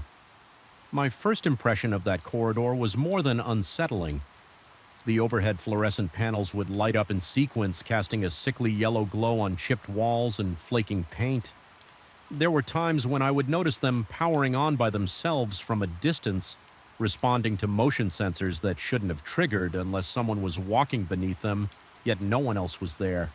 At least, no one I could see. Each time I ventured down those steps, my pulse throbbed in my ears and a cold sweat broke across my forehead. I started to dread even the thought of going there, but my job demanded that I do my rounds. During my inspections, I gradually noticed a room at the far end of the corridor, its door sealed with a thick padlock and a chain that looked older than the building itself. There was a small metal plaque near the door handle, scratched and tarnished but still partially legible. It bore the hospital's name and an unreadable date that might have indicated when the space was last in use. Yet officially, no record of this room existed, no one spoke of it, and if I ever mentioned it casually to a sea orker, the response was always blank confusion. Some said they knew nothing about a sealed room, others guessed it had been closed off for administrative reasons years ago, but nobody could give me a straight answer. As weeks passed, I found myself returning there more often. My job rarely required me to be in the sub, but each time I passed by, I felt compelled to check the corridor's flickering lights. I would stand at the top of the concrete steps and watch as the sensors detected something moving below. The lights blinked on one by one as if some invisible figure walked the length of the hall, stopping at the door. At the end, I couldn't shake the feeling that if I crept down quietly enough, I would catch sight of a silhouette, a shape that vanished the moment I tried to focus on it. One night, I was asked to investigate an electrical fault near the basement storage area. It was late past midnight, and the hospital corridors above were practically silent, except for a distant beep of some monitoring machine. I wrapped up the repair quickly, but instead of heading back to the main floor, I found myself descending farther, drawn inexplicably to the sub. My heart beat faster with every step by the time I reached the bottom. I could hardly catch my breath. I felt as though the walls were inching closer, pressing down on me, suffocating me in stale claustrophobic air. Standing in the hallway, I noticed that the light above me was dimmer than usual, flickering in a rhythm that almost matched my pulse. My palms were slick with sweat, and I wiped them on my coveralls. Each small sound, a drip of water from a leaking pipe, the hiss of air through an unseen vent. Growing sense of dread propelled me forward as I approached the door. Each step felt heavier. My knees wobbled and my mouth went so dry I found it hard to swallow. I felt a primal sort of fear, like an ancient alarm in my brain telling me I was making a grave mistake. When I reached the door, I pressed my ear against the cold metal surface. At first, I could only hear my heart pounding and my unsteady breathing.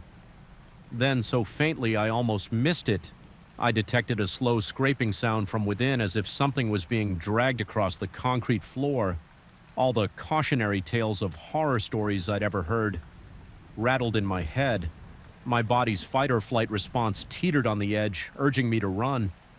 Instead, I found myself testing the padlock again, fumbling in my pockets for tools. The chain was taut, the lock remained intact, yet I kept imagining some presence on the other side, flipping a switch. Waiting for me to take just one more step, a nauseating wave of claustrophobia hit me and my vision blurred. Momentarily, I felt my legs tremble and the cold sweat on my brow turned icy.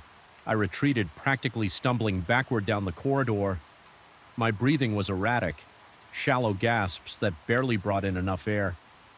I forced myself up the stairs two at a time and rushed onto the main floor where a bored security guard stood by the elevator doors. I blurted out something about needing to check the fuse boxes, but he just nodded absently and didn't ask questions.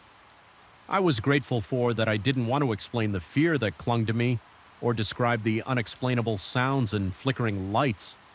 I simply needed to get away from that door. For the next few days, my sleep was fitful. Every time I closed my eyes, I saw that dark corridor. I replayed the sounds in my head, convinced that something about that room was not only abnormal, but deeply, profoundly wrong. My coworkers remarked that I seemed on edge. Someone asked if I was feeling ill, and I waved it off. I didn't dare bring up my experience, certain they'd think I was losing my grip. But in quiet moments, I considered the possibility that maybe I was indeed imagining things stress could cause hallucinations, right? Perhaps the faulty wiring made the lights behave oddly and I conflated normal mechanical noises with something sinister. Still, the corridor's motion sensors continued to puzzle me. I looked into their specs. Discovered they were standard infrared detectors prone to triggering if any heat source passed by. But after scanning the security footage, I found no images of movement. The cameras caught only the corridor lighting up without explanation. The staff mostly dismissed it as a glitch. But I couldn't. I needed answers late one night. I resolved to return, determined to document the phenomenon. I took a flashlight, my toolkit, and my phone to record any evidence. My heart hammered. The entire elevator ride down the basement corridor was silent as usual, but the moment I neared the sub-steps, the overhead lights clicked on. The feeling of being watched enveloped me like a shroud. It was as if someone or something was standing at the far end of that hallway just beyond the reach of my vision. I started filming with my phone, narrating in a shaky voice about the motion sensors and the locked door. My breathing became labored and I felt sweat trickle down my temples. Step by step, I advanced, shining my flashlight in front of me, half expecting to see a figure dart away. The hallway stretched out in front of me, dimly lit in intervals by the flickering fluorescence. When I got closer to the door, the flashlight beam landed on the padlock. It gleamed as though it had been polished since the last time I was there. My stomach dropped at the realization that it looked newer, the rust replaced by shiny metal. I tried to control my shaking hands as I reached out to touch the chain. It felt cold against my fingertips, and I heard my own ragged breath echo in the narrow space. Suddenly, my flashlight sputtered and the corridor lights blinked off, plunging everything into darkness. I let out a small gasp, my heart pounding so violently that I felt it might burst from my chest. The only illumination came from the dim glow of my phone. Then I heard it again, that faint click like a switch being toggled. Every muscle in my body tensed. I forced myself to flick my flashlight back on, and when I did, the lights overhead flickered to life again in that disorienting moment of strobing fluorescence. I swore I glimpsed a figure at the very end of the corridor, a silhouette without distinct features just standing there. It vanished the instant the light stabilized. Leaving me alone in the stale air, my knees felt weak and a surge of pure terror coursed through me. My vision swam, and for a moment I worried I'd collapse. I steadied myself against the wall. Drawing in ragged gulps of air, every survival instinct told me to leave, but a stubborn part of my mind wanted proof, something tangible to confirm. I wasn't imagining all of this. I aimed my phone down the corridor, zooming into where I thought I'd seen that shape, but there was nothing, only the aging walls and a distant gloom unable to bear it any longer. I turned to go back upstairs, yet as I ascended, I felt an inexplicable compulsion to look over my shoulder. One last time, that was when I noticed it. The door at the far end, still locked, had light leaking out from under the threshold. A faint strip of pale brightness that pulsed as though something inside was controlling it. My stomach churned and a clammy panic gripped me.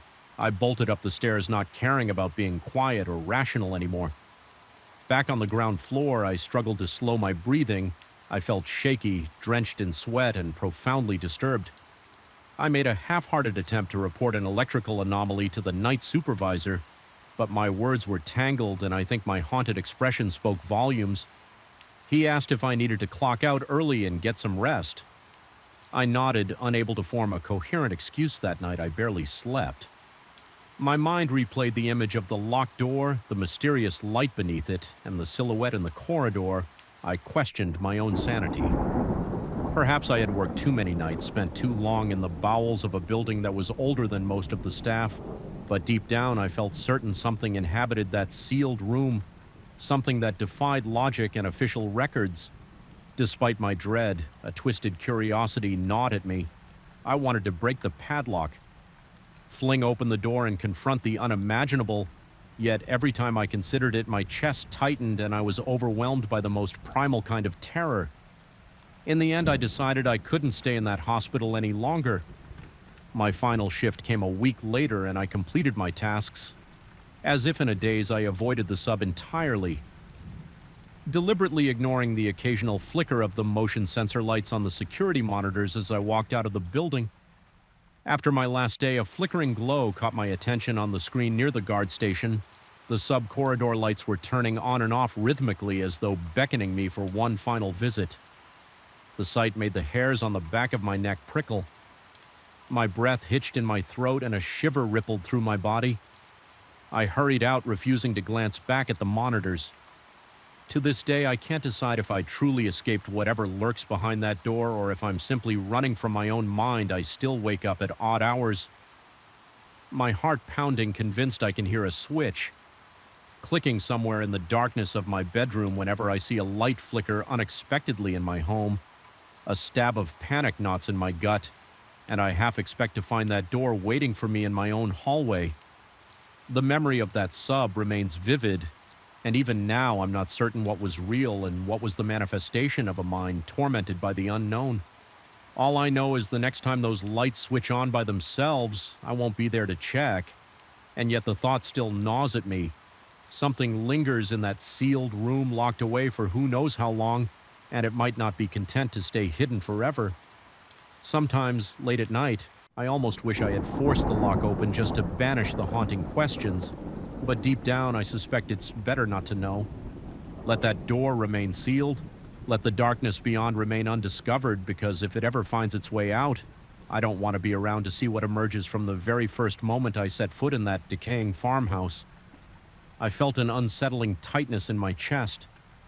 The air itself seemed hostile, thick with stale dust and a faint chemical odor, as though the building had exhaled centuries of neglect in a single raspy breath. The main door creaked so loudly behind me that my stomach twisted, and I found myself pausing in the silence that followed, ears straining to catch any hint of movement. I was alone, supposedly, but that didn't stop my pulse from pounding in my temples. Even before I'd taken on the night owl watch job, I knew something about this place was deeply wrong. I remember how it all started with a phone call from an acquaintance who insisted there was easy money to be made out on a deserted farm off a little-traveled highway. He said the landowner needed someone to guard the property overnight.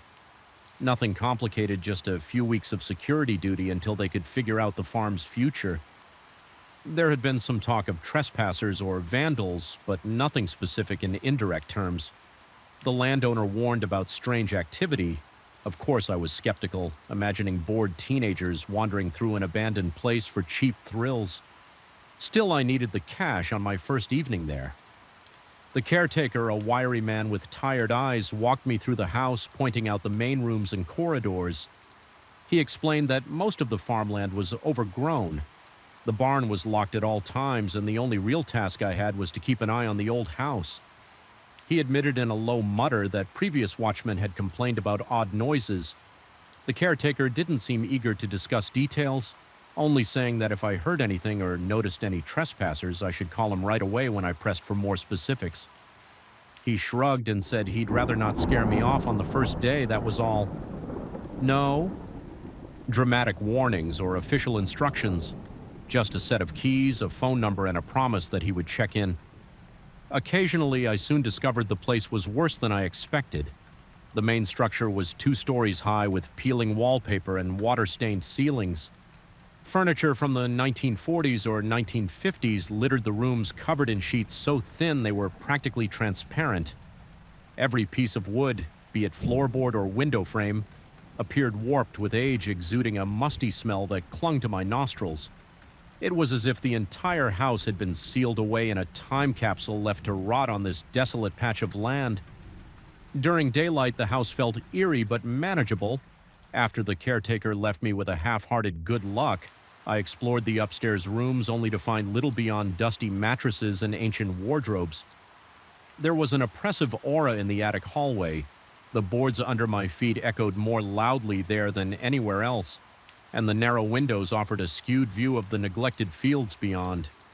In the distance, I could see the silhouette of the old barn, its doors heavily secured with chains. Supposedly nobody had set foot in there for months. I tried not to dwell on why the caretaker insisted on keeping it locked so tightly. As evening approached, the wind picked up, rattling the shutters and sending a low whistle through the cracks in the walls when the sun slipped beneath the horizon. I switched on a single lamp in the living room. The electricity came from a generator out back, so I knew I couldn't run too many lights at once without risking an outage. The flickering yellow glow cast dancing shadows across the furniture. My eyes began to play tricks on me. I kept thinking I saw shapes moving in the corners of my vision, but whenever I turned to look, nothing was there. I tried to shake off my nerves, reminding myself that I had a job to do. Watch the front yard, monitor the deserted road, and ensure no one broke in. That was it, but the real horrors began the moment the wind died. The caretaker had mentioned the farmland was known for gusts that howled through the night. But strangely, there came an instance when the air stilled completely, as if a giant hand had smothered all breeze. I caught myself holding my breath in that abrupt quiet, and that's when I heard them soft creaks on the floorboards directly above me, as though someone were pacing in slow measured steps. I froze, heart pounding, every muscle. Tense, the steps seemed to cross from one end of the upper corridor to the other, pausing intermittently before resuming their deliberate march. I tried to rationalize it. Old houses can be noisy, expanding and contracting with changes in temperature, but this was too rhythmic, too purposeful to be some random settling of the structure. My palms grew clammy, and I could feel my pulse thawing behind my ears. I thought about calling the caretaker, but I stopped myself. Maybe I should do a quick check upstairs. It might be an intruder, or worse yet, some wild animal that got in through a broken window. So I went upstairs. Each step felt like it might collapse under my weight. Squeaking in protest, the hallway was dark, lit only by the faint glow from my flashlight. At the far end, an old mirror hung crookedly on the wall, reflecting a distorted version of my slender figure. I shone the beam around the corridor, searching for any sign of movement. Dust motes floated lazily in the air, and the smell of damp mold felt almost suffocating. I saw nothing and heard nothing beyond the ragged sound of my own breathing. My mouth had gone dry, and every time I swallowed, it felt like sand scraping down my throat. After I convinced myself the floor was empty, I headed back downstairs, each step echoing ominously that night. I chalked it up to my imagination or the house's mysterious quirks, but the next evening it happened again around midnight. The wind abruptly ceased, leaving an eerie stillness in its wake, and just as before, I heard slow, deliberate footsteps in the corridor overhead. By now, my nerves were raw, my heart pounding so loud I was sure any intruder would hear it and vanish. I called out, my voice trembling slightly, but there was no reply when the caretaker asked me by phone the next day how things had gone. I told him I heard footsteps at night. He sounded unsurprised, merely telling me to stay alert and let him know if I encountered anyone. His calm reaction only made my anxiety worse. The following week, the odd occurrences multiplied. Sometimes I would catch fleeting glimpses of a silhouette through the living room's large front window. The figure always seemed to drift away toward the barn, dissolving into the darkness beyond the reach of my flashlight. Each time I'd rush outside, convinced I might catch whoever it was in the act of trespassing, but the yard stood empty. The barn's locks remained secure, and the road was deserted for miles. By the time I circled back to the house, I'd be bathed in sweat, heart hammering, convinced I was either losing my mind or being toyed with by someone who knew the property better than I did. My sleep suffered. Although my shift was strictly overnight, I found it impossible to rest during the day whenever I closed my eyes in one of the upstairs bedrooms I dreamed of. The floorboards creaking and footsteps closing in on me. I'd wake up drenched in sweat with every nerve on high alert. Convinced I heard voices whispering from the hallway, I began to doubt my senses, questioning whether the oppressive silence of the farmland had begun to warp my perception. The caretaker would occasionally check in, but his tone remained unhelpfully neutral. His only advice was to keep an eye on any intruders and call if I needed backup. No mention of ghosts or anything else, so I stopped mentioning the footsteps, thinking he either wouldn't believe me or already knew more than he let on. One particularly dark night, the wind was howling as usual, shaking the windows in their frames, then without warning that terrifying silence fell. It was as though the entire world took a collective breath and held it. My skin prickled. I nearly dropped the flashlight I was holding the moment the breeze died. I sensed a presence behind me. I whipped around, shining my beam through the living room. Nothing. The old grandfather clock in the corner ticked ominously.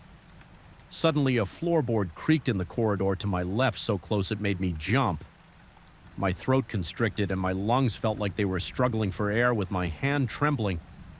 I advanced toward the hallway. As soon as I rounded the corner, a flicker of movement caught my eye at the top of the stairs. A dark shape.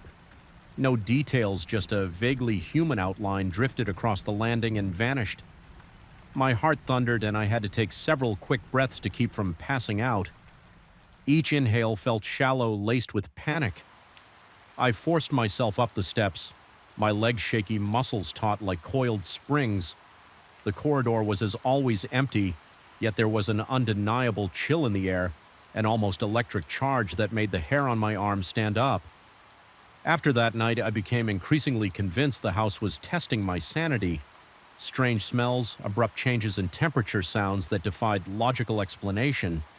It all felt orchestrated, deliberate. I started noticing an odd discoloration on one of the upstairs walls, almost like a handprint, but it faded whenever I tried to examine it closely. My reflection in the old mirror at the end of the hall sometimes seemed to smirk at me when I wasn't smiling. Small details easily attributed to fatigue or paranoia, but they accumulated until I could barely function without glancing over my shoulder. The caretaker paid another brief visit. He noticed my frazzled expression and asked if I wanted to quit. I simply told him I needed the paycheck. Despite my fear, I felt compelled to prove I could handle the job, or perhaps I wanted to solve the riddle of that place. Part of me was determined not to let a creaking house and a few shadows break my resolve. Still, every passing night took a toll on my nerves. My heart pounded whenever I heard the shift in the wind's intensity, dreading the exact moment it would stop, ushering in that dreadful quiet and the inevitable footsteps. On my last night there, I found myself fixated on the barn. Something about the glimpses of that silhouette slipping away into the distance ate at me. Why did it always vanish near the barn if everything was locked tight, determined to confront whatever was haunting my nights? I ventured outside around midnight. The sky was overcast with only the faintest starlight providing a dim glow. My flashlight's beam bounced off the crooked fence posts and the weedy path that led to the barn. Every step felt heavier than the last, my boots crunching dead leaves and stirring up stale dirt. When I reached the barn doors, the chains looked intact, the padlock firmly in place. I walked around the perimeter, carefully scanning the walls. A broken window high up near the rafters caught my attention. It was too small for a normal person to climb through easily, but the shards of glass and the rotting wooden frame suggested it might have been tampered with. I felt a sudden prickling sensation on the back of my neck. It felt like unseen eyes were observing me from somewhere close. My stomach twisted and I sucked in a sharp breath. The weight of my own terror pressed on my lungs, making each inhale feel forced, determined to uncover the truth. I decided to return to the house and do a final sweep from top to bottom. I moved methodically, opening every closet, peering under every piece of furniture. The old paintings on the walls with their cracked varnish seemed to follow me with their eyes. By the time I reached the second floor, my chest felt tight and my forehead was damp with sweat. The hallway stretched out before me like a tunnel. I flicked the flashlight beam across the dark corners, half expecting to see that silhouette materialize again. Instead, I was greeted by silence and stillness. but then the wind stopped. The house went quiet, impossibly quiet, as though the walls themselves were holding their breath. My ears strained, and sure enough, the footsteps returned. This time they were right behind me. Every hair on my body stood on end, and a searing jolt of adrenaline shot through my veins. I spun around, shining the flashlight into empty space, my vision blurred with panic, and for a split second I saw the figure standing at the far end of the corridor, flickering in and out of the shadows. It turned, and though I couldn't see its face, I felt an undeniable pull, like it wanted me to follow. Clutching the flashlight with a shaking hand, I staggered forward. Each step made the floor creak in protest, echoing the sound of my own racing heart. The figure slipped around the corner into the attic stairwell. When I reached the base of that narrow staircase, I hesitated. A dank smell like rotting wood and ancient dust wafted down from above, coating my tongue with a bitter taste. My breath came in quick gasps, and droplets of cold sweat trickled down my temples. Summoning whatever courage I had left, I climbed at the top. The attic spread out like a labyrinth of boxes, trunks, and covered furniture. The flashlight's beam skittered across a wooden support beam, then onto a pile of old blankets. A sudden scraping sound cut through the silence, a box sliding across the floor seemingly on its own. My pulse pounded, and I felt my stomach lurch. I approached slowly, perspiration beading on my brow. Then, as abruptly as it appeared, the figure was gone. Nothing moved in the attic but me.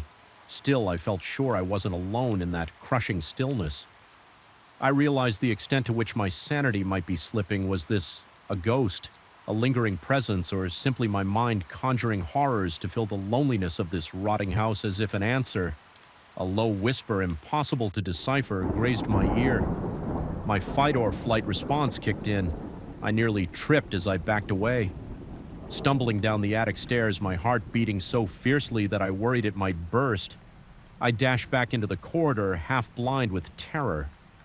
At that moment, I made a decision. This job was not worth my last shred of sanity. Whatever prowled these corridors, whatever lurked in that barn or haunted these walls, I refused to be its plaything any longer. I fled downstairs, grabbed my jacket, and fumbled with the front door lock. The door stuck for a moment, as if resisting my escape, then gave way with a splintery groan outside.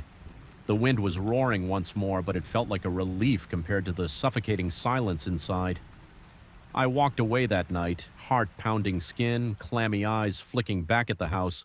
As I imagined shapes in the windows, I left the keys in the caretaker's mailbox with a note explaining I couldn't continue even in the open air. I couldn't shake the sensation of eyes on me, couldn't dispel the memory of that shifting silhouette and those echoing steps. My breath remained shallow and ragged until I finally got into my car and drove onto the empty highway. With each mile that separated me from that Orst farmhouse, my chest loosened just a fraction, yet the dread still clung to me like a persistent shadow. To this day, I sometimes wake in the middle of the night, convinced I can hear a floorboard creak or a slow measured footstep just down the hall, and in those moments my heart thrashes against my rib cage.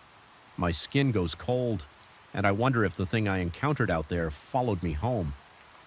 I never went back to that farm, but no matter how far I run, no matter how many lights I leave on, the memory of that silent wind and those phantom footsteps lingers in my mind, a constant gnawing reminder that some places are better left abandoned, their secrets kept hidden under layers of dust and time.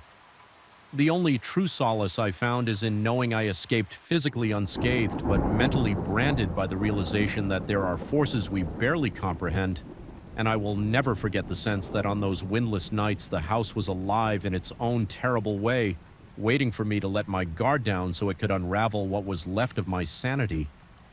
I still remember the first time I walked into the abandoned municipal theater at night, the moment I stepped through the rusty side door. An overpowering sense of unease smothered me like a wave of stagnant air.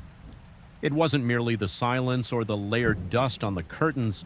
It was the way the darkness seemed to absorb every stray beam of light, creating pools of shadow that felt almost alive. Even my own footsteps sounded muffled, as if the space itself was swallowing all evidence of my presence.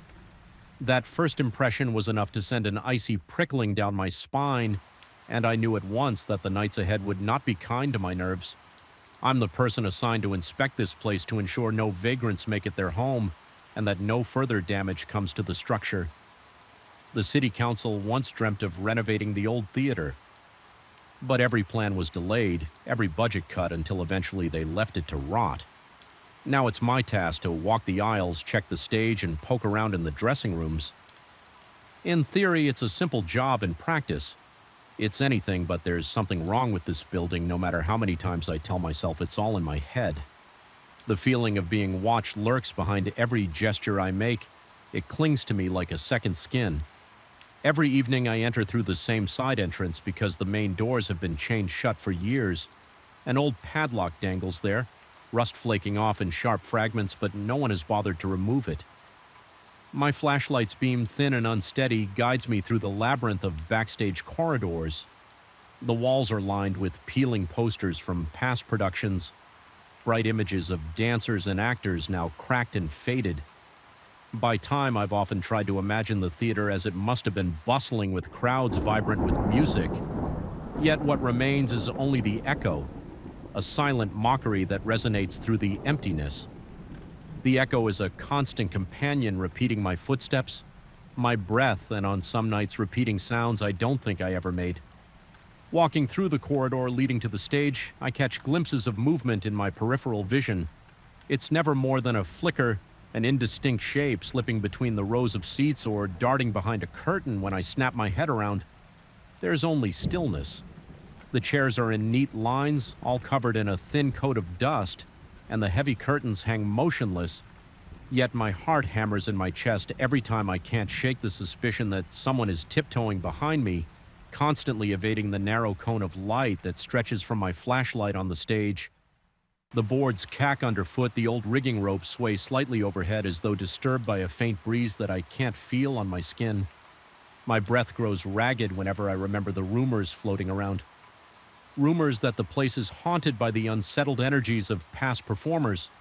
I never believed in that kind of thing before, but I can't deny that each time I stand on that stage, an oppressive presence seems to loom just beyond the curtains, waiting for me to drop my guard. The worst part is the hush, a silence so thick that even my heartbeat echoes off the chipped paint on the walls. I usually direct my flashlight at the seats in the auditorium, scanning the rows for any sign of intruders more often than not. That's when I see it, a brief silhouette shifting near the main aisle. My pulse spikes and my breath catches in my throat. I'll train my light on the spot. See nothing but dusty upholstery, yet feel a near suffocating certainty that I've just missed catching. Whoever or whatever it was, a pang of nausea knots my stomach.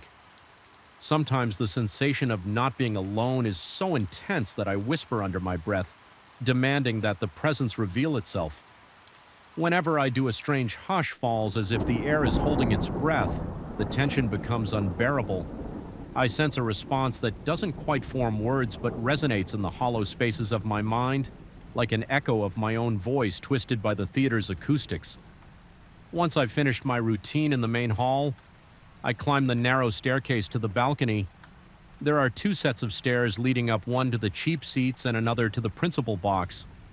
The principal box is always my last stop because it's where I hear the faint murmurs night after night. I follow that spectral sound only to find myself confronted by emptiness. The velvet seats up there are rotted and frayed, and the place has the stale odor of an attic forgotten for decades. The moment I step onto the balcony, I feel a coldness that surpasses the rest of the theater's chill, penetrating through my jacket and nestling against my bones. The hairs on my arms stand rigid. My flashlight illuminates the void, revealing only dusty floors and battered seats, yet that barely there. Murmuring persists, hovering at the edge of my hearing. A muted conversation impossible to decipher. I recall one particular night when the sky outside was a sickly orange from the city's light pollution. The hallway leading to the principal box seemed more claustrophobic than usual. My mouth was so dry I could taste the dust on the back of my tongue. The sensation that someone was directly behind me was so overwhelming that I spun around, flashlight swinging wildly in the gloom. The air moved behind me, or so I believed. My heart pounded so hard that I swore it might burst. Then, just beyond my range of vision, there was a nearly inaudible shuffle. For the longest moment, I stood paralyzed, my skin burned hot and cold.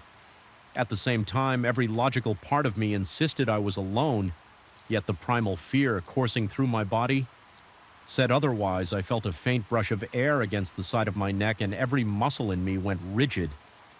My arm jerked, the flashlight beam quivering across the walls by the time I gathered the courage to aim.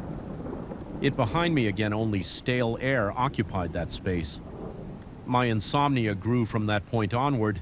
It's not that I couldn't sleep because of the job's irregular hours.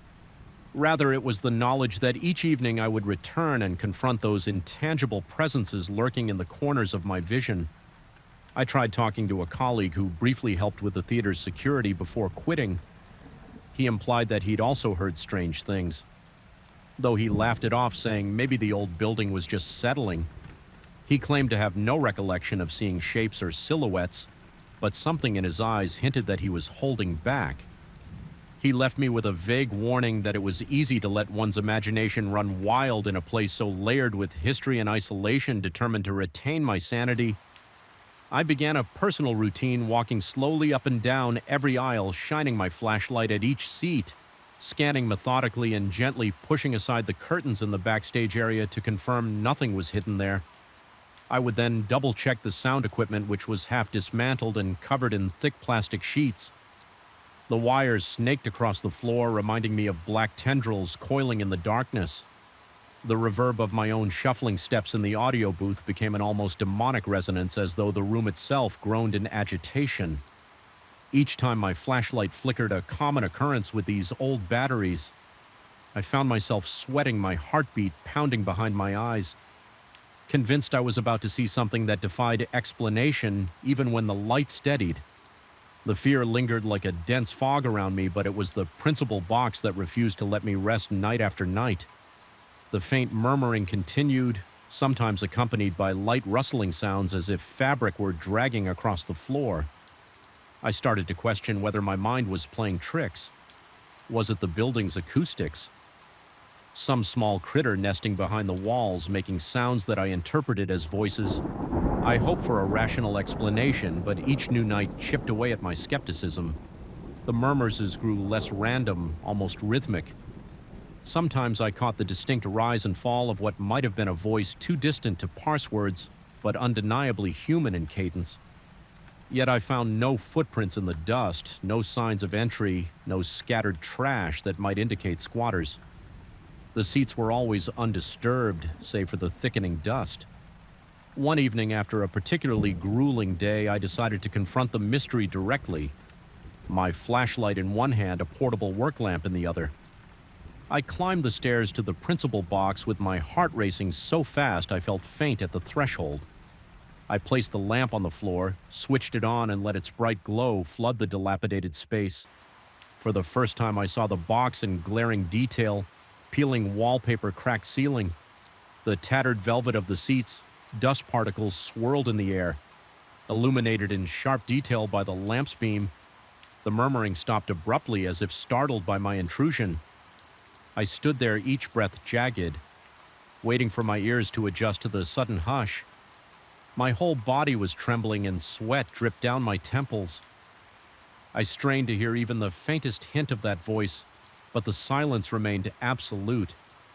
Then out of the stillness, I perceived an echo of my own labored breathing. It wasn't a mere reflection of sound. It carried an alien quality that both resembled my breath and simultaneously distorted it into something else. It felt like a presence, actively imitating me, as though mocking my fear. My throat went tight and a surge of panic seized me. Everything within me screamed to flee the box, to run down the stairs and out the door. Yet some stubborn part of me refused. I inched forward, the lamp casting my long, trembling shadow across the decaying seats. My mind buzzed with possibilities, each more horrifying than the last. I couldn't decide which was worse. The idea that I was imagining all of this, or that something malevolent truly lurked there in that moment. I shut off the lamp and stood in darkness once more, letting my eyes adjust. My intention was to catch any movement in the gloom, to surprise whatever might be hiding for what felt like hours. I stood perfectly still, adrenaline pumping through my veins, every muscle tensed. Then the shadows shifted only a fraction of an inch, but enough to make my stomach twist into knots.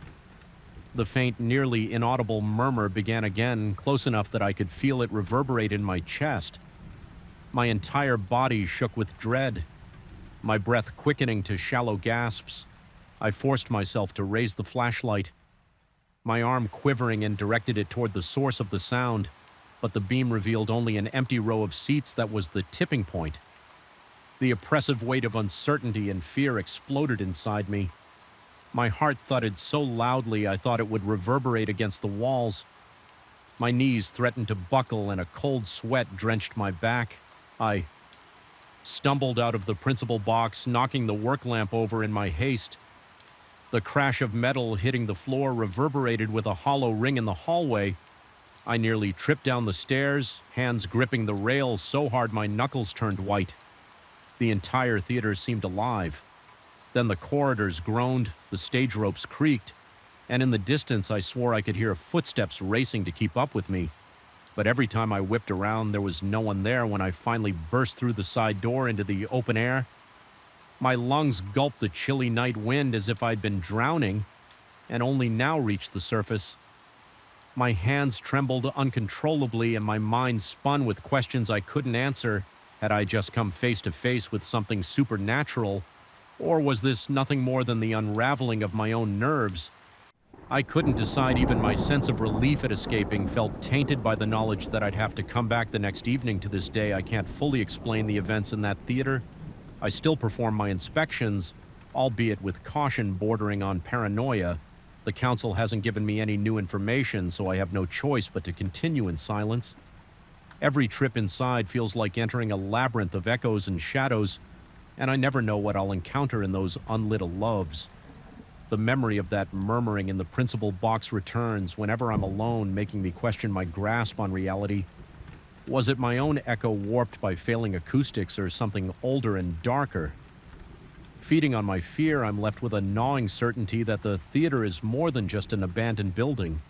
It might be a conduit for energies we don't understand, or perhaps it's become a reflection of my own anxieties, magnified by darkness and isolation.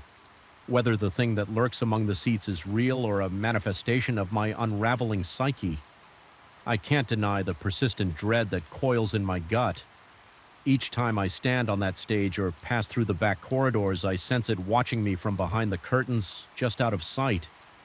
Every rustle of fabric, every creak of the floorboards, even the echo of my own breath becomes a harbinger of something that should not be, and so I remain locked in this unsettling dance with an invisible partner, uncertain if my next step will reveal the truth or push me deeper into the darkness. Whatever lies in the shadows of that forsaken theater, it has made its claim on me, and no amount of flickering flashlight beams can banish the haunting presence I feel. Each night, I still remember the first time the elevator door slid open on the 9th floor, revealing that darkened corridor soaked in an unsettling hush. There was something off about the air itself, thick as though it was resisting every step I took. The overhead lighting in that south wing triggered by motion. Sensors flickered and hummed erratically, creating the sensation that the building was resisting my presence as much as I was dreading it. Even before I stepped out, my pulse was already racing and every breath felt labored. That night was only my second week on the job, and it marked the moment I realized that the building, with all its mid-century grandeur and neglected hallways, was more than just an old commercial structure. It was a place where the past lingered, seemingly refusing to let go of the present, and where something unseen might be watching. I work as a night watchman from 10 at night until 6 a.m. The building itself dates back to the 1950s, and most of the original interior remains intact in the older, less frequently used sections. Each evening I collect my flashlight, secure my keyring, and mentally prepare for 8 hours of strolling through a place that feels like it has never fully adapted to the modern world. On any given night, the majority of the floors are empty, with only one or two occasionally occupied by IT staff or people burning the midnight oil on urgent projects. Apart from those few individuals who usually keep to themselves in their offices, the entire building belongs to me and my imagination. For those late hours, it didn't take long for me to notice that the ninth floor was different. The first time I felt it was during my routine rounds. I stepped onto the floor, shining my flashlight along the corridor. The faint glow revealed tarnished metal handrails, chipped paint on the door frames, and the once polished wooden panels that lined the walls. A strange hush followed me as I walked, but from the corner of my eye I kept seeing flickers of light where no movement should have triggered them. My heartbeat quickened, my skin prickled. I tried to ignore it at first, chalking it up to old wiring or faulty sensors. However, each subsequent visit confirmed the same pattern. The lights flickered as though something darted from office to office. I told myself it was an electrical glitch, but deep down I could feel a tightening in my chest and a dryness in my throat whenever I approached that south corridor, like my body was responding to a threat before my mind could process it. During one round, I had paused in front of a locked office to check my clipboard. Verifying the door was indeed secure in that moment, I caught a glimpse of a shadow passing behind the frosted glass window set into the wooden door. It was quick, just a dark silhouette crossing from one side to the other. My muscles tensed, my palms grew clammy, and I felt a chill trickle along my spine. After a moment of shock, I tried the door handle, finding it locked as expected. I stepped back, heart pounding against my ribcage, breath coming in shallow bursts. I checked the security system on my phone for any record of entry. There was nothing, not just that night. No one had swiped into that floor for the entire week. Aside from me, the next day I mentioned it to my supervisor, indirectly reporting that perhaps the sensor logs weren't updating properly or there was some malfunction with the door. He accompanied me to the office and we unlocked it together under the glare of fluorescent lights. The following afternoon, everything was pristine. No footprints, no sign of forced entry. My supervisor took notes and suggested the system might need an update, but his dismissive shrug hinted he believed I was just imagining things. I tried convincing myself that my eyes had played tricks on me, that maybe the headlights of a passing car outside had cast a bizarre reflection, or I'd simply spooked myself. But every new shift reinforced my growing discomfort. I noticed that the scuffed floors in the corridor sometimes bore faint smudges that seemed to appear overnight, as though someone had been wandering around on another evening. I heard a soft scraping sound. Just as I rounded the corner to the restrooms, my throat constricted and the hairs on my arms stood on end. It wasn't loud, but it was distinct, like a chair being shifted across the floor in a vacant office. When I mustered the courage to check, every office was dark and locked. As the weeks went on, the oppressive atmosphere weighed heavier on my chest. The sensation of being watched was no longer a passing feeling. It became a constant presence, especially between midnight and 3 a.m. when the building was at its quietest. I'd step off the elevator and my heart would thunder in my ears. My flashlight beam would tremble slightly from the unsteady grip of my sweaty hands. Every step along that corridor felt burdened by an unseen gaze. I could practically hear my pulse echoing in my head, competing with the faint hum of old air ducts. Strangely enough, the north side of the ninth floor never gave me any trouble. It was the southern stretch, a row of offices that had changed little since the 1950s, that exuded this suffocating unspoken tension. The walls were still clad in dark walnut panels that had begun to warp with age. The thick carpeting, a drab brownish gray, had never been fully replaced, so it muffled my footsteps but also seemed to absorb every bit of light from my flashlight. At times it felt like the building itself was swallowing me up.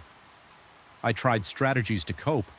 I found that listening to music through headphones sometimes helped in the earlier part of my shift. Whenever I reached the ninth floor, I had to take them out. Some primal instinct demanded I keep my ears open, as though I needed every sense on high alert. My ears would strain in the silence, picking up the faintest creaks and distant rumbles from old pipes, which in turn fueled my growing paranoia on nights when staff were in the building. I felt slightly less alone, but they rarely ventured beyond their offices on the lower floors, and I never confided in them about my experiences. It seemed pointless to scare them or label myself as the guy who jumps at every flickering light. Eventually, the experiences escalated one particular night as I was walking that dreaded hallway. The motion sensor lights behind me turned off, leaving only the fixtures above me illuminated. Then, without warning, the lights 3 offices ahead flickered on even though I was too far away to trigger them. My stomach lurched and I could feel my heart racing carefully. I made my way forward, conscious that my breathing had become raspy as I approached each door. My flashlight revealed only dark, vacant interiors through the narrow panes of glass. Yet the lights continued to come on in sequence, one set after another, leading me down the hallway as if some invisible presence was guiding me or taunting me. Every muscle in my body felt like it was wound tight. My throat was so dry that it hurt to swallow. It got to the point where I reached the last office at the end of the corridor, an older conference room rarely used anymore, and stood there in apprehension. The sensor light above the door was flickering. I placed my hand on the doorknob, feeling a tremor course through me. The doorknob turned easily, but the door itself was stuck as though something on the other side was holding it. I pushed lightly and suddenly it gave way. I stumbled forward and nearly dropped my flashlight. The beam revealed an empty room with a long, dust-covered table in the center. The musty smell of stale air assaulted my nose. Once I was inside, the flickering light overhead steadied. For a moment, there was no explanation for what had just happened. No reason for the door to be blocked, and then suddenly not. My mind raced and an acute sense of unreality began to sink in. Was I dealing with something supernatural, or was my exhaustion warping my perception? That question became persistent, gnawing at my sanity. After that unsettling episode, I started hesitating before stepping off the elevator onto the 9th floor.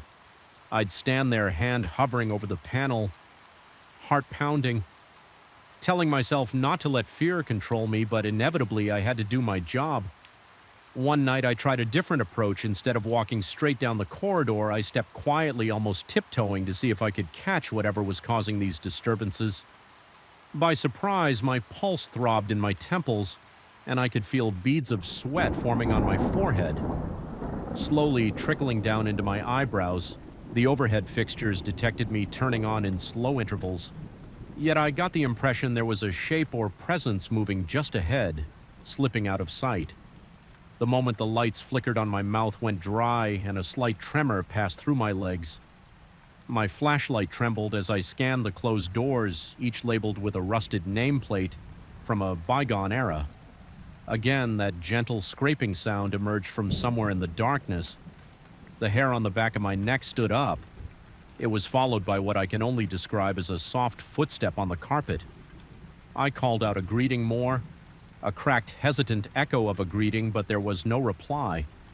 My own voice sounded alien in that space. Lost in the thick silence, I never saw anyone, but the atmosphere felt predatory, like I had wandered into some territory that did not belong to me. The corridors seemed longer, the corners darker.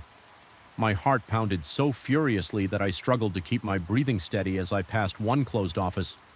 I heard a faint click from within, like a light switch being toggled. When I directed my flashlight through the small glass panel, I saw only darkness and my own reflection. Then a thought crossed my mind with startling clarity. Perhaps I was being watched from inside the room, observed just as clearly as I observed my own reflection. That realization twisted my gut, and I moved on in a rush. Unwilling to stay near that door for a moment longer, the final straw came on a night when I found that every sensor light on the 9th floor was blinking in a sequential pattern from one end of the corridor to the other, as if they were waving me forward with my pulse hammering in my chest. I followed that macabre path, each step taking me closer to that last office. At the far end, the door was slightly ajar, even though it should have been locked. My flashlight revealed a yawning blackness inside. Inching closer, I felt a wave of clamminess wash over me, as if I were crossing into a region untouched by time. Inside was a single desk, an old wooden thing with curved legs set below a fluorescent light that sputtered on as I approached. The drawers were all half open.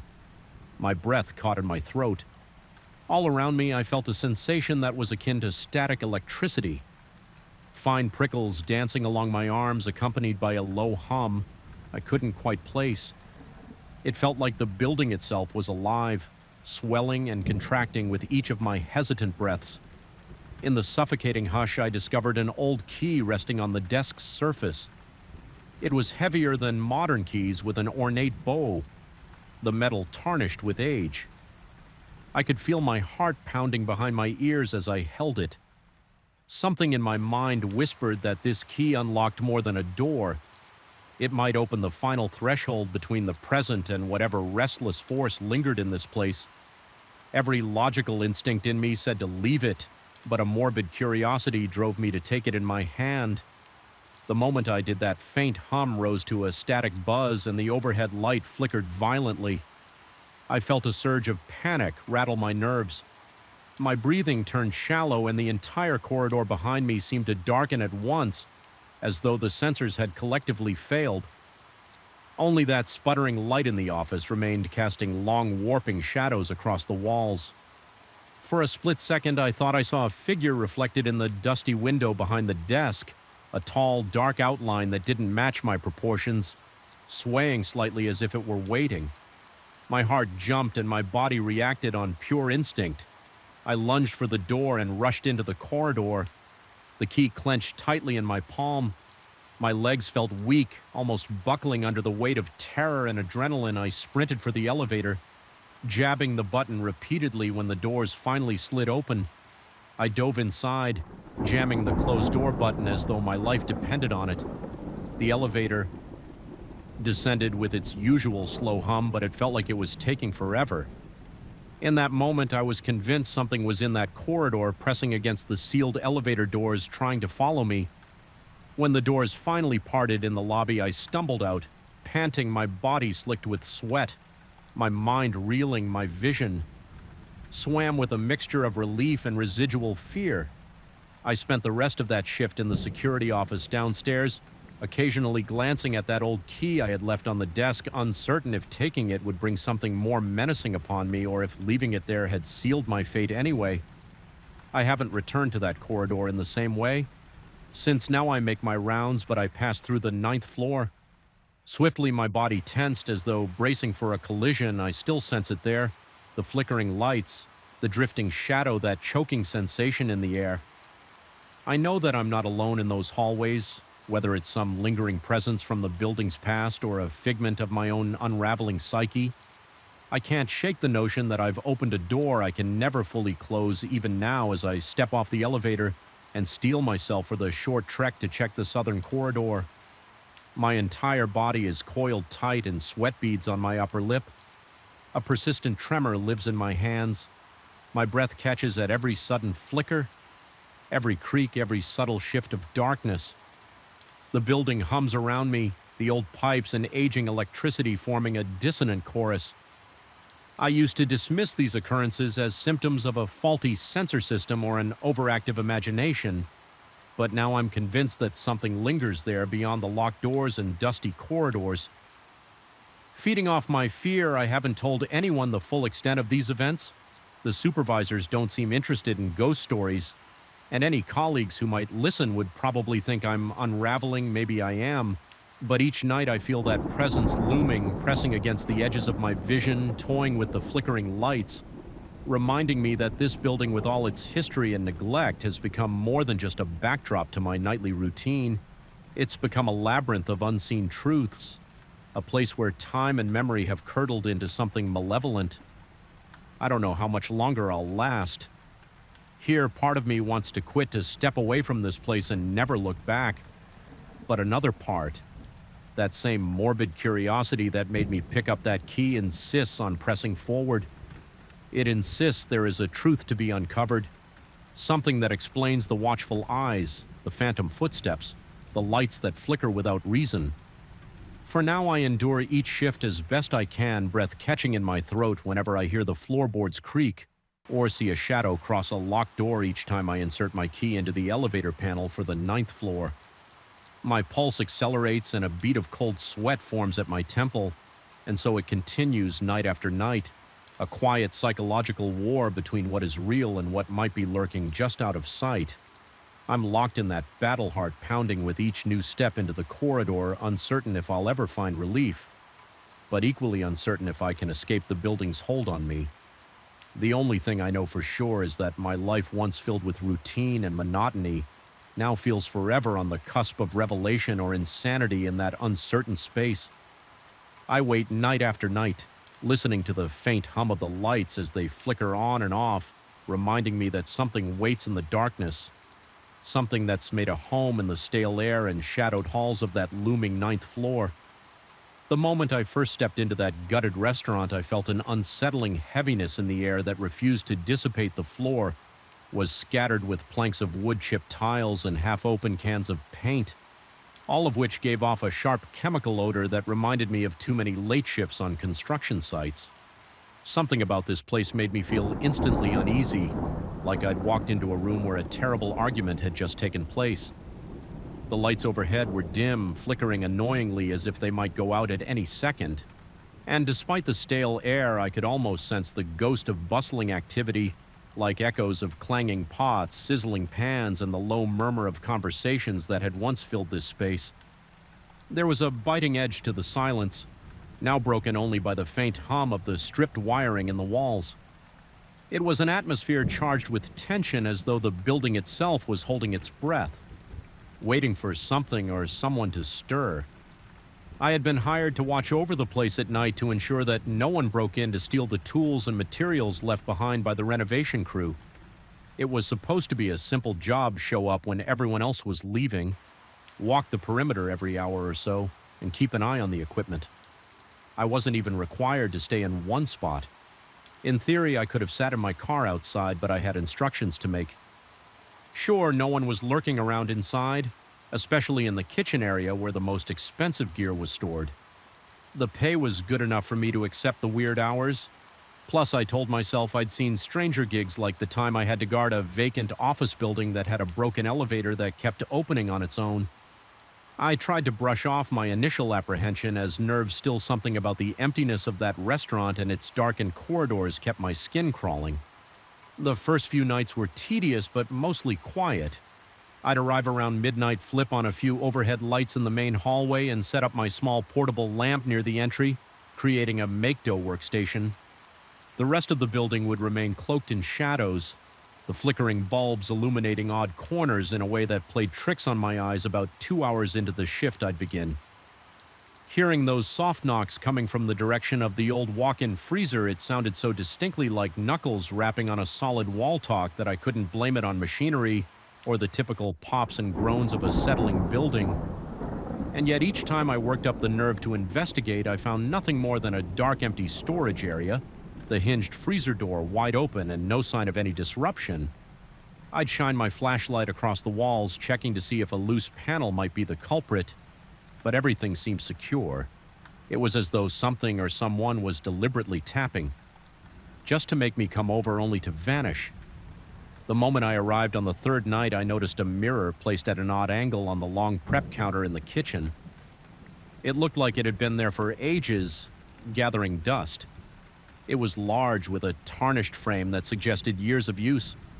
Sometimes when I walked by in my rounds, the overhead light would catch on its surface just right, and for the briefest moment I think I saw movement in the reflection. At first I chalked it up to my own silhouette, crossing the kitchen, but twice I could have sworn I spotted something else, something behind me that disappeared the instant I whipped around. My heart pounded so loudly I could hear my pulse in my ears. Each time I thought I saw that flicker of motion, a low wave of cold dread washed over me. My breath would become shallow and I'd feel beads of sweat forming on my forehead. I told myself it was exhaustion, that a mind left idle in a silent building will start weaving illusions. Still, the unnerving sensation lingered, making me doubly alert as I paced the halls by the fifth night. I was growing accustomed to the sporadic knocks near the freezer, though they still set my teeth on edge. I'd begin my watch by checking every corner of the restaurant thoroughly. Reassuring myself that I was alone, the building was designed with multiple dining rooms, each with its own distinctive decor, though it was all half torn down now, exposing the skeleton of what had once been a stylish eerie. I'd walk through them, feeling the dried dust cling to my boots and the sense of desertion creeping along my spine. Then I'd move into the main kitchen, a large space with metallic counters and overhead racks. Meant for pots and pans, many of those racks were empty. Now the pots collected in a dented pile on the floor by the pantry door. Still, the tension in the room was oppressive. The single functioning fluorescent tube in the ceiling made everything look washed out and sickly. Its faint buzzing filled the silence in a way that felt almost aggressive, drilling into my head until I wanted to scream just to break the monotony of that noise one night. As I was fiddling with some electrical cables near the entrance, I heard the distinct clang of metal hitting metal from the kitchen. My mind instantly jumped to the conclusion that a trespasser had broken in to steal the leftover equipment. My heart throbbed in my chest like it wanted to escape. I sprinted toward the source of the commotion, adrenaline spiking through me. When I got there, I found nothing. The battered pots were still in the corner, undisturbed, and there was no sign of forced entry or anyone else present.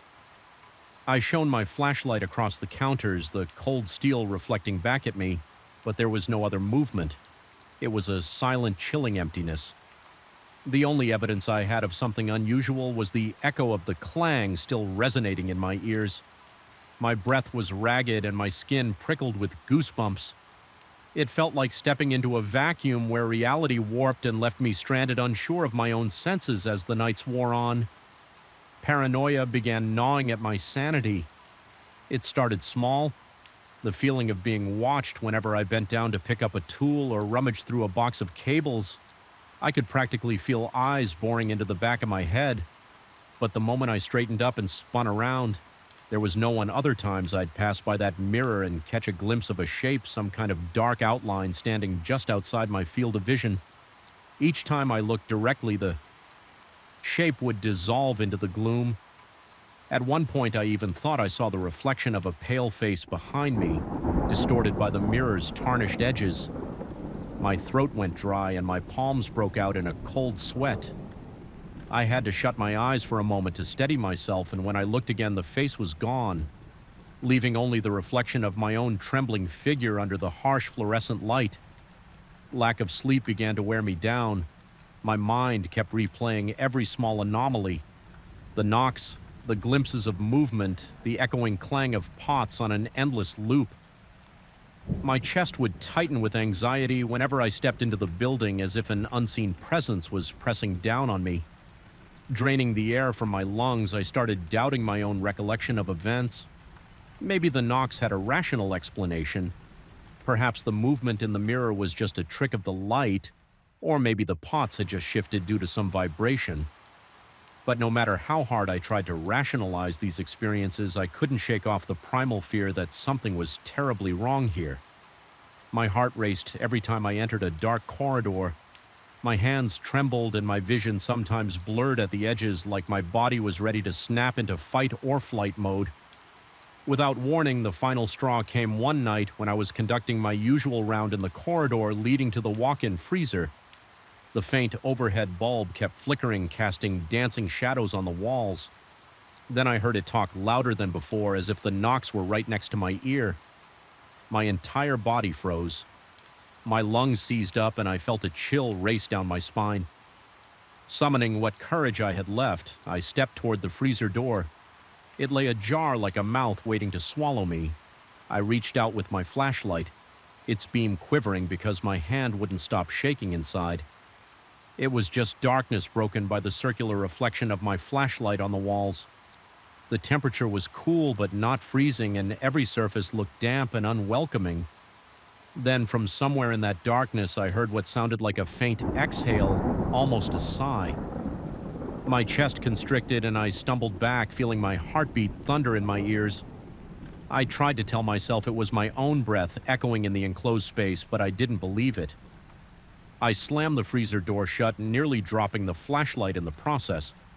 My heart was pounding so violently that I felt dizzy. A wave of nausea rolled through me and I thought I might pass out right there. Instead, I forced myself to move because the one thing more frightening than running was standing still. I practically bolted into the main dining area. The light was dim, and in the reflection of the windows, I could see my own panicked face. My vision blurred at the edges, and I found myself gasping for air. I tried to calm down by reminding myself that I'd been alone in plenty of spooky buildings before. that I was just letting my imagination run amok in a deserted restaurant with a weird vibe, but reason had no hold on me anymore. My entire body screamed that I was in danger and that I needed to leave, yet I couldn't abandon my shift. I had a job to do. So I studied myself and decided to end the night's rounds with one final check of the kitchen. My logic was simple: if I got through this last sweep, I could haul up by the entrance until morning. That was the plan, but as I stepped back into the kitchen, I noticed that the old mirror on the prep table had shifted. It was tilted more upright than before, revealing a broader reflection of the room. My pulse hammered and I swallowed hard, forcing myself to walk toward it. With each step, the mirror seemed to magnify every shadow, every speck of dust dancing in the stale air. I could see the large metal counters behind me in the reflection, the ceiling light flickering above, and the empty racks that once held pots. Then in a jarring instant, I saw that shape again, a dark silhouette standing just beyond the door. My stomach twisted and my breath caught in my throat. I spun around to face it, directly nearly dropping the flashlight. But the doorway was empty, just the cold gloom of the corridor behind it. When I looked back at the mirror, the silhouette was gone. A creeping sense of dread slithered up my spine, and for a moment I felt like my limbs were made of lead. I'd had enough.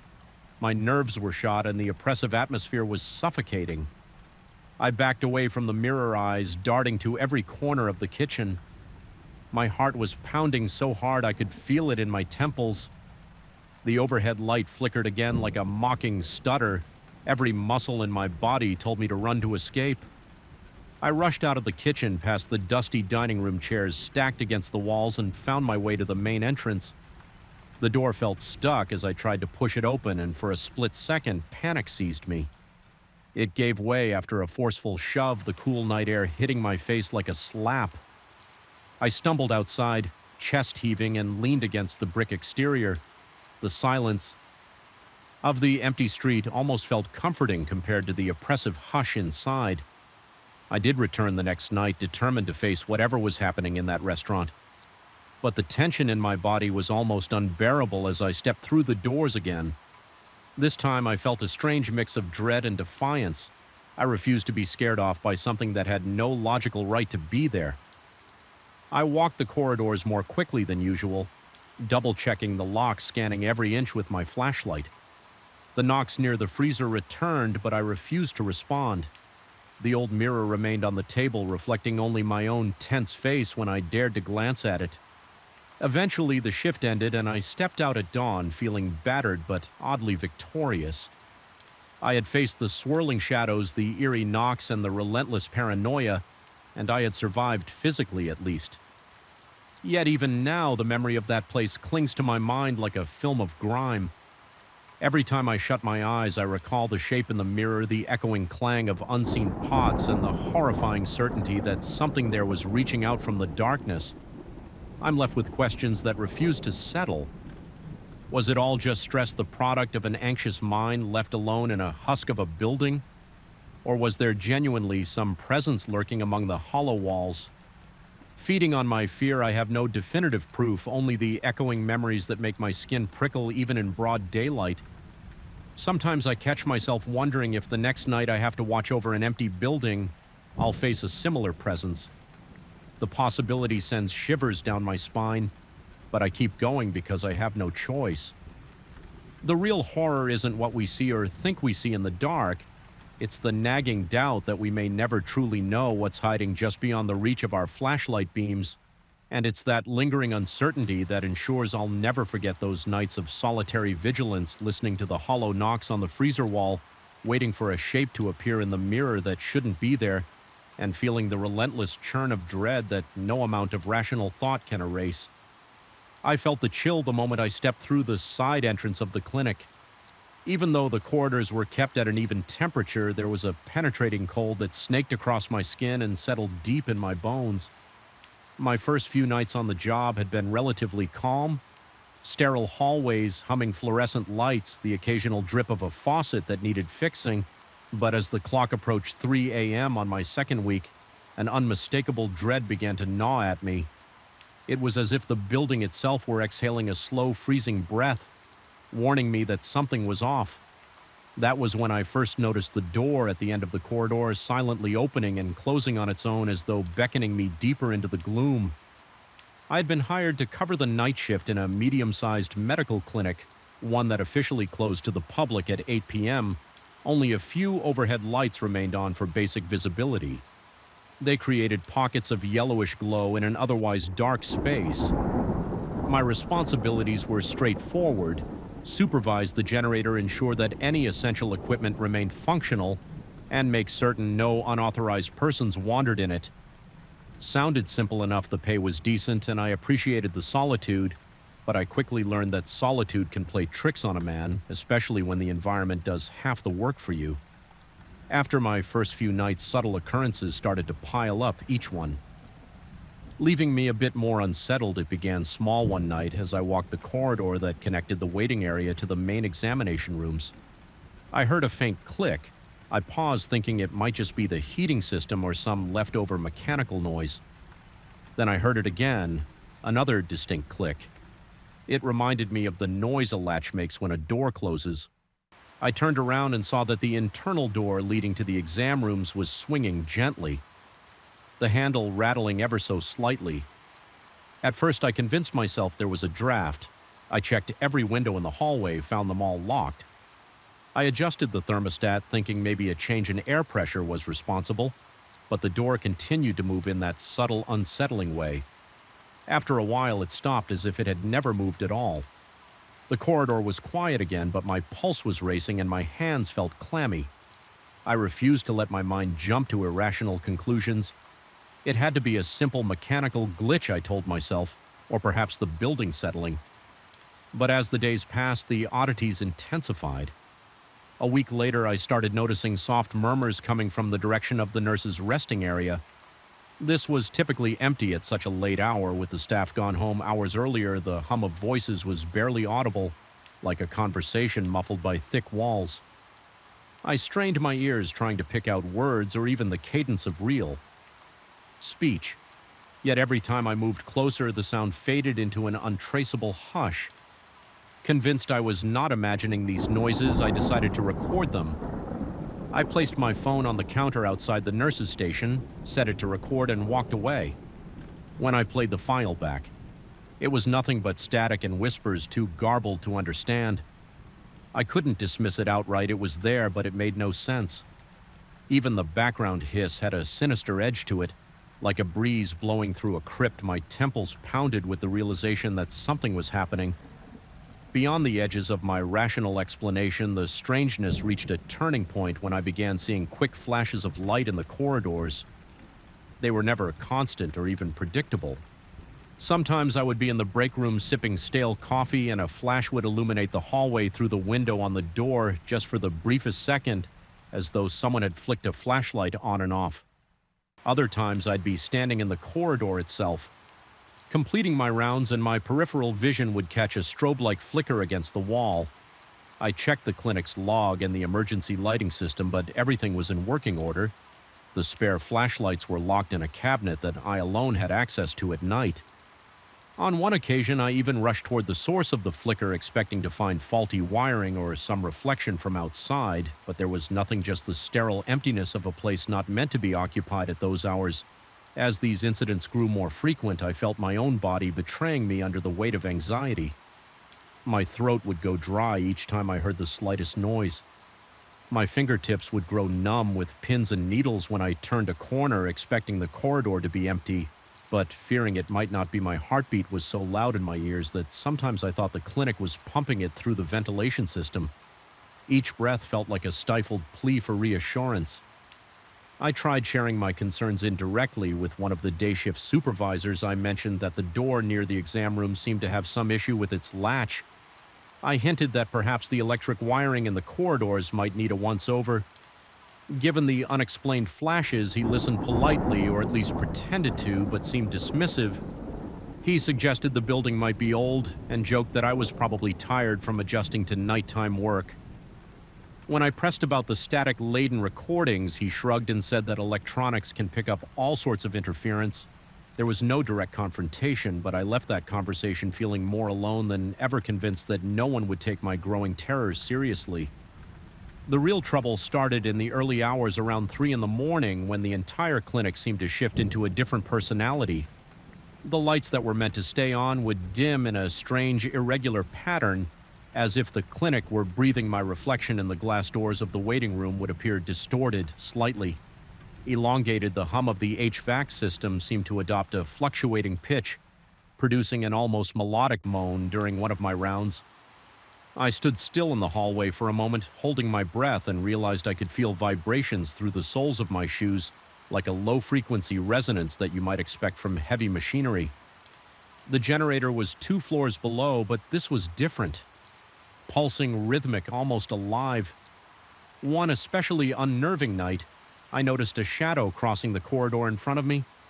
It happened so fast that I nearly doubted my own eyes. The silhouette was tall and leaned slightly forward as though peering around a corner before disappearing. My heart jolted so violently that I felt it might tear through my ribcage. With sweat gathering on my forehead, I sprinted to the intersection of hallways, half expecting to confront an intruder, but no one was there and no door was open. The entire space was silent, but for my own ragged breathing echoing off the sterile walls. In those moments, I questioned whether I was losing my grip on sanity each time I tried to rationalize a new experience. The clinic threw another inexplicable phenomenon my way. One night, I discovered footprints in the dust near the generator room. They were faint and seemed to appear out of nowhere, ending abruptly as if the person had vanished into thin air. Another time, I became convinced I could smell antiseptic in the main hallway, an overwhelming, pungent odor like the entire corridor had been freshly scrubbed with chemicals. Yet there was no sign of recent cleaning, and the smell dissipated. The instant I tried to trace it, my attempts to maintain composure often failed. I could feel the sweat rolling down my back. Even in the climate-controlled environment, my breathing became shallow whenever I heard the slightest creak. The overhead lights would flicker, and my vision seemed to flicker with them. More than once, I thought I caught a glimpse of a figure in a lab coat down the corridor, but each time I blinked, it was gone. This wasn't a place that felt safe anymore. It was as if the clinic were a living thing, reacting to my fear, feeding on it. I found myself so tense that I would jump at the clang of a mop bucket in a distant janitorial closet or the mechanical sigh of a door at the far end of the building. One of the most disturbing nights came when I decided to approach the exam room door that had been opening and closing. It was around 3:10 a.m., and I felt a sense of dread that went beyond anything I'd experienced. Up to that point, there was a flicker in the fluorescent lights, and that door was again swaying slightly. An eerie invitation. My stomach felt twisted as though someone had knotted it from the inside, and I could taste bitter acid at the back of my throat. I inched toward the door, each step accompanied by the squeak of my rubber soles against the tile floor. The corridor felt impossibly long, and I could have sworn the door was receding further away, as if the hallway were stretching itself out to keep me from reaching it. When I finally stood in front of it, I placed my hand on the handle. It felt cold and strangely damp, like it had been sitting in a freezer. Slowly, I pushed it open, the exam room behind. It was dark, illuminated only by a faint glow seeping through the blinds from the streetlights.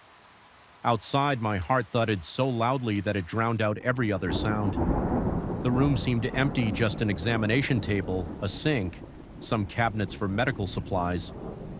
I stepped inside, convinced I would find nothing but a draft or maybe a misaligned hinge. Then I heard a soft shuffle from a corner. I froze. My scalp prickled as though every hair was standing on end. My vision blurred momentarily, mustering courage. I pointed my flashlight into that corner. There was no one there. Only a metal stool and a rolling tray, yet the stool was turned slightly as though it had just been moved. My breath came out in a ragged gasp. I stepped backward, nearly tripping over my own feet, and fled the room without looking back. Ever since that night, the sense of oppression in the clinic deepened. Even the silence felt loaded, like it was vibrating with a hidden message. The faint whispers near the nurses' station returned almost every night. If I tried to record them, I heard only static on playback. The door at the end of the hallway kept swaying. Even after I tightened its screws, the corridor lights sometimes blinked in what felt like a deliberate sequence. Not just random power fluctuations, worse. I would occasionally catch a reflection of movement in the polished floor tiles. When I was positive I was the only one in that hallway, my hands would shake involuntarily. Whenever I tried to steady my flashlight, I began to doubt my own senses to the point where I feared turning corners or opening doors. The anticipation of seeing something impossible, some figure crouched against the wall or a silent shape standing in the middle of a room, ate at me. Every moment I told myself I was just paranoid, that the job was too solitary, that perhaps my mind was conjuring illusions out of stress, but the physical manifestations, the temperature drops, the swaying doors, the footprints, the hushed voices refused to let me cling to rationality on my final night working there. I felt an overwhelming urge to confront whatever was lurking in those corridors. I couldn't endure the silent torment anymore. As 3 a.m. rolled around, I forced myself to walk the entire clinic, from the empty waiting room to the supply closets, from the exam rooms to the far corners of the basement near the generator. The deeper I went, the heavier my limbs felt. My heart was pounding so fiercely that spots danced in my peripheral vision. The overhead lights seemed to flicker in rhythm with my pulse. Each corridor felt more oppressive than the last, and the air had an indescribable weight, as if I were wading through a tangible darkness. When I reached the generator room, I felt a sudden wave of nausea. The door was ajar, and I heard a low droning sound coming from inside. Not just the hum of the generator, but something layered beneath it. My scalp tingled and a cold sweat erupted on my forehead, summoning what little courage I had left. I entered the generator's status lights blinked as normal, but the corners of the room were swallowed in shadow. I'm not sure what I expected to find: a person, a trick of the light, some hidden speaker. Instead, I was confronted by an almost crushing sense of presence. My lungs constricted and my breathing became ragged. The walls seemed to close in for a moment. I thought I might pass out from sheer terror. Then in a single blink, the sensation vanished. The droning stopped. The room was simply a room again, lit by a single overhead bulb. But my entire body was shaking, and I knew I couldn't stay in that place any longer. I slammed the door and stumbled back upstairs, shutting off lights and double-checking locks far more. Hastily than usual, my car keys felt slippery in my hand as I fumbled my way to the side. Exit. The night outside was calm, far calmer than my own mind. I took one last glance back at the clinic for a second. I thought I glimpsed a flicker of white light behind one of the second-floor windows, but I refused to linger. I got in my car and drove away, my heart racing with the adrenaline of escape. I never returned to that night shift. I gave my notice the following morning, citing personal reasons. Even now, when I drive past that building, I feel a pang of dread that shoots straight through my chest. My breathing becomes shallow and my fingers tense on the steering wheel. Sometimes I wonder if anyone else experiences the flickering lights or hears those distant murmurs. Perhaps it all stopped once I left, or maybe the clinic just found a new late-night caretaker. Someone else it can lure into the labyrinth of its silent halls. Either way, I can't shake the feeling that whatever existed in those corridors is still there, waiting in the darkness, opening and closing doors for the next person who dares to walk its halls alone. And every time the clock strikes 3 in the morning, I'm certain the building draws in a quiet, malevolent breath, an invitation or perhaps a warning echoing through those deserted corridors. Long after I've gone, I still remember the chill that swept through me the first time I set foot inside that vast concrete labyrinth. The clock on my phone had just ticked past midnight, and the silence was so absolute that each step felt like a trespass. Something in the stale air warned me that I didn't belong there, that the shadows clinging to the walls were not mere absences of light, but watchful presences. My pulse hammered in my ears as I made my way through the lobby for my very first shift. Little did I know how profoundly that place would get under my skin and how each night would intensify a creeping dread. I couldn't explain away I had been unemployed for months when I finally took this maintenance job in a sprawling residential complex. The place was massive, with multiple towers jutting up into the night sky like silent sentinels. Each had its own set of potential issues: water pump failures, power outages, jammed trash chutes, problems that often manifested during the witching hours. The pay was decent and I was desperate, so I didn't hesitate to accept the graveyard shift running from midnight to 6 a.m.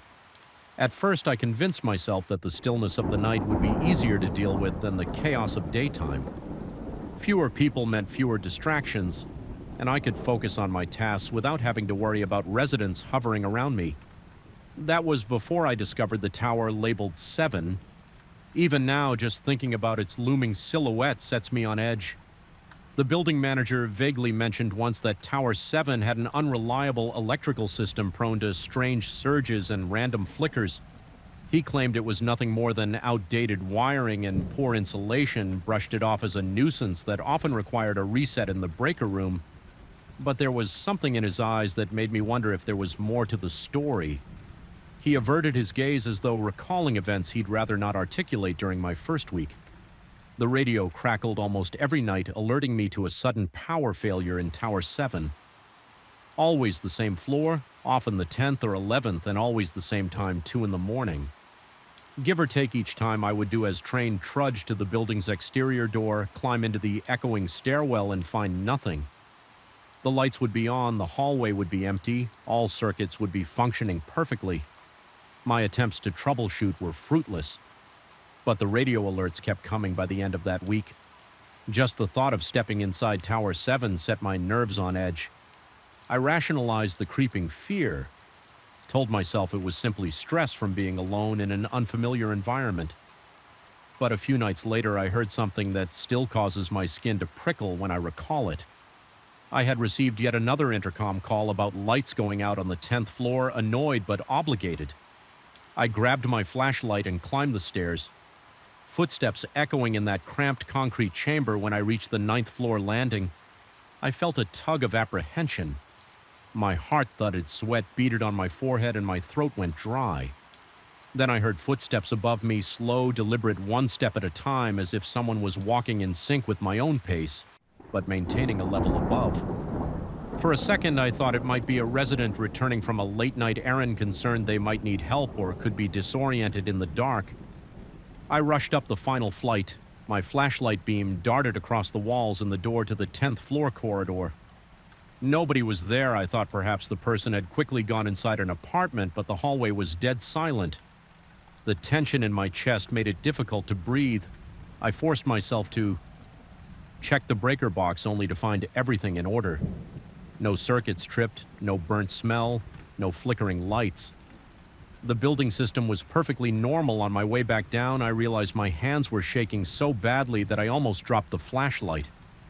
My legs felt weak, as though the stairwell itself was pulling me in with each step, urging me to turn around to go back up. It was an insane thought, but I couldn't shake it.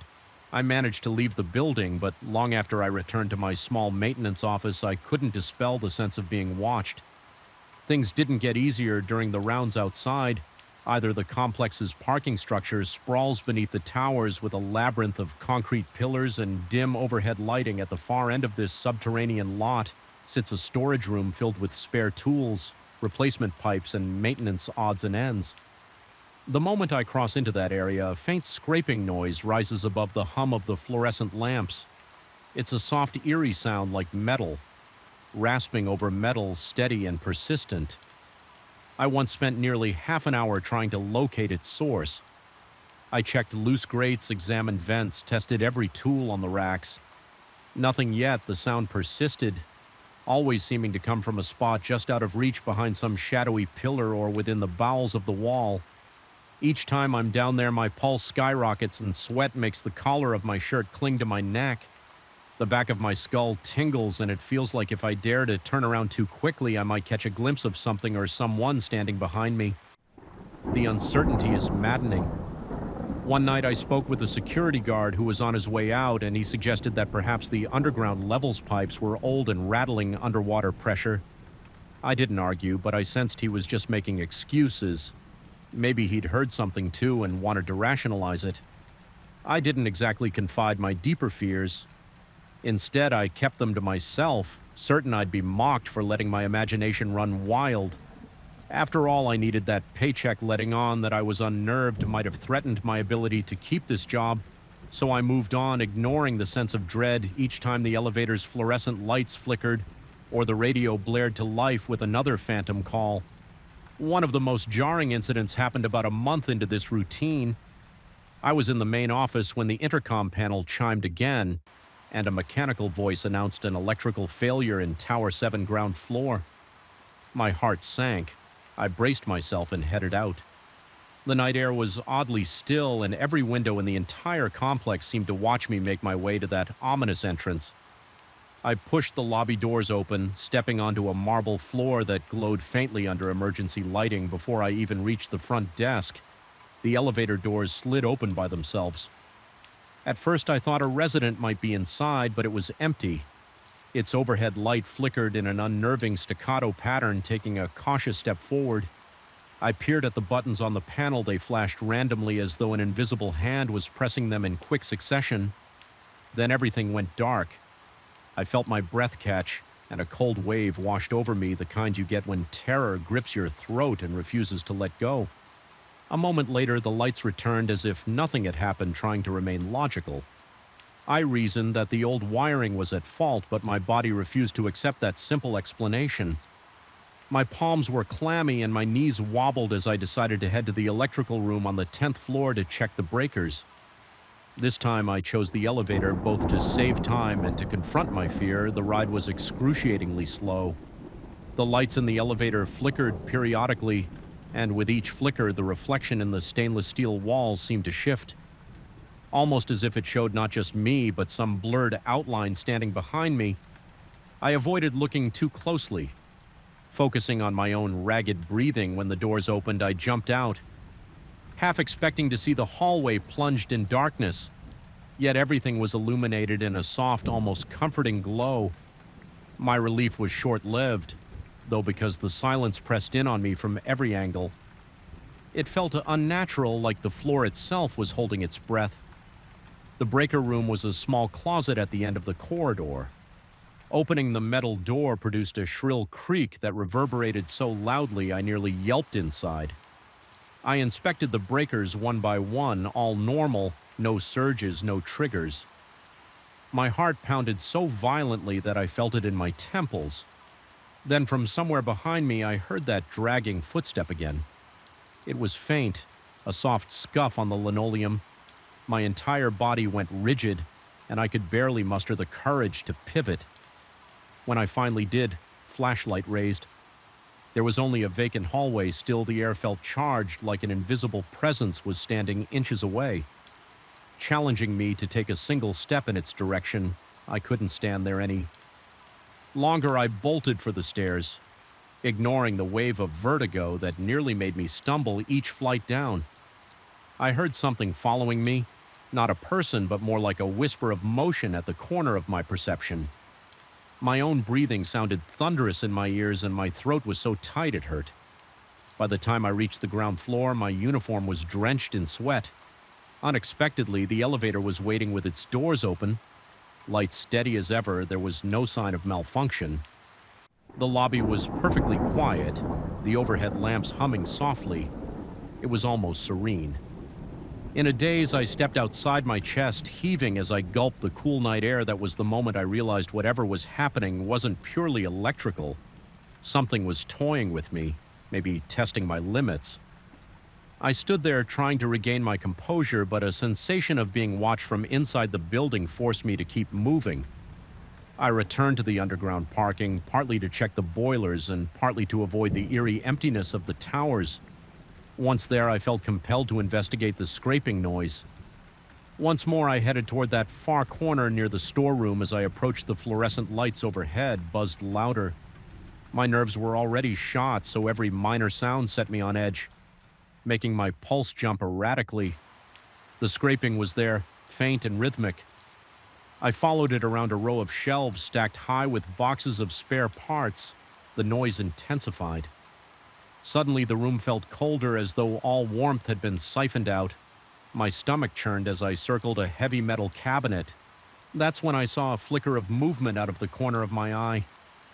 I whipped the flashlight toward it, but saw nothing.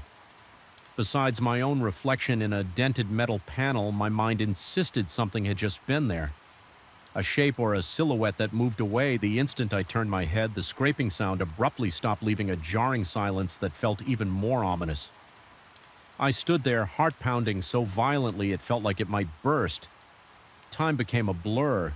It could have been seconds or several minutes before I gathered the courage to shine my flashlight across the rows of shelves behind the garbage bins and under a large table. Nothing, no occupant, no explanation for the noise. Anxiety gnawed at my insides. I wanted to call someone to ask if they had ever experienced anything similar, but I felt foolish who would believe me. Eventually, I forced myself to continue my rounds. My shift ended at 6 Igor, and the faint glow of dawn found me slumped against the wall of the maintenance office, exhausted and shaken. I tried telling myself that it had been a trying night, that my mind was playing tricks on me, but deep down I knew the difference between a fatigued imagination and a palpable sense of being hunted the next week followed a grim pattern. The radio still reported phantom malfunctions in Tower 7, and the moment I stepped into its lobby, odd phenomena would intensify. Unexplained footsteps, flickering lights, elevator doors that opened on their own. My reflection and polished surfaces appeared distorted, as if the building itself wanted me to question what was real in the underground garage. That scraping noise grew louder, more frantic, but never allowed itself to be found. My nights became an endless cycle of clenched fists, shallow breathing, and a racing heartbeat. My paranoia skyrocketed to the point where I found myself checking over my shoulder every few seconds at one point. I even contemplated quitting, but my finances wouldn't allow it. The job, as disturbing as it was, paid well, and I was in no position to walk away. I told myself I would endure it, that I was stronger than any lurking shadows or flickering lights, yet each night chipped away at my resolve. My dreams became twisted labyrinths where corridors stretched infinitely, and faint footsteps echoed behind me. No matter how quickly I ran, one particularly harrowing night, I confronted the tension head-on. Another alert from Tower 7 ground floor lighting failure, with sweat already forming on my forehead. I entered that despised lobby the second I stepped inside. Every single bulb dimmed until the entire entrance was bathed in a faint orange glow. The elevator lights flickered, an unsteady beacon that felt more mocking than helpful. I marched across the lobby, heart hammering, determined to reset whatever breaker had tripped. That's when I caught sight of my reflection in the elevator's mirrored interior. There was the shape again, a blur behind me. I spun around instantly, but the space was empty. It felt like the building was breathing, its walls expanding and contracting in quiet anticipation. My instincts screamed at me to run, but I forced myself to pry open the electrical panel in the lobby. Every switch was perfectly set. My hands trembled so badly I could barely keep hold of the flashlight. My stomach twisted and an icy dread rushed up my spine. It was as if the entire building was mocking my attempt to find a logical explanation. Sensing that I was on the verge of losing control, I slammed the panel shut and backed away. I still don't know what compelled me, but I whispered under my breath that I wouldn't be frightened off so easily. The words felt hollow even as I said them. Something in the air shifted, a silent response that made every hair on my arm stand on end without warning. The ceiling lights flared back to full brightness. My vision swam from the sudden glare, and when I blinked it away, everything was just as it should be, quiet still and mildly lit by the overhead fixtures. But my body remained coiled, adrenaline coursing through every vein. I could practically feel my heart thudding against my ribs. In that moment, I understood that whatever presence haunted Tower 7, be it a trick of my mind or something far more tangible, thrived on my fear. It slithered through the empty corridors, lurked in the corners of the parking garage, and whispered through the flicker of the fluorescent lamps, and it wouldn't stop. Not as long as I was there. The revelation was as chilling as it was sobering. At the end of that shift, I left the building just as the sky began to lighten. My muscles felt drained and a headache throbbed behind my eyes. Yet I had survived another night. A cold breeze blew across the lot, and for a moment I looked up at Tower 7's facade. The windows reflected the dawn, revealing nothing. Still, I sensed the building was watching me just as intently as I watched it. I wish I could say I made a decisive choice that morning to quit, or to confront the phenomenon once and for all. Instead, I found myself in a stalemate bound by financial necessity, yet burdened with an unshakable dread. The unseen presence in Tower 7 knew me, now recognized my routine, understood my weaknesses. Each time I swipe my keycard at midnight, I feel its attention snap to me, waiting to escalate this twisted game. I don't know how this ends. Maybe the building eventually reveals a deeper truth. Maybe it's just my mind unraveling from the strain of working alone in the dead of night. All I can say for sure is that something out there, a scraping in the dark, a flicker in the hallway, a breath against my neck has taken root in my nights. And every time my radio crackles with a new alert for Tower 7, I can't stifle the nauseating churn in my gut. Yet I go. I always go, because for now I have no choice, and because sometimes surviving the night is the only way to make it to the next dawn. Even if that dawn brings no comfort at all, I woke to the sound of something scratching on glass. A faint drawn-out scrape that seemed to resonate from inside my own mind. My heart gave a start thudding dully against my ribcage as I realized it was coming from the bedroom window. I sat up, my breath-shallow eyes darting toward the pale rectangle of moonlight. Nothing moved yet. The darkness felt alive, brimming with an electric tension that weighed heavily in the room. I could swear I sensed the presence of someone or something peering in that single moment. A suffocating hush, broken only by my uneven breathing, marked the beginning of my descent into a terror I never expected to witness outside of nightmares. Even now, I'm not sure which detail truly triggered this unease. Perhaps it was the bizarre phone call several weeks prior, or maybe it was the quiet but unshakable feeling that I was being watched. All I know is that my life began to twist into a slow-moving horror the instant my phone buzzed at 3 in the morning, revealing my best friend's name on the screen. He had always been the practical one between the two of us, never prone to flights of fancy or superstitions. So when I answered that night, still half awake and disoriented, his urgent tone rooted me to the spot. He told me abruptly and without much clarity that I shouldn't leave my home. Under any circumstances at that time, his voice trembled with an intensity I had never heard before. Not even when we went through stressful situations in college. It felt like an order coming through gritted teeth. Then just as quickly as the call had started, he ended it. Leaving my ears ringing with that final click in the morning, I discovered that the stretch of road where I usually park my car suffered a severe electrical short, loose wiring arced along the pavement for a good half hour, igniting small flares of sparks. Had I been near my vehicle at that exact moment, maybe leaving for some errand, it might have ended with injuries, or at least significant damage. Instead, I remained safe in bed. The coincidence was striking enough, but even more disturbing was how my friend insisted he had never made that call. He remembered no dreams, no involuntary actions. Nothing in all the years I'd known him. I had never encountered a single instance of sleepwalking or odd behavior. Yet there I was holding my phone's call log as proof that something had compelled him to contact me at an ungodly hour. I should have left it at that. A strange, inexplicable event that ultimately saved me from trouble. But I couldn't shake the feeling that I had brushed against something beyond the ordinary.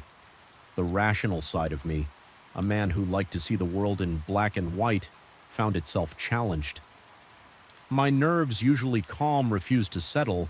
Although I tried to push it to the back of my mind, I began to sense a low-grade anxiety twisting inside my chest, surfacing every time I saw a phone at night or caught a glimpse of an unfamiliar figure at the end of the block.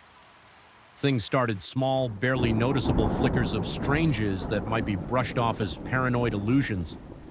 One evening as I washed dishes, I heard a soft crackling sound behind me.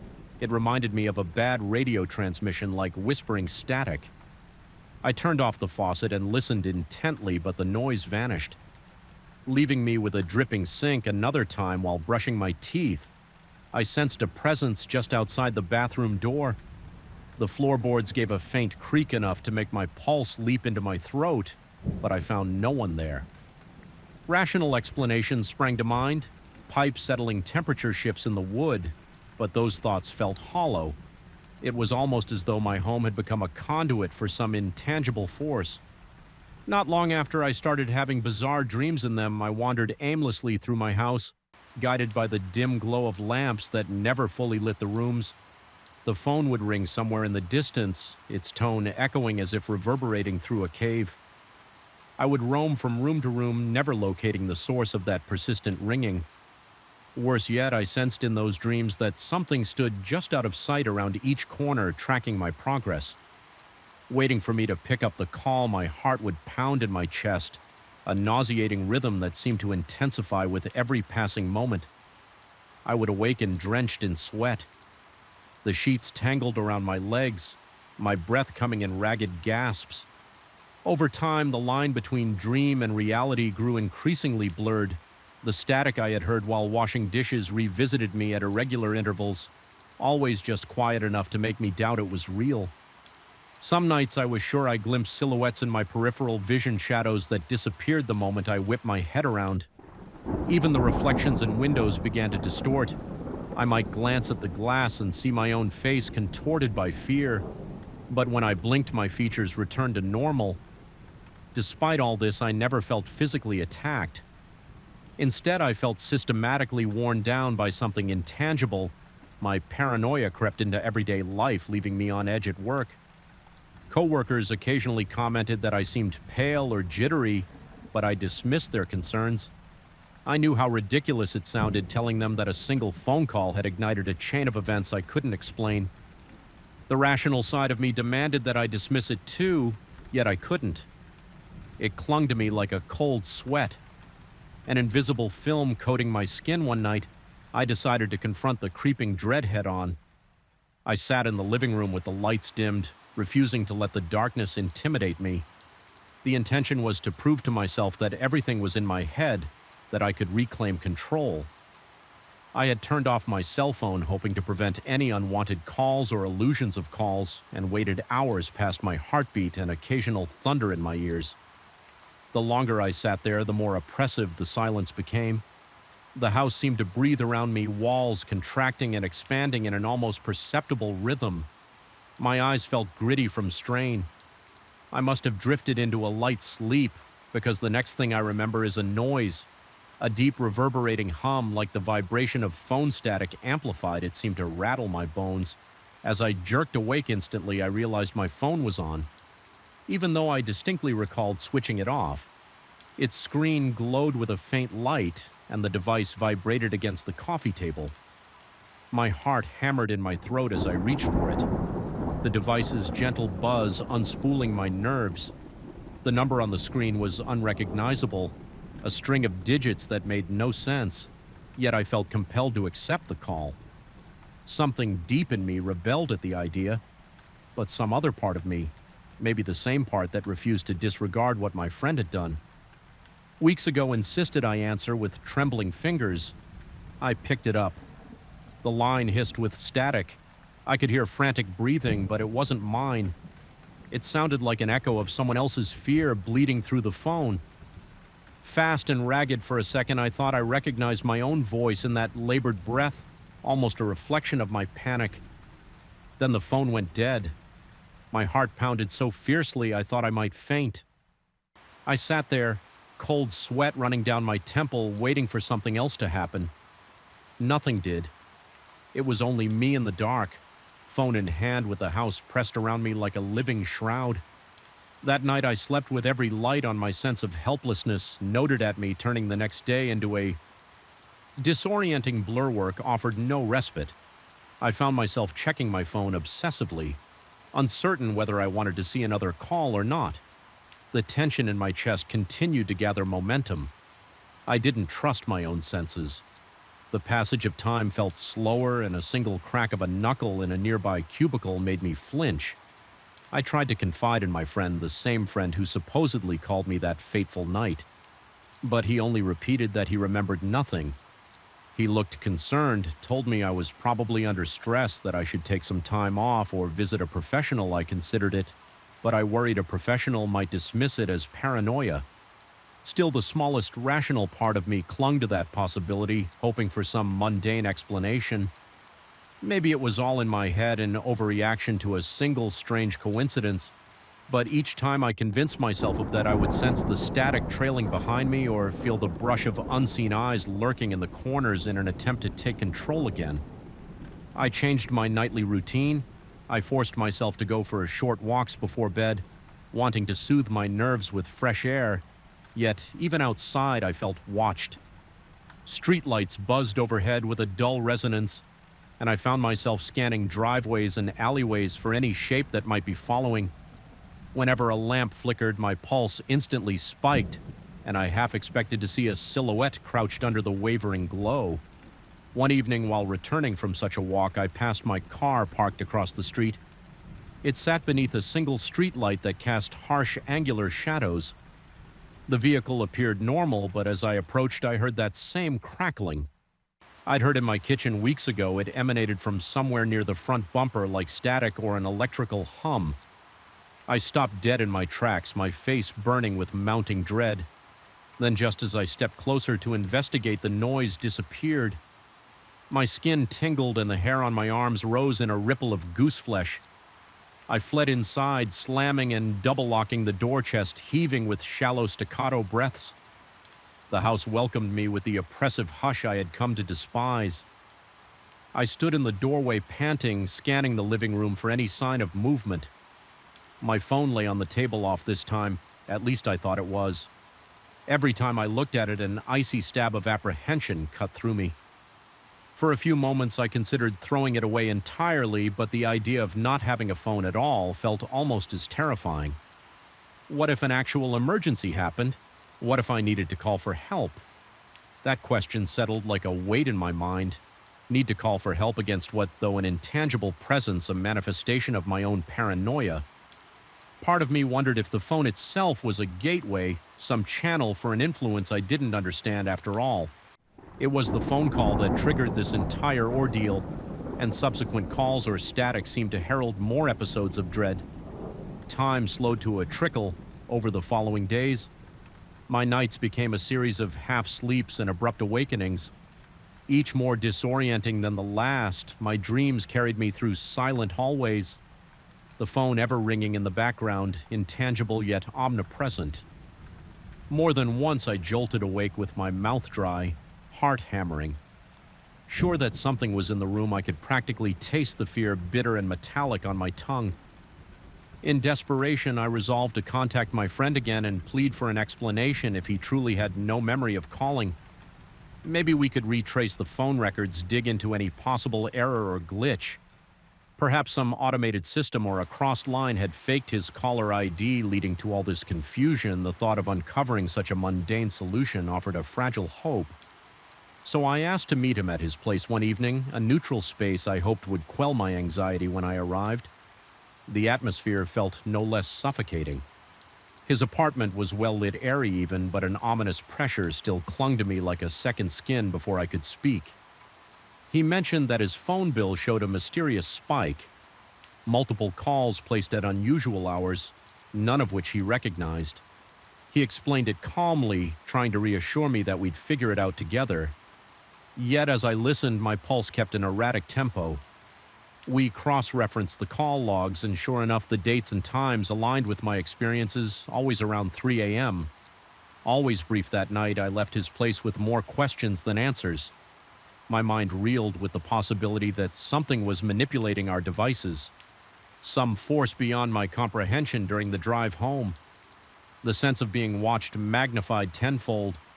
The streetlights cast long, pale beams on the asphalt, and each one seemed to illuminate a pocket of darkness, crawling with hidden shapes. My headlights revealed nothing but empty streets. Yet my heart pounded with the conviction that I wasn't alone. By the time I pulled into my driveway, my muscles felt taut enough to snap. Stepping inside my house, I tensed at the sudden realization that I had neglected to lock the door behind me when I left earlier. I don't know why that realization made my skin crawl. Perhaps I imagined that something had slipped in while I was gone, or perhaps the idea of my sanctuary left unguarded was just too much to bear. Moving slowly, I checked each room, flipping on the lights and bracing myself for any horrifying surprise. Everything appeared in its proper place, yet the dread remained. I sat on my sofa, phone in hand, determined to face whatever might come. Eventually, I noticed the faint hum again, a current of static so subtle I wasn't sure if it was real or a product of my exhausted mind. My vision blurred at the edges as adrenaline surged through my veins for a moment. I forgot how to breathe, my chest tight with panic. The phone grew warm in my hand as if it had a pulse. I fought the urge to fling it across the room. Instead, I stared at it, waiting. Then the screen flickered, cutting through the darkness with a sudden glow. The device vibrated. No number displayed this time, just a shapeless distortion of pixels. My heart thundered and I felt every beat hammering in my eardrums without waiting. I rejected the call, pressing the button so hard my thumb went numb. The phone went silent. The oppressive static vanished. I found myself in a hush so deep I could hear my own heartbeat echoing in my head for a few seconds. I thought it was over, that I had broken the cycle. But as I stared into the dark, an overwhelming sense of presence weighed down on me. My vision seemed to tunnel. My breath came in short, desperate gulps. A cold dread spread through my limbs, anchoring me to the spot. The silence turned unbearable, as if the space around me held its breath. Then the phone in my grasp felt unnaturally heavy, and I realized that perhaps I had merely severed the connection, not banished whatever lurked behind it. That was when I felt the shift in the air, like a slow, invisible wave of pressure passing through the room. My peripheral vision caught a flicker, a fleeting distortion against one wall, like heat rising off asphalt in the summer. I couldn't make out a shape, only a sense of dislocation. My mind struggled to process it, teetering on the edge of rational thought. Every hair on my body stood on end and chills crawled across my spine. I squeezed my eyes shut, trembling, trying to will it away when I opened them again. The distortion was gone, yet the feeling persisted. A sensation that something stood mere inches behind me, out of sight. I refused to turn around, my breath now shallow gasps that left my lungs burning. I sat motionless, phone still in hand, trapped in an impasse between fear and determination. Eventually, the suffocating pressure eased, though it never vanished completely. Once my heartbeat steadied, I glanced around the silent room. Nothing stirred. It's been days since that incident, and I haven't received any further calls. My phone logs remain empty, as if the unknown force has retreated still every time I see a phone. My stomach knots with the memory of that static and the eerie breathing on the line. I cannot shake the conviction that in answering that call weeks ago, I invited a presence into my life, something that fed on my fear and confusion. Though it seems to have withdrawn, I sense it. Watching from the periphery, waiting for the moment I let my guard down again. I now keep my phone on silent, most nights half hoping never to hear its ring again. Yet I also find myself listening intently for the faintest vibration, torn between relief and dread. In the quiet moments before dawn, I sometimes catch myself straining to hear that crackling static or a distant ring, and in those moments my pulse races and my breath quickens, as though the darkness itself is about to come alive. Once more, I've learned to accept that some warnings defy explanation, that a person can transmit a message without conscious will, compelled by forces we can't name. I no longer dismiss those fleeting premonitions. Something out there tried to protect me, or perhaps tried to lure me. Using a friend's voice as bait, I survived this ordeal without harm, but not unscathed. The house still feels different, as though the walls have soaked up my terror, and every time I glance at my phone, I brace myself for that gut-wrenching buzz, the one that tore open my reality and exposed me to a darkness I wish I could unsee. I can't claim to know what truly happened, or if it might happen again. All I can do is stand guard against the unknown that may yet lie dormant in the silent hours of the night. I escape it by staying alert, by refusing to answer calls I cannot trace, by trusting that strange sixth sense that flares when something is amiss. But the memory lingers, throbbing beneath my consciousness, a reminder that some boundaries are perilously thin, and one phone call can be enough to let the darkness in. I felt the unease pressing in on me the moment I stepped into the hospital lobby for my night. Shift the air was too still, too stale, as though it carried the weight of countless secrets. Fluorescent lights buzzed overhead, casting an unforgiving glare on every scuffed tile and chipped bit of paint. My heart pounded harder than usual, a nagging sense of dread gnawing at me even before I took my seat behind the main desk. Somehow I already knew that tonight would be different. That was the sort of premonition you never ignored in a place where corridors whispered of silent emergencies and restless energies. Yet I couldn't shake off the feeling of being watched. It wasn't rational, and I tried to bury it under routine tasks, rechecking schedules, scanning charts, preparing medication lists. But that prickling tension never left. It slid cold fingers across the back of my neck, made me hyper-aware of every flickering shadow along the hallway. By the time the clock inched toward 2 in the morning, my palms were clammy, and I found myself almost dreading the moment when the automatic doors would decide to do their nightly trick. I first noticed the phenomenon a few weeks ago on one of my earliest overnight shifts. Everyone else had gone, just me at the nursing station and a colleague stationed by the reception area for security. We were the last line of defense for any patient who wandered in any late-arriving ambulance with a non-urgent case. It was a quiet night, the kind that should have lulled me into a false sense of peace. That is, until the front entrance's sliding doors hissed open all by themselves. My colleague and I both straightened, fully expecting to see someone. Nothing.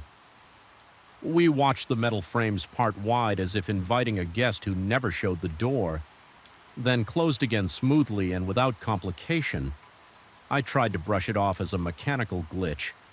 We even half-joked about it, telling ourselves the sensor must be on the fritz. But then it happened again the following night, and again always around the same time. 2 in the morning, give or take a few minutes.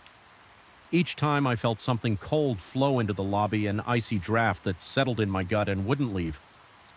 The hair on my arms would stand at attention, my lungs felt constricted. Whenever I looked at my coworker, he appeared just as uneasy.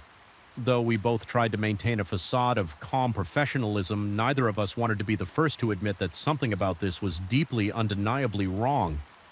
Night after night, the episodes persisted. I tested the sensor repeatedly, even going so far as to stand directly in front of it, wave my hands, stomp around it. Worked perfectly whenever I tried it.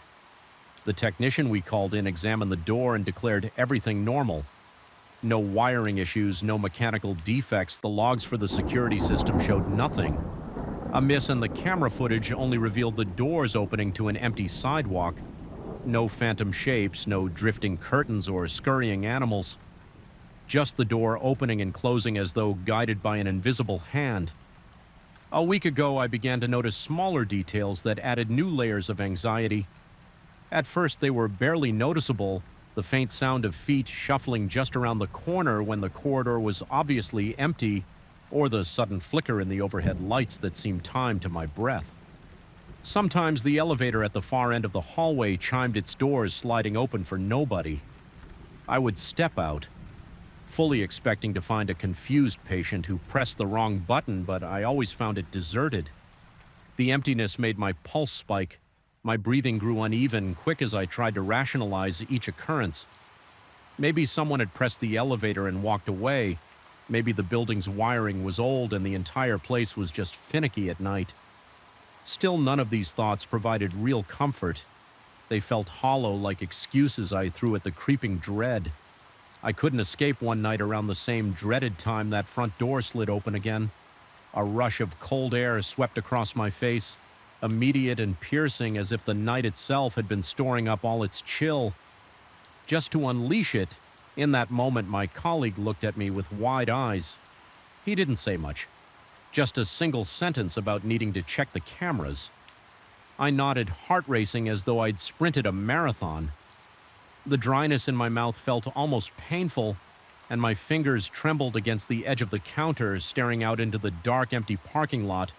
I thought I caught a glimpse of a faint silhouette, but when I blinked, it vanished. My mind reeled, adrenaline coursing through my veins so hard that my chest ached with every heartbeat. It was as if my body was preparing for a threat that lurked just beyond my field of vision. From that point on, my perceptions became sharper, more attuned to every subtle shift in the hospital's atmosphere. Late at night, the squeaking of a gurney wheel from a distant corridor would jolt me upright. A flicker in the hallway lights had me scanning corners for shapes that shouldn't be there. My own footsteps on the Linoleum echoed strangely as if a second set of feet were following one step behind. Each time I turned, expecting to catch someone in the act, I found only the stale hush of the corridor. The tension was near unbearable, a vice clamped around my nerves, squeezing out any sense of security I might have clung to, and always. That clock marched closer to 2 in the morning. One particularly unsettling night, I felt compelled to investigate beyond the lobby the moment arrived. 23 on the dot, and the door yawned open. That now familiar draft swept in. My coworker watched me from behind the front desk. An unspoken question in his eyes was, "I really going out there to look around?" I swallowed hard, stepped through those sliding doors, and stood on the empty sidewalk. The chill in the air didn't feel like an ordinary autumn breeze. It felt heavier, as though it carried intent. My heart thudded so loudly I was certain it would echo off the hospital's walls. The parking lot was silent, with only a few cars belonging to staff and a single flickering street lamp in that dim, half-lit expanse. Nothing seemed out of place, no movement, no suspicious presence, but the static crackle of my nerves told me I was missing something. Just out of sight, after a few tense minutes, I retreated inside, feeling no less unnerved when I returned to my station. I realized the lobby felt colder than outside. The air conditioning was never set that low overnight, and yet a shiver coursed through me the moment I stepped in. The door closed behind me with a soft whoosh, sealing me inside the hospital's hush. Once again, back at the desk, my coworker mentioned quietly, looking deeply unsettled, that one of the overhead lights had begun flickering the moment I left and then stopped. The instant I walked back in, that revelation made my stomach flip. It felt like something was toying with us, orchestrating these small terrors to pull us deeper into a fear we couldn't fully articulate as the nights wore on. My sleep suffered during the day. I dripped off for a few restless hours, only to jolt awake from half-remembered nightmares. In those dreams, the hospital corridor stretched into impossible distances, doors opening and closing of their own accord. I'd wander those endless halls searching for something I couldn't name. Sometimes I heard my name whispered from behind locked rooms, but whenever I peered through the narrow glass windows, only emptiness stared back. Waking up in a cold sweat, I questioned my own sanity. Had I always been this prone to suggestion, or was there genuinely a presence manifesting at the hospital? Feeding on my growing paranoia, part of me wanted to request a shift change to flee from the hours that seemed to warp reality, but my sense of duty and maybe my pride kept me returning. Night after night, I told myself I was needed there. If something truly was happening, I wanted to be the one who uncovered it. That sense of purpose warred with the dread that made my fingertips shake whenever I keyed in my passcode to enter the staff areas. By the time I was done prepping for the shift, around midnight, I could almost feel the hospital itself holding its breath. Waiting for that fateful hour to arrive, I began documenting every incident. I kept a small notebook in my pocket, and whenever the door opened, unprompted, or the lights flickered in a particular pattern, I jotted down. The slow accumulation of notes, times, and descriptions of sensations confirmed a pattern precisely at 2 in the morning. The door opened, then smaller anomalies would cascade through the hospital lights, and remote hallways would blink in synchronized pulses. The elevator would chime with no calls, and that dreadful chill would weave from corridor to corridor. It was as if the entire building came alive, under the thaw of some unseen conductor orchestrating a symphony of fear.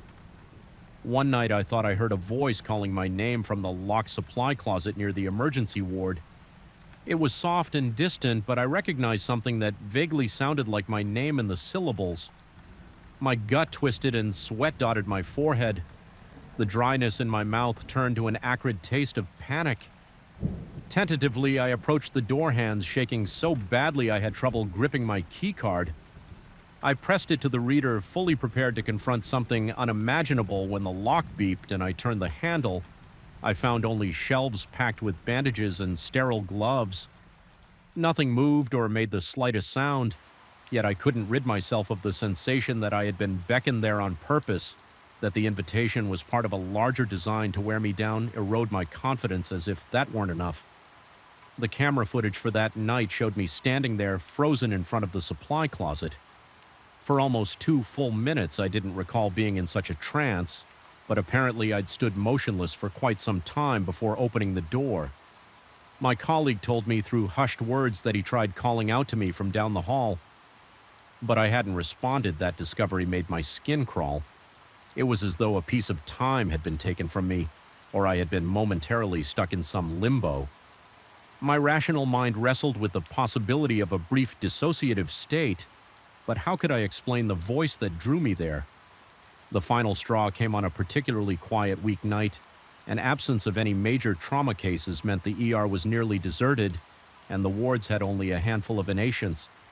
The entire hospital felt deserted in a way that magnified every small sound into something monstrous. Of course, 2 in the morning arrived like clockwork and the front doors opened. I stood at the desk bracing for the chill that would inevitably slither across the floor.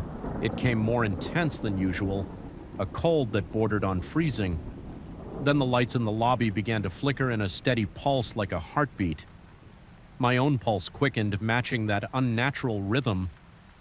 My breath came in ragged bursts, chest constricting as though the air itself had turned sour. This time I saw something, or thought I did. Just beyond the threshold of the sliding doors, a shape not entirely visible, like a distortion in the air, almost a ripple in reality itself. My vision blurred. Sweat beaded down my temple and I could barely swallow. Though I wanted to look away, some morbid fascination kept my eyes glued to that shifting spot. My heart hammered so violently I could hear my pulse roaring in my ears. Then just as quickly as it appeared, it was gone. The door slid shut with a quiet hiss, leaving me reeling and disoriented. I couldn't ignore this anymore. I left my post and walked deliberately toward those doors, each step feeling heavier than the last. My coworker stood back anxious, but not stopping me. As I reached the entrance, the door remained closed, yet the night outside seemed unnaturally dark, as if the parking lot lights had dimmed under the weight of something unseen. My stomach knotted, my eyes strained to discern any shape moving out there.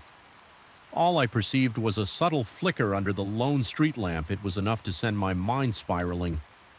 I forced myself to step back, returning to the relative safety of the lobby's fluorescent glow. In that moment, I understood that I was dealing with forces I might never fully understand. Something that defied the logic and science we cling to so fervently in a hospital environment.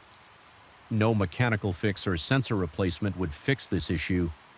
Whatever this was, it had become an undeniable presence that inhabited the hospital at the witching hour, testing the limits of my courage and sanity. I decided I had to confront it in my own way, acknowledge it, challenge it, and then refuse to submit to the terror it brought each night. So the next time the doors slid open on their own, I simply stood there letting the cold air wash over me without budging. My heart race sweat dampened my uniform, but I stood firm. I forced myself to inhale slowly, telling whatever lurked beyond those doors that I would not run. The door stayed open for far longer than it usually did, as if taunting me. Waiting for me to crack, my limbs shook, but I remained rooted to the spot, refusing to let the fear devour me after what felt like an eternity. The doors closed, the sense of an eerie presence receded, though it did not vanish entirely. My coworker and I exchanged a glance that said everything we needed without words. We had survived another night, but the hospital felt forever changed in the night since the phenomenon has lessened. Somewhat, the door still opens at 2 in the morning, but the blast of cold air seems less intense, less hateful. I still feel watched, but now it feels more like an echo than a personal threat. I haven't seen the distorted shape again. Maybe it realized I wasn't going to break, or perhaps it's lying in wait for a moment of weakness. I can't pretend to know. What I do know is that I've made my peace with the reality that some things in this hospital cannot be explained away by mechanical glitches or rational theories. I've chosen to continue working the night shift, even though each midnight approach leaves a residue of unease coiling in my gut. There's power in standing my ground and refusing to yield to whatever presence roams these halls. Sometimes I still feel it, a brush of cold at my shoulder or a flicker in the corner of my eye that makes my skin prickle, but I stand taller now, breathing through the moment until the fear subsides. I haven't told many people about these events. Mostly it stays confined to whispers between me and that same coworker who has witnessed the inexplicable. Officially, the door's sensor is scheduled for further inspection, but we both know there's nothing a set of tools and a diagnostic test can fix here. The hospital has its own secrets, and while those secrets never fully sleep, I've come to realize they don't have to claim me. The door will open again tonight, sure as the clock will strike 2, but I will be here prepared to meet that cold air with steady breaths and a heart that, though it hammers, refuses to collapse into terror. And if there's a presence lingering just beyond that threshold watching through the glass, I can live with that knowledge. It's a fragile truce, but it's mine. The chill in the corridors, the whispers in the supply closet, the flickering lights in the empty hall. They remind me of a reality stretched thin where perhaps my perception and the hospital's hidden truths intersect. I may never fully understand what's happening, but I understand enough to know that I won't let it break me. My nights remain dark and uneasy, but every new dawn feels like a triumph over whatever crosses that lobby at 2 in the morning. And maybe that's all the victory I need in a place that holds more than just the living within its walls.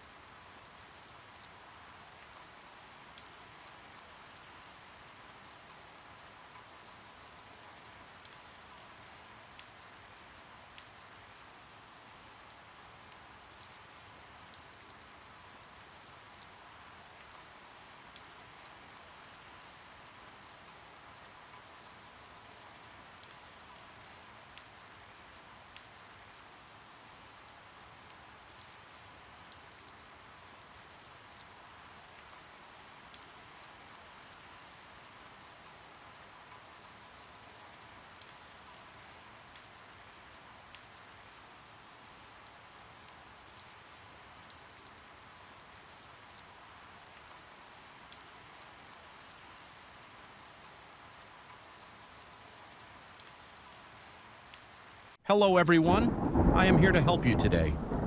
I know you used this video to fall asleep, so before that, like the video and subscribe to the channel also.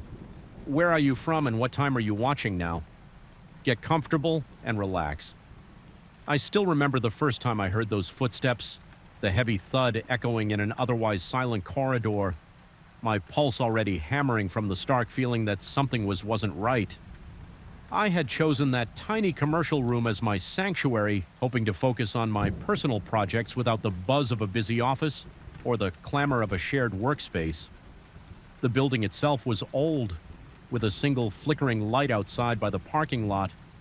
From the moment I walked in on my first evening, I felt an unsettling chill crawling across my skin. The hallway smelled of stale air and cleaning products, a stale mixture that did nothing to ease my unease. Even then, I dismissed it as first-day jitters, telling myself everything would feel normal once I settled into a routine, but normal never came. I had decided to sign the lease because the price was low and the area was quiet. The landlord mentioned the building's age, but he insisted it was structurally sound, just in need of some interior renovations that might happen at an unspecified time. I found my room on the top floor, an isolated corner with a single rectangular window that overlooked a narrow street. During the day, daylight dribbled in, painting the floor with dusty beams of sunlight at night. However, that window showed nothing but darkness, as if the world outside ceased to exist after sunset. There was a sensation of claustrophobic quiet and almost tangible pressure that made me catch my breath whenever I looked outside, searching in vain for city lights. On my first night working late, I felt a curious mix of excitement and fear. The hallway was so dimly lit after a certain hour that it resembled a tunnel stretching into oblivion. I thought I heard a faint shuffle, perhaps someone else working on the same floor. But then I checked my watch, 9:00 p.m. The other tenants who worked normal 9-to-5 schedules had already gone home. The cleaning staff only came in the early morning, so I was sure the building was empty except for me. I brushed aside the notion that I wasn't alone, chalking it up to the building's old air vents. Sometimes old infrastructure mimics footsteps or whispering voices, so I tried to convince myself. By the end of that first week, I found it hard to ignore the footsteps. They had a deliberate cadence, like someone wearing leather-soled shoes each step, tapping the floor with a purposeful weight. I'd glance at the clock around 900 p.m. and feel my throat tighten as if anticipating the dreaded sound. The footsteps always began softly, a distant presence at the far end of the corridor.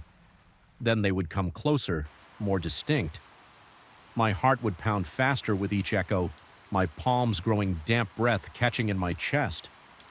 Eventually, they would pass right by my door, the steps reverberating against the walls and fade into the blackness on the opposite side. Every time I bolted upright in my chair, terrified of confronting whatever was outside, yet a strange masochistic curiosity noted at me. I wanted to fling open that door and confirm there was nobody there, but for several nights I just sat there paralyzed, feeling my stomach twist in knots one evening. My nerves had been gnawing at me all day.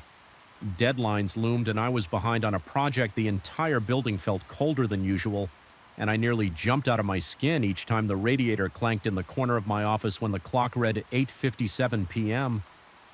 I stood up with my heart racing, determined not to let my fear overpower me.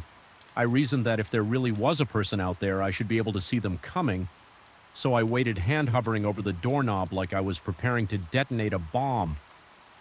The footsteps started as always, faint at first, gradually rising in volume. My breath turned shallow and a film of cold sweat beaded on my forehead. My legs trembled like they might give out at any moment when the steps sounded just beyond my door. I gritted my teeth, twisted the knob, and yanked the door open. Darkness. The corridor's overhead lights were off, leaving only a weak glow from the emergency sign at the far end of the hall. My first impression was that I was staring into a void, an impenetrable black. I tried blinking, hoping my eyes would adjust, but I couldn't see a single outline that resembled a human being. Yet the footsteps continued. I heard them so close that it felt as though someone was brushing past me. My heart thundered. My head pounded with the rush of blood. My mouth went dry as I fought the urge to shout or run. I stood there, a pathetic statue of fear, unable to do anything but watch the empty black. Then the footsteps tapered away as if moving around a corner that didn't physically exist, and I was left alone in silence. I must have stood there with the door open for a full minute before my senses returned. My hand shook when I finally closed the door, and for the rest of the night, I couldn't concentrate on my work. I kept replaying the moment in my head. There was no figure, no silhouette, no flicker of movement. Yet the sound was undeniable, as real as my own racing heartbeat. I considered the possibility that I was imagining things. Maybe stress was getting the better of me, perhaps a psychological phenomenon. Sometimes the brain hears what it fears the most, but deep down I wasn't convinced it felt too real. The following week I tried to gather information in a subtle way. I asked the landlord if anyone else rented space on my floor, and if they worked late. He shook his head and said no one else had renewed their lease on that wing of the building. Budgets were tight, and only I had shown any interest in that otherwise deserted corridor. He joked that I must enjoy solitude, to which I responded with a vague smile. I mentioned hearing some noises at night, but he only shrugged. He said old buildings make all kinds of sounds, and if I needed anything, I could call his emergency line. That conversation left me feeling uneasy if the landlord himself had no explanation. Then I was truly alone in this mystery. Night after night, the same experience repeated around 9 p.m. Those footsteps manifested out of nowhere, echoing with that ominous steady rhythm. My body reacted the same way every time my pulse hammered. My breathing went ragged and I had to wipe sweat from my brow. I tried turning on loud music, thinking maybe I could drown out the noises. It made no difference. Even over my headphones, I could detect those footsteps reverberating as if the entire hallway were a drum. I tried leaving the door open at 8:45 p.m., lights on full, hoping that if I spotted something right away, it would resolve the situation. The footsteps still came slicing through the silence, but no one ever appeared in the doorway. It felt like an invisible presence was crossing back and forth before my eyes. Over time, the atmosphere in my small office grew more oppressive. The overhead fluorescent lamp flickered, sometimes casting warped shadows along the walls. The radiator hissed at the strangest moments, releasing bursts of musty-smelling heat that made me sweat. Even though the rest of the space was oddly cold, I felt as if the walls were closing in on me. My reflection in the dark window became a blurry reminder of how unsettled I was. On some nights, I thought I saw the faint shape of a silhouette behind me in the reflection, but whenever I turned around, the office was empty. The fear began to gnaw at me so relentlessly that I started to question. My reality was my mind conjuring illusions. Was I losing track of what was real? I attempted to reassure myself perhaps this was just an elaborate trick of an overworked brain, or maybe there was a structural quirk in the building's design causing the acoustics to mimic footsteps. But my rational excuses started to crumble when I felt the vibrations through the floor one night. After hearing the steps outside, I crouched near the door and pressed my palm against the cold tile. Each footfall sent a faint tremor into my hand, a real physical movement. It felt unshakably present. I jerked my hand away hard in my throat, realizing that no hallucination would generate that kind of vibration. That moment pushed my paranoia to a new height. I started dreading evenings watching the clock with a sense of impending doom. Even earlier in the day, I'd catch myself flinching at random sounds, a door creaking elsewhere in the building, a distant honk from the street, or the hum of the ancient ventilation system. My muscles tensed involuntarily. My jaw remained clenched, and I developed a near-constant tension headache. Any conversation I had with friends or colleagues about my new workspace occurred indirectly. I'd vaguely say that the building was creepy or unsettling, but I never confessed the full extent of my fears. I worried they'd label me paranoid or delusional. Eventually, my work suffered so badly that I realized I had to confront whatever was lurking in that corridor. On a Thursday night, I steeled my nerves and devised a plan. I'd arrive just before dusk, set up a camera to record audio and video from the corridor, and keep every single light on. If there was an explanation, an intruder, or a misfiring system, I would catch it. That evening, the building felt more sinister than ever. Even the elevator ride was unnerving, its fluorescent bulb flickering just enough to throw my pulse into overdrive. Once I reached my floor, I installed the camera in front of my door, angling it to capture the entire length of the corridor. Then I retreated into my office, forcing myself to breathe slowly when 9 p.m. approached. I positioned myself behind my door, ready to pop out at the slightest sound. The footsteps began like clockwork, a distant knocking on the far side of the corridor. My heartbeat thundered in response. And I felt my breath stick in my throat this time. I forced my legs to move. I swung the door open while the footsteps were still reverberating.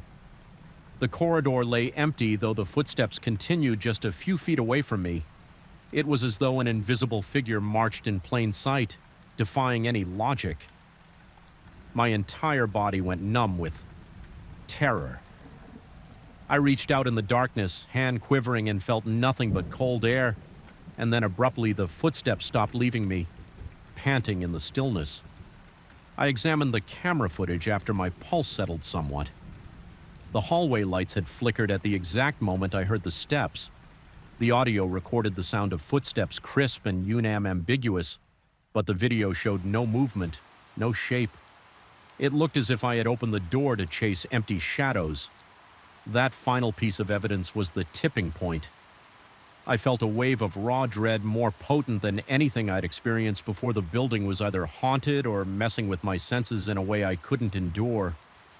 My mind reeled with the realization that there might be something beyond my rational understanding at work. I knew I had had to leave the feeling of being constantly observed. The thick dread in the halls and the bizarre evidence on my recording all convinced me that my sanity was more valuable than any cheap rent or quiet working environment. I came in one last time during daylight hours to pack my things. Even then, the building exuded that icy aura. Every creak of the floor echoed like a warning. My chest felt heavy and a sheen of perspiration dampened my collar. By the time I hauled my final box to the car, I was trembling so hard that I almost dropped it. I never found out what caused those footsteps. I never demanded an explanation from the landlord beyond what he could offer, because I sensed it was an exercise in futility. Some occurrences defy rational explanation. I escaped that old commercial space with my work in shambles and my nights haunted by phantom echoes.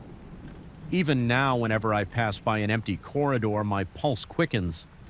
A tiny part of me expects to hear that same firm, heavy tread. I can't shake the feeling that the presence in that hallway was something more than a mere quirk of an aging building.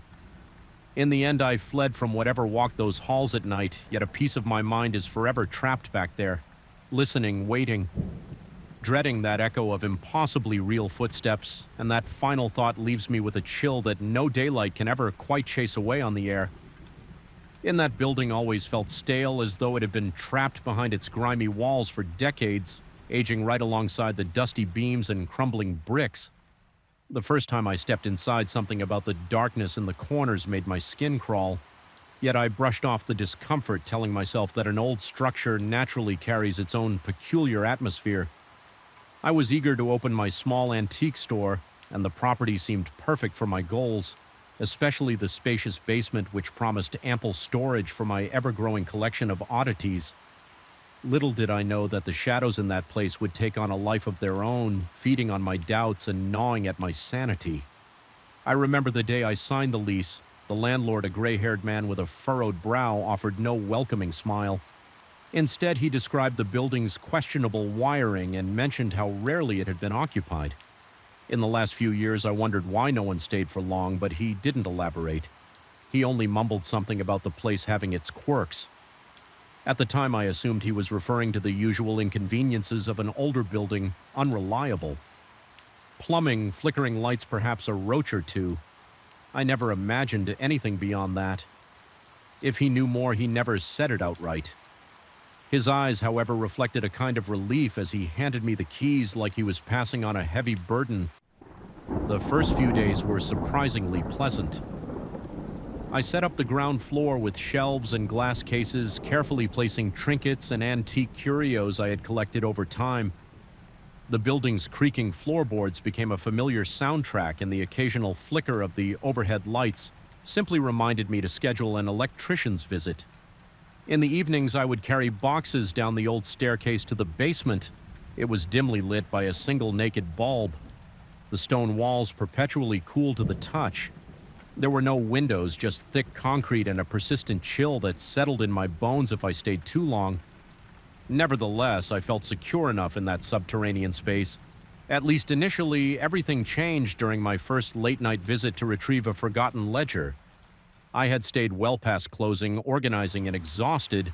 I realized I needed some documents I'd left in a box downstairs when I descended the steps. Flashlight in hand, I heard something that made me freeze in place. It sounded like muffled voices, as though two people were engaged in a hushed conversation. Just around the corner, the realization that I shouldn't be hearing anyone else at that hour sent a jolt of cold adrenaline through my veins. My flashlight trembled in my grip, and I felt my heart pound so hard it nearly echoed in my ears. I tried to tell myself it was the old plumbing, or maybe noise from the street, filtering through some hidden gap in the foundation. I stood still. For a moment, struggling to calm my racing pulse and slow my breathing. The murmur of voices continued, stopping and starting with a rhythm that seemed undeniably human. Yet when I directed my flashlight around the basement, I saw no one. My sweat turned clammy as I forced myself to walk around the shelves and piles of boxes. Methodically checking every corner, there was no sign of intrusion, no leftover footprints in the dust, nothing at all that indicated a physical presence. The voices were gone, or perhaps they had never been there in the first place. I nearly laughed at how rattled I felt. Over the next few days, I tried not to think about that strange encounter. Work kept me busy, and the hustle of setting up new merchandise left me little room for doubt. However, each night the memory returned. It seemed so vivid, so real that my attempts to dismiss it as imagination felt almost dishonest. Still, for nearly a week, the basement remained quiet. I went downstairs several times to grab items or sort through boxes, and the only sounds were the squeaking floorboards above my head or the distant hum of traffic outside. It lulled me into a false sense of security until it happened again one evening. Around the same late hour, I heard it once more, that same low, whispery conversation with abrupt pauses and slight inflections. My throat went dry and my legs tensed.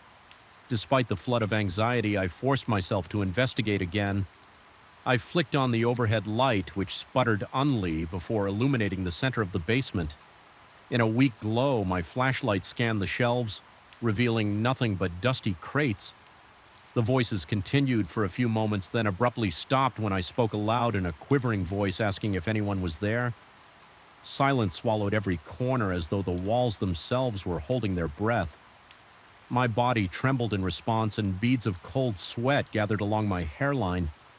What unnerved me most was the way those voices seemed to get progressively clearer each time they returned their tones, and intonations grew sharper, pressing against my ears. Yet I could never make out the exact words. Whenever I tried to listen more carefully, the murmur dissolved into a wash of static-like nonsense. I started wondering if I was losing my mind, if perhaps the stress of running a new business was taking its toll. But the raw physical reactions I felt, my pounding heart, the tightness in my chest, the shortness of breath convinced me something more. Sinister was at play. My paranoia deepened.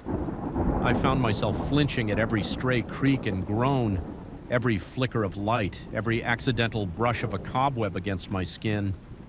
During the day, I wandered the store in a distracted haze. Customers occasionally asked if I was feeling all right, and I would mutter an excuse about being tired. Yet the moment dusk fell, an uneasiness crept over me as if the darkness outside was a herald. For something lurking beneath my feet, I attempted to record the sounds. One night, carrying a small voice recorder, I stood in the B basement, nearly hyperventilating from the tension. The air down there felt heavier, colder than ever before. My breath emerged in shallow gasps, and a faint tremor invaded my limbs.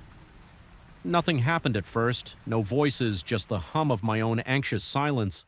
But after a few minutes, that low-swaying conversation returned. I strained to keep steady, bracing myself against a wooden shelf for support. The weight of unseen eyes burned at the back of my neck, and the space felt claustrophobic, as if the walls were closing in after collecting myself. I sprinted upstairs with the recorder, determined to find proof. When I played it back, I heard absolutely nothing. No faint whispers, no hushed chatter, only my own tense breathing and a kind of static that resembled a distant wind. The failure of that recording nearly shattered my confidence in my own faculties. Was I hallucinating? Had I become so consumed by the building's eerie atmosphere that my mind fabricated these voices I considered seeking professional advice, or even leaving the place altogether? But the store had started turning a modest profit, and I felt strangely compelled to keep going. Something about the mystery drew me in a mayobe, fascination that both terrified and intrigued me.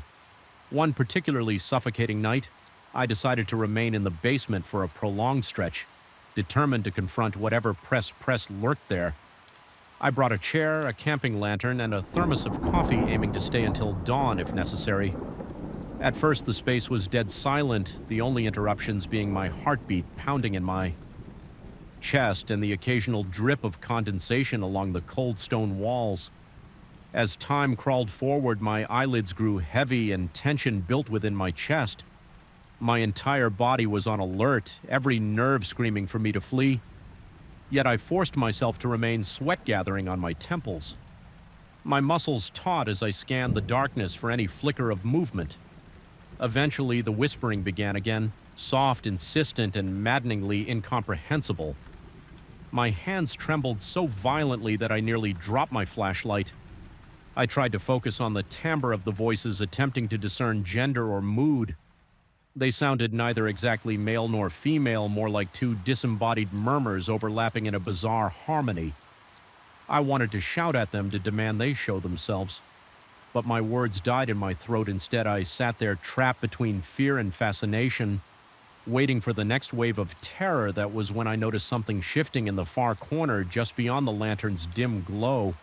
It was a shape, a ripple in the darkness that made me shudder to the core. My heart hammered so violently that black spots swam at the edges of my vision. I strained to see better, but the shape receded into the blackness. The voices continued, as if beckoning me deeper. My entire body felt suffocated by an invisible weight pressing against my chest, making each breath a struggle in a desperate burst of courage. I stood up and shone my flashlight toward that corner, stepping forward despite every instinct screaming at me to run. The air felt thick, almost syrupy, as if it fought my every movement. My breath came in ragged, shallow gasps, and a wave of dizziness washed over me. The voices reached a crescendo, then not loud but urgent, their murmur spinning around me like a vortex. I felt a sudden pressure on my ears, a pop that almost resembled a change in atmospheric pressure, and then everything went silent in one terrifying instant.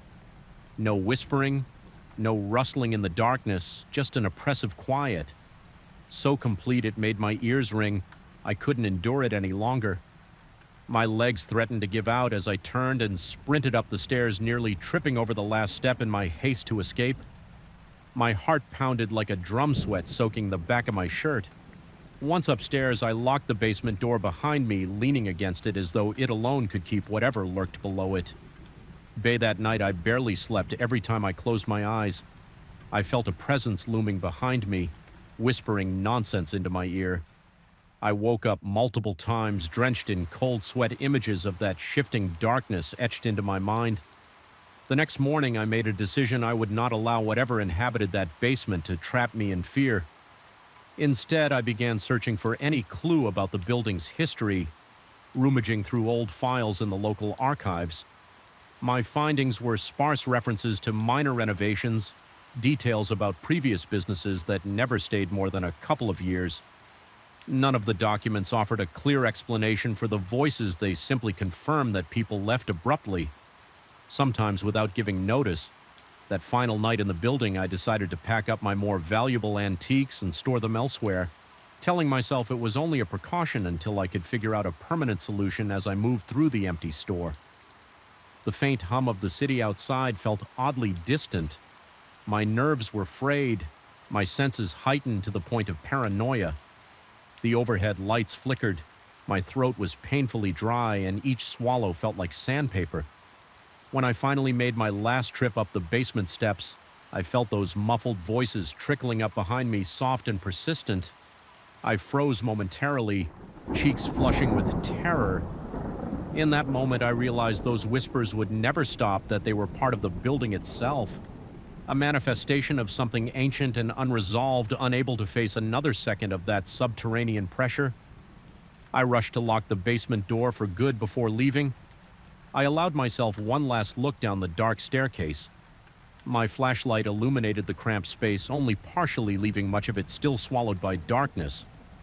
I felt the air change as though something below recognized my departure. The hair on the back of my neck stood on end and my heartbeat hammered in my ears. One final time without a backward glance, I shut the door and turned the key. I don't know what lingered in that basement or what its intentions were even now. When I think about the nights I spent listening to those unfathomable whispers, my stomach knots and my palms turn clammy. There are moments I question whether it was ever real, moments when I try to rationalize it as a side effect of stress and an overactive imagination. But deep down, I feel certain that something resides in the shadows of that ancient building, something that neither belongs to the living nor acknowledges my reality in any comprehensible way. I left that place soon after renting a different spot across town to continue my antiques business. Yet even in a new building with bright lights and fresh paint, I catch myself hesitating. Whenever I reach for a basement door, a part of me expects to hear those muted voices again, whispering in that disjointed language forever trapped in dark corners just out of sight. And that lingering dread, that subtle questioning of my own senses remains with me like a permanent stain. An unsettling reminder that some echoes refuse to fade no matter how far I run. I felt the chill before I even saw the corridor. It was the kind of penetrating cold that crawls under your skin and settles in your bones, far beyond what any summer breeze or drafty window could explain. The first time I stepped into that narrow passage, my breath caught in my throat, and a sudden wave of unease washed over me.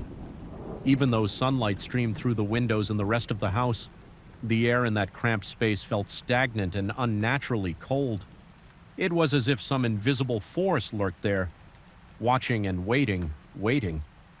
With silent anticipation, I had inherited this country house from a distant relative I barely knew, and I initially thought it would be a pleasant getaway from my hectic city life. The building stood on a large plot of land surrounded by tall, unkempt grass and dense clusters of trees. The paint on the exterior walls had faded to a dull shade of gray. Loose shutters slapped against the siding with each gust of wind, adding an eerie percussion to the place's overall silence. I remember looking at it from the gravel driveway and wondering if I'd have the time or motivation to restore it to a more hospitable state. Inside, I found dusty furniture covered in sheets, an old fireplace coated with years of soot, and various antique trinkets stacked in corners. My first weekend there, I spent most of my time cleaning and rearranging what little furniture I planned to keep. The house had a peculiar smell, an earthy scent of old wood and something faintly sweet that I couldn't place. It wasn't unpleasant, just unfamiliar, a reminder that I was stepping into someone else's memories rather than a place of my own. Yet it wasn't these remnants of the past that bothered me. It was that corridor positioned between the kitchen and a small guest bedroom. The corridor measured only about 10 feet in length. It had no windows and was illuminated by a single weak light bulb dangling from the ceiling. Despite the rest of the house being warm or even and stuffy, that tight stretch of hallway felt like a different world. Breathlessly cold, suffocating, and thick with an unspoken tension. The first time I crossed it, I simply shrugged it off, attributing my discomfort to exhaustion. But each time I walked through afterward, the same piercing chill hit me, and I felt as if something brushed against the back of my neck. At first, I tried rational explanations. Maybe an old ventilation shaft passed through there, or perhaps a hidden air current trickled through cracks in the walls. I performed a cursory inspection. I checked for leaks, electrical wiring issues, or moldy spots, anything that might cause a temperature drop. I found none. The plaster remained intact and the floorboards were solid. There were no open vents or exposed pipes still. That place felt wrong. No matter how many times I walked the rest of the hallway, I couldn't shake the feeling that in that narrow passage something was observing me. On the second weekend, I decided to stay the night and see if I could detect the source of the cold at different times. That was when I heard the murmuring lying in bed with the lights off. I started to drift into an uneasy sleep. My heartbeat pulsed in my ears, and the old house's natural sounds, a gentle creaking of the wooden beams, an occasional rustle of leaves against the window, lulled me into a half-dream state. Then I heard a soft, muffled conversation as though multiple voices whispered behind a closed door. My eyes snapped open and I strained to listen. It was coming from the corridor. I got up, shivering with a combination of fear and the lingering cold in the air. My stomach tightened and my hands felt numb. I remember my pulse pounding in my temples as I stepped gingerly toward the corridor's entrance. I flipped the light switch and the single bulb flared to life. The moment the light flooded the passage, the whispering ceased. An uneasy stillness took over. All that remained was that stifling cold, as if it clung to my skin, refusing to let go. I didn't dare walk any farther. Instead, I turned around and headed back to my bedroom. Convinced I was imagining things, the more time I spent in that house, the more I questioned my perception. I couldn't dismiss the strange atmosphere as mere paranoia. It was too tangible, too immediate. One afternoon, as I walked through the corridor carrying some cleaning supplies, I felt certain something brushed against my elbow. My heart hammered against my ribcage. Adrenaline coursed through me and I dropped a bag of rags. I spun around so quickly that I nearly lost my balance. The corridor was empty. Nobody stood behind me. No stray animals scurried away. Nothing. Yet the sensation of someone standing right at my back remained. My instincts told me to leave after all. No one forced me to remain there. However, I felt an odd pull, a need to uncover whatever lurked in those walls. Curiosity and a tinge of stubborn pride kept me tethered to the house, determined to reclaim it from this unseen presence. One evening, after another disturbing round of strange whispers, I resolved to do a thorough nighttime investigation. I equipped myself with a flashlight and a notebook, telling myself that if I just gathered enough evidence, I could prove it was all in my head, or at least figure out a rational explanation. I paced the corridor, carefully checking every panel, every inch of the walls. I knocked gently, listening for hollow spots that might indicate a hidden space. The corridor answered with dull, solid thuds. No secret compartments, no hidden trap doors. I even tried to measure temperature differences. I stepped into the kitchen, then into the corridor, then the guest bedroom using an old thermometer I found in a drawer. The reading should have varied only slightly, but the drop within that 10-foot space was dramatic. Nearly 15 degrees colder than the kitchen at the guest bedroom's entrance, the temperature returned to something tolerable. It was impossible to attribute that kind of change to normal conditions. The physical toll of this exploration weighed on me. My chest felt tight and my forehead beaded with sweat. Despite the cold, my breathing grew shallow each time I crossed the threshold. Every corner of my brain screamed that I wasn't alone. Though my eyes kept telling me otherwise, the house felt smaller, as if its walls were inching closer, drawing me into that corridor's suffocating darkness. An acquaintance who heard about my inherited property visited one afternoon. Though I tried to avoid speaking directly about my fears, I mentioned that the corridor felt unusually cold. That acquaintance asked if I had installed some hidden air conditioner. I remembered smiling awkwardly, trying to brush off the question. I hinted that it was just a draft, but my mind roiled with the memory of that thermometer reading and the whispered voices when we walked through the corridor together. I noticed how quickly he hurried his pace. He didn't say anything yet. His expression darkened and he avoided eye contact. Once we reached the other side, as he left, he joked in an unconvincing tone that I should get that corridor checked out. I could sense he felt something too nighttime in that house became an ordeal. Trying to sleep while anticipating the faint murmur was worse than hearing them. My ears, attuned to every creak and groan, played cruel tricks on me. One night I thought I heard soft scratching along the hallway walls. I jolted out of bed, my heart rattling in my chest. I stood there by the bedroom door, hand trembling on the knob, debating whether to open it. The darkness on the other side felt alive, pulsing with malevolence. I imagined pale hands reaching out, beckoning me to step into that cold place. My skin crawled and every hair on my body stood on end. Eventually, I forced myself to open the door, only to find that the corridor's light was out. The bulb that had worked fine just hours ago now lay shattered on the floor, tiny shards of glass glinting. The corridor yawned before me, a black void. My stomach churned and a wave of nausea threatened to overwhelm me. I retreated and stayed awake for hours each minute. Steeped in dread, my mouth felt dry as if I had swallowed sand.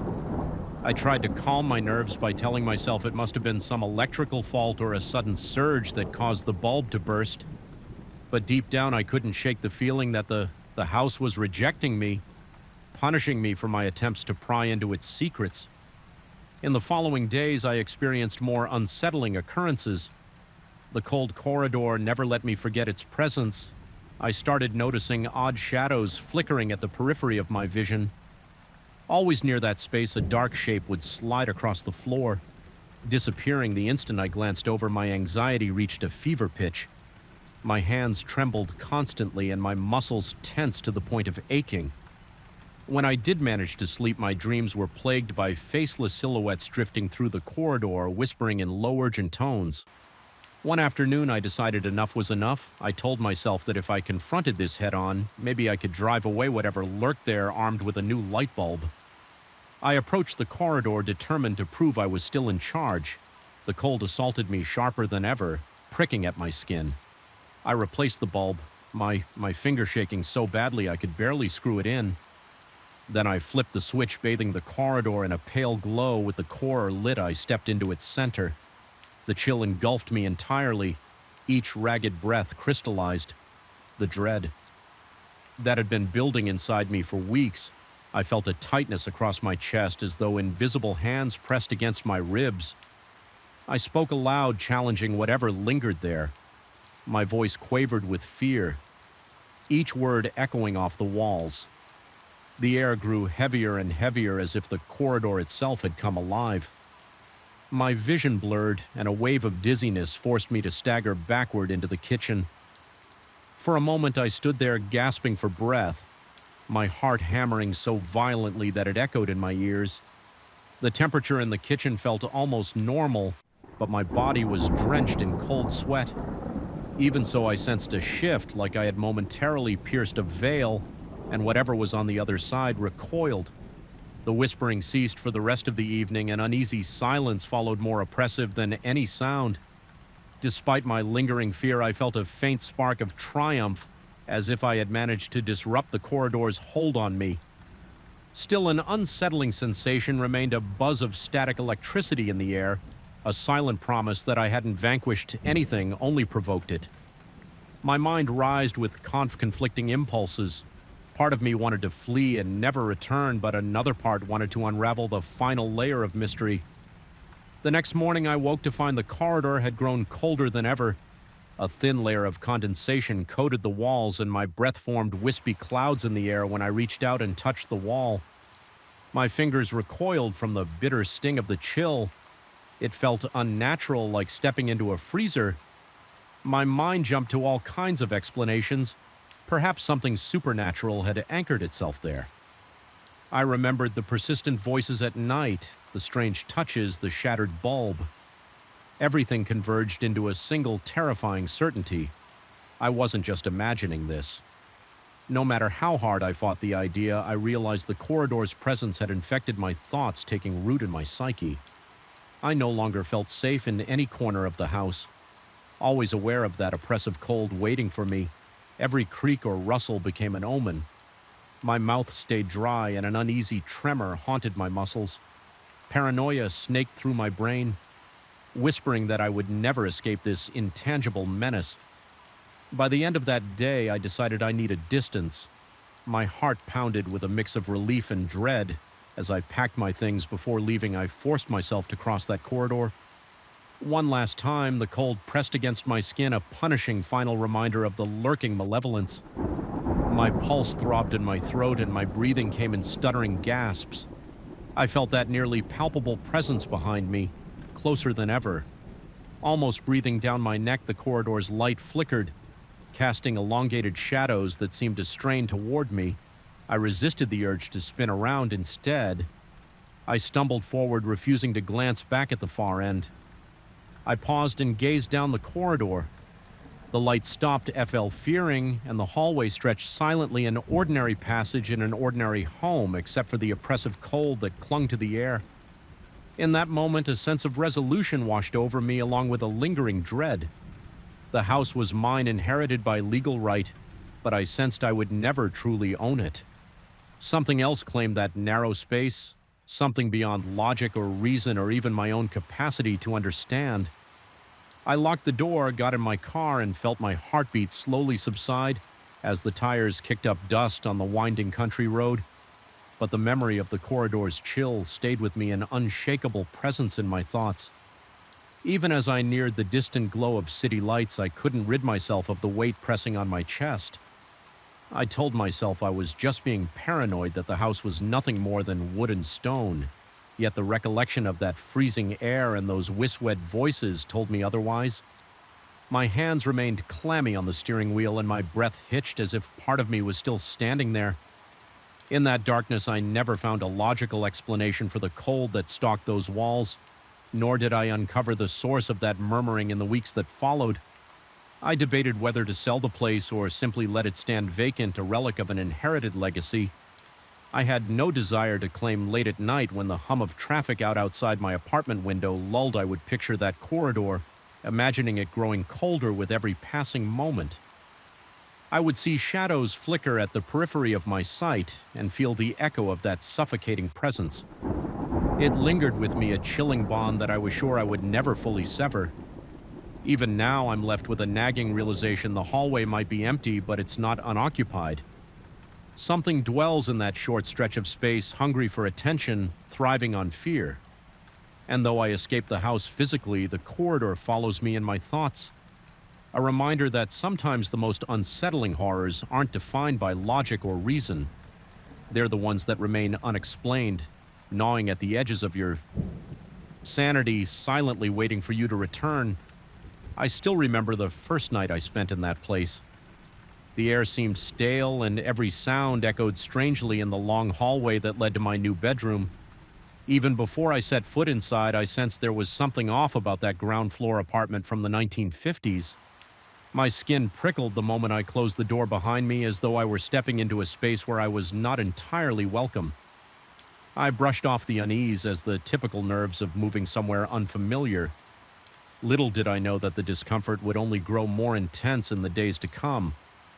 I moved my boxes into the apartment's main bedroom quickly, noticing the single piece of furniture left behind, an antique mirror leaning against the wall.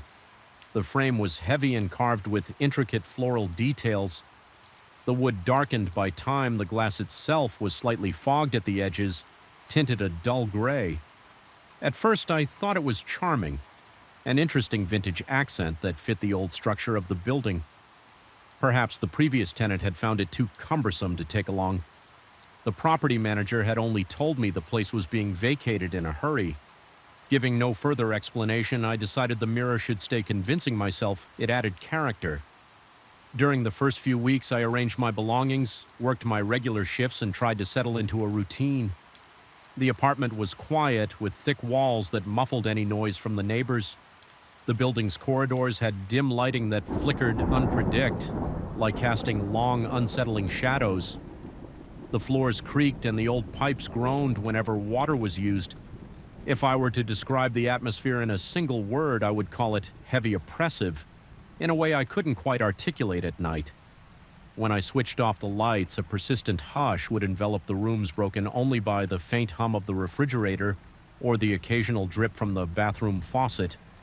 It was during these dark hours that I started noticing something peculiar about the mirror. If I walked by the bedroom door without turning on the light, I'd catch what looked like a shape standing in the reflection. It was nothing concrete, more of a suggestion than a real figure, but it was enough to unsettle me, prickling my scalp and speeding up my heartbeat. I told myself it was a trick of the mind, a product of tired eyes adjusting to the dark. Yet the feeling persisted. Night after night, my chest would tighten each time I saw that vague silhouette, like an imprint of someone who shouldn't be there. Sometimes I would see a slight shift, as if whatever it was had just moved. My breathing would grow shallow and a cold sweat would break out along my hairline. More than once I felt goosebumps spread across my arms as I hurried to another room, flicking on every light switch I could reach. Perhaps I was imagining it all. I tried to reassure myself that old mirrors often have discoloration or stains, creating illusions in low light, but a small knot of fear took root in my stomach, making me dread walking past the bedroom. After sunset, I developed the habit of leaving the door closed most of the time, especially at night. Still, the knowledge that the mirror lurked on the other side of that door never left my mind. I found myself unable to sleep peacefully, jolting awake at random intervals, convinced that someone or something was watching me. My dreams became murky, filled with flickering images of that reflective glass and a looming presence I could never quite see head-on. I considered removing the mirror or storing it somewhere out of sight, but part of me felt almost embarrassed, as if I were giving into an unfounded paranoia. It was, after all, just a mirror. The days passed, my tension mounting with each sunset. My breathing would grow labored. Whenever I approached the bedroom, a sense of dread pressing on my chest. If I left work late, I'd find myself preparing excuses to enter through the living room window rather than past the bedroom door. It was illogical, but fear has a way of warping our better judgment. At one point, I mentioned my restlessness to a coworker. He remarked that moving into a place with a history often felt unsettling, especially if the previous tenant had been in a rush. He asked if the property manager had said anything about the last occupant.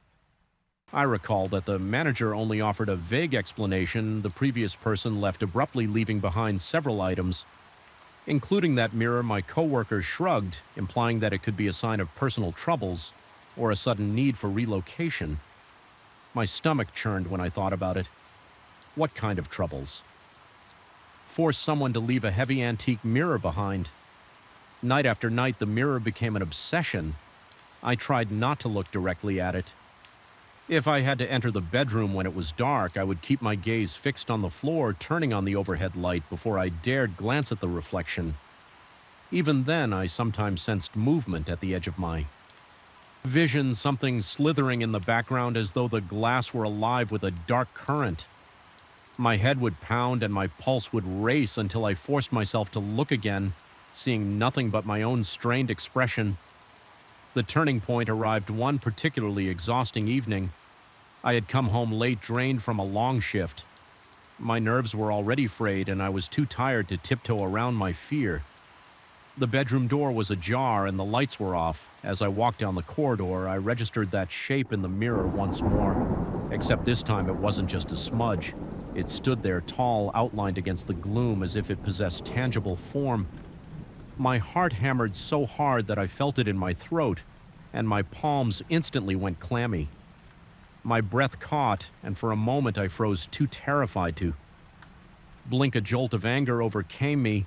Then, fueled by my growing frustration and exhaustion, I decided that I'd had enough of this lurking dread. I marched into the room, not bothering to turn on the light. My logic was shaky at best, but adrenaline guided me, pushing me to confront what I believed must be a hallucination or a paranoid delusion. I stared straight into the mirror for a fraction of a second. I was certain I saw a human-like silhouette, the edges rippling and twisting within the glass. My stomach dropped and every hair on my body stood on end. Then in the instant it took me to flip the light switch, it vanished. The room was empty, just me and the old furniture. My body trembled uncontrollably. I could taste the metallic tang of fear in my mouth, and my breathing came in shallow gasps. I thought I might be losing my mind. I spent the next day in a fog, replaying that glimpse over and over. Was it a hallucination brought on by fatigue or something else entirely? I felt a pressing weight at the back of my skull, and every time I closed my eyes, I recalled the shape's unnaturally fluid outline. After agonizing all afternoon, I decided I couldn't tolerate the mirror any longer. I intended to drag it outside, maybe store it in the building's basement, or even leave it next to the dumpster if necessary.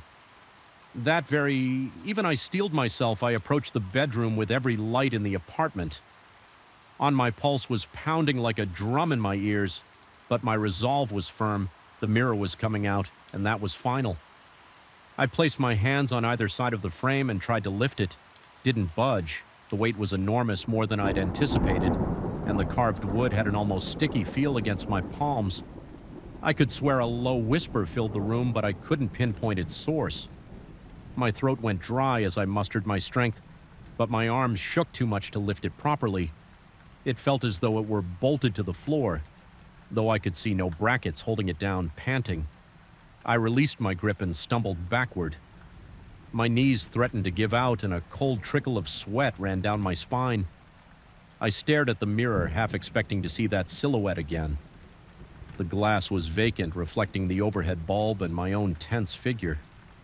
Fig shoulders hunched and face bead, with sweat feeling as though the oxygen had been drained from the room.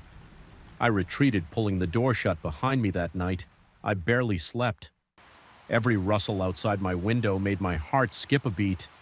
The old pipes clanked as if someone were hammering on them. I felt certain that if I drifted off, I would hear that subtle whisper again. Or worse, see that silhouette inside my dream. By morning, my eyes were bloodshot and my nerves frayed beyond belief. Over the next few days, I spiraled into a state of jumpy paranoia. Every corner seemed to hide a reflection. Every reflective surface, a window, a polished metal spoon, reminded me of that impossible figure. My appetite vanished, replaced by a constant knot of anxiety in my gut. My hands quivered at work, and I found it impossible to focus on anything for longer than, in a few minutes, people asked if I was all right, and I mumbled some excuse about having trouble sleeping. Eventually, I resolved to confront my fear one last time. A friend, through indirect conversation, mentioned that sometimes we need to face what scares us and see if it's real, or just in our minds. The comment stung my pride, but it gave me a surge of determination. One final confrontation. If I couldn't remove the mirror physically, perhaps I could mentally break the hold it had on me. So I waited until late, making sure the apartment was silent. Then I turned off every light, letting darkness swallow the rooms. My palms were slick with sweat, and my heart thrummed in my chest like a warning. Belle, I approached the bedroom door, hearing only the faint rush of blood in my ears. I opened the door slowly. The air inside was cooler, as if the room had been sealed away for ages. I forced myself to cross the threshold and stand in front of the mirror, guided only by a strip of moonlight slipping in through the curtains.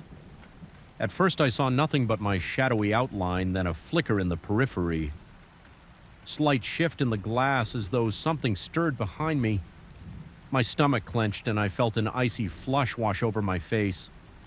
I exhaled a shaky breath and willed myself not to flinch. The silhouette grew more defined, as if stepping forward from behind a veil of darkness. My temples pounded with such force that I thought I might pass out. I felt the mirror's presence pressing against me, and for a moment my reflection looked like a distorted figure with hollows. Where the eye should be, a surge of primal fear nearly overtook me, but I managed to hold my ground. I shut my eyes and summoned the courage to speak aloud. Just a single shaky statement telling whatever it was that it had no power over me. My voice sounded weak, yet it resonated in the oppressive, cool quiet. When I opened my eyes again, the figure was gone, leaving only my reflection. The air felt lighter, as though something had loosened its grip on the space. The next morning I discovered the mirror leaning harmlessly against the wall, no longer quite so heavy in my mind. I wrapped it in a large cloth and carefully removed it from the bedroom. It took all my strength and my arms quivered, but this time it moved without the eerie resistance I had felt before I stored it out of sight in a corner of a storage area at the end of the building's corridor. Since that day I haven't sensed that presence again, though a lingering unease remains every time I walk past that storage room door. Even now, recounting those events makes my heart race and my palms sweat. I can't fully explain what happened or why the mirror had such a hold on me. Part of me wonders if I allowed my imagination to run wild, feeding on the building's inherent gloom and my own stress. Another part remains convinced there was something genuinely malevolent in that reflection, something that found a conduit in my fear. To this day, I can't bring myself to look into old mirrors if I enter an antique shop or visit a friend's vintage decorated home. I feel a tremor of unease the moment I catch my own reflection in cloudy glass. Though I never saw the silhouette again, the memory of that creeping shape still flickers in the corners of my vision, sometimes making my heart pound and my mouth go dry. And whenever I think of that apartment's bedroom, I'm reminded that some places harbor energies we can't understand, echoes or shadows that exist just beyond the threshold of normal perception. I escaped, but I'll carry that lingering dread forever. I first noticed something was off. The moment I stepped inside that old house, the air was stagnant, carrying a faint odor of dust mingled with mold. Every creak of the floor felt like a whispered warning. Even the light seemed wrong, pale and hesitant, as if it was being choked by the gloom seeping out of every corner. I remember pausing on the threshold, my heart thawing dully in my chest, my palms already damp with sweat, and thinking that the house itself was waiting for me to enter. Watching from within, my friend had purchased the place a few months earlier. It was a 1930s construction perched on a slight hill surrounded by withered trees that rustled. Whenever the wind picked up, he had asked if I could help him with renovations, simple tasks like clearing debris, priming walls, and hauling out junk. It seemed straightforward enough, and I'd always enjoyed that kind of hands-on work, but the more time I spent there, the heavier the atmosphere felt. It was as if the house had a pulse of its own, and I could feel it reverberating through the floorboards. I remember climbing the narrow staircase to the attic for the first time, my chest tight with the musty air. The single overhead light bulb dangled from the rafters, casting long, jittery shadows against the angled ceiling. Old trunks boxes and yellowed newspapers littered the floor. Cobwebs spanned between the beams, and each step sent dust. Moe's swirling around the far corner held a worn leather armchair beneath a small circular window. Its silhouette looked strangely human, in the gloom contoured like someone had just been sitting and left for only a moment. I couldn't say why, but I felt distinctly unsettled by that armchair, as if it were scrutinizing me. Even before I got close at first, I tried to brush off my unease. There was work to do and I didn't want to appear skittish. My friend mostly stayed downstairs repairing the kitchen floor and knocking down old plaster walls.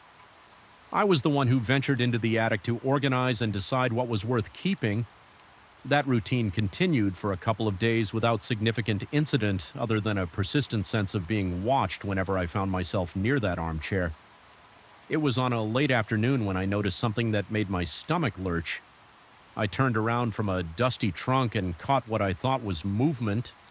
It was slight, but it looked for all the world like the armchair was shifting by itself, as if someone had just stood up the seat. Cushion sank and rose as though underweight. I stood, their heart pounding, a slow, icy chill washing over my skin. I told myself it must have been my imagination yet. When I approached, I could feel the cushion still gently swaying the leather, producing a subtle squeak. My breath caught in my throat, and my chest felt tight, forcing me to inhale in quick, shallow gulps. I recall rushing downstairs to inform my friend of what I had seen. My voice unsteady, he shrugged it off, suggesting I was letting the spooky environment get the better of me. He offered a half smile and mentioned I might have a touch of paranoia, which only made me more uneasy. I tried to laugh it away, but my laugh came out forced and brittle. I felt foolish, yet the memory of that chair's slight movement wouldn't leave my mind. The following day, I resolved not to let my anxiety control me. I returned to the attic with a box of garbage bags and a fresh roll of duct tape, determined to finish clearing it out. The temperature felt colder than usual up there, though my skin prickled with goosebumps. Even though it was late summer and sweltering hot downstairs, the single bulb overhead flickered, casting uncertain light across the dusty boxes. I tried to ignore the trembling in my hands as I picked through old magazines and rusted tools. Eventually, my eyes shifted toward the spot beneath the window, and my heart thumped so hard it almost hurt the armchair. Once stationed firmly in the corner, was half a foot closer to the center of the attic. There were no scrape marks on the floorboards, no trail of disturbed dust that would indicate it had been dragged. It was as if it had simply glided or moved on its own accord. My mouth went dry and a chill sweat coated my forehead. I felt the muscles in my legs tense, ready to bolt. My mind struggled to find a rational explanation, but none came. I finished bagging the trash in silence, hyper-aware of every creak, every shift in the dusty air. I refrained from glancing at the armchair as much as possible, afraid I might see it move again. When I finally left the attic, I found my friend downstairs working on repairing a wall. He asked me how it was going. I simply told him I was making progress, not wanting to revisit the conversation about my imagination. Still, my mind roiled with unease, and I could barely keep my heartbeat under control. Over the next few days, I avoided the attic. My tasks took me elsewhere in the house, sanding floors on the second story, recaulking a bathroom window, but every single time I passed the corridor leading to the attic stairs, I would catch the faintest squeak of leather, shifting. Sometimes it was slow and drawn out, like someone easing themselves into the seat. Other times it was abrupt, as though a weight had been lifted off suddenly. Each time my throat would close up and my pulse would race. I'd stand there in the hallway, straining to breathe, my muscles taut with dread. I tried to tell myself it was just the wind or the old house settling, but the tension in my chest refused to subside. My palms would get slick with sweat, and my hair would prickle at the back of my neck. The friend kept telling me I was overreacting whenever I gave the slightest hint of worry, explaining in a different tone that old houses made weird sounds. I wanted to believe him, but something in the attic defied normal explanations. I could feel it in the pit of my stomach, that primal warning that something was not right. One evening after we had finished our tasks for the day, I found myself drawn back to the attic.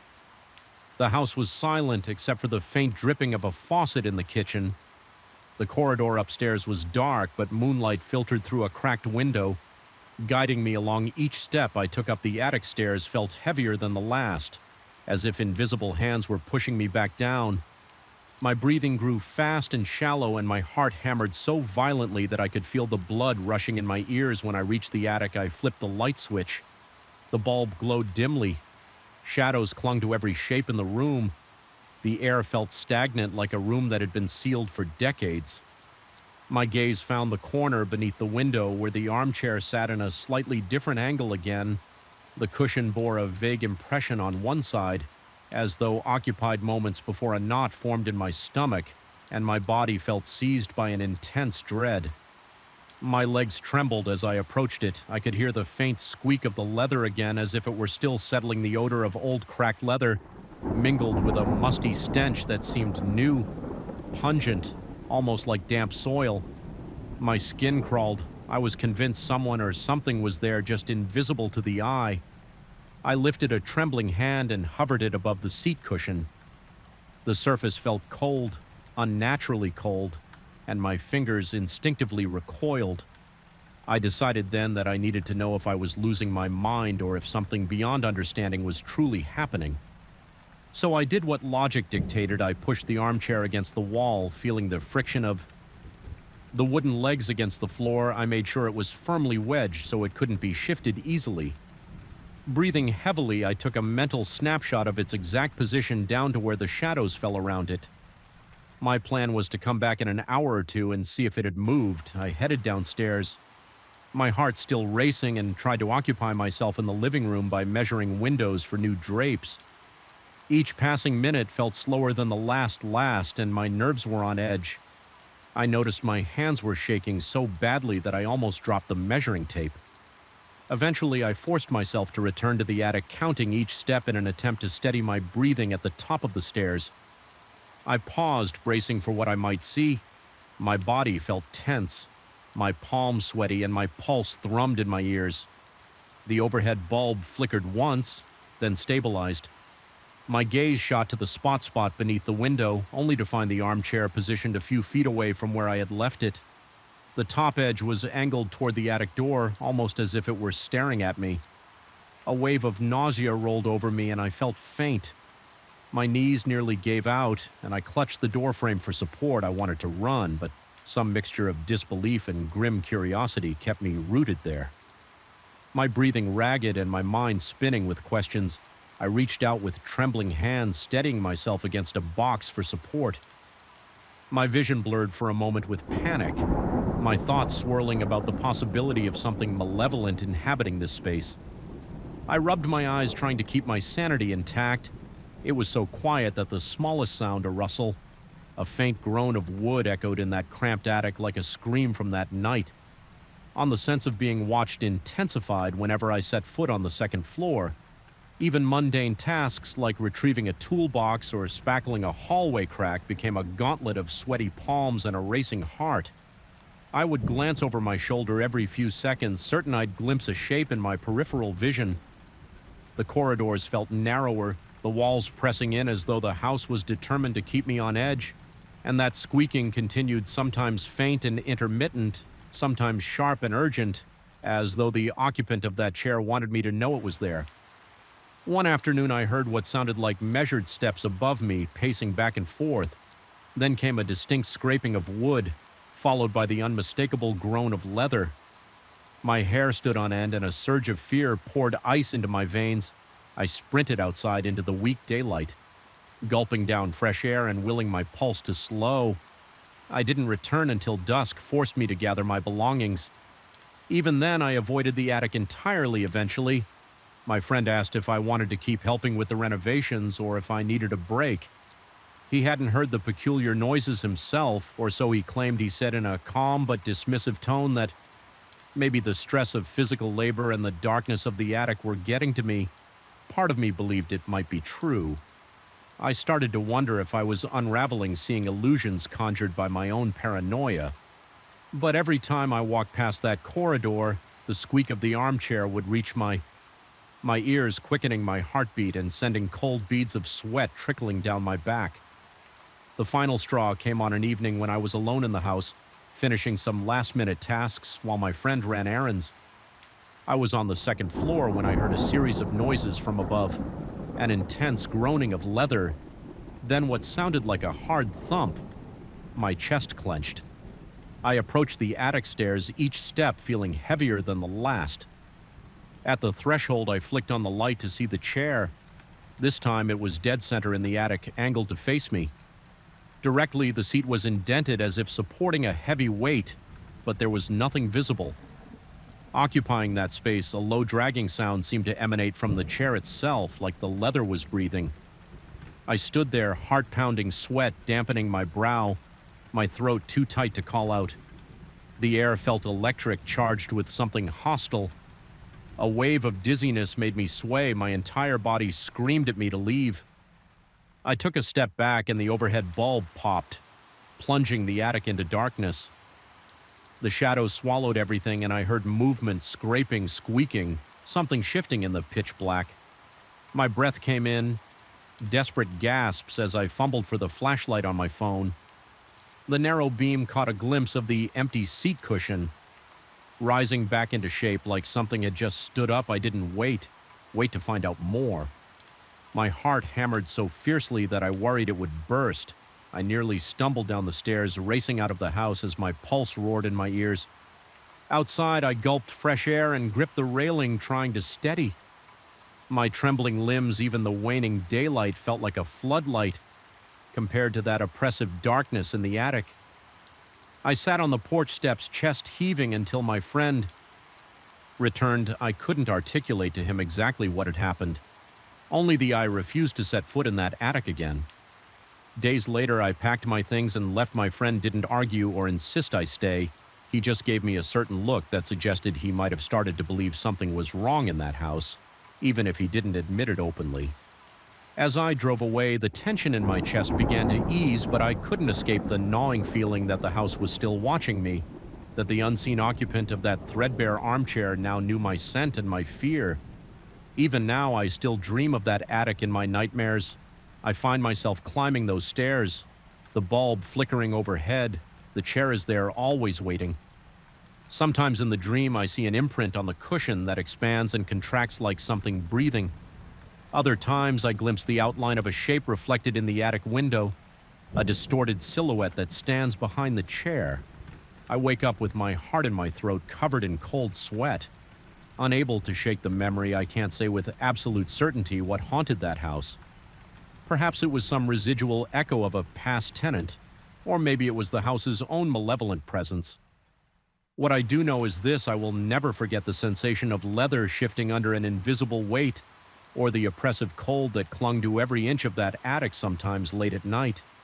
I swear I can still hear the faint squeak of old leather moving in a distant room, a reminder that some doors once open never quite close, and whenever that memory surfaces, my pulse races, my skin prickles, and I feel that same dread pressing like invisible hands on my chest, whispering that certain secrets are better left undisturbed. The kettle started whistling again yesterday, echoing through my apartment like a grim announcement. I can still feel the tremor it sent through me, the skin on the back of my neck prickling as though a cold hand had grazed it.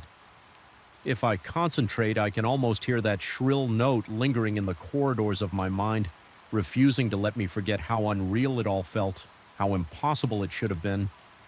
I live alone in a relatively modern apartment building, the kind of place you assume room has no secrets. The walls are freshly painted, the floors hardly squeak, and the windows seal out the city noise almost too efficiently. When I first moved in, I thought I had discovered a corner of urban paradise: clean hallways, reliable elevators, and friendly neighbors who never pried into my business. It was exactly what I needed. I felt relieved that I could come home each day, lock the door behind me, and never worry about intrusions or unwelcome surprises. That feeling dissolved the first time I heard the kettle whistle. I work at a small design firm downtown, so I often return home late in the evening by the time I make it back. The building is eerily quiet the day it all began. Nothing seemed out of the ordinary. The sun had already set and the hallway lights hummed with that faint electrical buzz. You only notice when you're alone. My apartment looked just as I had left it. Shoes by the door blinds, half closed, a few dishes drying on the rack. I distinctly remember placing my electric kettle on the kitchen countertop before heading to the bathroom. It was the usual routine. I was tired, sweaty from the commute, so a quick shower sounded perfect. The kettle was unplugged. No water was inside. I never gave it a second thought. Within minutes of turning on the shower, I heard a high-pitched whistle that set my heart hammering. At first, I tried to reassure myself that it must be an alarm in someone else's unit. I even paused the water to listen more carefully. The whistle was unmistakable, cutting through the hush of the tiled bathroom as though I stood right next to it. Every hair on my arm stood up. Confusion turned to dread when I realized it sounded precisely like the kettle's piercing note of boiling water. My pulse was pounding so loudly that my breath caught in my throat. I jumped out of the shower, barely drying myself as I raced to the kitchen. I fully expected steam sizzling water or something else that might justify the noise. Instead, I found the kitchen lights flickering faintly, the kettle cold and untouched on the countertop. No water dripped from it, no heat radiated off its metallic surface. The plug still lay limp beside it. My heart thrummed against my ribs, and I stood there in a damp towel for what felt like ages. Scanning every corner of the room, I remember thinking, perhaps I'm just that tired. Maybe the day's stress had gotten to me that night. I barely slept. Each time I closed my eyes, I replayed the sequence of events arriving home, placing the kettle on the counter, hearing the whistle and finding it inert. Over and over, my mind churned with possibilities. Could it have been a trick of the plumbing? Was it the wind whistling through a poorly sealed window? These excuses felt feeble, but I needed something to hang on to my body.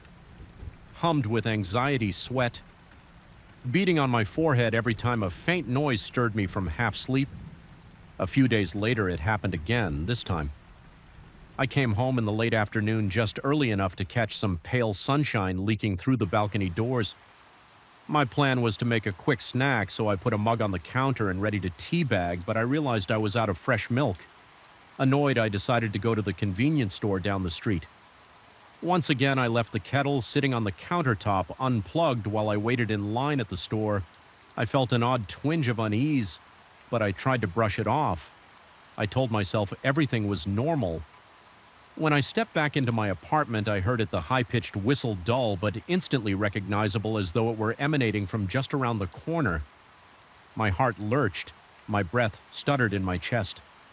This time I sprinted to the kitchen. The kettle was exactly where I had left it. The handle was cool to the touch, the metal body reflecting my alarmed face in a warped, unkind distortion. My stomach knotted and a clammy sweat prickled under my arms. I recall checking every appliance that evening, pressing my ear to the walls, even stepping out into the hallway to see if someone else was boiling water. Everything was silent.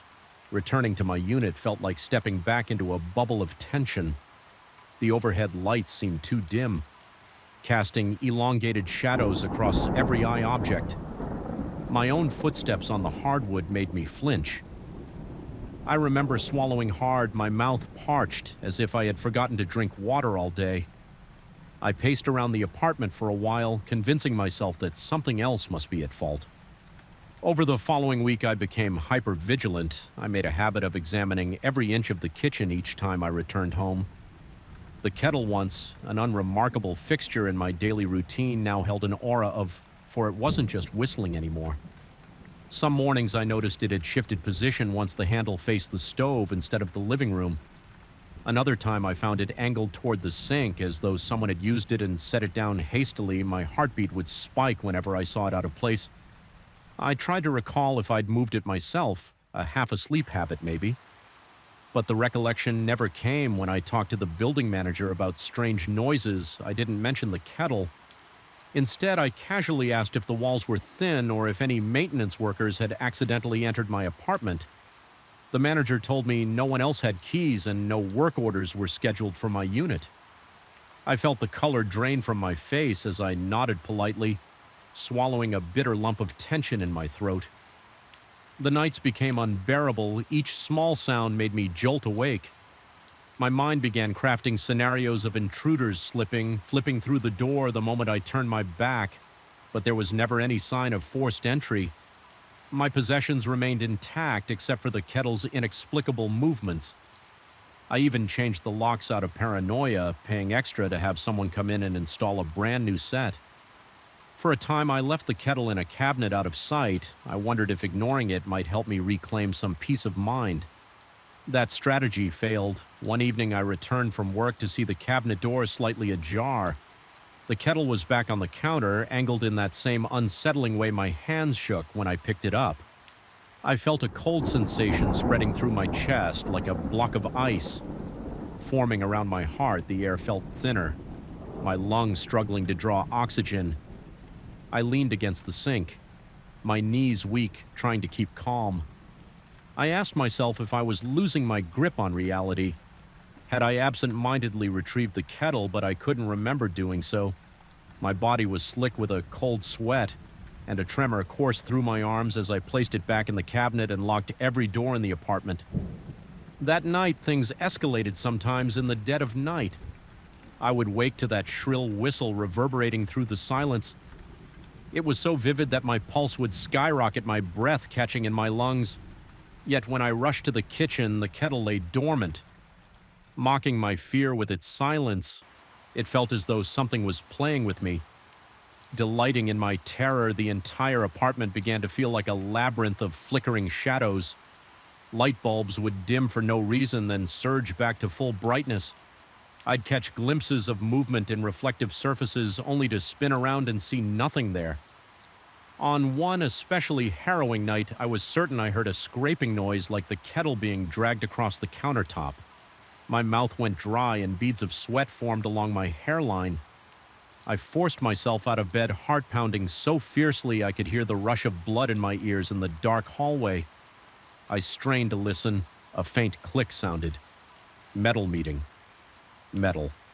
My hand shook as I fumbled for the light switch when the overhead bulb flickered on. The kettle sat at the edge of the counter handle, pointed toward me as if inviting me to pick it up. I stood. Frozen, the only sound my own ragged breathing. It felt as though the apartment itself were alive, waiting. I began questioning my sanity more openly. I even confided in a colleague at work. Though I avoided giving too many details, he suggested I might be overworked or experiencing stress-induced hallucinations. He recommended a short vacation or therapy, saying something about how the mind can play tricks when you're exhausted. I nodded along, but deep down I couldn't accept that these experiences were purely psychological. The physical evidence was too clear in a desperate attempt to reclaim control. I started setting up small traps. I placed flour around the kettle before going to bed, hoping to find footprints or marks that would prove someone or something was messing with it. But each morning the flour remained undisturbed except for the kettle itself being at an odd angle, or sometimes not even on the flour at all. It was as though it had moved without touching the ground. My anxiety spiral, I developed a habit of looking over my shoulder, expecting to see a figure in the periphery of my vision. The shadows in the corners of the living room felt heavy, almost sentient. Occasionally, I thought I sensed a presence behind me, that unmistakable prickle along the spine that screams, "You are not alone." Nightmares plagued me. I would see the kettle floating midair, whistling louder and louder until its sound became a piercing shriek, jolting me awake in a sweat-soaked panic. Finally, I decided I couldn't endure it any longer. One night, after hearing that dreaded whistle for the third time in a single evening, I grabbed my coat and marched to the door, determined to flee. But as I reached for the doorknob, a scraping noise came from the kitchen, a slow, deliberate scrape of metal on the countertop. My heart pounded like a war drum. Each exhalation felt shallow. My breath trembled in my throat and my vision seemed to narrow, as if the apartment itself were tightening around me. I forced myself to return to the kitchen. The kettle hovered dangerously close to the edge, handle tilted so precariously that a single nudge would send it crashing to the floor. Its polished metal glimmered in the dim overhead light, and for the briefest moment I thought I saw a reflection that wasn't entirely my own. It looked like a shape behind me. Vague, looming, impossible to describe. My spine tingled and a cold flush coursed through my veins. I didn't wait to investigate. I snatched the kettle, feeling its cold surface under my clammy palms, and stuffed it into a cardboard box. I had lying around then, with trembling hands, I taped the box shut as if trying to lock away a demon. My breath came in quick bursts as I hauled the box into the coat closet. I shut the closet door, my ears ringing with the silence that followed. My heart hammered in my chest. adrenaline surging through every muscle with the kettle locked away. I left the apartment, spent the night in a cheap hotel, and slept a few hours for the first time in weeks. The next morning, I wrestled with myself about going home. A heavy, indescribable dread settled over me as I reached my front door, but I realized I had to confront whatever was happening when I finally unlocked it and stepped inside. The apartment was still, the closet door remained firmly shut. The only sound was my ragged breathing and the faint hum of the refrigerator. Tentatively, I opened the closet. The box sat untouched for a moment. I felt an almost dizzying relief. Perhaps it was all in my head. Perhaps I'd contained whatever bizarre energy seemed attached to the kettle. Then, as I reached for the box to see if the tape was still secure, I heard it, the faintest whistle, not loud or shrill this time, but a low, ghostly note that rose from somewhere deep in the apartment walls. My blood ran cold. A shiver shook my entire body. I backed away from the closet, swallowing hard. At that moment, I understood with a dreadful certainty that no change of locks or sealed boxes would fix this. There was something in that apartment, something that defied reason, with sweat seeping into the collar of my shirt. I tried to steady my breathing. Each inhale a laborious effort as I stood there paralyzed. The whistle rose again like a spectral PA beckoning me deeper into the apartment's secrets, and I knew in that heart-stopping instant that no matter how many times I moved the kettle or how far I fled, I could never escape the eerie presence that had claimed a home in the place I'd once thought was my sanctuary. I still live there, though my nights are fraught with apprehension. I can't bring myself to move out. Something beyond fear compels me to stay, as if I must solve this puzzle. So every now and then I hear that whistle in the dead of night, searing through my nerves, reminding me that even the most ordinary objects can become gateways to terror if they choose. And every time it happens, I feel the same cold knot tighten in my chest, the same doubt gnawing at my sanity, until I wonder whether I'll ever find peace. Behind these modern, unblemished walls, I remember the first night it happened as if it were etched into my mind with a razor. The city below was silent in a way that only big cities can be. After everyone goes to sleep, an unsettling hush that feels unnatural. Even from the moment I stepped onto my narrow balcony, I sensed something in the air, some unfriendly current that coiled around my neck and pulled me forward, making my pulse pound in my ears. I tried to tell myself it was nothing, just a shift in the wind or the hum of faraway traffic. But deep down, I knew something was off. Something that made my skin crawl. And then the whispers began. I had decided to move to this new apartment shortly after switching jobs. I was tired of commuting from the outskirts of town, so the prospect of living downtown felt both exciting and convenient. The building itself was modern, with a tall lobby and glass walls that reflected every car light passing by. My unit was on one of the higher floors, and it had this unbelievably narrow balcony that provided a view of another tower across the street. By view, I mean you could practically see into your neighbor's living room if they kept the curtains open, but there wasn't much else to see. Besides the lines of windows stacked across from me, I tried to decorate my place to make it feel like home. A few framed posters on the walls, warm lamps in the living room, a modest but cozy couch, and a small table out on the balcony for an evening coffee or a late-night read. The first couple of days were uneventful. I was settling into my new routine, exploring the nearby streets and adjusting to the city noise. Yet as soon as I started to grow comfortable, odd things began to creep into my awareness. It started in small ways, the sense that the door to my balcony was slightly ajar when I was certain I had locked it, or the sudden flicker of the overhead light in the hallway when I passed under it, even though there was no reason for an electrical issue. Occasionally, I noticed how the air on my balcony felt colder than in the living room, even though I had left the door wide open to let in the evening breeze. I kept telling myself it was all perfectly normal. Urban living comes with quirky building noises, and old wiring can cause flickers. Rationalizing these experiences felt easier than confronting the discomfort that gnawed at my mind. But then the whispers started. The first time I heard them, it was close to 11 at night. I remember because I had just finished a call with a friend who was asking how I liked my new place. I stepped out onto the balcony with a mug of coffee in hand, hoping to wind down. The moment I took my first sip, I heard a faint hiss that sounded almost like wind swirling through a narrow gap. I froze breath catching in my throat, waiting to see if it was just a gust. The sound continued, layered and soft, like multiple voices speaking in hushed tones. My heart hammered against my ribcage. I spun around expecting to see someone behind me, maybe a neighbor leaning over their own railing. But all I found was empty air. The opposite tower was quiet. Most units were dark. My mouth went dry and I felt a trickle of sweat slide down my spine. I tried to ignore the sensation that invisible eyes were watching me. Eventually, I backed into my living room, closed the balcony door, and forced myself to watch television until I was too tired to think about it. Still, the remnants of those voices clung to me the next few nights. The pattern repeated always around the same time, somewhere between 10:30 and 11.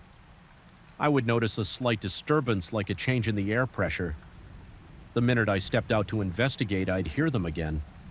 Tiny breathy murmurs that seemed to be right behind my ear, but without any physical presence to explain them.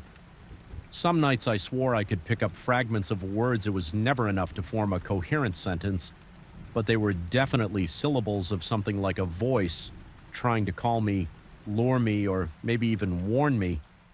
I remember one night at around 11:30. The whispers were so insistent that I felt compelled to lean over the balcony railing and look down. My entire body tensed as I scanned the street below. There was no one there. Just the deserted sidewalk dimly lit by the streetlights. The sensation of a presence beside me was overwhelming. So much so that I jolted when a car horn sounded a few blocks away. I scrambled back inside, flicked on every light in my apartment, and locked all my windows. The whispers had stopped as soon as I turned on the lights, leaving me with nothing but the hum of my own fear. My days at the office became difficult. I would show up drained and anxious, constantly replaying the events in my mind. My boss noticed I looked exhausted and asked if everything was all right, but I just mumbled that I was having trouble sleeping in. Truth, it wasn't the lack of sleep itself, it was the creeping anxiety that maybe I was losing my grip. I started second-guessing my recollection of the whispers. Could it be the wind bouncing off the buildings? Could I have read too many creepy stories on the internet? Yet every night the same thing happened, the same whispers at the same time, beckoning me to pay attention. Eventually, I confided in a coworker about the strange sounds. Not directly, but in a roundabout way, I described hearing odd noises on my balcony. He offered a logical explanation. Perhaps the shape of the buildings created a wind tunnel that made weird echoes on a separate occasion. A neighbor mentioned having heard gusty howls between the tea hours, but never anything like whispered voices. I found a small slice of comfort in the possibility that this might be a bizarre acoustic phenomenon rather than something supernatural. But that comfort never lasted past 10:30 at night. The real turning point happened about 2 weeks after moving in. By then, my nerves were frayed, sleep was elusive, and my appetite had dwindled to almost nothing. My evenings were a mess of dread and anticipation, waiting for the whispers to start. But one particular night, it was different. The city was unbelievably quiet. The hush felt like it was smothering every corner of my apartment when the clock hit 11 p.m. I stepped onto the balcony with shaky legs, determined to face whatever was out there. I wanted to prove to myself it was just wind or my imagination. The moment I rested my hand on the balcony's metal railing, an icy chill clamped around my wrist. It wasn't the cool night air, it felt like a hand and an actual grip, but I couldn't see anything. My breath hitched and my heart rate soared. Fear pulsed through me, making my fingers go numb. I tried to yank my arm away, but the sensation remained. It was as though the emptiness beside me had become solid for a fraction of a second, solid enough to hold me. Then I heard the whispers directly in my ear, a murmuring swirl that grew louder and more distinct than ever before. Though I still couldn't decipher every word, one phrase emerged, a single word repeated in a whispered chain.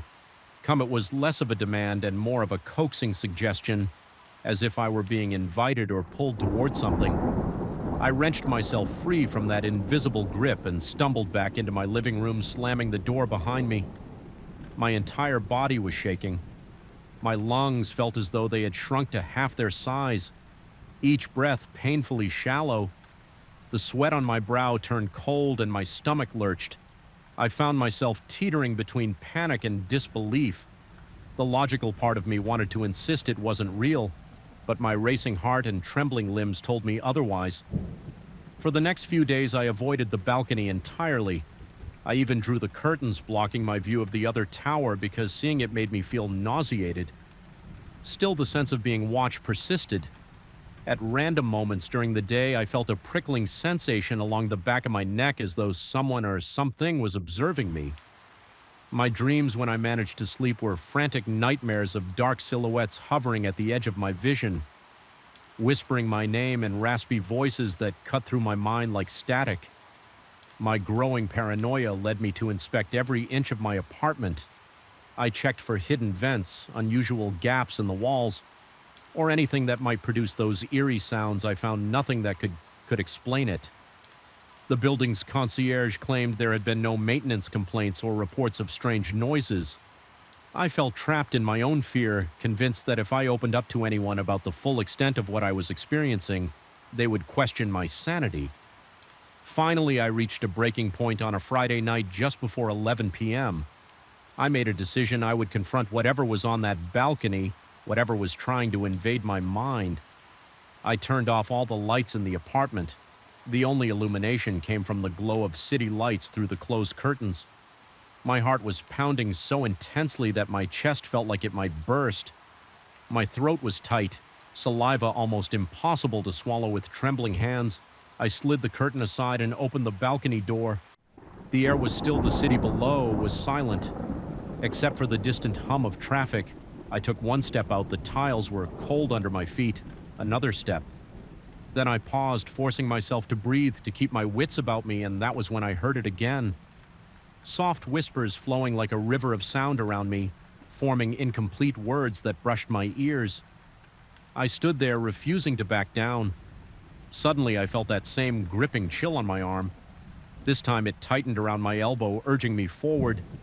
My heart thudded so loudly that I could barely hear my own thoughts. But I fought the instinct to run. I stayed still, determined to see if there was anything visible. Then out of the corner of my eye, I caught a faint distortion in the air like a ripple of heat. It was subtle, almost imperceptible, but enough to confirm that I wasn't alone. On that balcony, a low pressing dizziness overcame me and I wavered on my feet. In that moment, my mind flooded with a single overwhelming realization. Whatever was there wanted me to step beyond the railing. The intention behind that grip, the coiling presence, was to guide me closer to the edge. The panic was indescribable. My entire body was trembling. My head spun and my lungs fought for air. I could almost sense my own consciousness slipping away, as though the whispers were winding their way into my brain, erasing every sense of self-preservation with a final burst of adrenaline. I tore myself free and stumbled back into the apartment, slamming the door shut so hard it rattled in its frame. My vision blurred, and I doubled over, gasping for breath, sweat coursing down my temples. I felt the impossible urge to open the door again, as if a compulsion were building inside me. My hand trembled on the doorknob for a few agonizing seconds until I mustered every ounce of willpower to let go and step away. That night, I barely slept. I sat in the corner of my bedroom watching the balcony door through the open bedroom door, waiting to see if it would creep open on its own. It never did. By the time the morning light crept through the window, I had made a choice. I wasn't going to stay no job. No convenience of living downtown could justify remaining in this place where something intangible but undeniably malevolent lingered. I contacted a realtor at the first reasonable hour, explained that I needed to move quickly, and made arrangements. Packing up was a whirlwind, but I couldn't leave fast enough. I never told anyone the full story, only that the apartment wasn't a good fit. My boss was surprised, but didn't question me much. Within a week, I had found a temporary place on the outskirts again. The rent was higher, the commute was longer, but the relief was immediate from my new mod balcony. I looked out at a quiet tree-lined street at night. All I heard were the occasional chirps of insects and the soft rustling of leaves. Yet even with that calm settling around me, I couldn't shake the lingering doubt. What if the whispers had followed me? What if they knew where I was? Sometimes late at night, I can't help but recall that final moment of nearly losing myself to that silent invitation. I still wake up in a cold sweat, convinced I can hear them faintly in the distance. My heart bangs in my chest, and I'm seized by the terror that if I listen too closely, I might make out those fragments of speech again. Even now, I can't fully explain what happened, nor can I dismiss it as a mere hallucination, but I do know that the memory of those whispering voices and that icy touch on my skin will never leave me. It's a part of me, a shadow, lurking just beyond the edge of reason, waiting for the perfect moment to coil itself around my senses. Once more, I still remember the first night I truly believed my surroundings had turned against me. The soft hum of the city outside did little to disguise the unnatural stillness that clung to my new apartment instead of comfort. The silence brought unease. It was the kind of quiet that allows every breath, every rustle of fabric, and every faint scrape in the walls to seize full control of your senses. There in the darkness of my bedroom, an ordinary curtain moved in a way that defied explanation, and that single detail shattered my confidence in the logical world. I thought I knew I am not the kind of person who believes in haunting stories or unexplainable phenomena. I have always been the practical type, the one who checks the fuse box before assuming a poltergeist is flickering the lights, or who tests for drafts before proclaiming a ghost is breathing on my neck. But this new apartment challenged everything. I thought I understood nothing made sense from the very beginning, starting with the strangest quirk of all, the bedroom curtain that insisted on swaying when there was no visible source of air. I inspected the window frame, the vents, the air conditioner, even the seams of the ceiling. Yet every night without fail, that heavy fabric would shift, flutter, and sometimes even billow inward as if something were passing through it. The first time I noticed the movement, I was lying awake, unable to sleep because the city light seemed somehow too bright, and the darkness inside the apartment felt far too deep. My eyes were drawn to the curtains, gently rippling as though teased by a breeze. I remember sitting up, feeling the sudden rush of cold down my arms, my skin prickling with goosebumps. Even my breath momentarily caught in my throat. I thought I must have left a window cracked open, or perhaps there was a hidden draft. But the window was locked tight. I placed my hand on the glass. It was as still and cold as the night itself. No wind, no vent. Blowing air, no logical explanation. It started small. The curtain would move when I wasn't looking directly at it. Just a glimpse from the corner of my eye, a slight quiver, maybe a subtle shift in the folds. Tried to dismiss it as my imagination. After all, the mind plays tricks in an unfamiliar home, and sometimes stress and lack of sleep can conjure illusions, but the phenomenon quickly escalated. On a few occasions, I even felt a gentle push of air against my face as I approached the window, a faint but unmistakable whisper of coolness that set my nerves on edge. I couldn't replicate it under normal observation. If I stood there waiting, nothing would happen, but if I turned away or got distracted, I would catch that flutter in my peripheral vision or sense the stirring of air out of sheer frustration. I pinned the curtain to the wall one evening using thumbtacks and heavy tape to prevent it from moving. This was my attempt at reclaiming a sense of normalcy, yet by midnight I heard the faint rasp of fabric being pulled free when I switched on the light. The curtain hung loose again, swaying gently, my pulse hammered in my ears, and I could feel the dryness in my mouth as adrenaline spiked suddenly. My once cozy bedroom felt more like an alien environment that refused to conform to logic. I tried to rationalize the situation. Perhaps the adhesive of the tape was weak, or maybe I hadn't pressed the tacks in firmly, but deep down I couldn't ignore the dreadful certainty that something else was responsible. My nerves were fraying. Simple tasks became battles against an ever-present sense of being watched.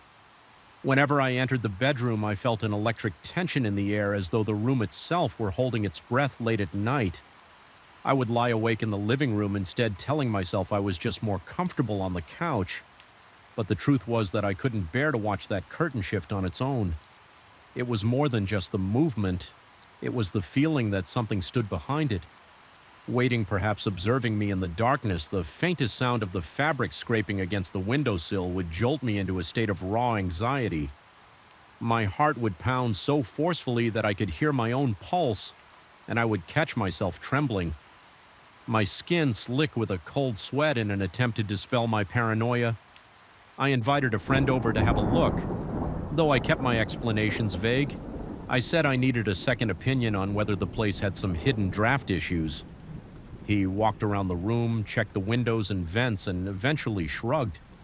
He thought it was likely some structural quirk. He didn't see the curtain move, and I didn't bring up my deeper fears because I knew how absurd they would sound after he left. I felt worse, the fleeting sense of safety that comes from having another person present dissolved, and the apartment felt more oppressive than ever before. I started hearing sounds at night, soft creaks in the floorboards, even though the building was relatively new, and faint tapping noise.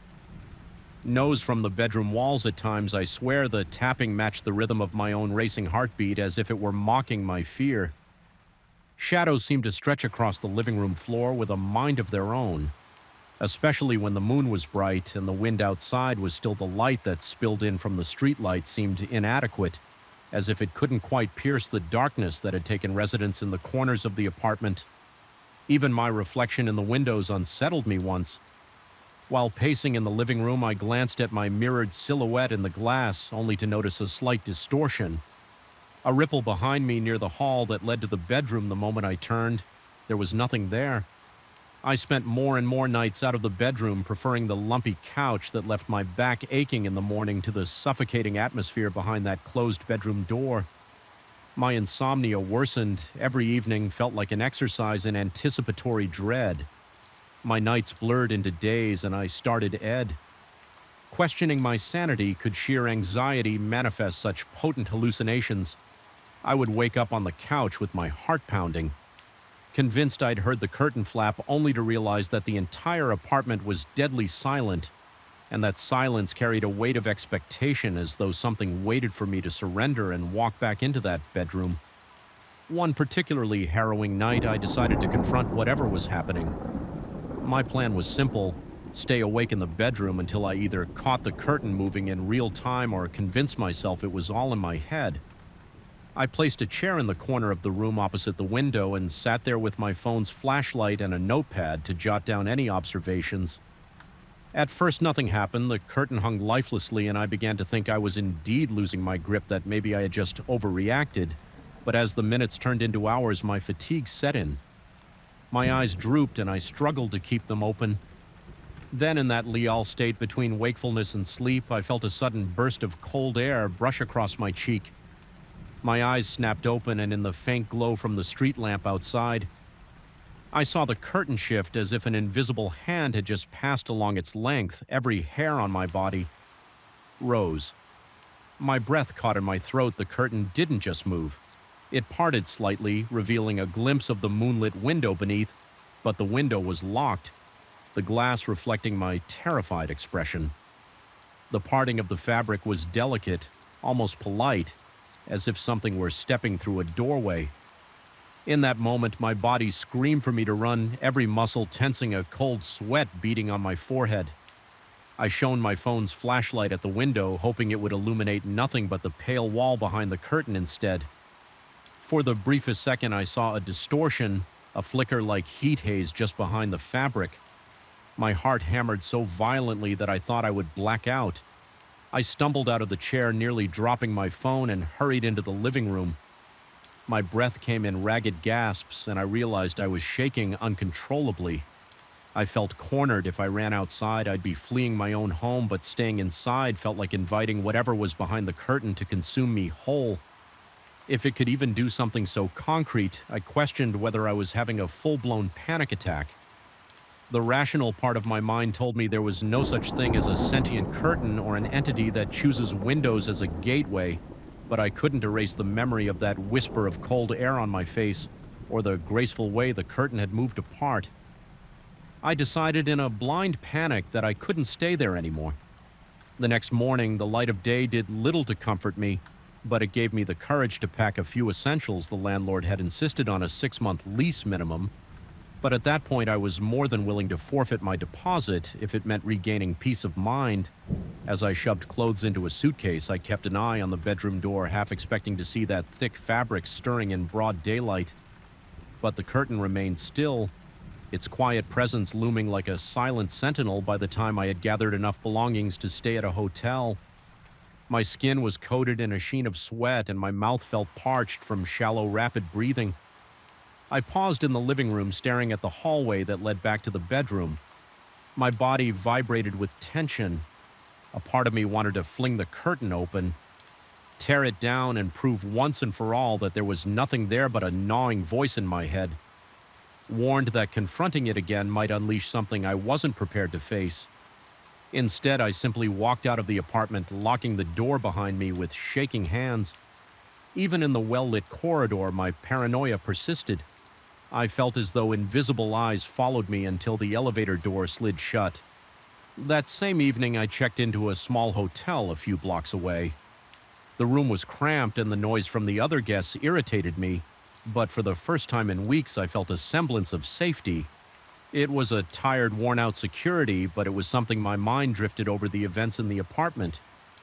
Was I truly escaping a supernatural force, or was I running from my own deteriorating mental state? The question haunted me through the night. Eventually, I gave in to exhaustion and slept. Though my dreams were filled with images of that shifting curtain and a silent presence waiting just beyond it now. As I write these final thoughts, I realize I'm still plagued by doubt and an unshakable sense of dread. I can't entirely blame the apartment. It may be nothing more than an unfortunate series of coincidences amplified by my anxiety. Or perhaps it really is the site of something inexplicable, something that defies rational explanation. Either way, my memories cling to me like a second skin, and I doubt I'll ever stand in front of a closed curtain at night without feeling that tiny, paralyzing spark of fear. I haven't returned to the apartment for all I know. The curtain remains exactly as I left it. Silently watching and waiting, and that idea, more than anything else, leaves me with a persistent knot in my stomach. There are no easy answers and no simple escape from the dread that has lodged itself in my mind. I can only hope that distance and time will dull the terror. But deep down, I suspect that when night falls and the world goes quiet, I will always imagine that curtain stirring, inviting me to peer behind it, and whatever stands or drifts on the other side. I remember the first night I heard it, a dull, repetitive tap echoing through the metal walls of my newly acquired warehouse. It was so faint at first that I assumed it was just the building settling or maybe a branch scraping along the exterior. But the hush of that cavernous interior with its stacked crates and flickering fluorescent lights made every little noise feel amplified like a whispered secret in a silent chamber. My skin prickled beneath the overhead lamps, and I felt an inexplicable tension coil in my stomach, as though an unseen observer stood just beyond my line of sight. Even then, I recognized that something was off. Something that made the space feel more like a tomb than a warehouse. I had acquired the property for an irresistible price, wanting a dedicated place to store the expanding inventory for my small business. The location was decent on the edge of an industrial zone with no immediate neighbors, meaning I could come and go at all hours without disturbing anyone. In the first week, everything felt ordinary, just a large rectangular structure, high ceilings, and an echo that reminded me of standing alone in a cathedral. But that echo turned oppressive. When I began hearing the tapping late at night, I tried to convince myself that it was a quirk of an old building. Perhaps pipes were contracting in the cool air, or some rusted ventilation shaft was rattling in the breeze. But as the weeks wore on, I realized I could not explain it away so easily. The taps came in sets 3, sometimes 4, and would repeat at irregular intervals. They seemed to come from the back wall, an area with no adjoining structures or visible pipes. Often I would check the time, half convinced I was imagining it, only to hear it again. Minutes later, my heart would pound and a trickle of sweat would run down my back. Despite the chill of the cavernous space, the sense of being watched, of not being alone, became nearly unbearable early on. I tried telling myself I was just exhausted from long work days. I would briefly mention to a friend that the warehouse had odd acoustics, but I avoided sounding alarmist. In response, I received casual suggestions that it was just old tin siding or that I might be hearing small animals skittering around. Yet deep down, I felt it was more. The final straw came one evening when I decided to stay extra late to organize shipments. For the following week that night, I heard the distinct pattern again, light fists knocking 4 times in a deliberate rhythm. I froze the hairs on my arms, rising as a chill spread across my skin. I stood near a tall rack of boxes trying to listen over the hum of the fluorescent lights. The knocks came again louder. My stomach lurched and my breath hitched in my throat. I forced myself to gather my courage and investigate, flashlight in hand. I walked outside the beam, cutting through the darkness of the empty lot. The soil was dry and bare.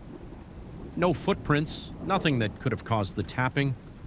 I circled the perimeter, pressing my hand against the corrugated metal to see if I felt it. Any vibration, the surface was cold. Nothing seemed out of place. No figures lurking, no broken branches banging against the siding. It was just emptiness, a patch of silent night under a hazy moon. The tension in my chest eased momentarily as I convinced myself I had probably overreacted. But the moment I stepped back inside and clicked the door shut behind me, I heard the tapping once more. This time it was closer, as if it had moved a few yards forward. Hugging the wall from within, my throat went dry and I felt my heartbeat hammering against my ribs.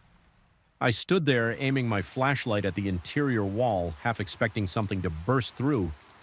I remember my hand trembling so badly that the beam shook, casting quivering shadows across the stacked boxes. I approached the wall with slow, careful steps, each footstep echoing in the emptiness of the warehouse. Unable to contain my impulse, I raised my hand and knocked back 3 sharp raps in response. The warehouse fell silent. My ears, straining against the quiet time, seemed to stretch my pulse through in my ears. Then, after a few agonizing moments, 3 dull knocks echoed back. I stumbled backward, practically dropping the flashlight in my panic. A cold flush of dread flooded my veins, and I found myself blinking rapidly as though trying to awake from a nightmare, except I was wide awake, and the presence behind that wall, whatever it was, seemed very real from that night. On my sense of normally eroded each evening I stayed late. The tapping would return some nights. It was faint. A distant knocking I could almost ignore if I kept busy with my tasks. Other nights it seemed to come from multiple points along the wall, circling me, challenging me to investigate. I started to dread.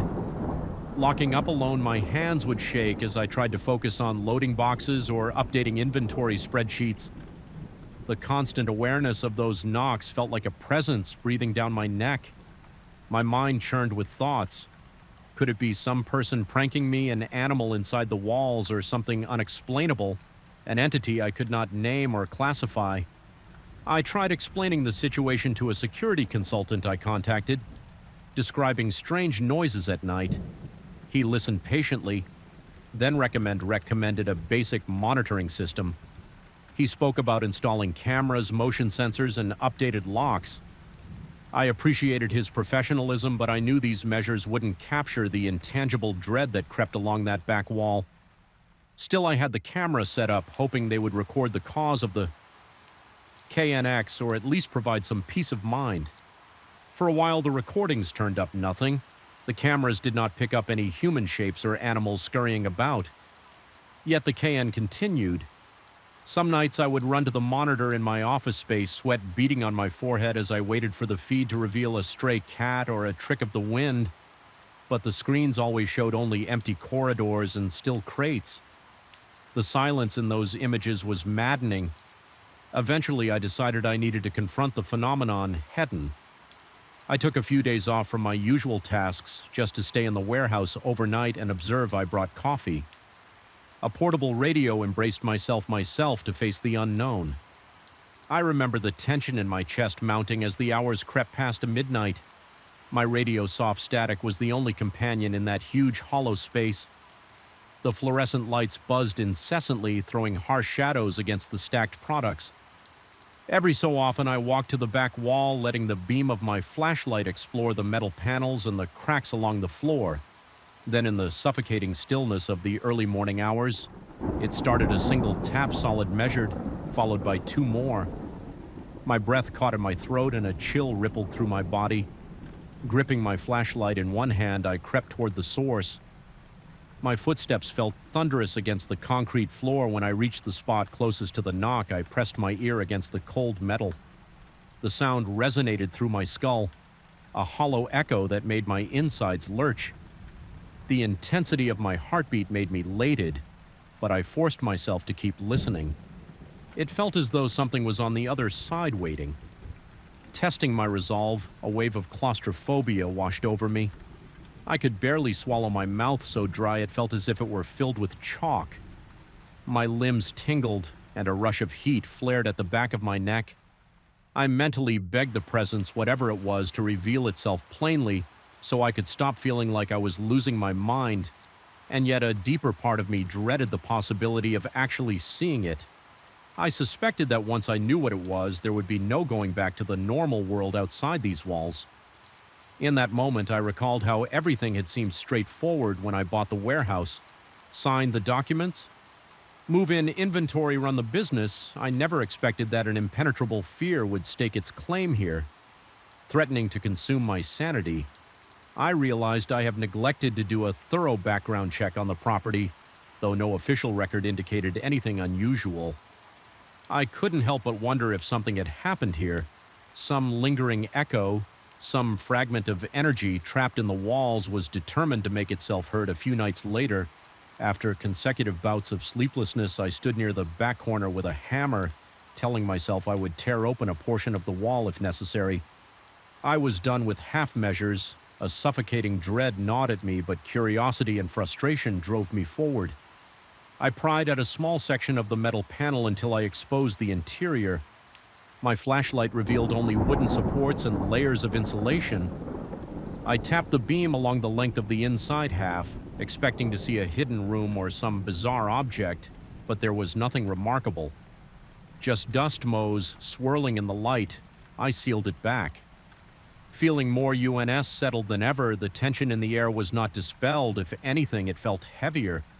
It was as though the entity, if indeed it was an entity, mocked my efforts to rationalize or fix the situation. That same night around 3 a.m, I heard not just tapping, but what sounded like the faint scraping of nails against metal. My breath came in quick, ragged gasps, and I felt my eyes burning with exhaustion and terror. My muscles tensed, and involuntarily my knees wobbled, threatening to buckle under me in a surge of panic. I grabbed my belongings and fled, leaving the warehouse lit like a beacon. In the night, I spent the following day steeling myself to go back. I decided I wouldn't cower. As evening fell, I returned with an even stronger flashlight and a sense of reckless resolve. I reminded myself that I had to know, was this phenomenon a trick of my own mind or something external? If it was inside my head, I needed to face it. If it was truly out there, I had to confront it. Neither possibility felt reassuring. My stomach churned as I walked along the perimeter, scanning each foot of the walls. At about midnight, the knock resumed, even bolder. This time 5 taps spaced out. With deliberate pauses between each one, the intervals felt taunting, like an invitation. My heart thundered in my chest and sweat dripped down my temple. Every hair on my body was on end. I fought the urge to sprint for the exit. Instead, I forced myself forward, pressing my palms flat against the wall where the sound was strongest. I felt a faint vibration, rhythmic and steady. It was impossible to pretend it was random. Something was reacting to my presence as surely as if it were alive. Suddenly, my phone buzzed in my pocket, an alert from the security system. I glanced down to see that one of the cameras had detected motion in the back corner with trembling fingers. I pulled up the live feed. The screen showed a shadow. It wasn't a person, nor was it any recognizable shape. It was more like a trick of light, a swath of darkness that shouldn't have existed in that area. The lens flickered and the shape seemed to distort, stretching along the wall before disappearing as if it had melted into the metal. My blood ran cold, my breathing turned shallow, and my vision swam for an instant. I realized my limbs were shaking so badly I could barely hold the phone. Steady, my mind raced with conflicting thoughts, illusions, camera glitches, or something else, but I couldn't deny how intensely real it felt in that moment. My survival instinct flared, urging me to leave, yet I also felt compelled to stand my ground to see this through as though it were a test I had to pass. With the phone still in hand, I took a step back from the wall. The overhead lights flickered and the warehouse felt like it expanded and contracted in time with my pulse. The next set of knocks echoed sharper than before. I thought I heard a faint, almost indiscernible whisper accompanying them. But I couldn't be certain. The tension built until I felt dizzy, my lungs aching from shallow breathing. I forced in a deep breath and exhaled slowly. Trying to steady my nerves in that split second, I realized I couldn't stay in this place and maintain my sanity. Whatever dwelt here was beyond my comprehension. It was neither kindly revealing its nature nor leaving me in peace.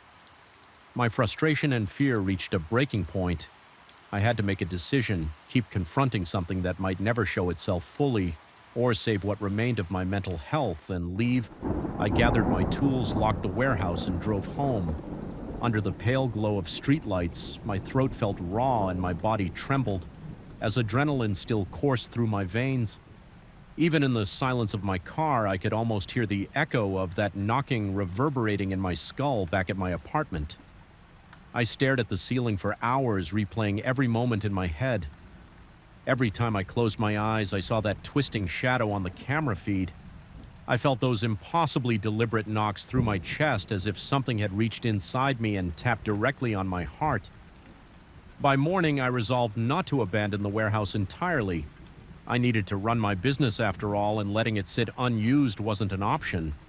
Instead, I set up new routines, deciding never to stay there alone. Deep into the night, I occupied myself with tasks during daylight hours, making sure to lock up before dusk. I kept the security system alerts active, but I tried to avoid reviewing them after midnight. Still, from time to time, an odd knock or thump would break the daytime quiet when that happened. My breath would catch, and I'd feel a trickle of cold sweat on the back of my neck. Yet nothing else materialized in the light of day.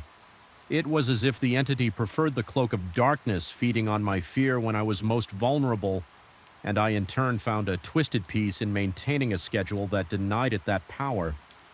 It has been several months now, and I've learned to live with the unease. My gut twists with dread whenever I think about stepping inside. After sundown, my nights remain restless, haunted by a sound that I'm never fully sure I heard. I question whether all of this might be a manifestation of my own anxiety, maybe a trick of the mind brought on by stress. But that camera footage, the unexplainable shadow, is a stark reminder that something in that space defies any conventional explanation. I don't pretend to understand it. Perhaps it's a residual presence from a past I'll never discover. Maybe it's a fracture in reality that just happens to exist in those metal walls, beckoning with knocks and whispers. All I know is that the fear remains coiled in my chest like a dormant serpent ready to awaken at the faintest sound echoing through the dark. I survive by telling myself I've adapted. I run my business as best I can, and I try not to linger after sunset. The warehouse is more than just a storage space. Now it's a reminder that some places hold secret SEC we aren't meant to unravel, and every so often late at night I wake in a sweat, convinced I hear 3 knocks. I hold my breath waiting for more, but the hush of my bedroom remains unbroken, and I'm left with a lingering terror that I can't quite name. The knowledge that I felt something beyond reason scratches at the edges of my thoughts, relentless and impossible to ignore. And in that intangible darkness I find no comfort. Only the enduring sound of those 3 dull knocks that will never truly let me go. I felt uneasy the moment I stepped into that musty thrift store, though I couldn't explain why it was as though the shadows in the aisles seemed darker than they should have been, that the rows of old furniture and rusted trinkets were leaning in. Despite that unsettling sensation, I pressed on, determined to find some retro frames for my newest decorating project. My heart gave a peculiar lurch when I spotted them in a dusty corner, a set of ornate, old-fashioned frames stacked haphazard against a cracked mirror. Something about their chipped edges and faded gold paint drew me in as if they had been waiting just for me. The air felt heavier, my skin started to prickle, but I brushed off those feelings, convincing myself that I was just excited about the find. How wrong I was. I'm a grown man with a passion for the past. The warmth of vintage decor always comforted me. Bold colors and art styles from bygone eras offer a soothing sense of nostalgia. I found half a dozen frames that day, each with its own distinct pattern of swirling lines, decorative flourishes, and tarnished corners. Only one seemed a bit off. Its glass panel was missing and the paper backing had yellowed with age, stained in a few places by what looked like ancient water damage. I remember thinking it was just a relic from some attic maybe, neglected by its previous owner, but I liked how it looked rugged and authentic. So I included it in my purchase at home. I arranged the frames on my living room floor carefully, selecting which posters would go best with each when I got to the odd frame. The musty smell of its stained backing made me wrinkle my nose. There was a faint outline on the paper, almost like a watermark. I assumed it was just the effect of time. I placed a newly printed vintage travel poster inside, then hung it on the wall above my record player. The rest of that afternoon was uneventful, just me humming along to old tunes and gently cleaning off the other frames. Yet there was this subtle undercurrent of anxiety and unexplainable knot in my chest that wouldn't go away. Over the next few days, I started noticing something peculiar whenever I walked by the frame. The poster was perfectly centered, but behind it, under that fragile yellow paper, I could have sworn I saw a faint shape forming. It looked like a diffuse shadow, hardly distinct enough to pin down, but definitely there. My pulse would race when I looked at it for too long. One evening, I decided to slide the poster out to inspect the backing more closely. I discovered those faint lines had become more pronounced, almost resembling the outline of a figure. A chill crawled up my spine, but I told myself it was probably just an old photo. Gras bleeding through papers can degrade in strange ways, and old pictures sometimes imprint themselves over time. I put the poster back, eager to dismiss that uncomfortable feeling gnawing at my mind. Strange occurrences began surfacing right around that time in the middle of the night. I'd hear soft scraping sounds coming from the living room. My first thought was that I'd left a window open and a breeze was rustling something on a shelf. But upon checking, every window was securely latched. I just stand there in the dark, my heart thumping so loudly it seemed to echo in my ears. The living room, bathed in pale moonlight, felt colder than the rest of the house. It was as if the warmth couldn't breach that space anymore. I stood frozen, listening to my own ragged breath, searching for the slightest motion in the shadows. Nothing ever moved, but I could feel the air practically humming with tension. A week passed, and the shape on the backing grew sharper. I had begun taking pictures with my phone, mostly out of a strange fascination. Half convinced I was imagining it all in those photos, the shape was difficult to capture, but I could see it. If I tilted the screen, it was something like a silhouette. Clearly a human form turned away so that the shoulders, neck, and the back of the head were discernible. No face, no features, and yet it sent a jolt of electric fear through my veins. Each time I stared at it, it felt disrespectful to remove the poster entirely or to try scrubbing away that shape. Something told me that messing with it might escalate the oddness, but it didn't stop me from feeling creeped out. I remember a time late one evening when the living room light suddenly flickered. I was relaxing on the couch, mindlessly scrolling through social media, and the overhead lamp began to stutter. The effect was jarring, making the room blink from light to shadow. In rapid succession, my stomach lurched as my eyes flicked to the frame. The silhouette seemed to loom there, each flicker making it appear to waver, almost as though it were moving. A thick layer of sweat coated my palms and a ring of cold sweat beaded around my temples. My heart felt as if it would burst from my chest, pounding away in raw panic. Then, without warning, the light steadied, everything went quiet. My breathing was harsh and ragged. The frame sat innocently on the wall, but I was convinced that the silhouette had become a fraction clearer, as if it was turning friends drop by. Occasionally curious to see the new decor, they mostly complimented my collection of vintage pieces, but nobody really commented on that particular frame. One acquaintance did glance at it and ask if there was some art hidden behind the poster. I felt my stomach twist. I told him there might be an old photograph back there, but I wasn't sure. He just shrugged, though. He looked slightly uneasy. That moment left a bitter taste in my mouth, like maybe I wasn't the only one sensing something was off. Over the next 2 weeks, I began to dread the living room. The corner where the frame hung felt different, as if it exuded a subtle energy that made the hairs on my arms stand up. Sometimes I caught myself rushing through the room, avoiding eye contact with that twisted, half-revealed image, but the feeling of being watched stuck to me like a film of sweat. My dreams grew restless, filled with shapes in the darkness and muffled whispers that seemed to pulse in my ears whenever I woke in the middle of the night. I couldn't shake the sense that something was standing just beyond the doorway. Waiting, it got worse one day when I went to take another photo of the frame's progression. The silhouette had changed. The figure now looked slightly angled, as if part of it had turned. It was still missing any real detail, but the orientation suggested it was no longer facing away. My blood ran cold, my head started to spin, and I felt the tang of adrenaline in the back of my throat. I told myself it was my imagination, but I couldn't ignore the evidence in the photo. My hands trembled and my breath came in.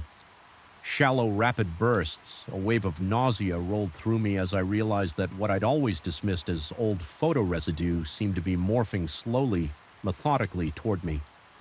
Nighttime brought a deeper layer of terror. I began hearing a faint tapping sound from the wall where the frame hung. It was so soft and intermittent that I couldn't pinpoint a pattern, but each knock, even if subtle, reverberated in my skull like a hammer strike lying in bed. I felt my pulse accelerate whenever I thought about the tapping.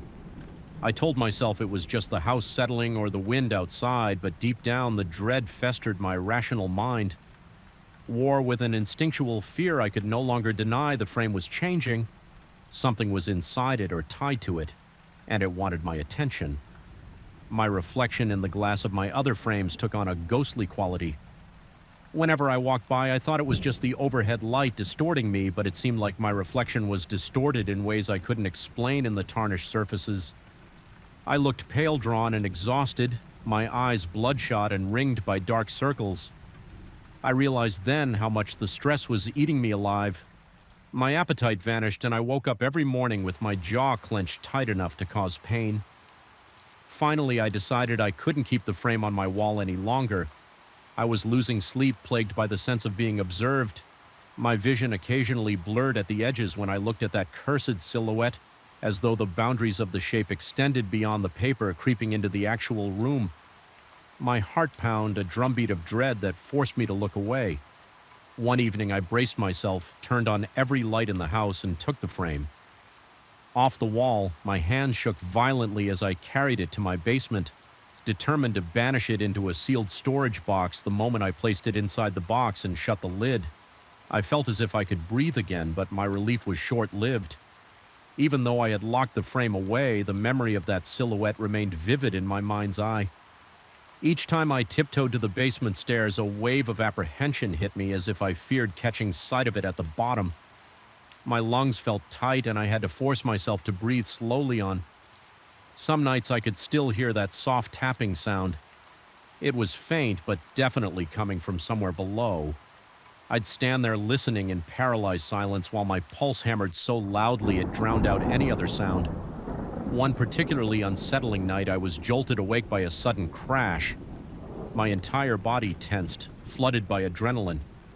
My mouth was dry and my heart thudded like a wild animal trapped in my chest. I checked every room upstairs, scanning with a flashlight before summoning the nerve to descend into the basement. The air down there was cold and smelled of damp concrete. Each step echoed ominously. My pulse roared in my ears and my skin prickled with the certainty that I was not alone. When I reached the spot where I'd stored the frame, I nearly dropped my flashlight. The box had tipped over its lid, lying a few inches away. The frame itself was on the floor, front side facing up. The silhouette was there, a dark imprint on the yellowed backing, and it looked so much clearer than before, almost like a full figure leaning toward the glass. I had a moment of pure, unfiltered terror. My breath was ragged chest constricting painfully. I felt my legs tremble with such force. I had to steady myself against a shelving unit in my mind. That shape was alive, or at least animated by some force. It was incomplete, but reaching for wholeness. Yet no matter how terrified I was, I still refused to toss it in the trash. Part of me feared that discarding it might provoke something worse, as if the attachment would persist regardless of where the frame ended up. Or maybe I was just too disturbed to confront the idea of someone else finding it. I carefully placed it in another box, wrapped it in layers of old cloth, sealed it with duct tape, and tucked it in the far corner. When I climbed back upstairs, I was dizzy with panic, but I locked the door behind me, clinging to the faint hope that distance and confinement would keep it at bay. To this day, I can't set foot in that basement without feeling a cold sweat break out across my forehead. My heart still races whenever I picture that dark silhouette. It started as a faded stain, an almost invisible shape, and it grew with a terrifying certainty until it was almost fully formed. Something about it made my insides curl with apprehension. Even now, a few months removed from the incident, I'll catch myself glancing at the hallway leading to the basement door, half expecting it to swing open on its own. I hear tiny creaks in the dead of night. Maybe the house, maybe something else. It leaves me breathless with dread. There's no proof that the frame is doing anything, but I can't shake the feeling that it's slowly drawing closer, that the boundaries separating it from me are weakening. I don't think I'll ever truly shake that sensation of being watched some nights. I force myself to sleep with music playing, anything to drown out the whispery silence. My mind replays the image of that silhouette so close to having a face leaning forward as though it wanted to pull itself out of the paper every time I recall it. My lung seize up and my breath stutters. I still have no logical explanation. Perhaps the frame carried an imprint of something that was never meant to be seen. Or maybe it was all in my head, a slow unraveling fueled by stress and imagination. But each time my thoughts wander in that direction, I remember the pictures I took. They are still on my phone, though I rarely dare to look at them in those photos. The silhouette's progression is undeniable, a grotesque sequence of emergence.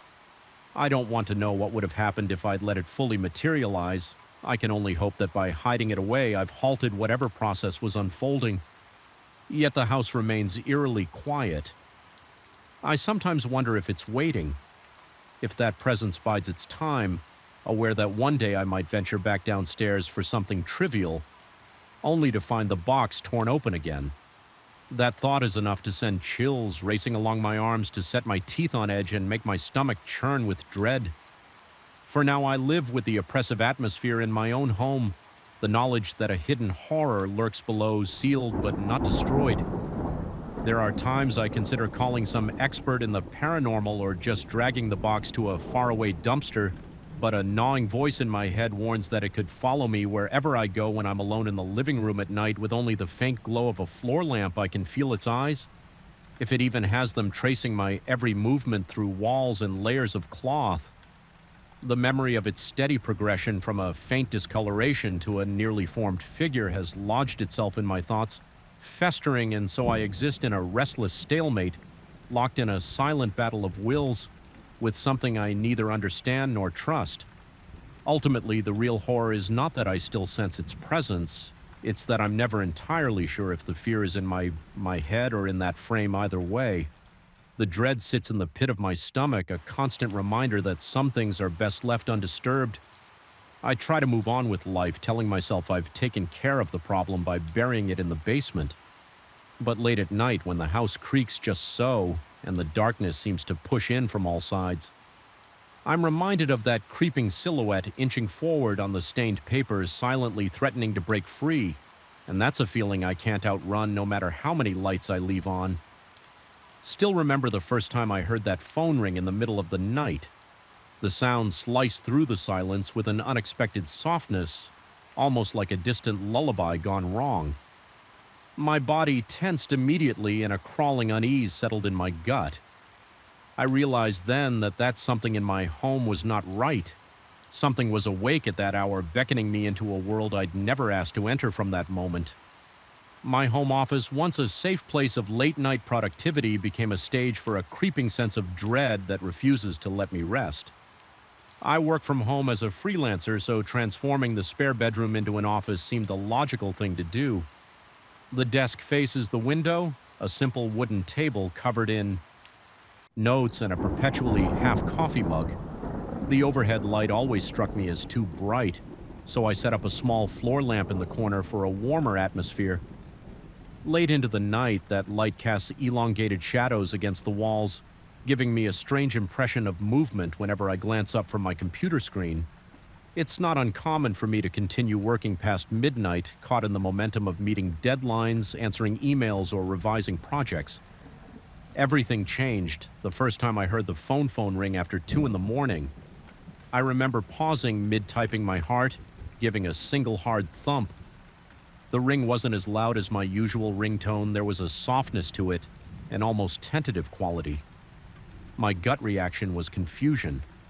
I rarely use the landline, and even during the day, it seldom rings at that hour. It made no sense whatsoever. My mouth went dry, and I tried to collect myself, telling myself it had to be a spam call or a mistake.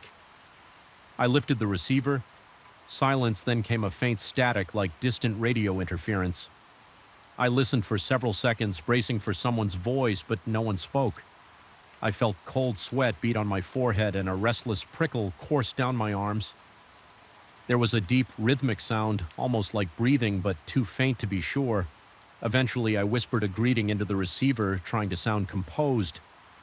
No answer, just that subtle static followed by an empty click.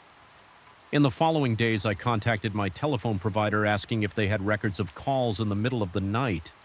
They told me there were none. They insisted that if a call hadn't been logged, it simply hadn't happened, and suggested maybe it was an internal line glitch, a wiring problem, or even something triggered by my internet router. I tried to accept that explanation deep down, though. I couldn't shake the memory of that soft ring and the uneasy hush on the other end. I tested the phone in the early 2000s evening and found no issues by the time midnight came. I was convinced I'd been spooked by a technical glitch. I worked calmly until I felt that familiar yawn telling me it was time to shut everything down. I almost reached for the light switch when I glanced at the clock, 2:05 a.m. A jolt of apprehension coiled in my chest as I realized I'd let time get away from me, but nothing happened. No ringing, no strange hush over the line. That relief was short-lived. The very next night, I stayed up late again, juggling multiple deadlines. My eyes stung from staring at the screen, the quiet hum of the computer. My only companion, the overhead light, stayed off, and the warm glow of the floor lamp created dancing shadows. Sometime after 2, I heard it again. That same soft, almost mournful ring floated through the stillness. My heart hammered in my chest, and I froze, adrenaline surging through my veins. I tried to steady my breathing as I rose to pick up the receiver, fully aware that this time I was doing it against my better judgment. The plastic felt cold against my ear, and the same static greeted me, a whispered hiss that made my neck prickle with goosebumps.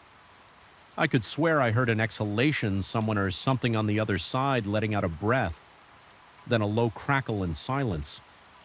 It got worse from there. I decided to unplug the phone altogether.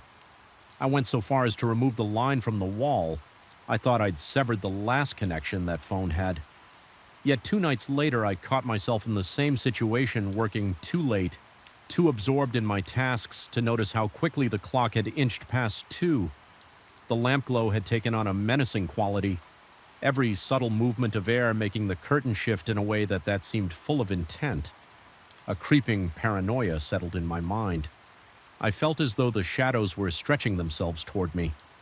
I tried to tell myself that was nonsense, that I was simply tired. Then the phone rang, that same maddeningly soft tone brushed through the dead of night. I stared in disbelief at the device, powerless to resist a crawling dread that set every muscle in my body rigid. The line was unplugged, yet the phone was ringing. My pulse throbbed in my ears. My palms grew clammy and my breath hitched. I'll never forget the chill that enveloped me as I picked up the receiver. This time, the sense of presence on the other end was more pronounced than before. It wasn't just breathing now, it felt watchful, if that's the right word.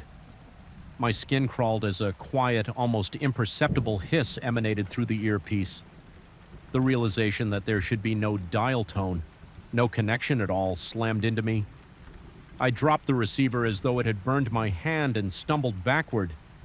The phone stopped ringing and the office returned to silence, but the tension in the air was palpable as though something lingered crouched in the shadows. By that point, I'd grown wary of my own office at night. I noticed how after midnight the lamp seemed to cast a more oppressive glow than usual. The corners of the room got darker, blacker than the rest of the hallway. The air grew stale as if a presence hovered there, siphoning off the oxygen.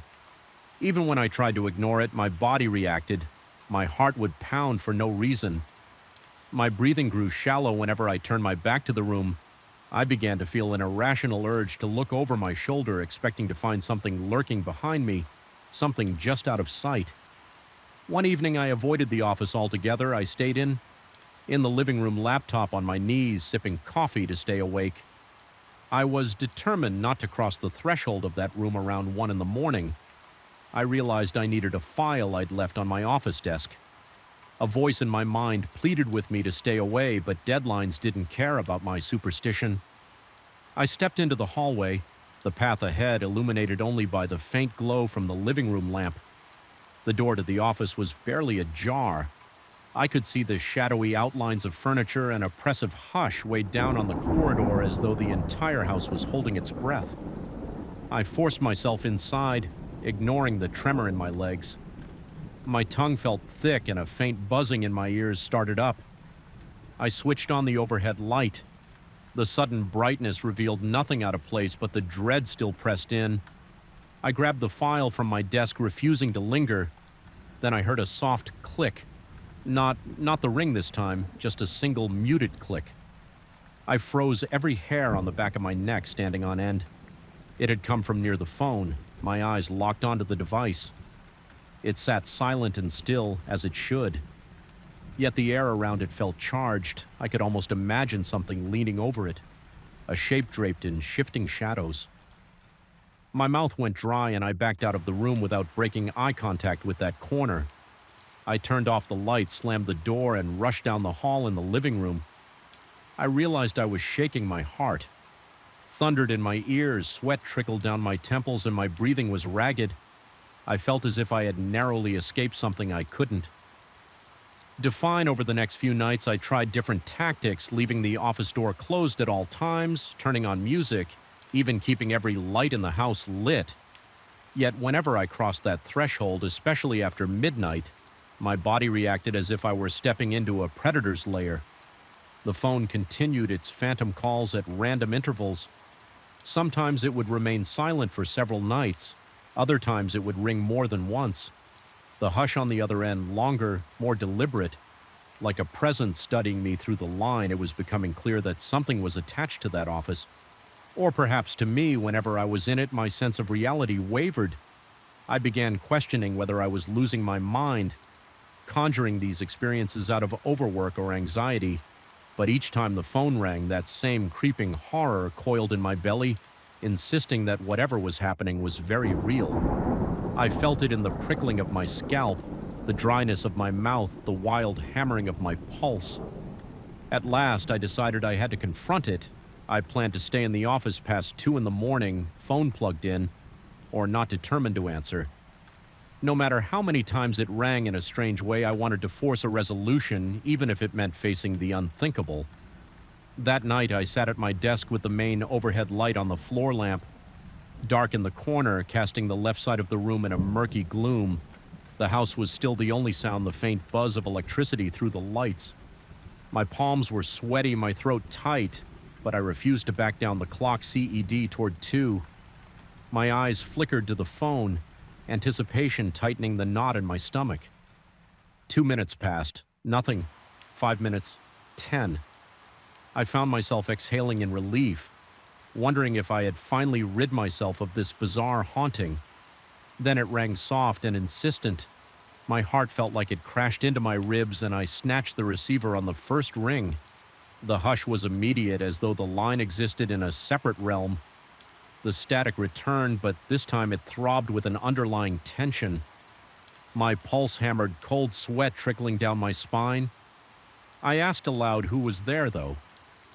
My voice wavered with fear. I heard a faint intake of breath and a muted rustling like movement on the other side. Something in my mind snapped and I slammed the receiver down. Yanking the cord from the wall, I felt a surge of panic and anger, an urge to rip the phone from its cradle and throw it across the room. Instead, I forced myself to remain there, fists clenched so tightly my knuckles ached. I wanted to speak, to demand this presence reveal itself, but I knew deep inside no real answers would come. There was no logic behind this phenomenon, no simple explanation. It was simply there, shadowy and insidious. Afterward, I packed up my work, shut off the office light, and stepped out into the hallway before I closed the door behind me. I glimpsed the phone sitting in the dimness. In that moment, the phone looked more like an idol on a shrine than an outdated piece of technology. The air in the office felt unbearably heavy, as if the walls were pressing inward. My muscles quivered with tension, and my breath came in shallow, rapid bursts. Yet I walked away, leaving the darkness to swallow that cursed space. Now I avoid working there at night. I stick to the living room or my bedroom after midnight, as if letting the office. Slumber might calm the strange force lurking within it sometimes, though I hear the echo of that soft ring in my dreams resonating through distant corridors of sleep. I wake up trembling, heart racing, convinced I can feel a presence standing outside my bedroom door. I don't know if I'll ever uncover the origin of that uncanny phone call or the presence behind it. A part of me doubts there's any logic to it at all.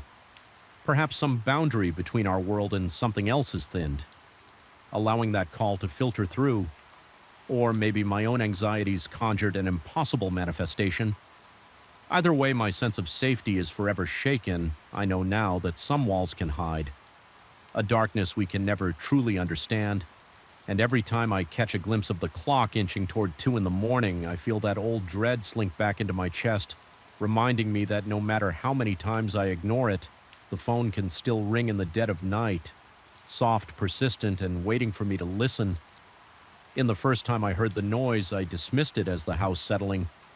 It was nearly midnight, and the TV was murmuring in the background while I half-dozed on the couch. Yet in the midst of that haze between waking and sleep, I caught a distinct sound. Water running, followed by the unmistakable rasp of brick bristles against teeth. My entire body tensed as a sudden chill raced from my neck down my spine, jolting me awake. I froze, focusing on the sound, and felt my heart begin to pound like a dull drum in my ears. It seemed to come from the guest bathroom, the one in the room I almost never used. At first, I thought I was dreaming. I remember forcing myself to stand every step down the dark hallway. Felt heavier than the last. I flicked on the light in the guest room and peeked inside, trying to steady my breath. Nothing was out of place. The bed was untouched. The floor was spotless. I slipped into the bathroom, half expecting to find puddles, or at least a dripping faucet, but the porcelain sink was completely dry. There was no sign that any water had flowed at all. My hands felt clammy, and when I finally exhaled, I realized how tightly I had been holding my breath. I told myself it had to be a trick of my imagination, maybe a leftover snippet of a dream, despite telling myself I was just tired. Something lingered in the back of my mind. It was an odd prickling that made the hairs on my arms stand on end. I retreated to my living room, turned off the TV, and decided to go to bed. I tried to push the incident from my thoughts as I lay in the darkness, but the more I tried to relax, the louder my pulse became. It was as if my body knew something I was unwilling to admit. Sleep that night was shallow and filled with strange, half-remembered nightmares. They all dissolved by morning, leaving behind only unease and a dull ache in my temples. Days passed without incident, and I nearly convinced myself I had imagined the entire thing. But one night later that week, when the clock hovered around midnight again, there it was running water, the sharp scrape of bristles soft but unmistakable. My throat went dry, and I felt a cold sweat blooming across my forehead. I pressed the TV mute button and strained my ears. My heart hammered. It wasn't a random clang of pipes or the air conditioner cycling. I couldn't deny what I was hearing. Someone or something was brushing teeth in the guest bathroom. I stood, every muscle tense, then slowly made my way to the back of the house. The hallway light flickered slightly, but I'm sure that was just my imagination, amplifying every tiny quiver of electricity. With one shaky hand, I reached for the guest room doorknob. A surge of adrenaline rushed through my veins, making my breathing ragged. My fingers trembled as I pushed the door open, bracing myself for whatever I might find again. Nothing. The bathroom sink was bone dry. The mirror was as spotless as I had left it. Yet I felt a presence. It was like stepping into a room moments after someone leaves. There was a faint warmth in the air, a subtle shift that suggested I was not alone. Yet by all appearances, I was convinced it might be a plumbing issue.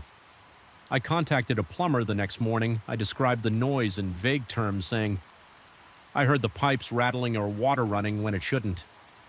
He inspected every inch of the place. In an even tone, he told me the plumbing was in perfect condition. There were no leaks, no blockages, no damaged pipes. He asked if I had heard any banging in the walls or if the water pressure had changed.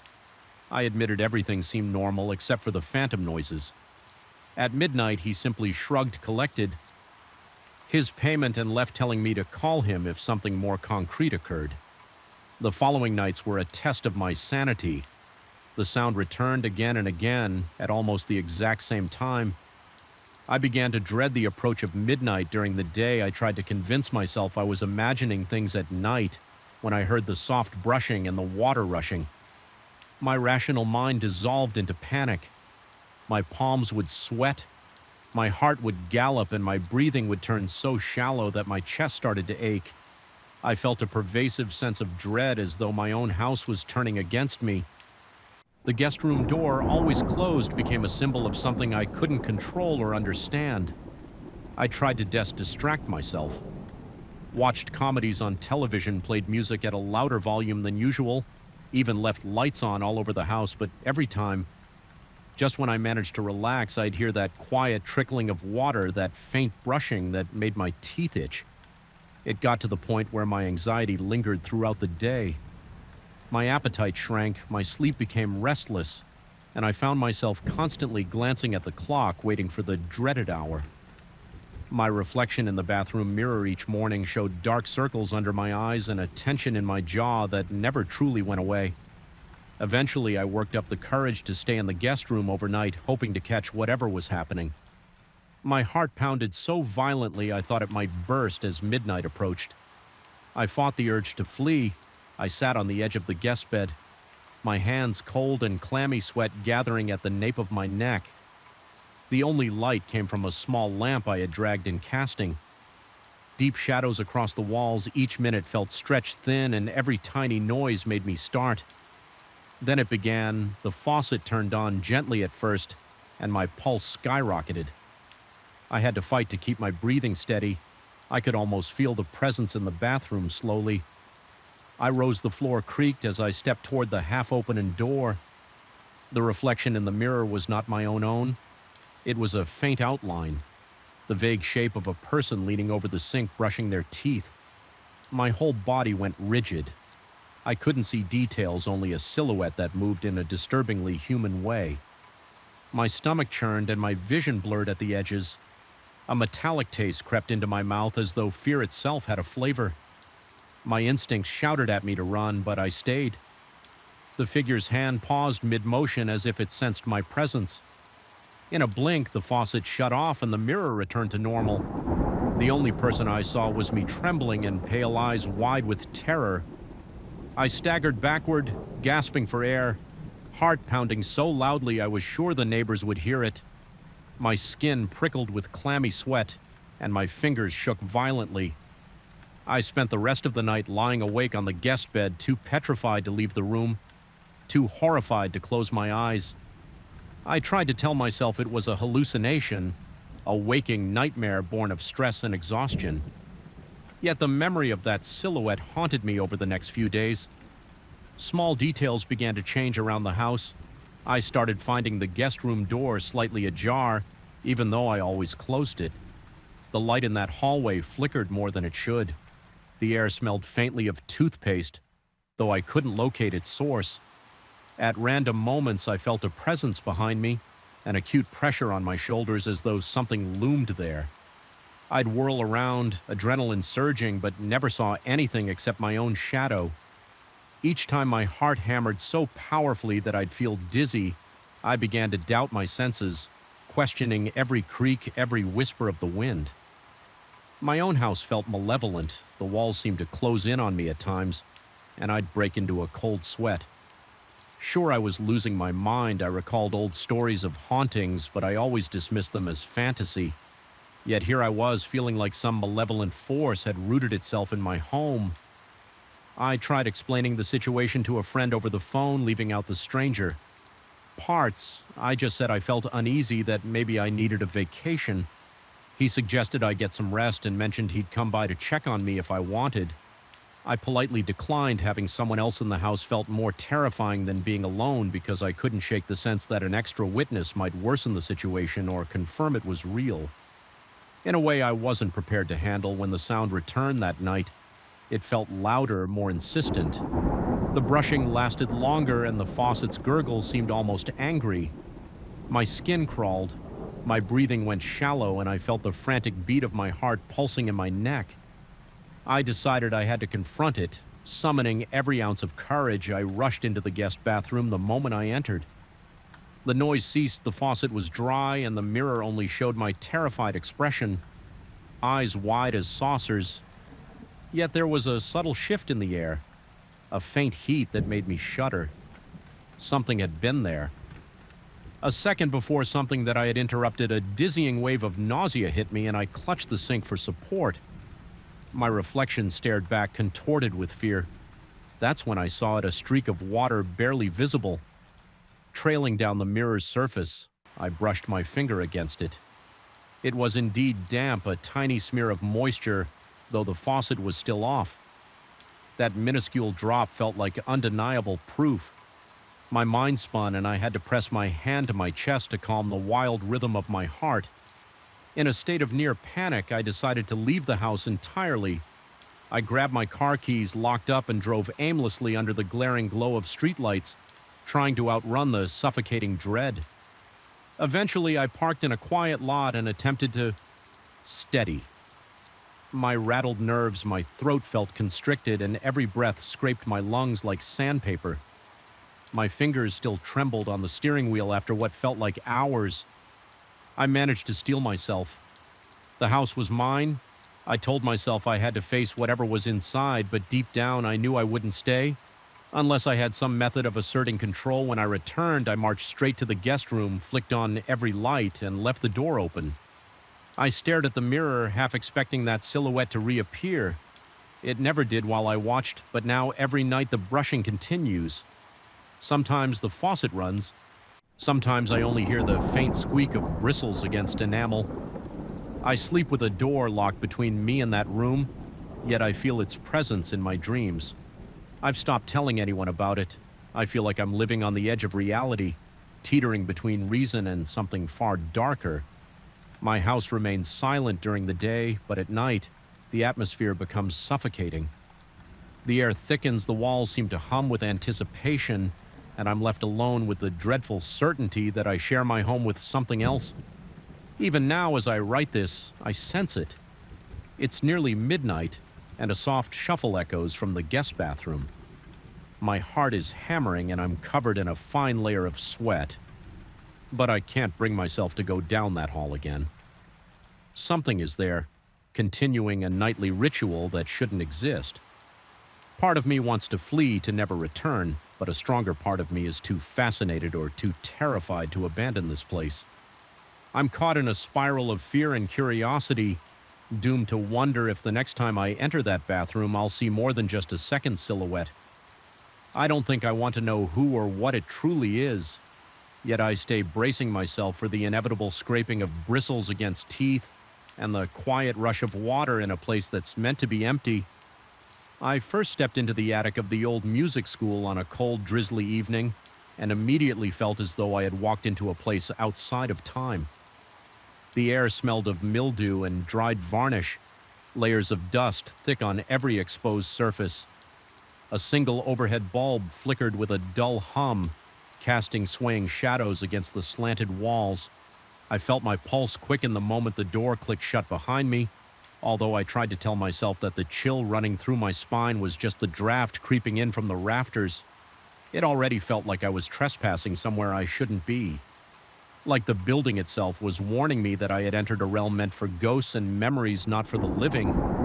I had been looking for a place to rehearse my guitar at night, and one of the administrators suggested this attic as an ideal spot.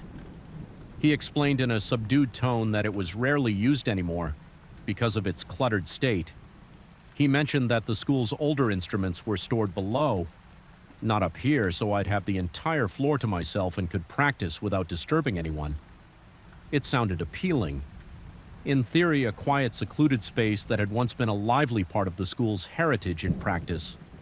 Though the attic was unsettling from the first moment I set foot inside, the windows were stained with grime, letting in little more than a sickly grayish glow even in daytime. By night, the place was nearly pitch black, except for the single bulb above my head that seemed on the verge of flickering out every few seconds. As I set up my small amp and laid my guitar case on the floorboards, I could feel the boards creak and moan beneath my shoes. The distant echoes of those creaks reverberated in the attics. Cavernous space, the walls were lined with towering shelves of sheet music. So old their edges were yellowed and curled, broken violins, busted clarinets, and battered brass instruments lay scattered on a large wooden table that looked equally antique. I remember brushing past a cello with a large crack down its side, the string hanging limply like dead weight. Every corner seemed to hide some relic of a past era, and the silence had a texture thick and heavy as though the air was weighed down by all these forgotten compositions on my first few nights. Nothing remarkable happened. I strummed chords, practiced scales, and tried to ignore the little rustling sounds from within the piles of debris. I reasoned it might be mice or just the old wood settling, but I started noticing something peculiar. Whenever I paused my playing in the stillness, there would come this faint, almost imperceptible tinkling of piano notes. At first it was so soft I thought my ears were ringing, but it happened repeatedly always. When I stopped, never while I was in the middle of a riff, I tried tracing it, but the notes seemed to come from different corners of the attic. Each time I told myself it could be noise drifting up from below, but the staff insisted that all the piano were kept on the first floor. Besides, they would say everyone was gone by that hour the next week. Those faint notes turned louder. My first reaction was to scold my imagination. Maybe I was just hearing residual echoes from my own music, but there was no denying that it was distinctly piano-like-y. I even told one of the night custodians in passing about the strange notes. He looked at me with an expression somewhere between pity and concern.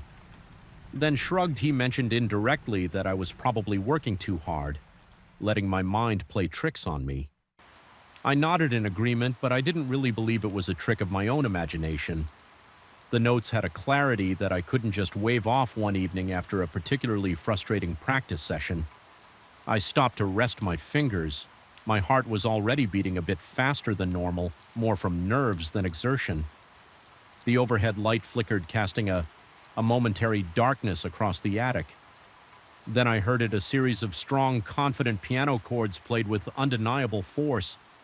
It was so clear and bold I almost dropped my guitar. My skin erupted in goosebumps and the hairs on the back of my neck stood on end. I carefully set my instrument aside and made my way toward the far end of the attic where I felt the notes were coming from each step, sent the old floorboards squeaking and groaning, the echoes bouncing off the wall like mocking laughter. My breathing was shallow and I could hear my own heartbeat pounding in my ears. The corridor of shelves seemed to elongate unnaturally as I walked, as though the space was distorting around me by the time I reached the corner where I was sure the sound originated.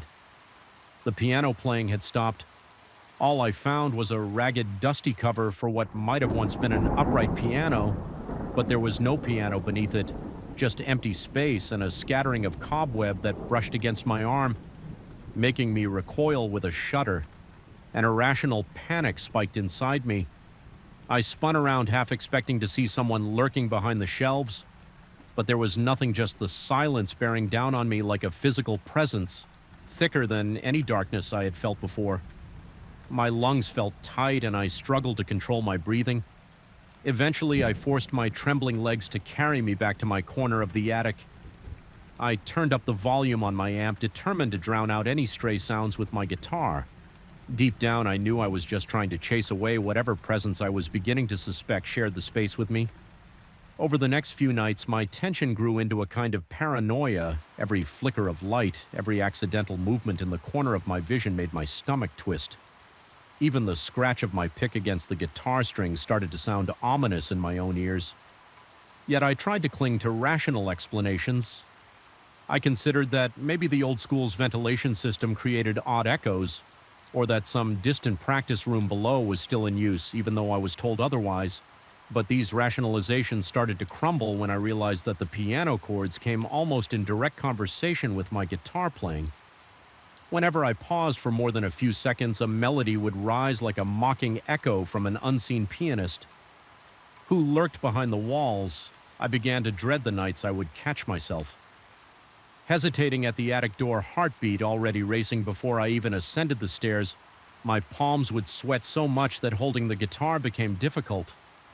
My mouth felt perpetually dry and my skin would prickle with a cold sweat. At random intervals sometimes, as I reached the top of the stairs, I had the unsettling sensation that there was someone waiting for me just around the corner staring, though I saw no one. The staff, when I indirectly mentioned my discomfort, politely reassured me that the attic was safe and that no piano was stored there. Their polite smiles only made me feel more isolated, as if I were the only one experiencing this creeping dread. One night I decided that I had to confront whatever this was. Maybe I was cracking under stress, or maybe there was actually some intangible presence haunting the attic. Either way, I needed to face it to break the cycle of fear. As soon as I arrived, I set my guitar down and walked the length of the attic in silence. My heart hammered in my chest, my legs felt weak, and I could hardly draw a full breath. The overhead bulb flickered incessantly as though it too was on edge.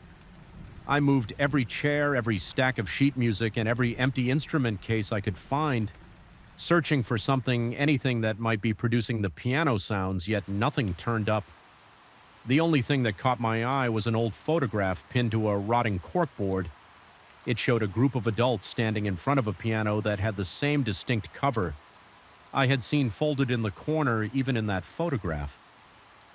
The people's expressions looked grave, as though the camera had captured a moment of hushed tension. When I finished my fruitless search, I decided to play my guitar one last time. For the night, my nerves were frayed and every chord sounded out of tune to my paranoid ears. Then it started again. The familiar melodic piano phrase echoing from some hidden corner of the attic. This time it was more than just a set of random notes. It was a full coherent passage, something with structure and feeling. My throat went tight and a cold sweat broke out on my forehead. I turned off my amp, letting the hush settle over me in that silence. The phantom piano continued a slow, deliberate tune that escalated into an almost triumphant cascade of notes. My teeth began chattering, not from cold, but from sheer terror. I couldn't stand it any longer, gripping my guitar. In its case, like a shield, I rushed toward the attic door. My foot slipped on a scattered pile of sheet music, sending me tumbling into a dusty old drum kit. The crash echoed painfully in my ears, and for a moment I was engulfed in a whirlwind of dust and metallic clanging. My heart was pounding so violently I thought it might burst. The piano playing ceased instantly, as though disturbed by my CL memeing. Finally, I scrambled to my feet, flung the attic door open, and practically bolted down the narrow stairs in the corridor below.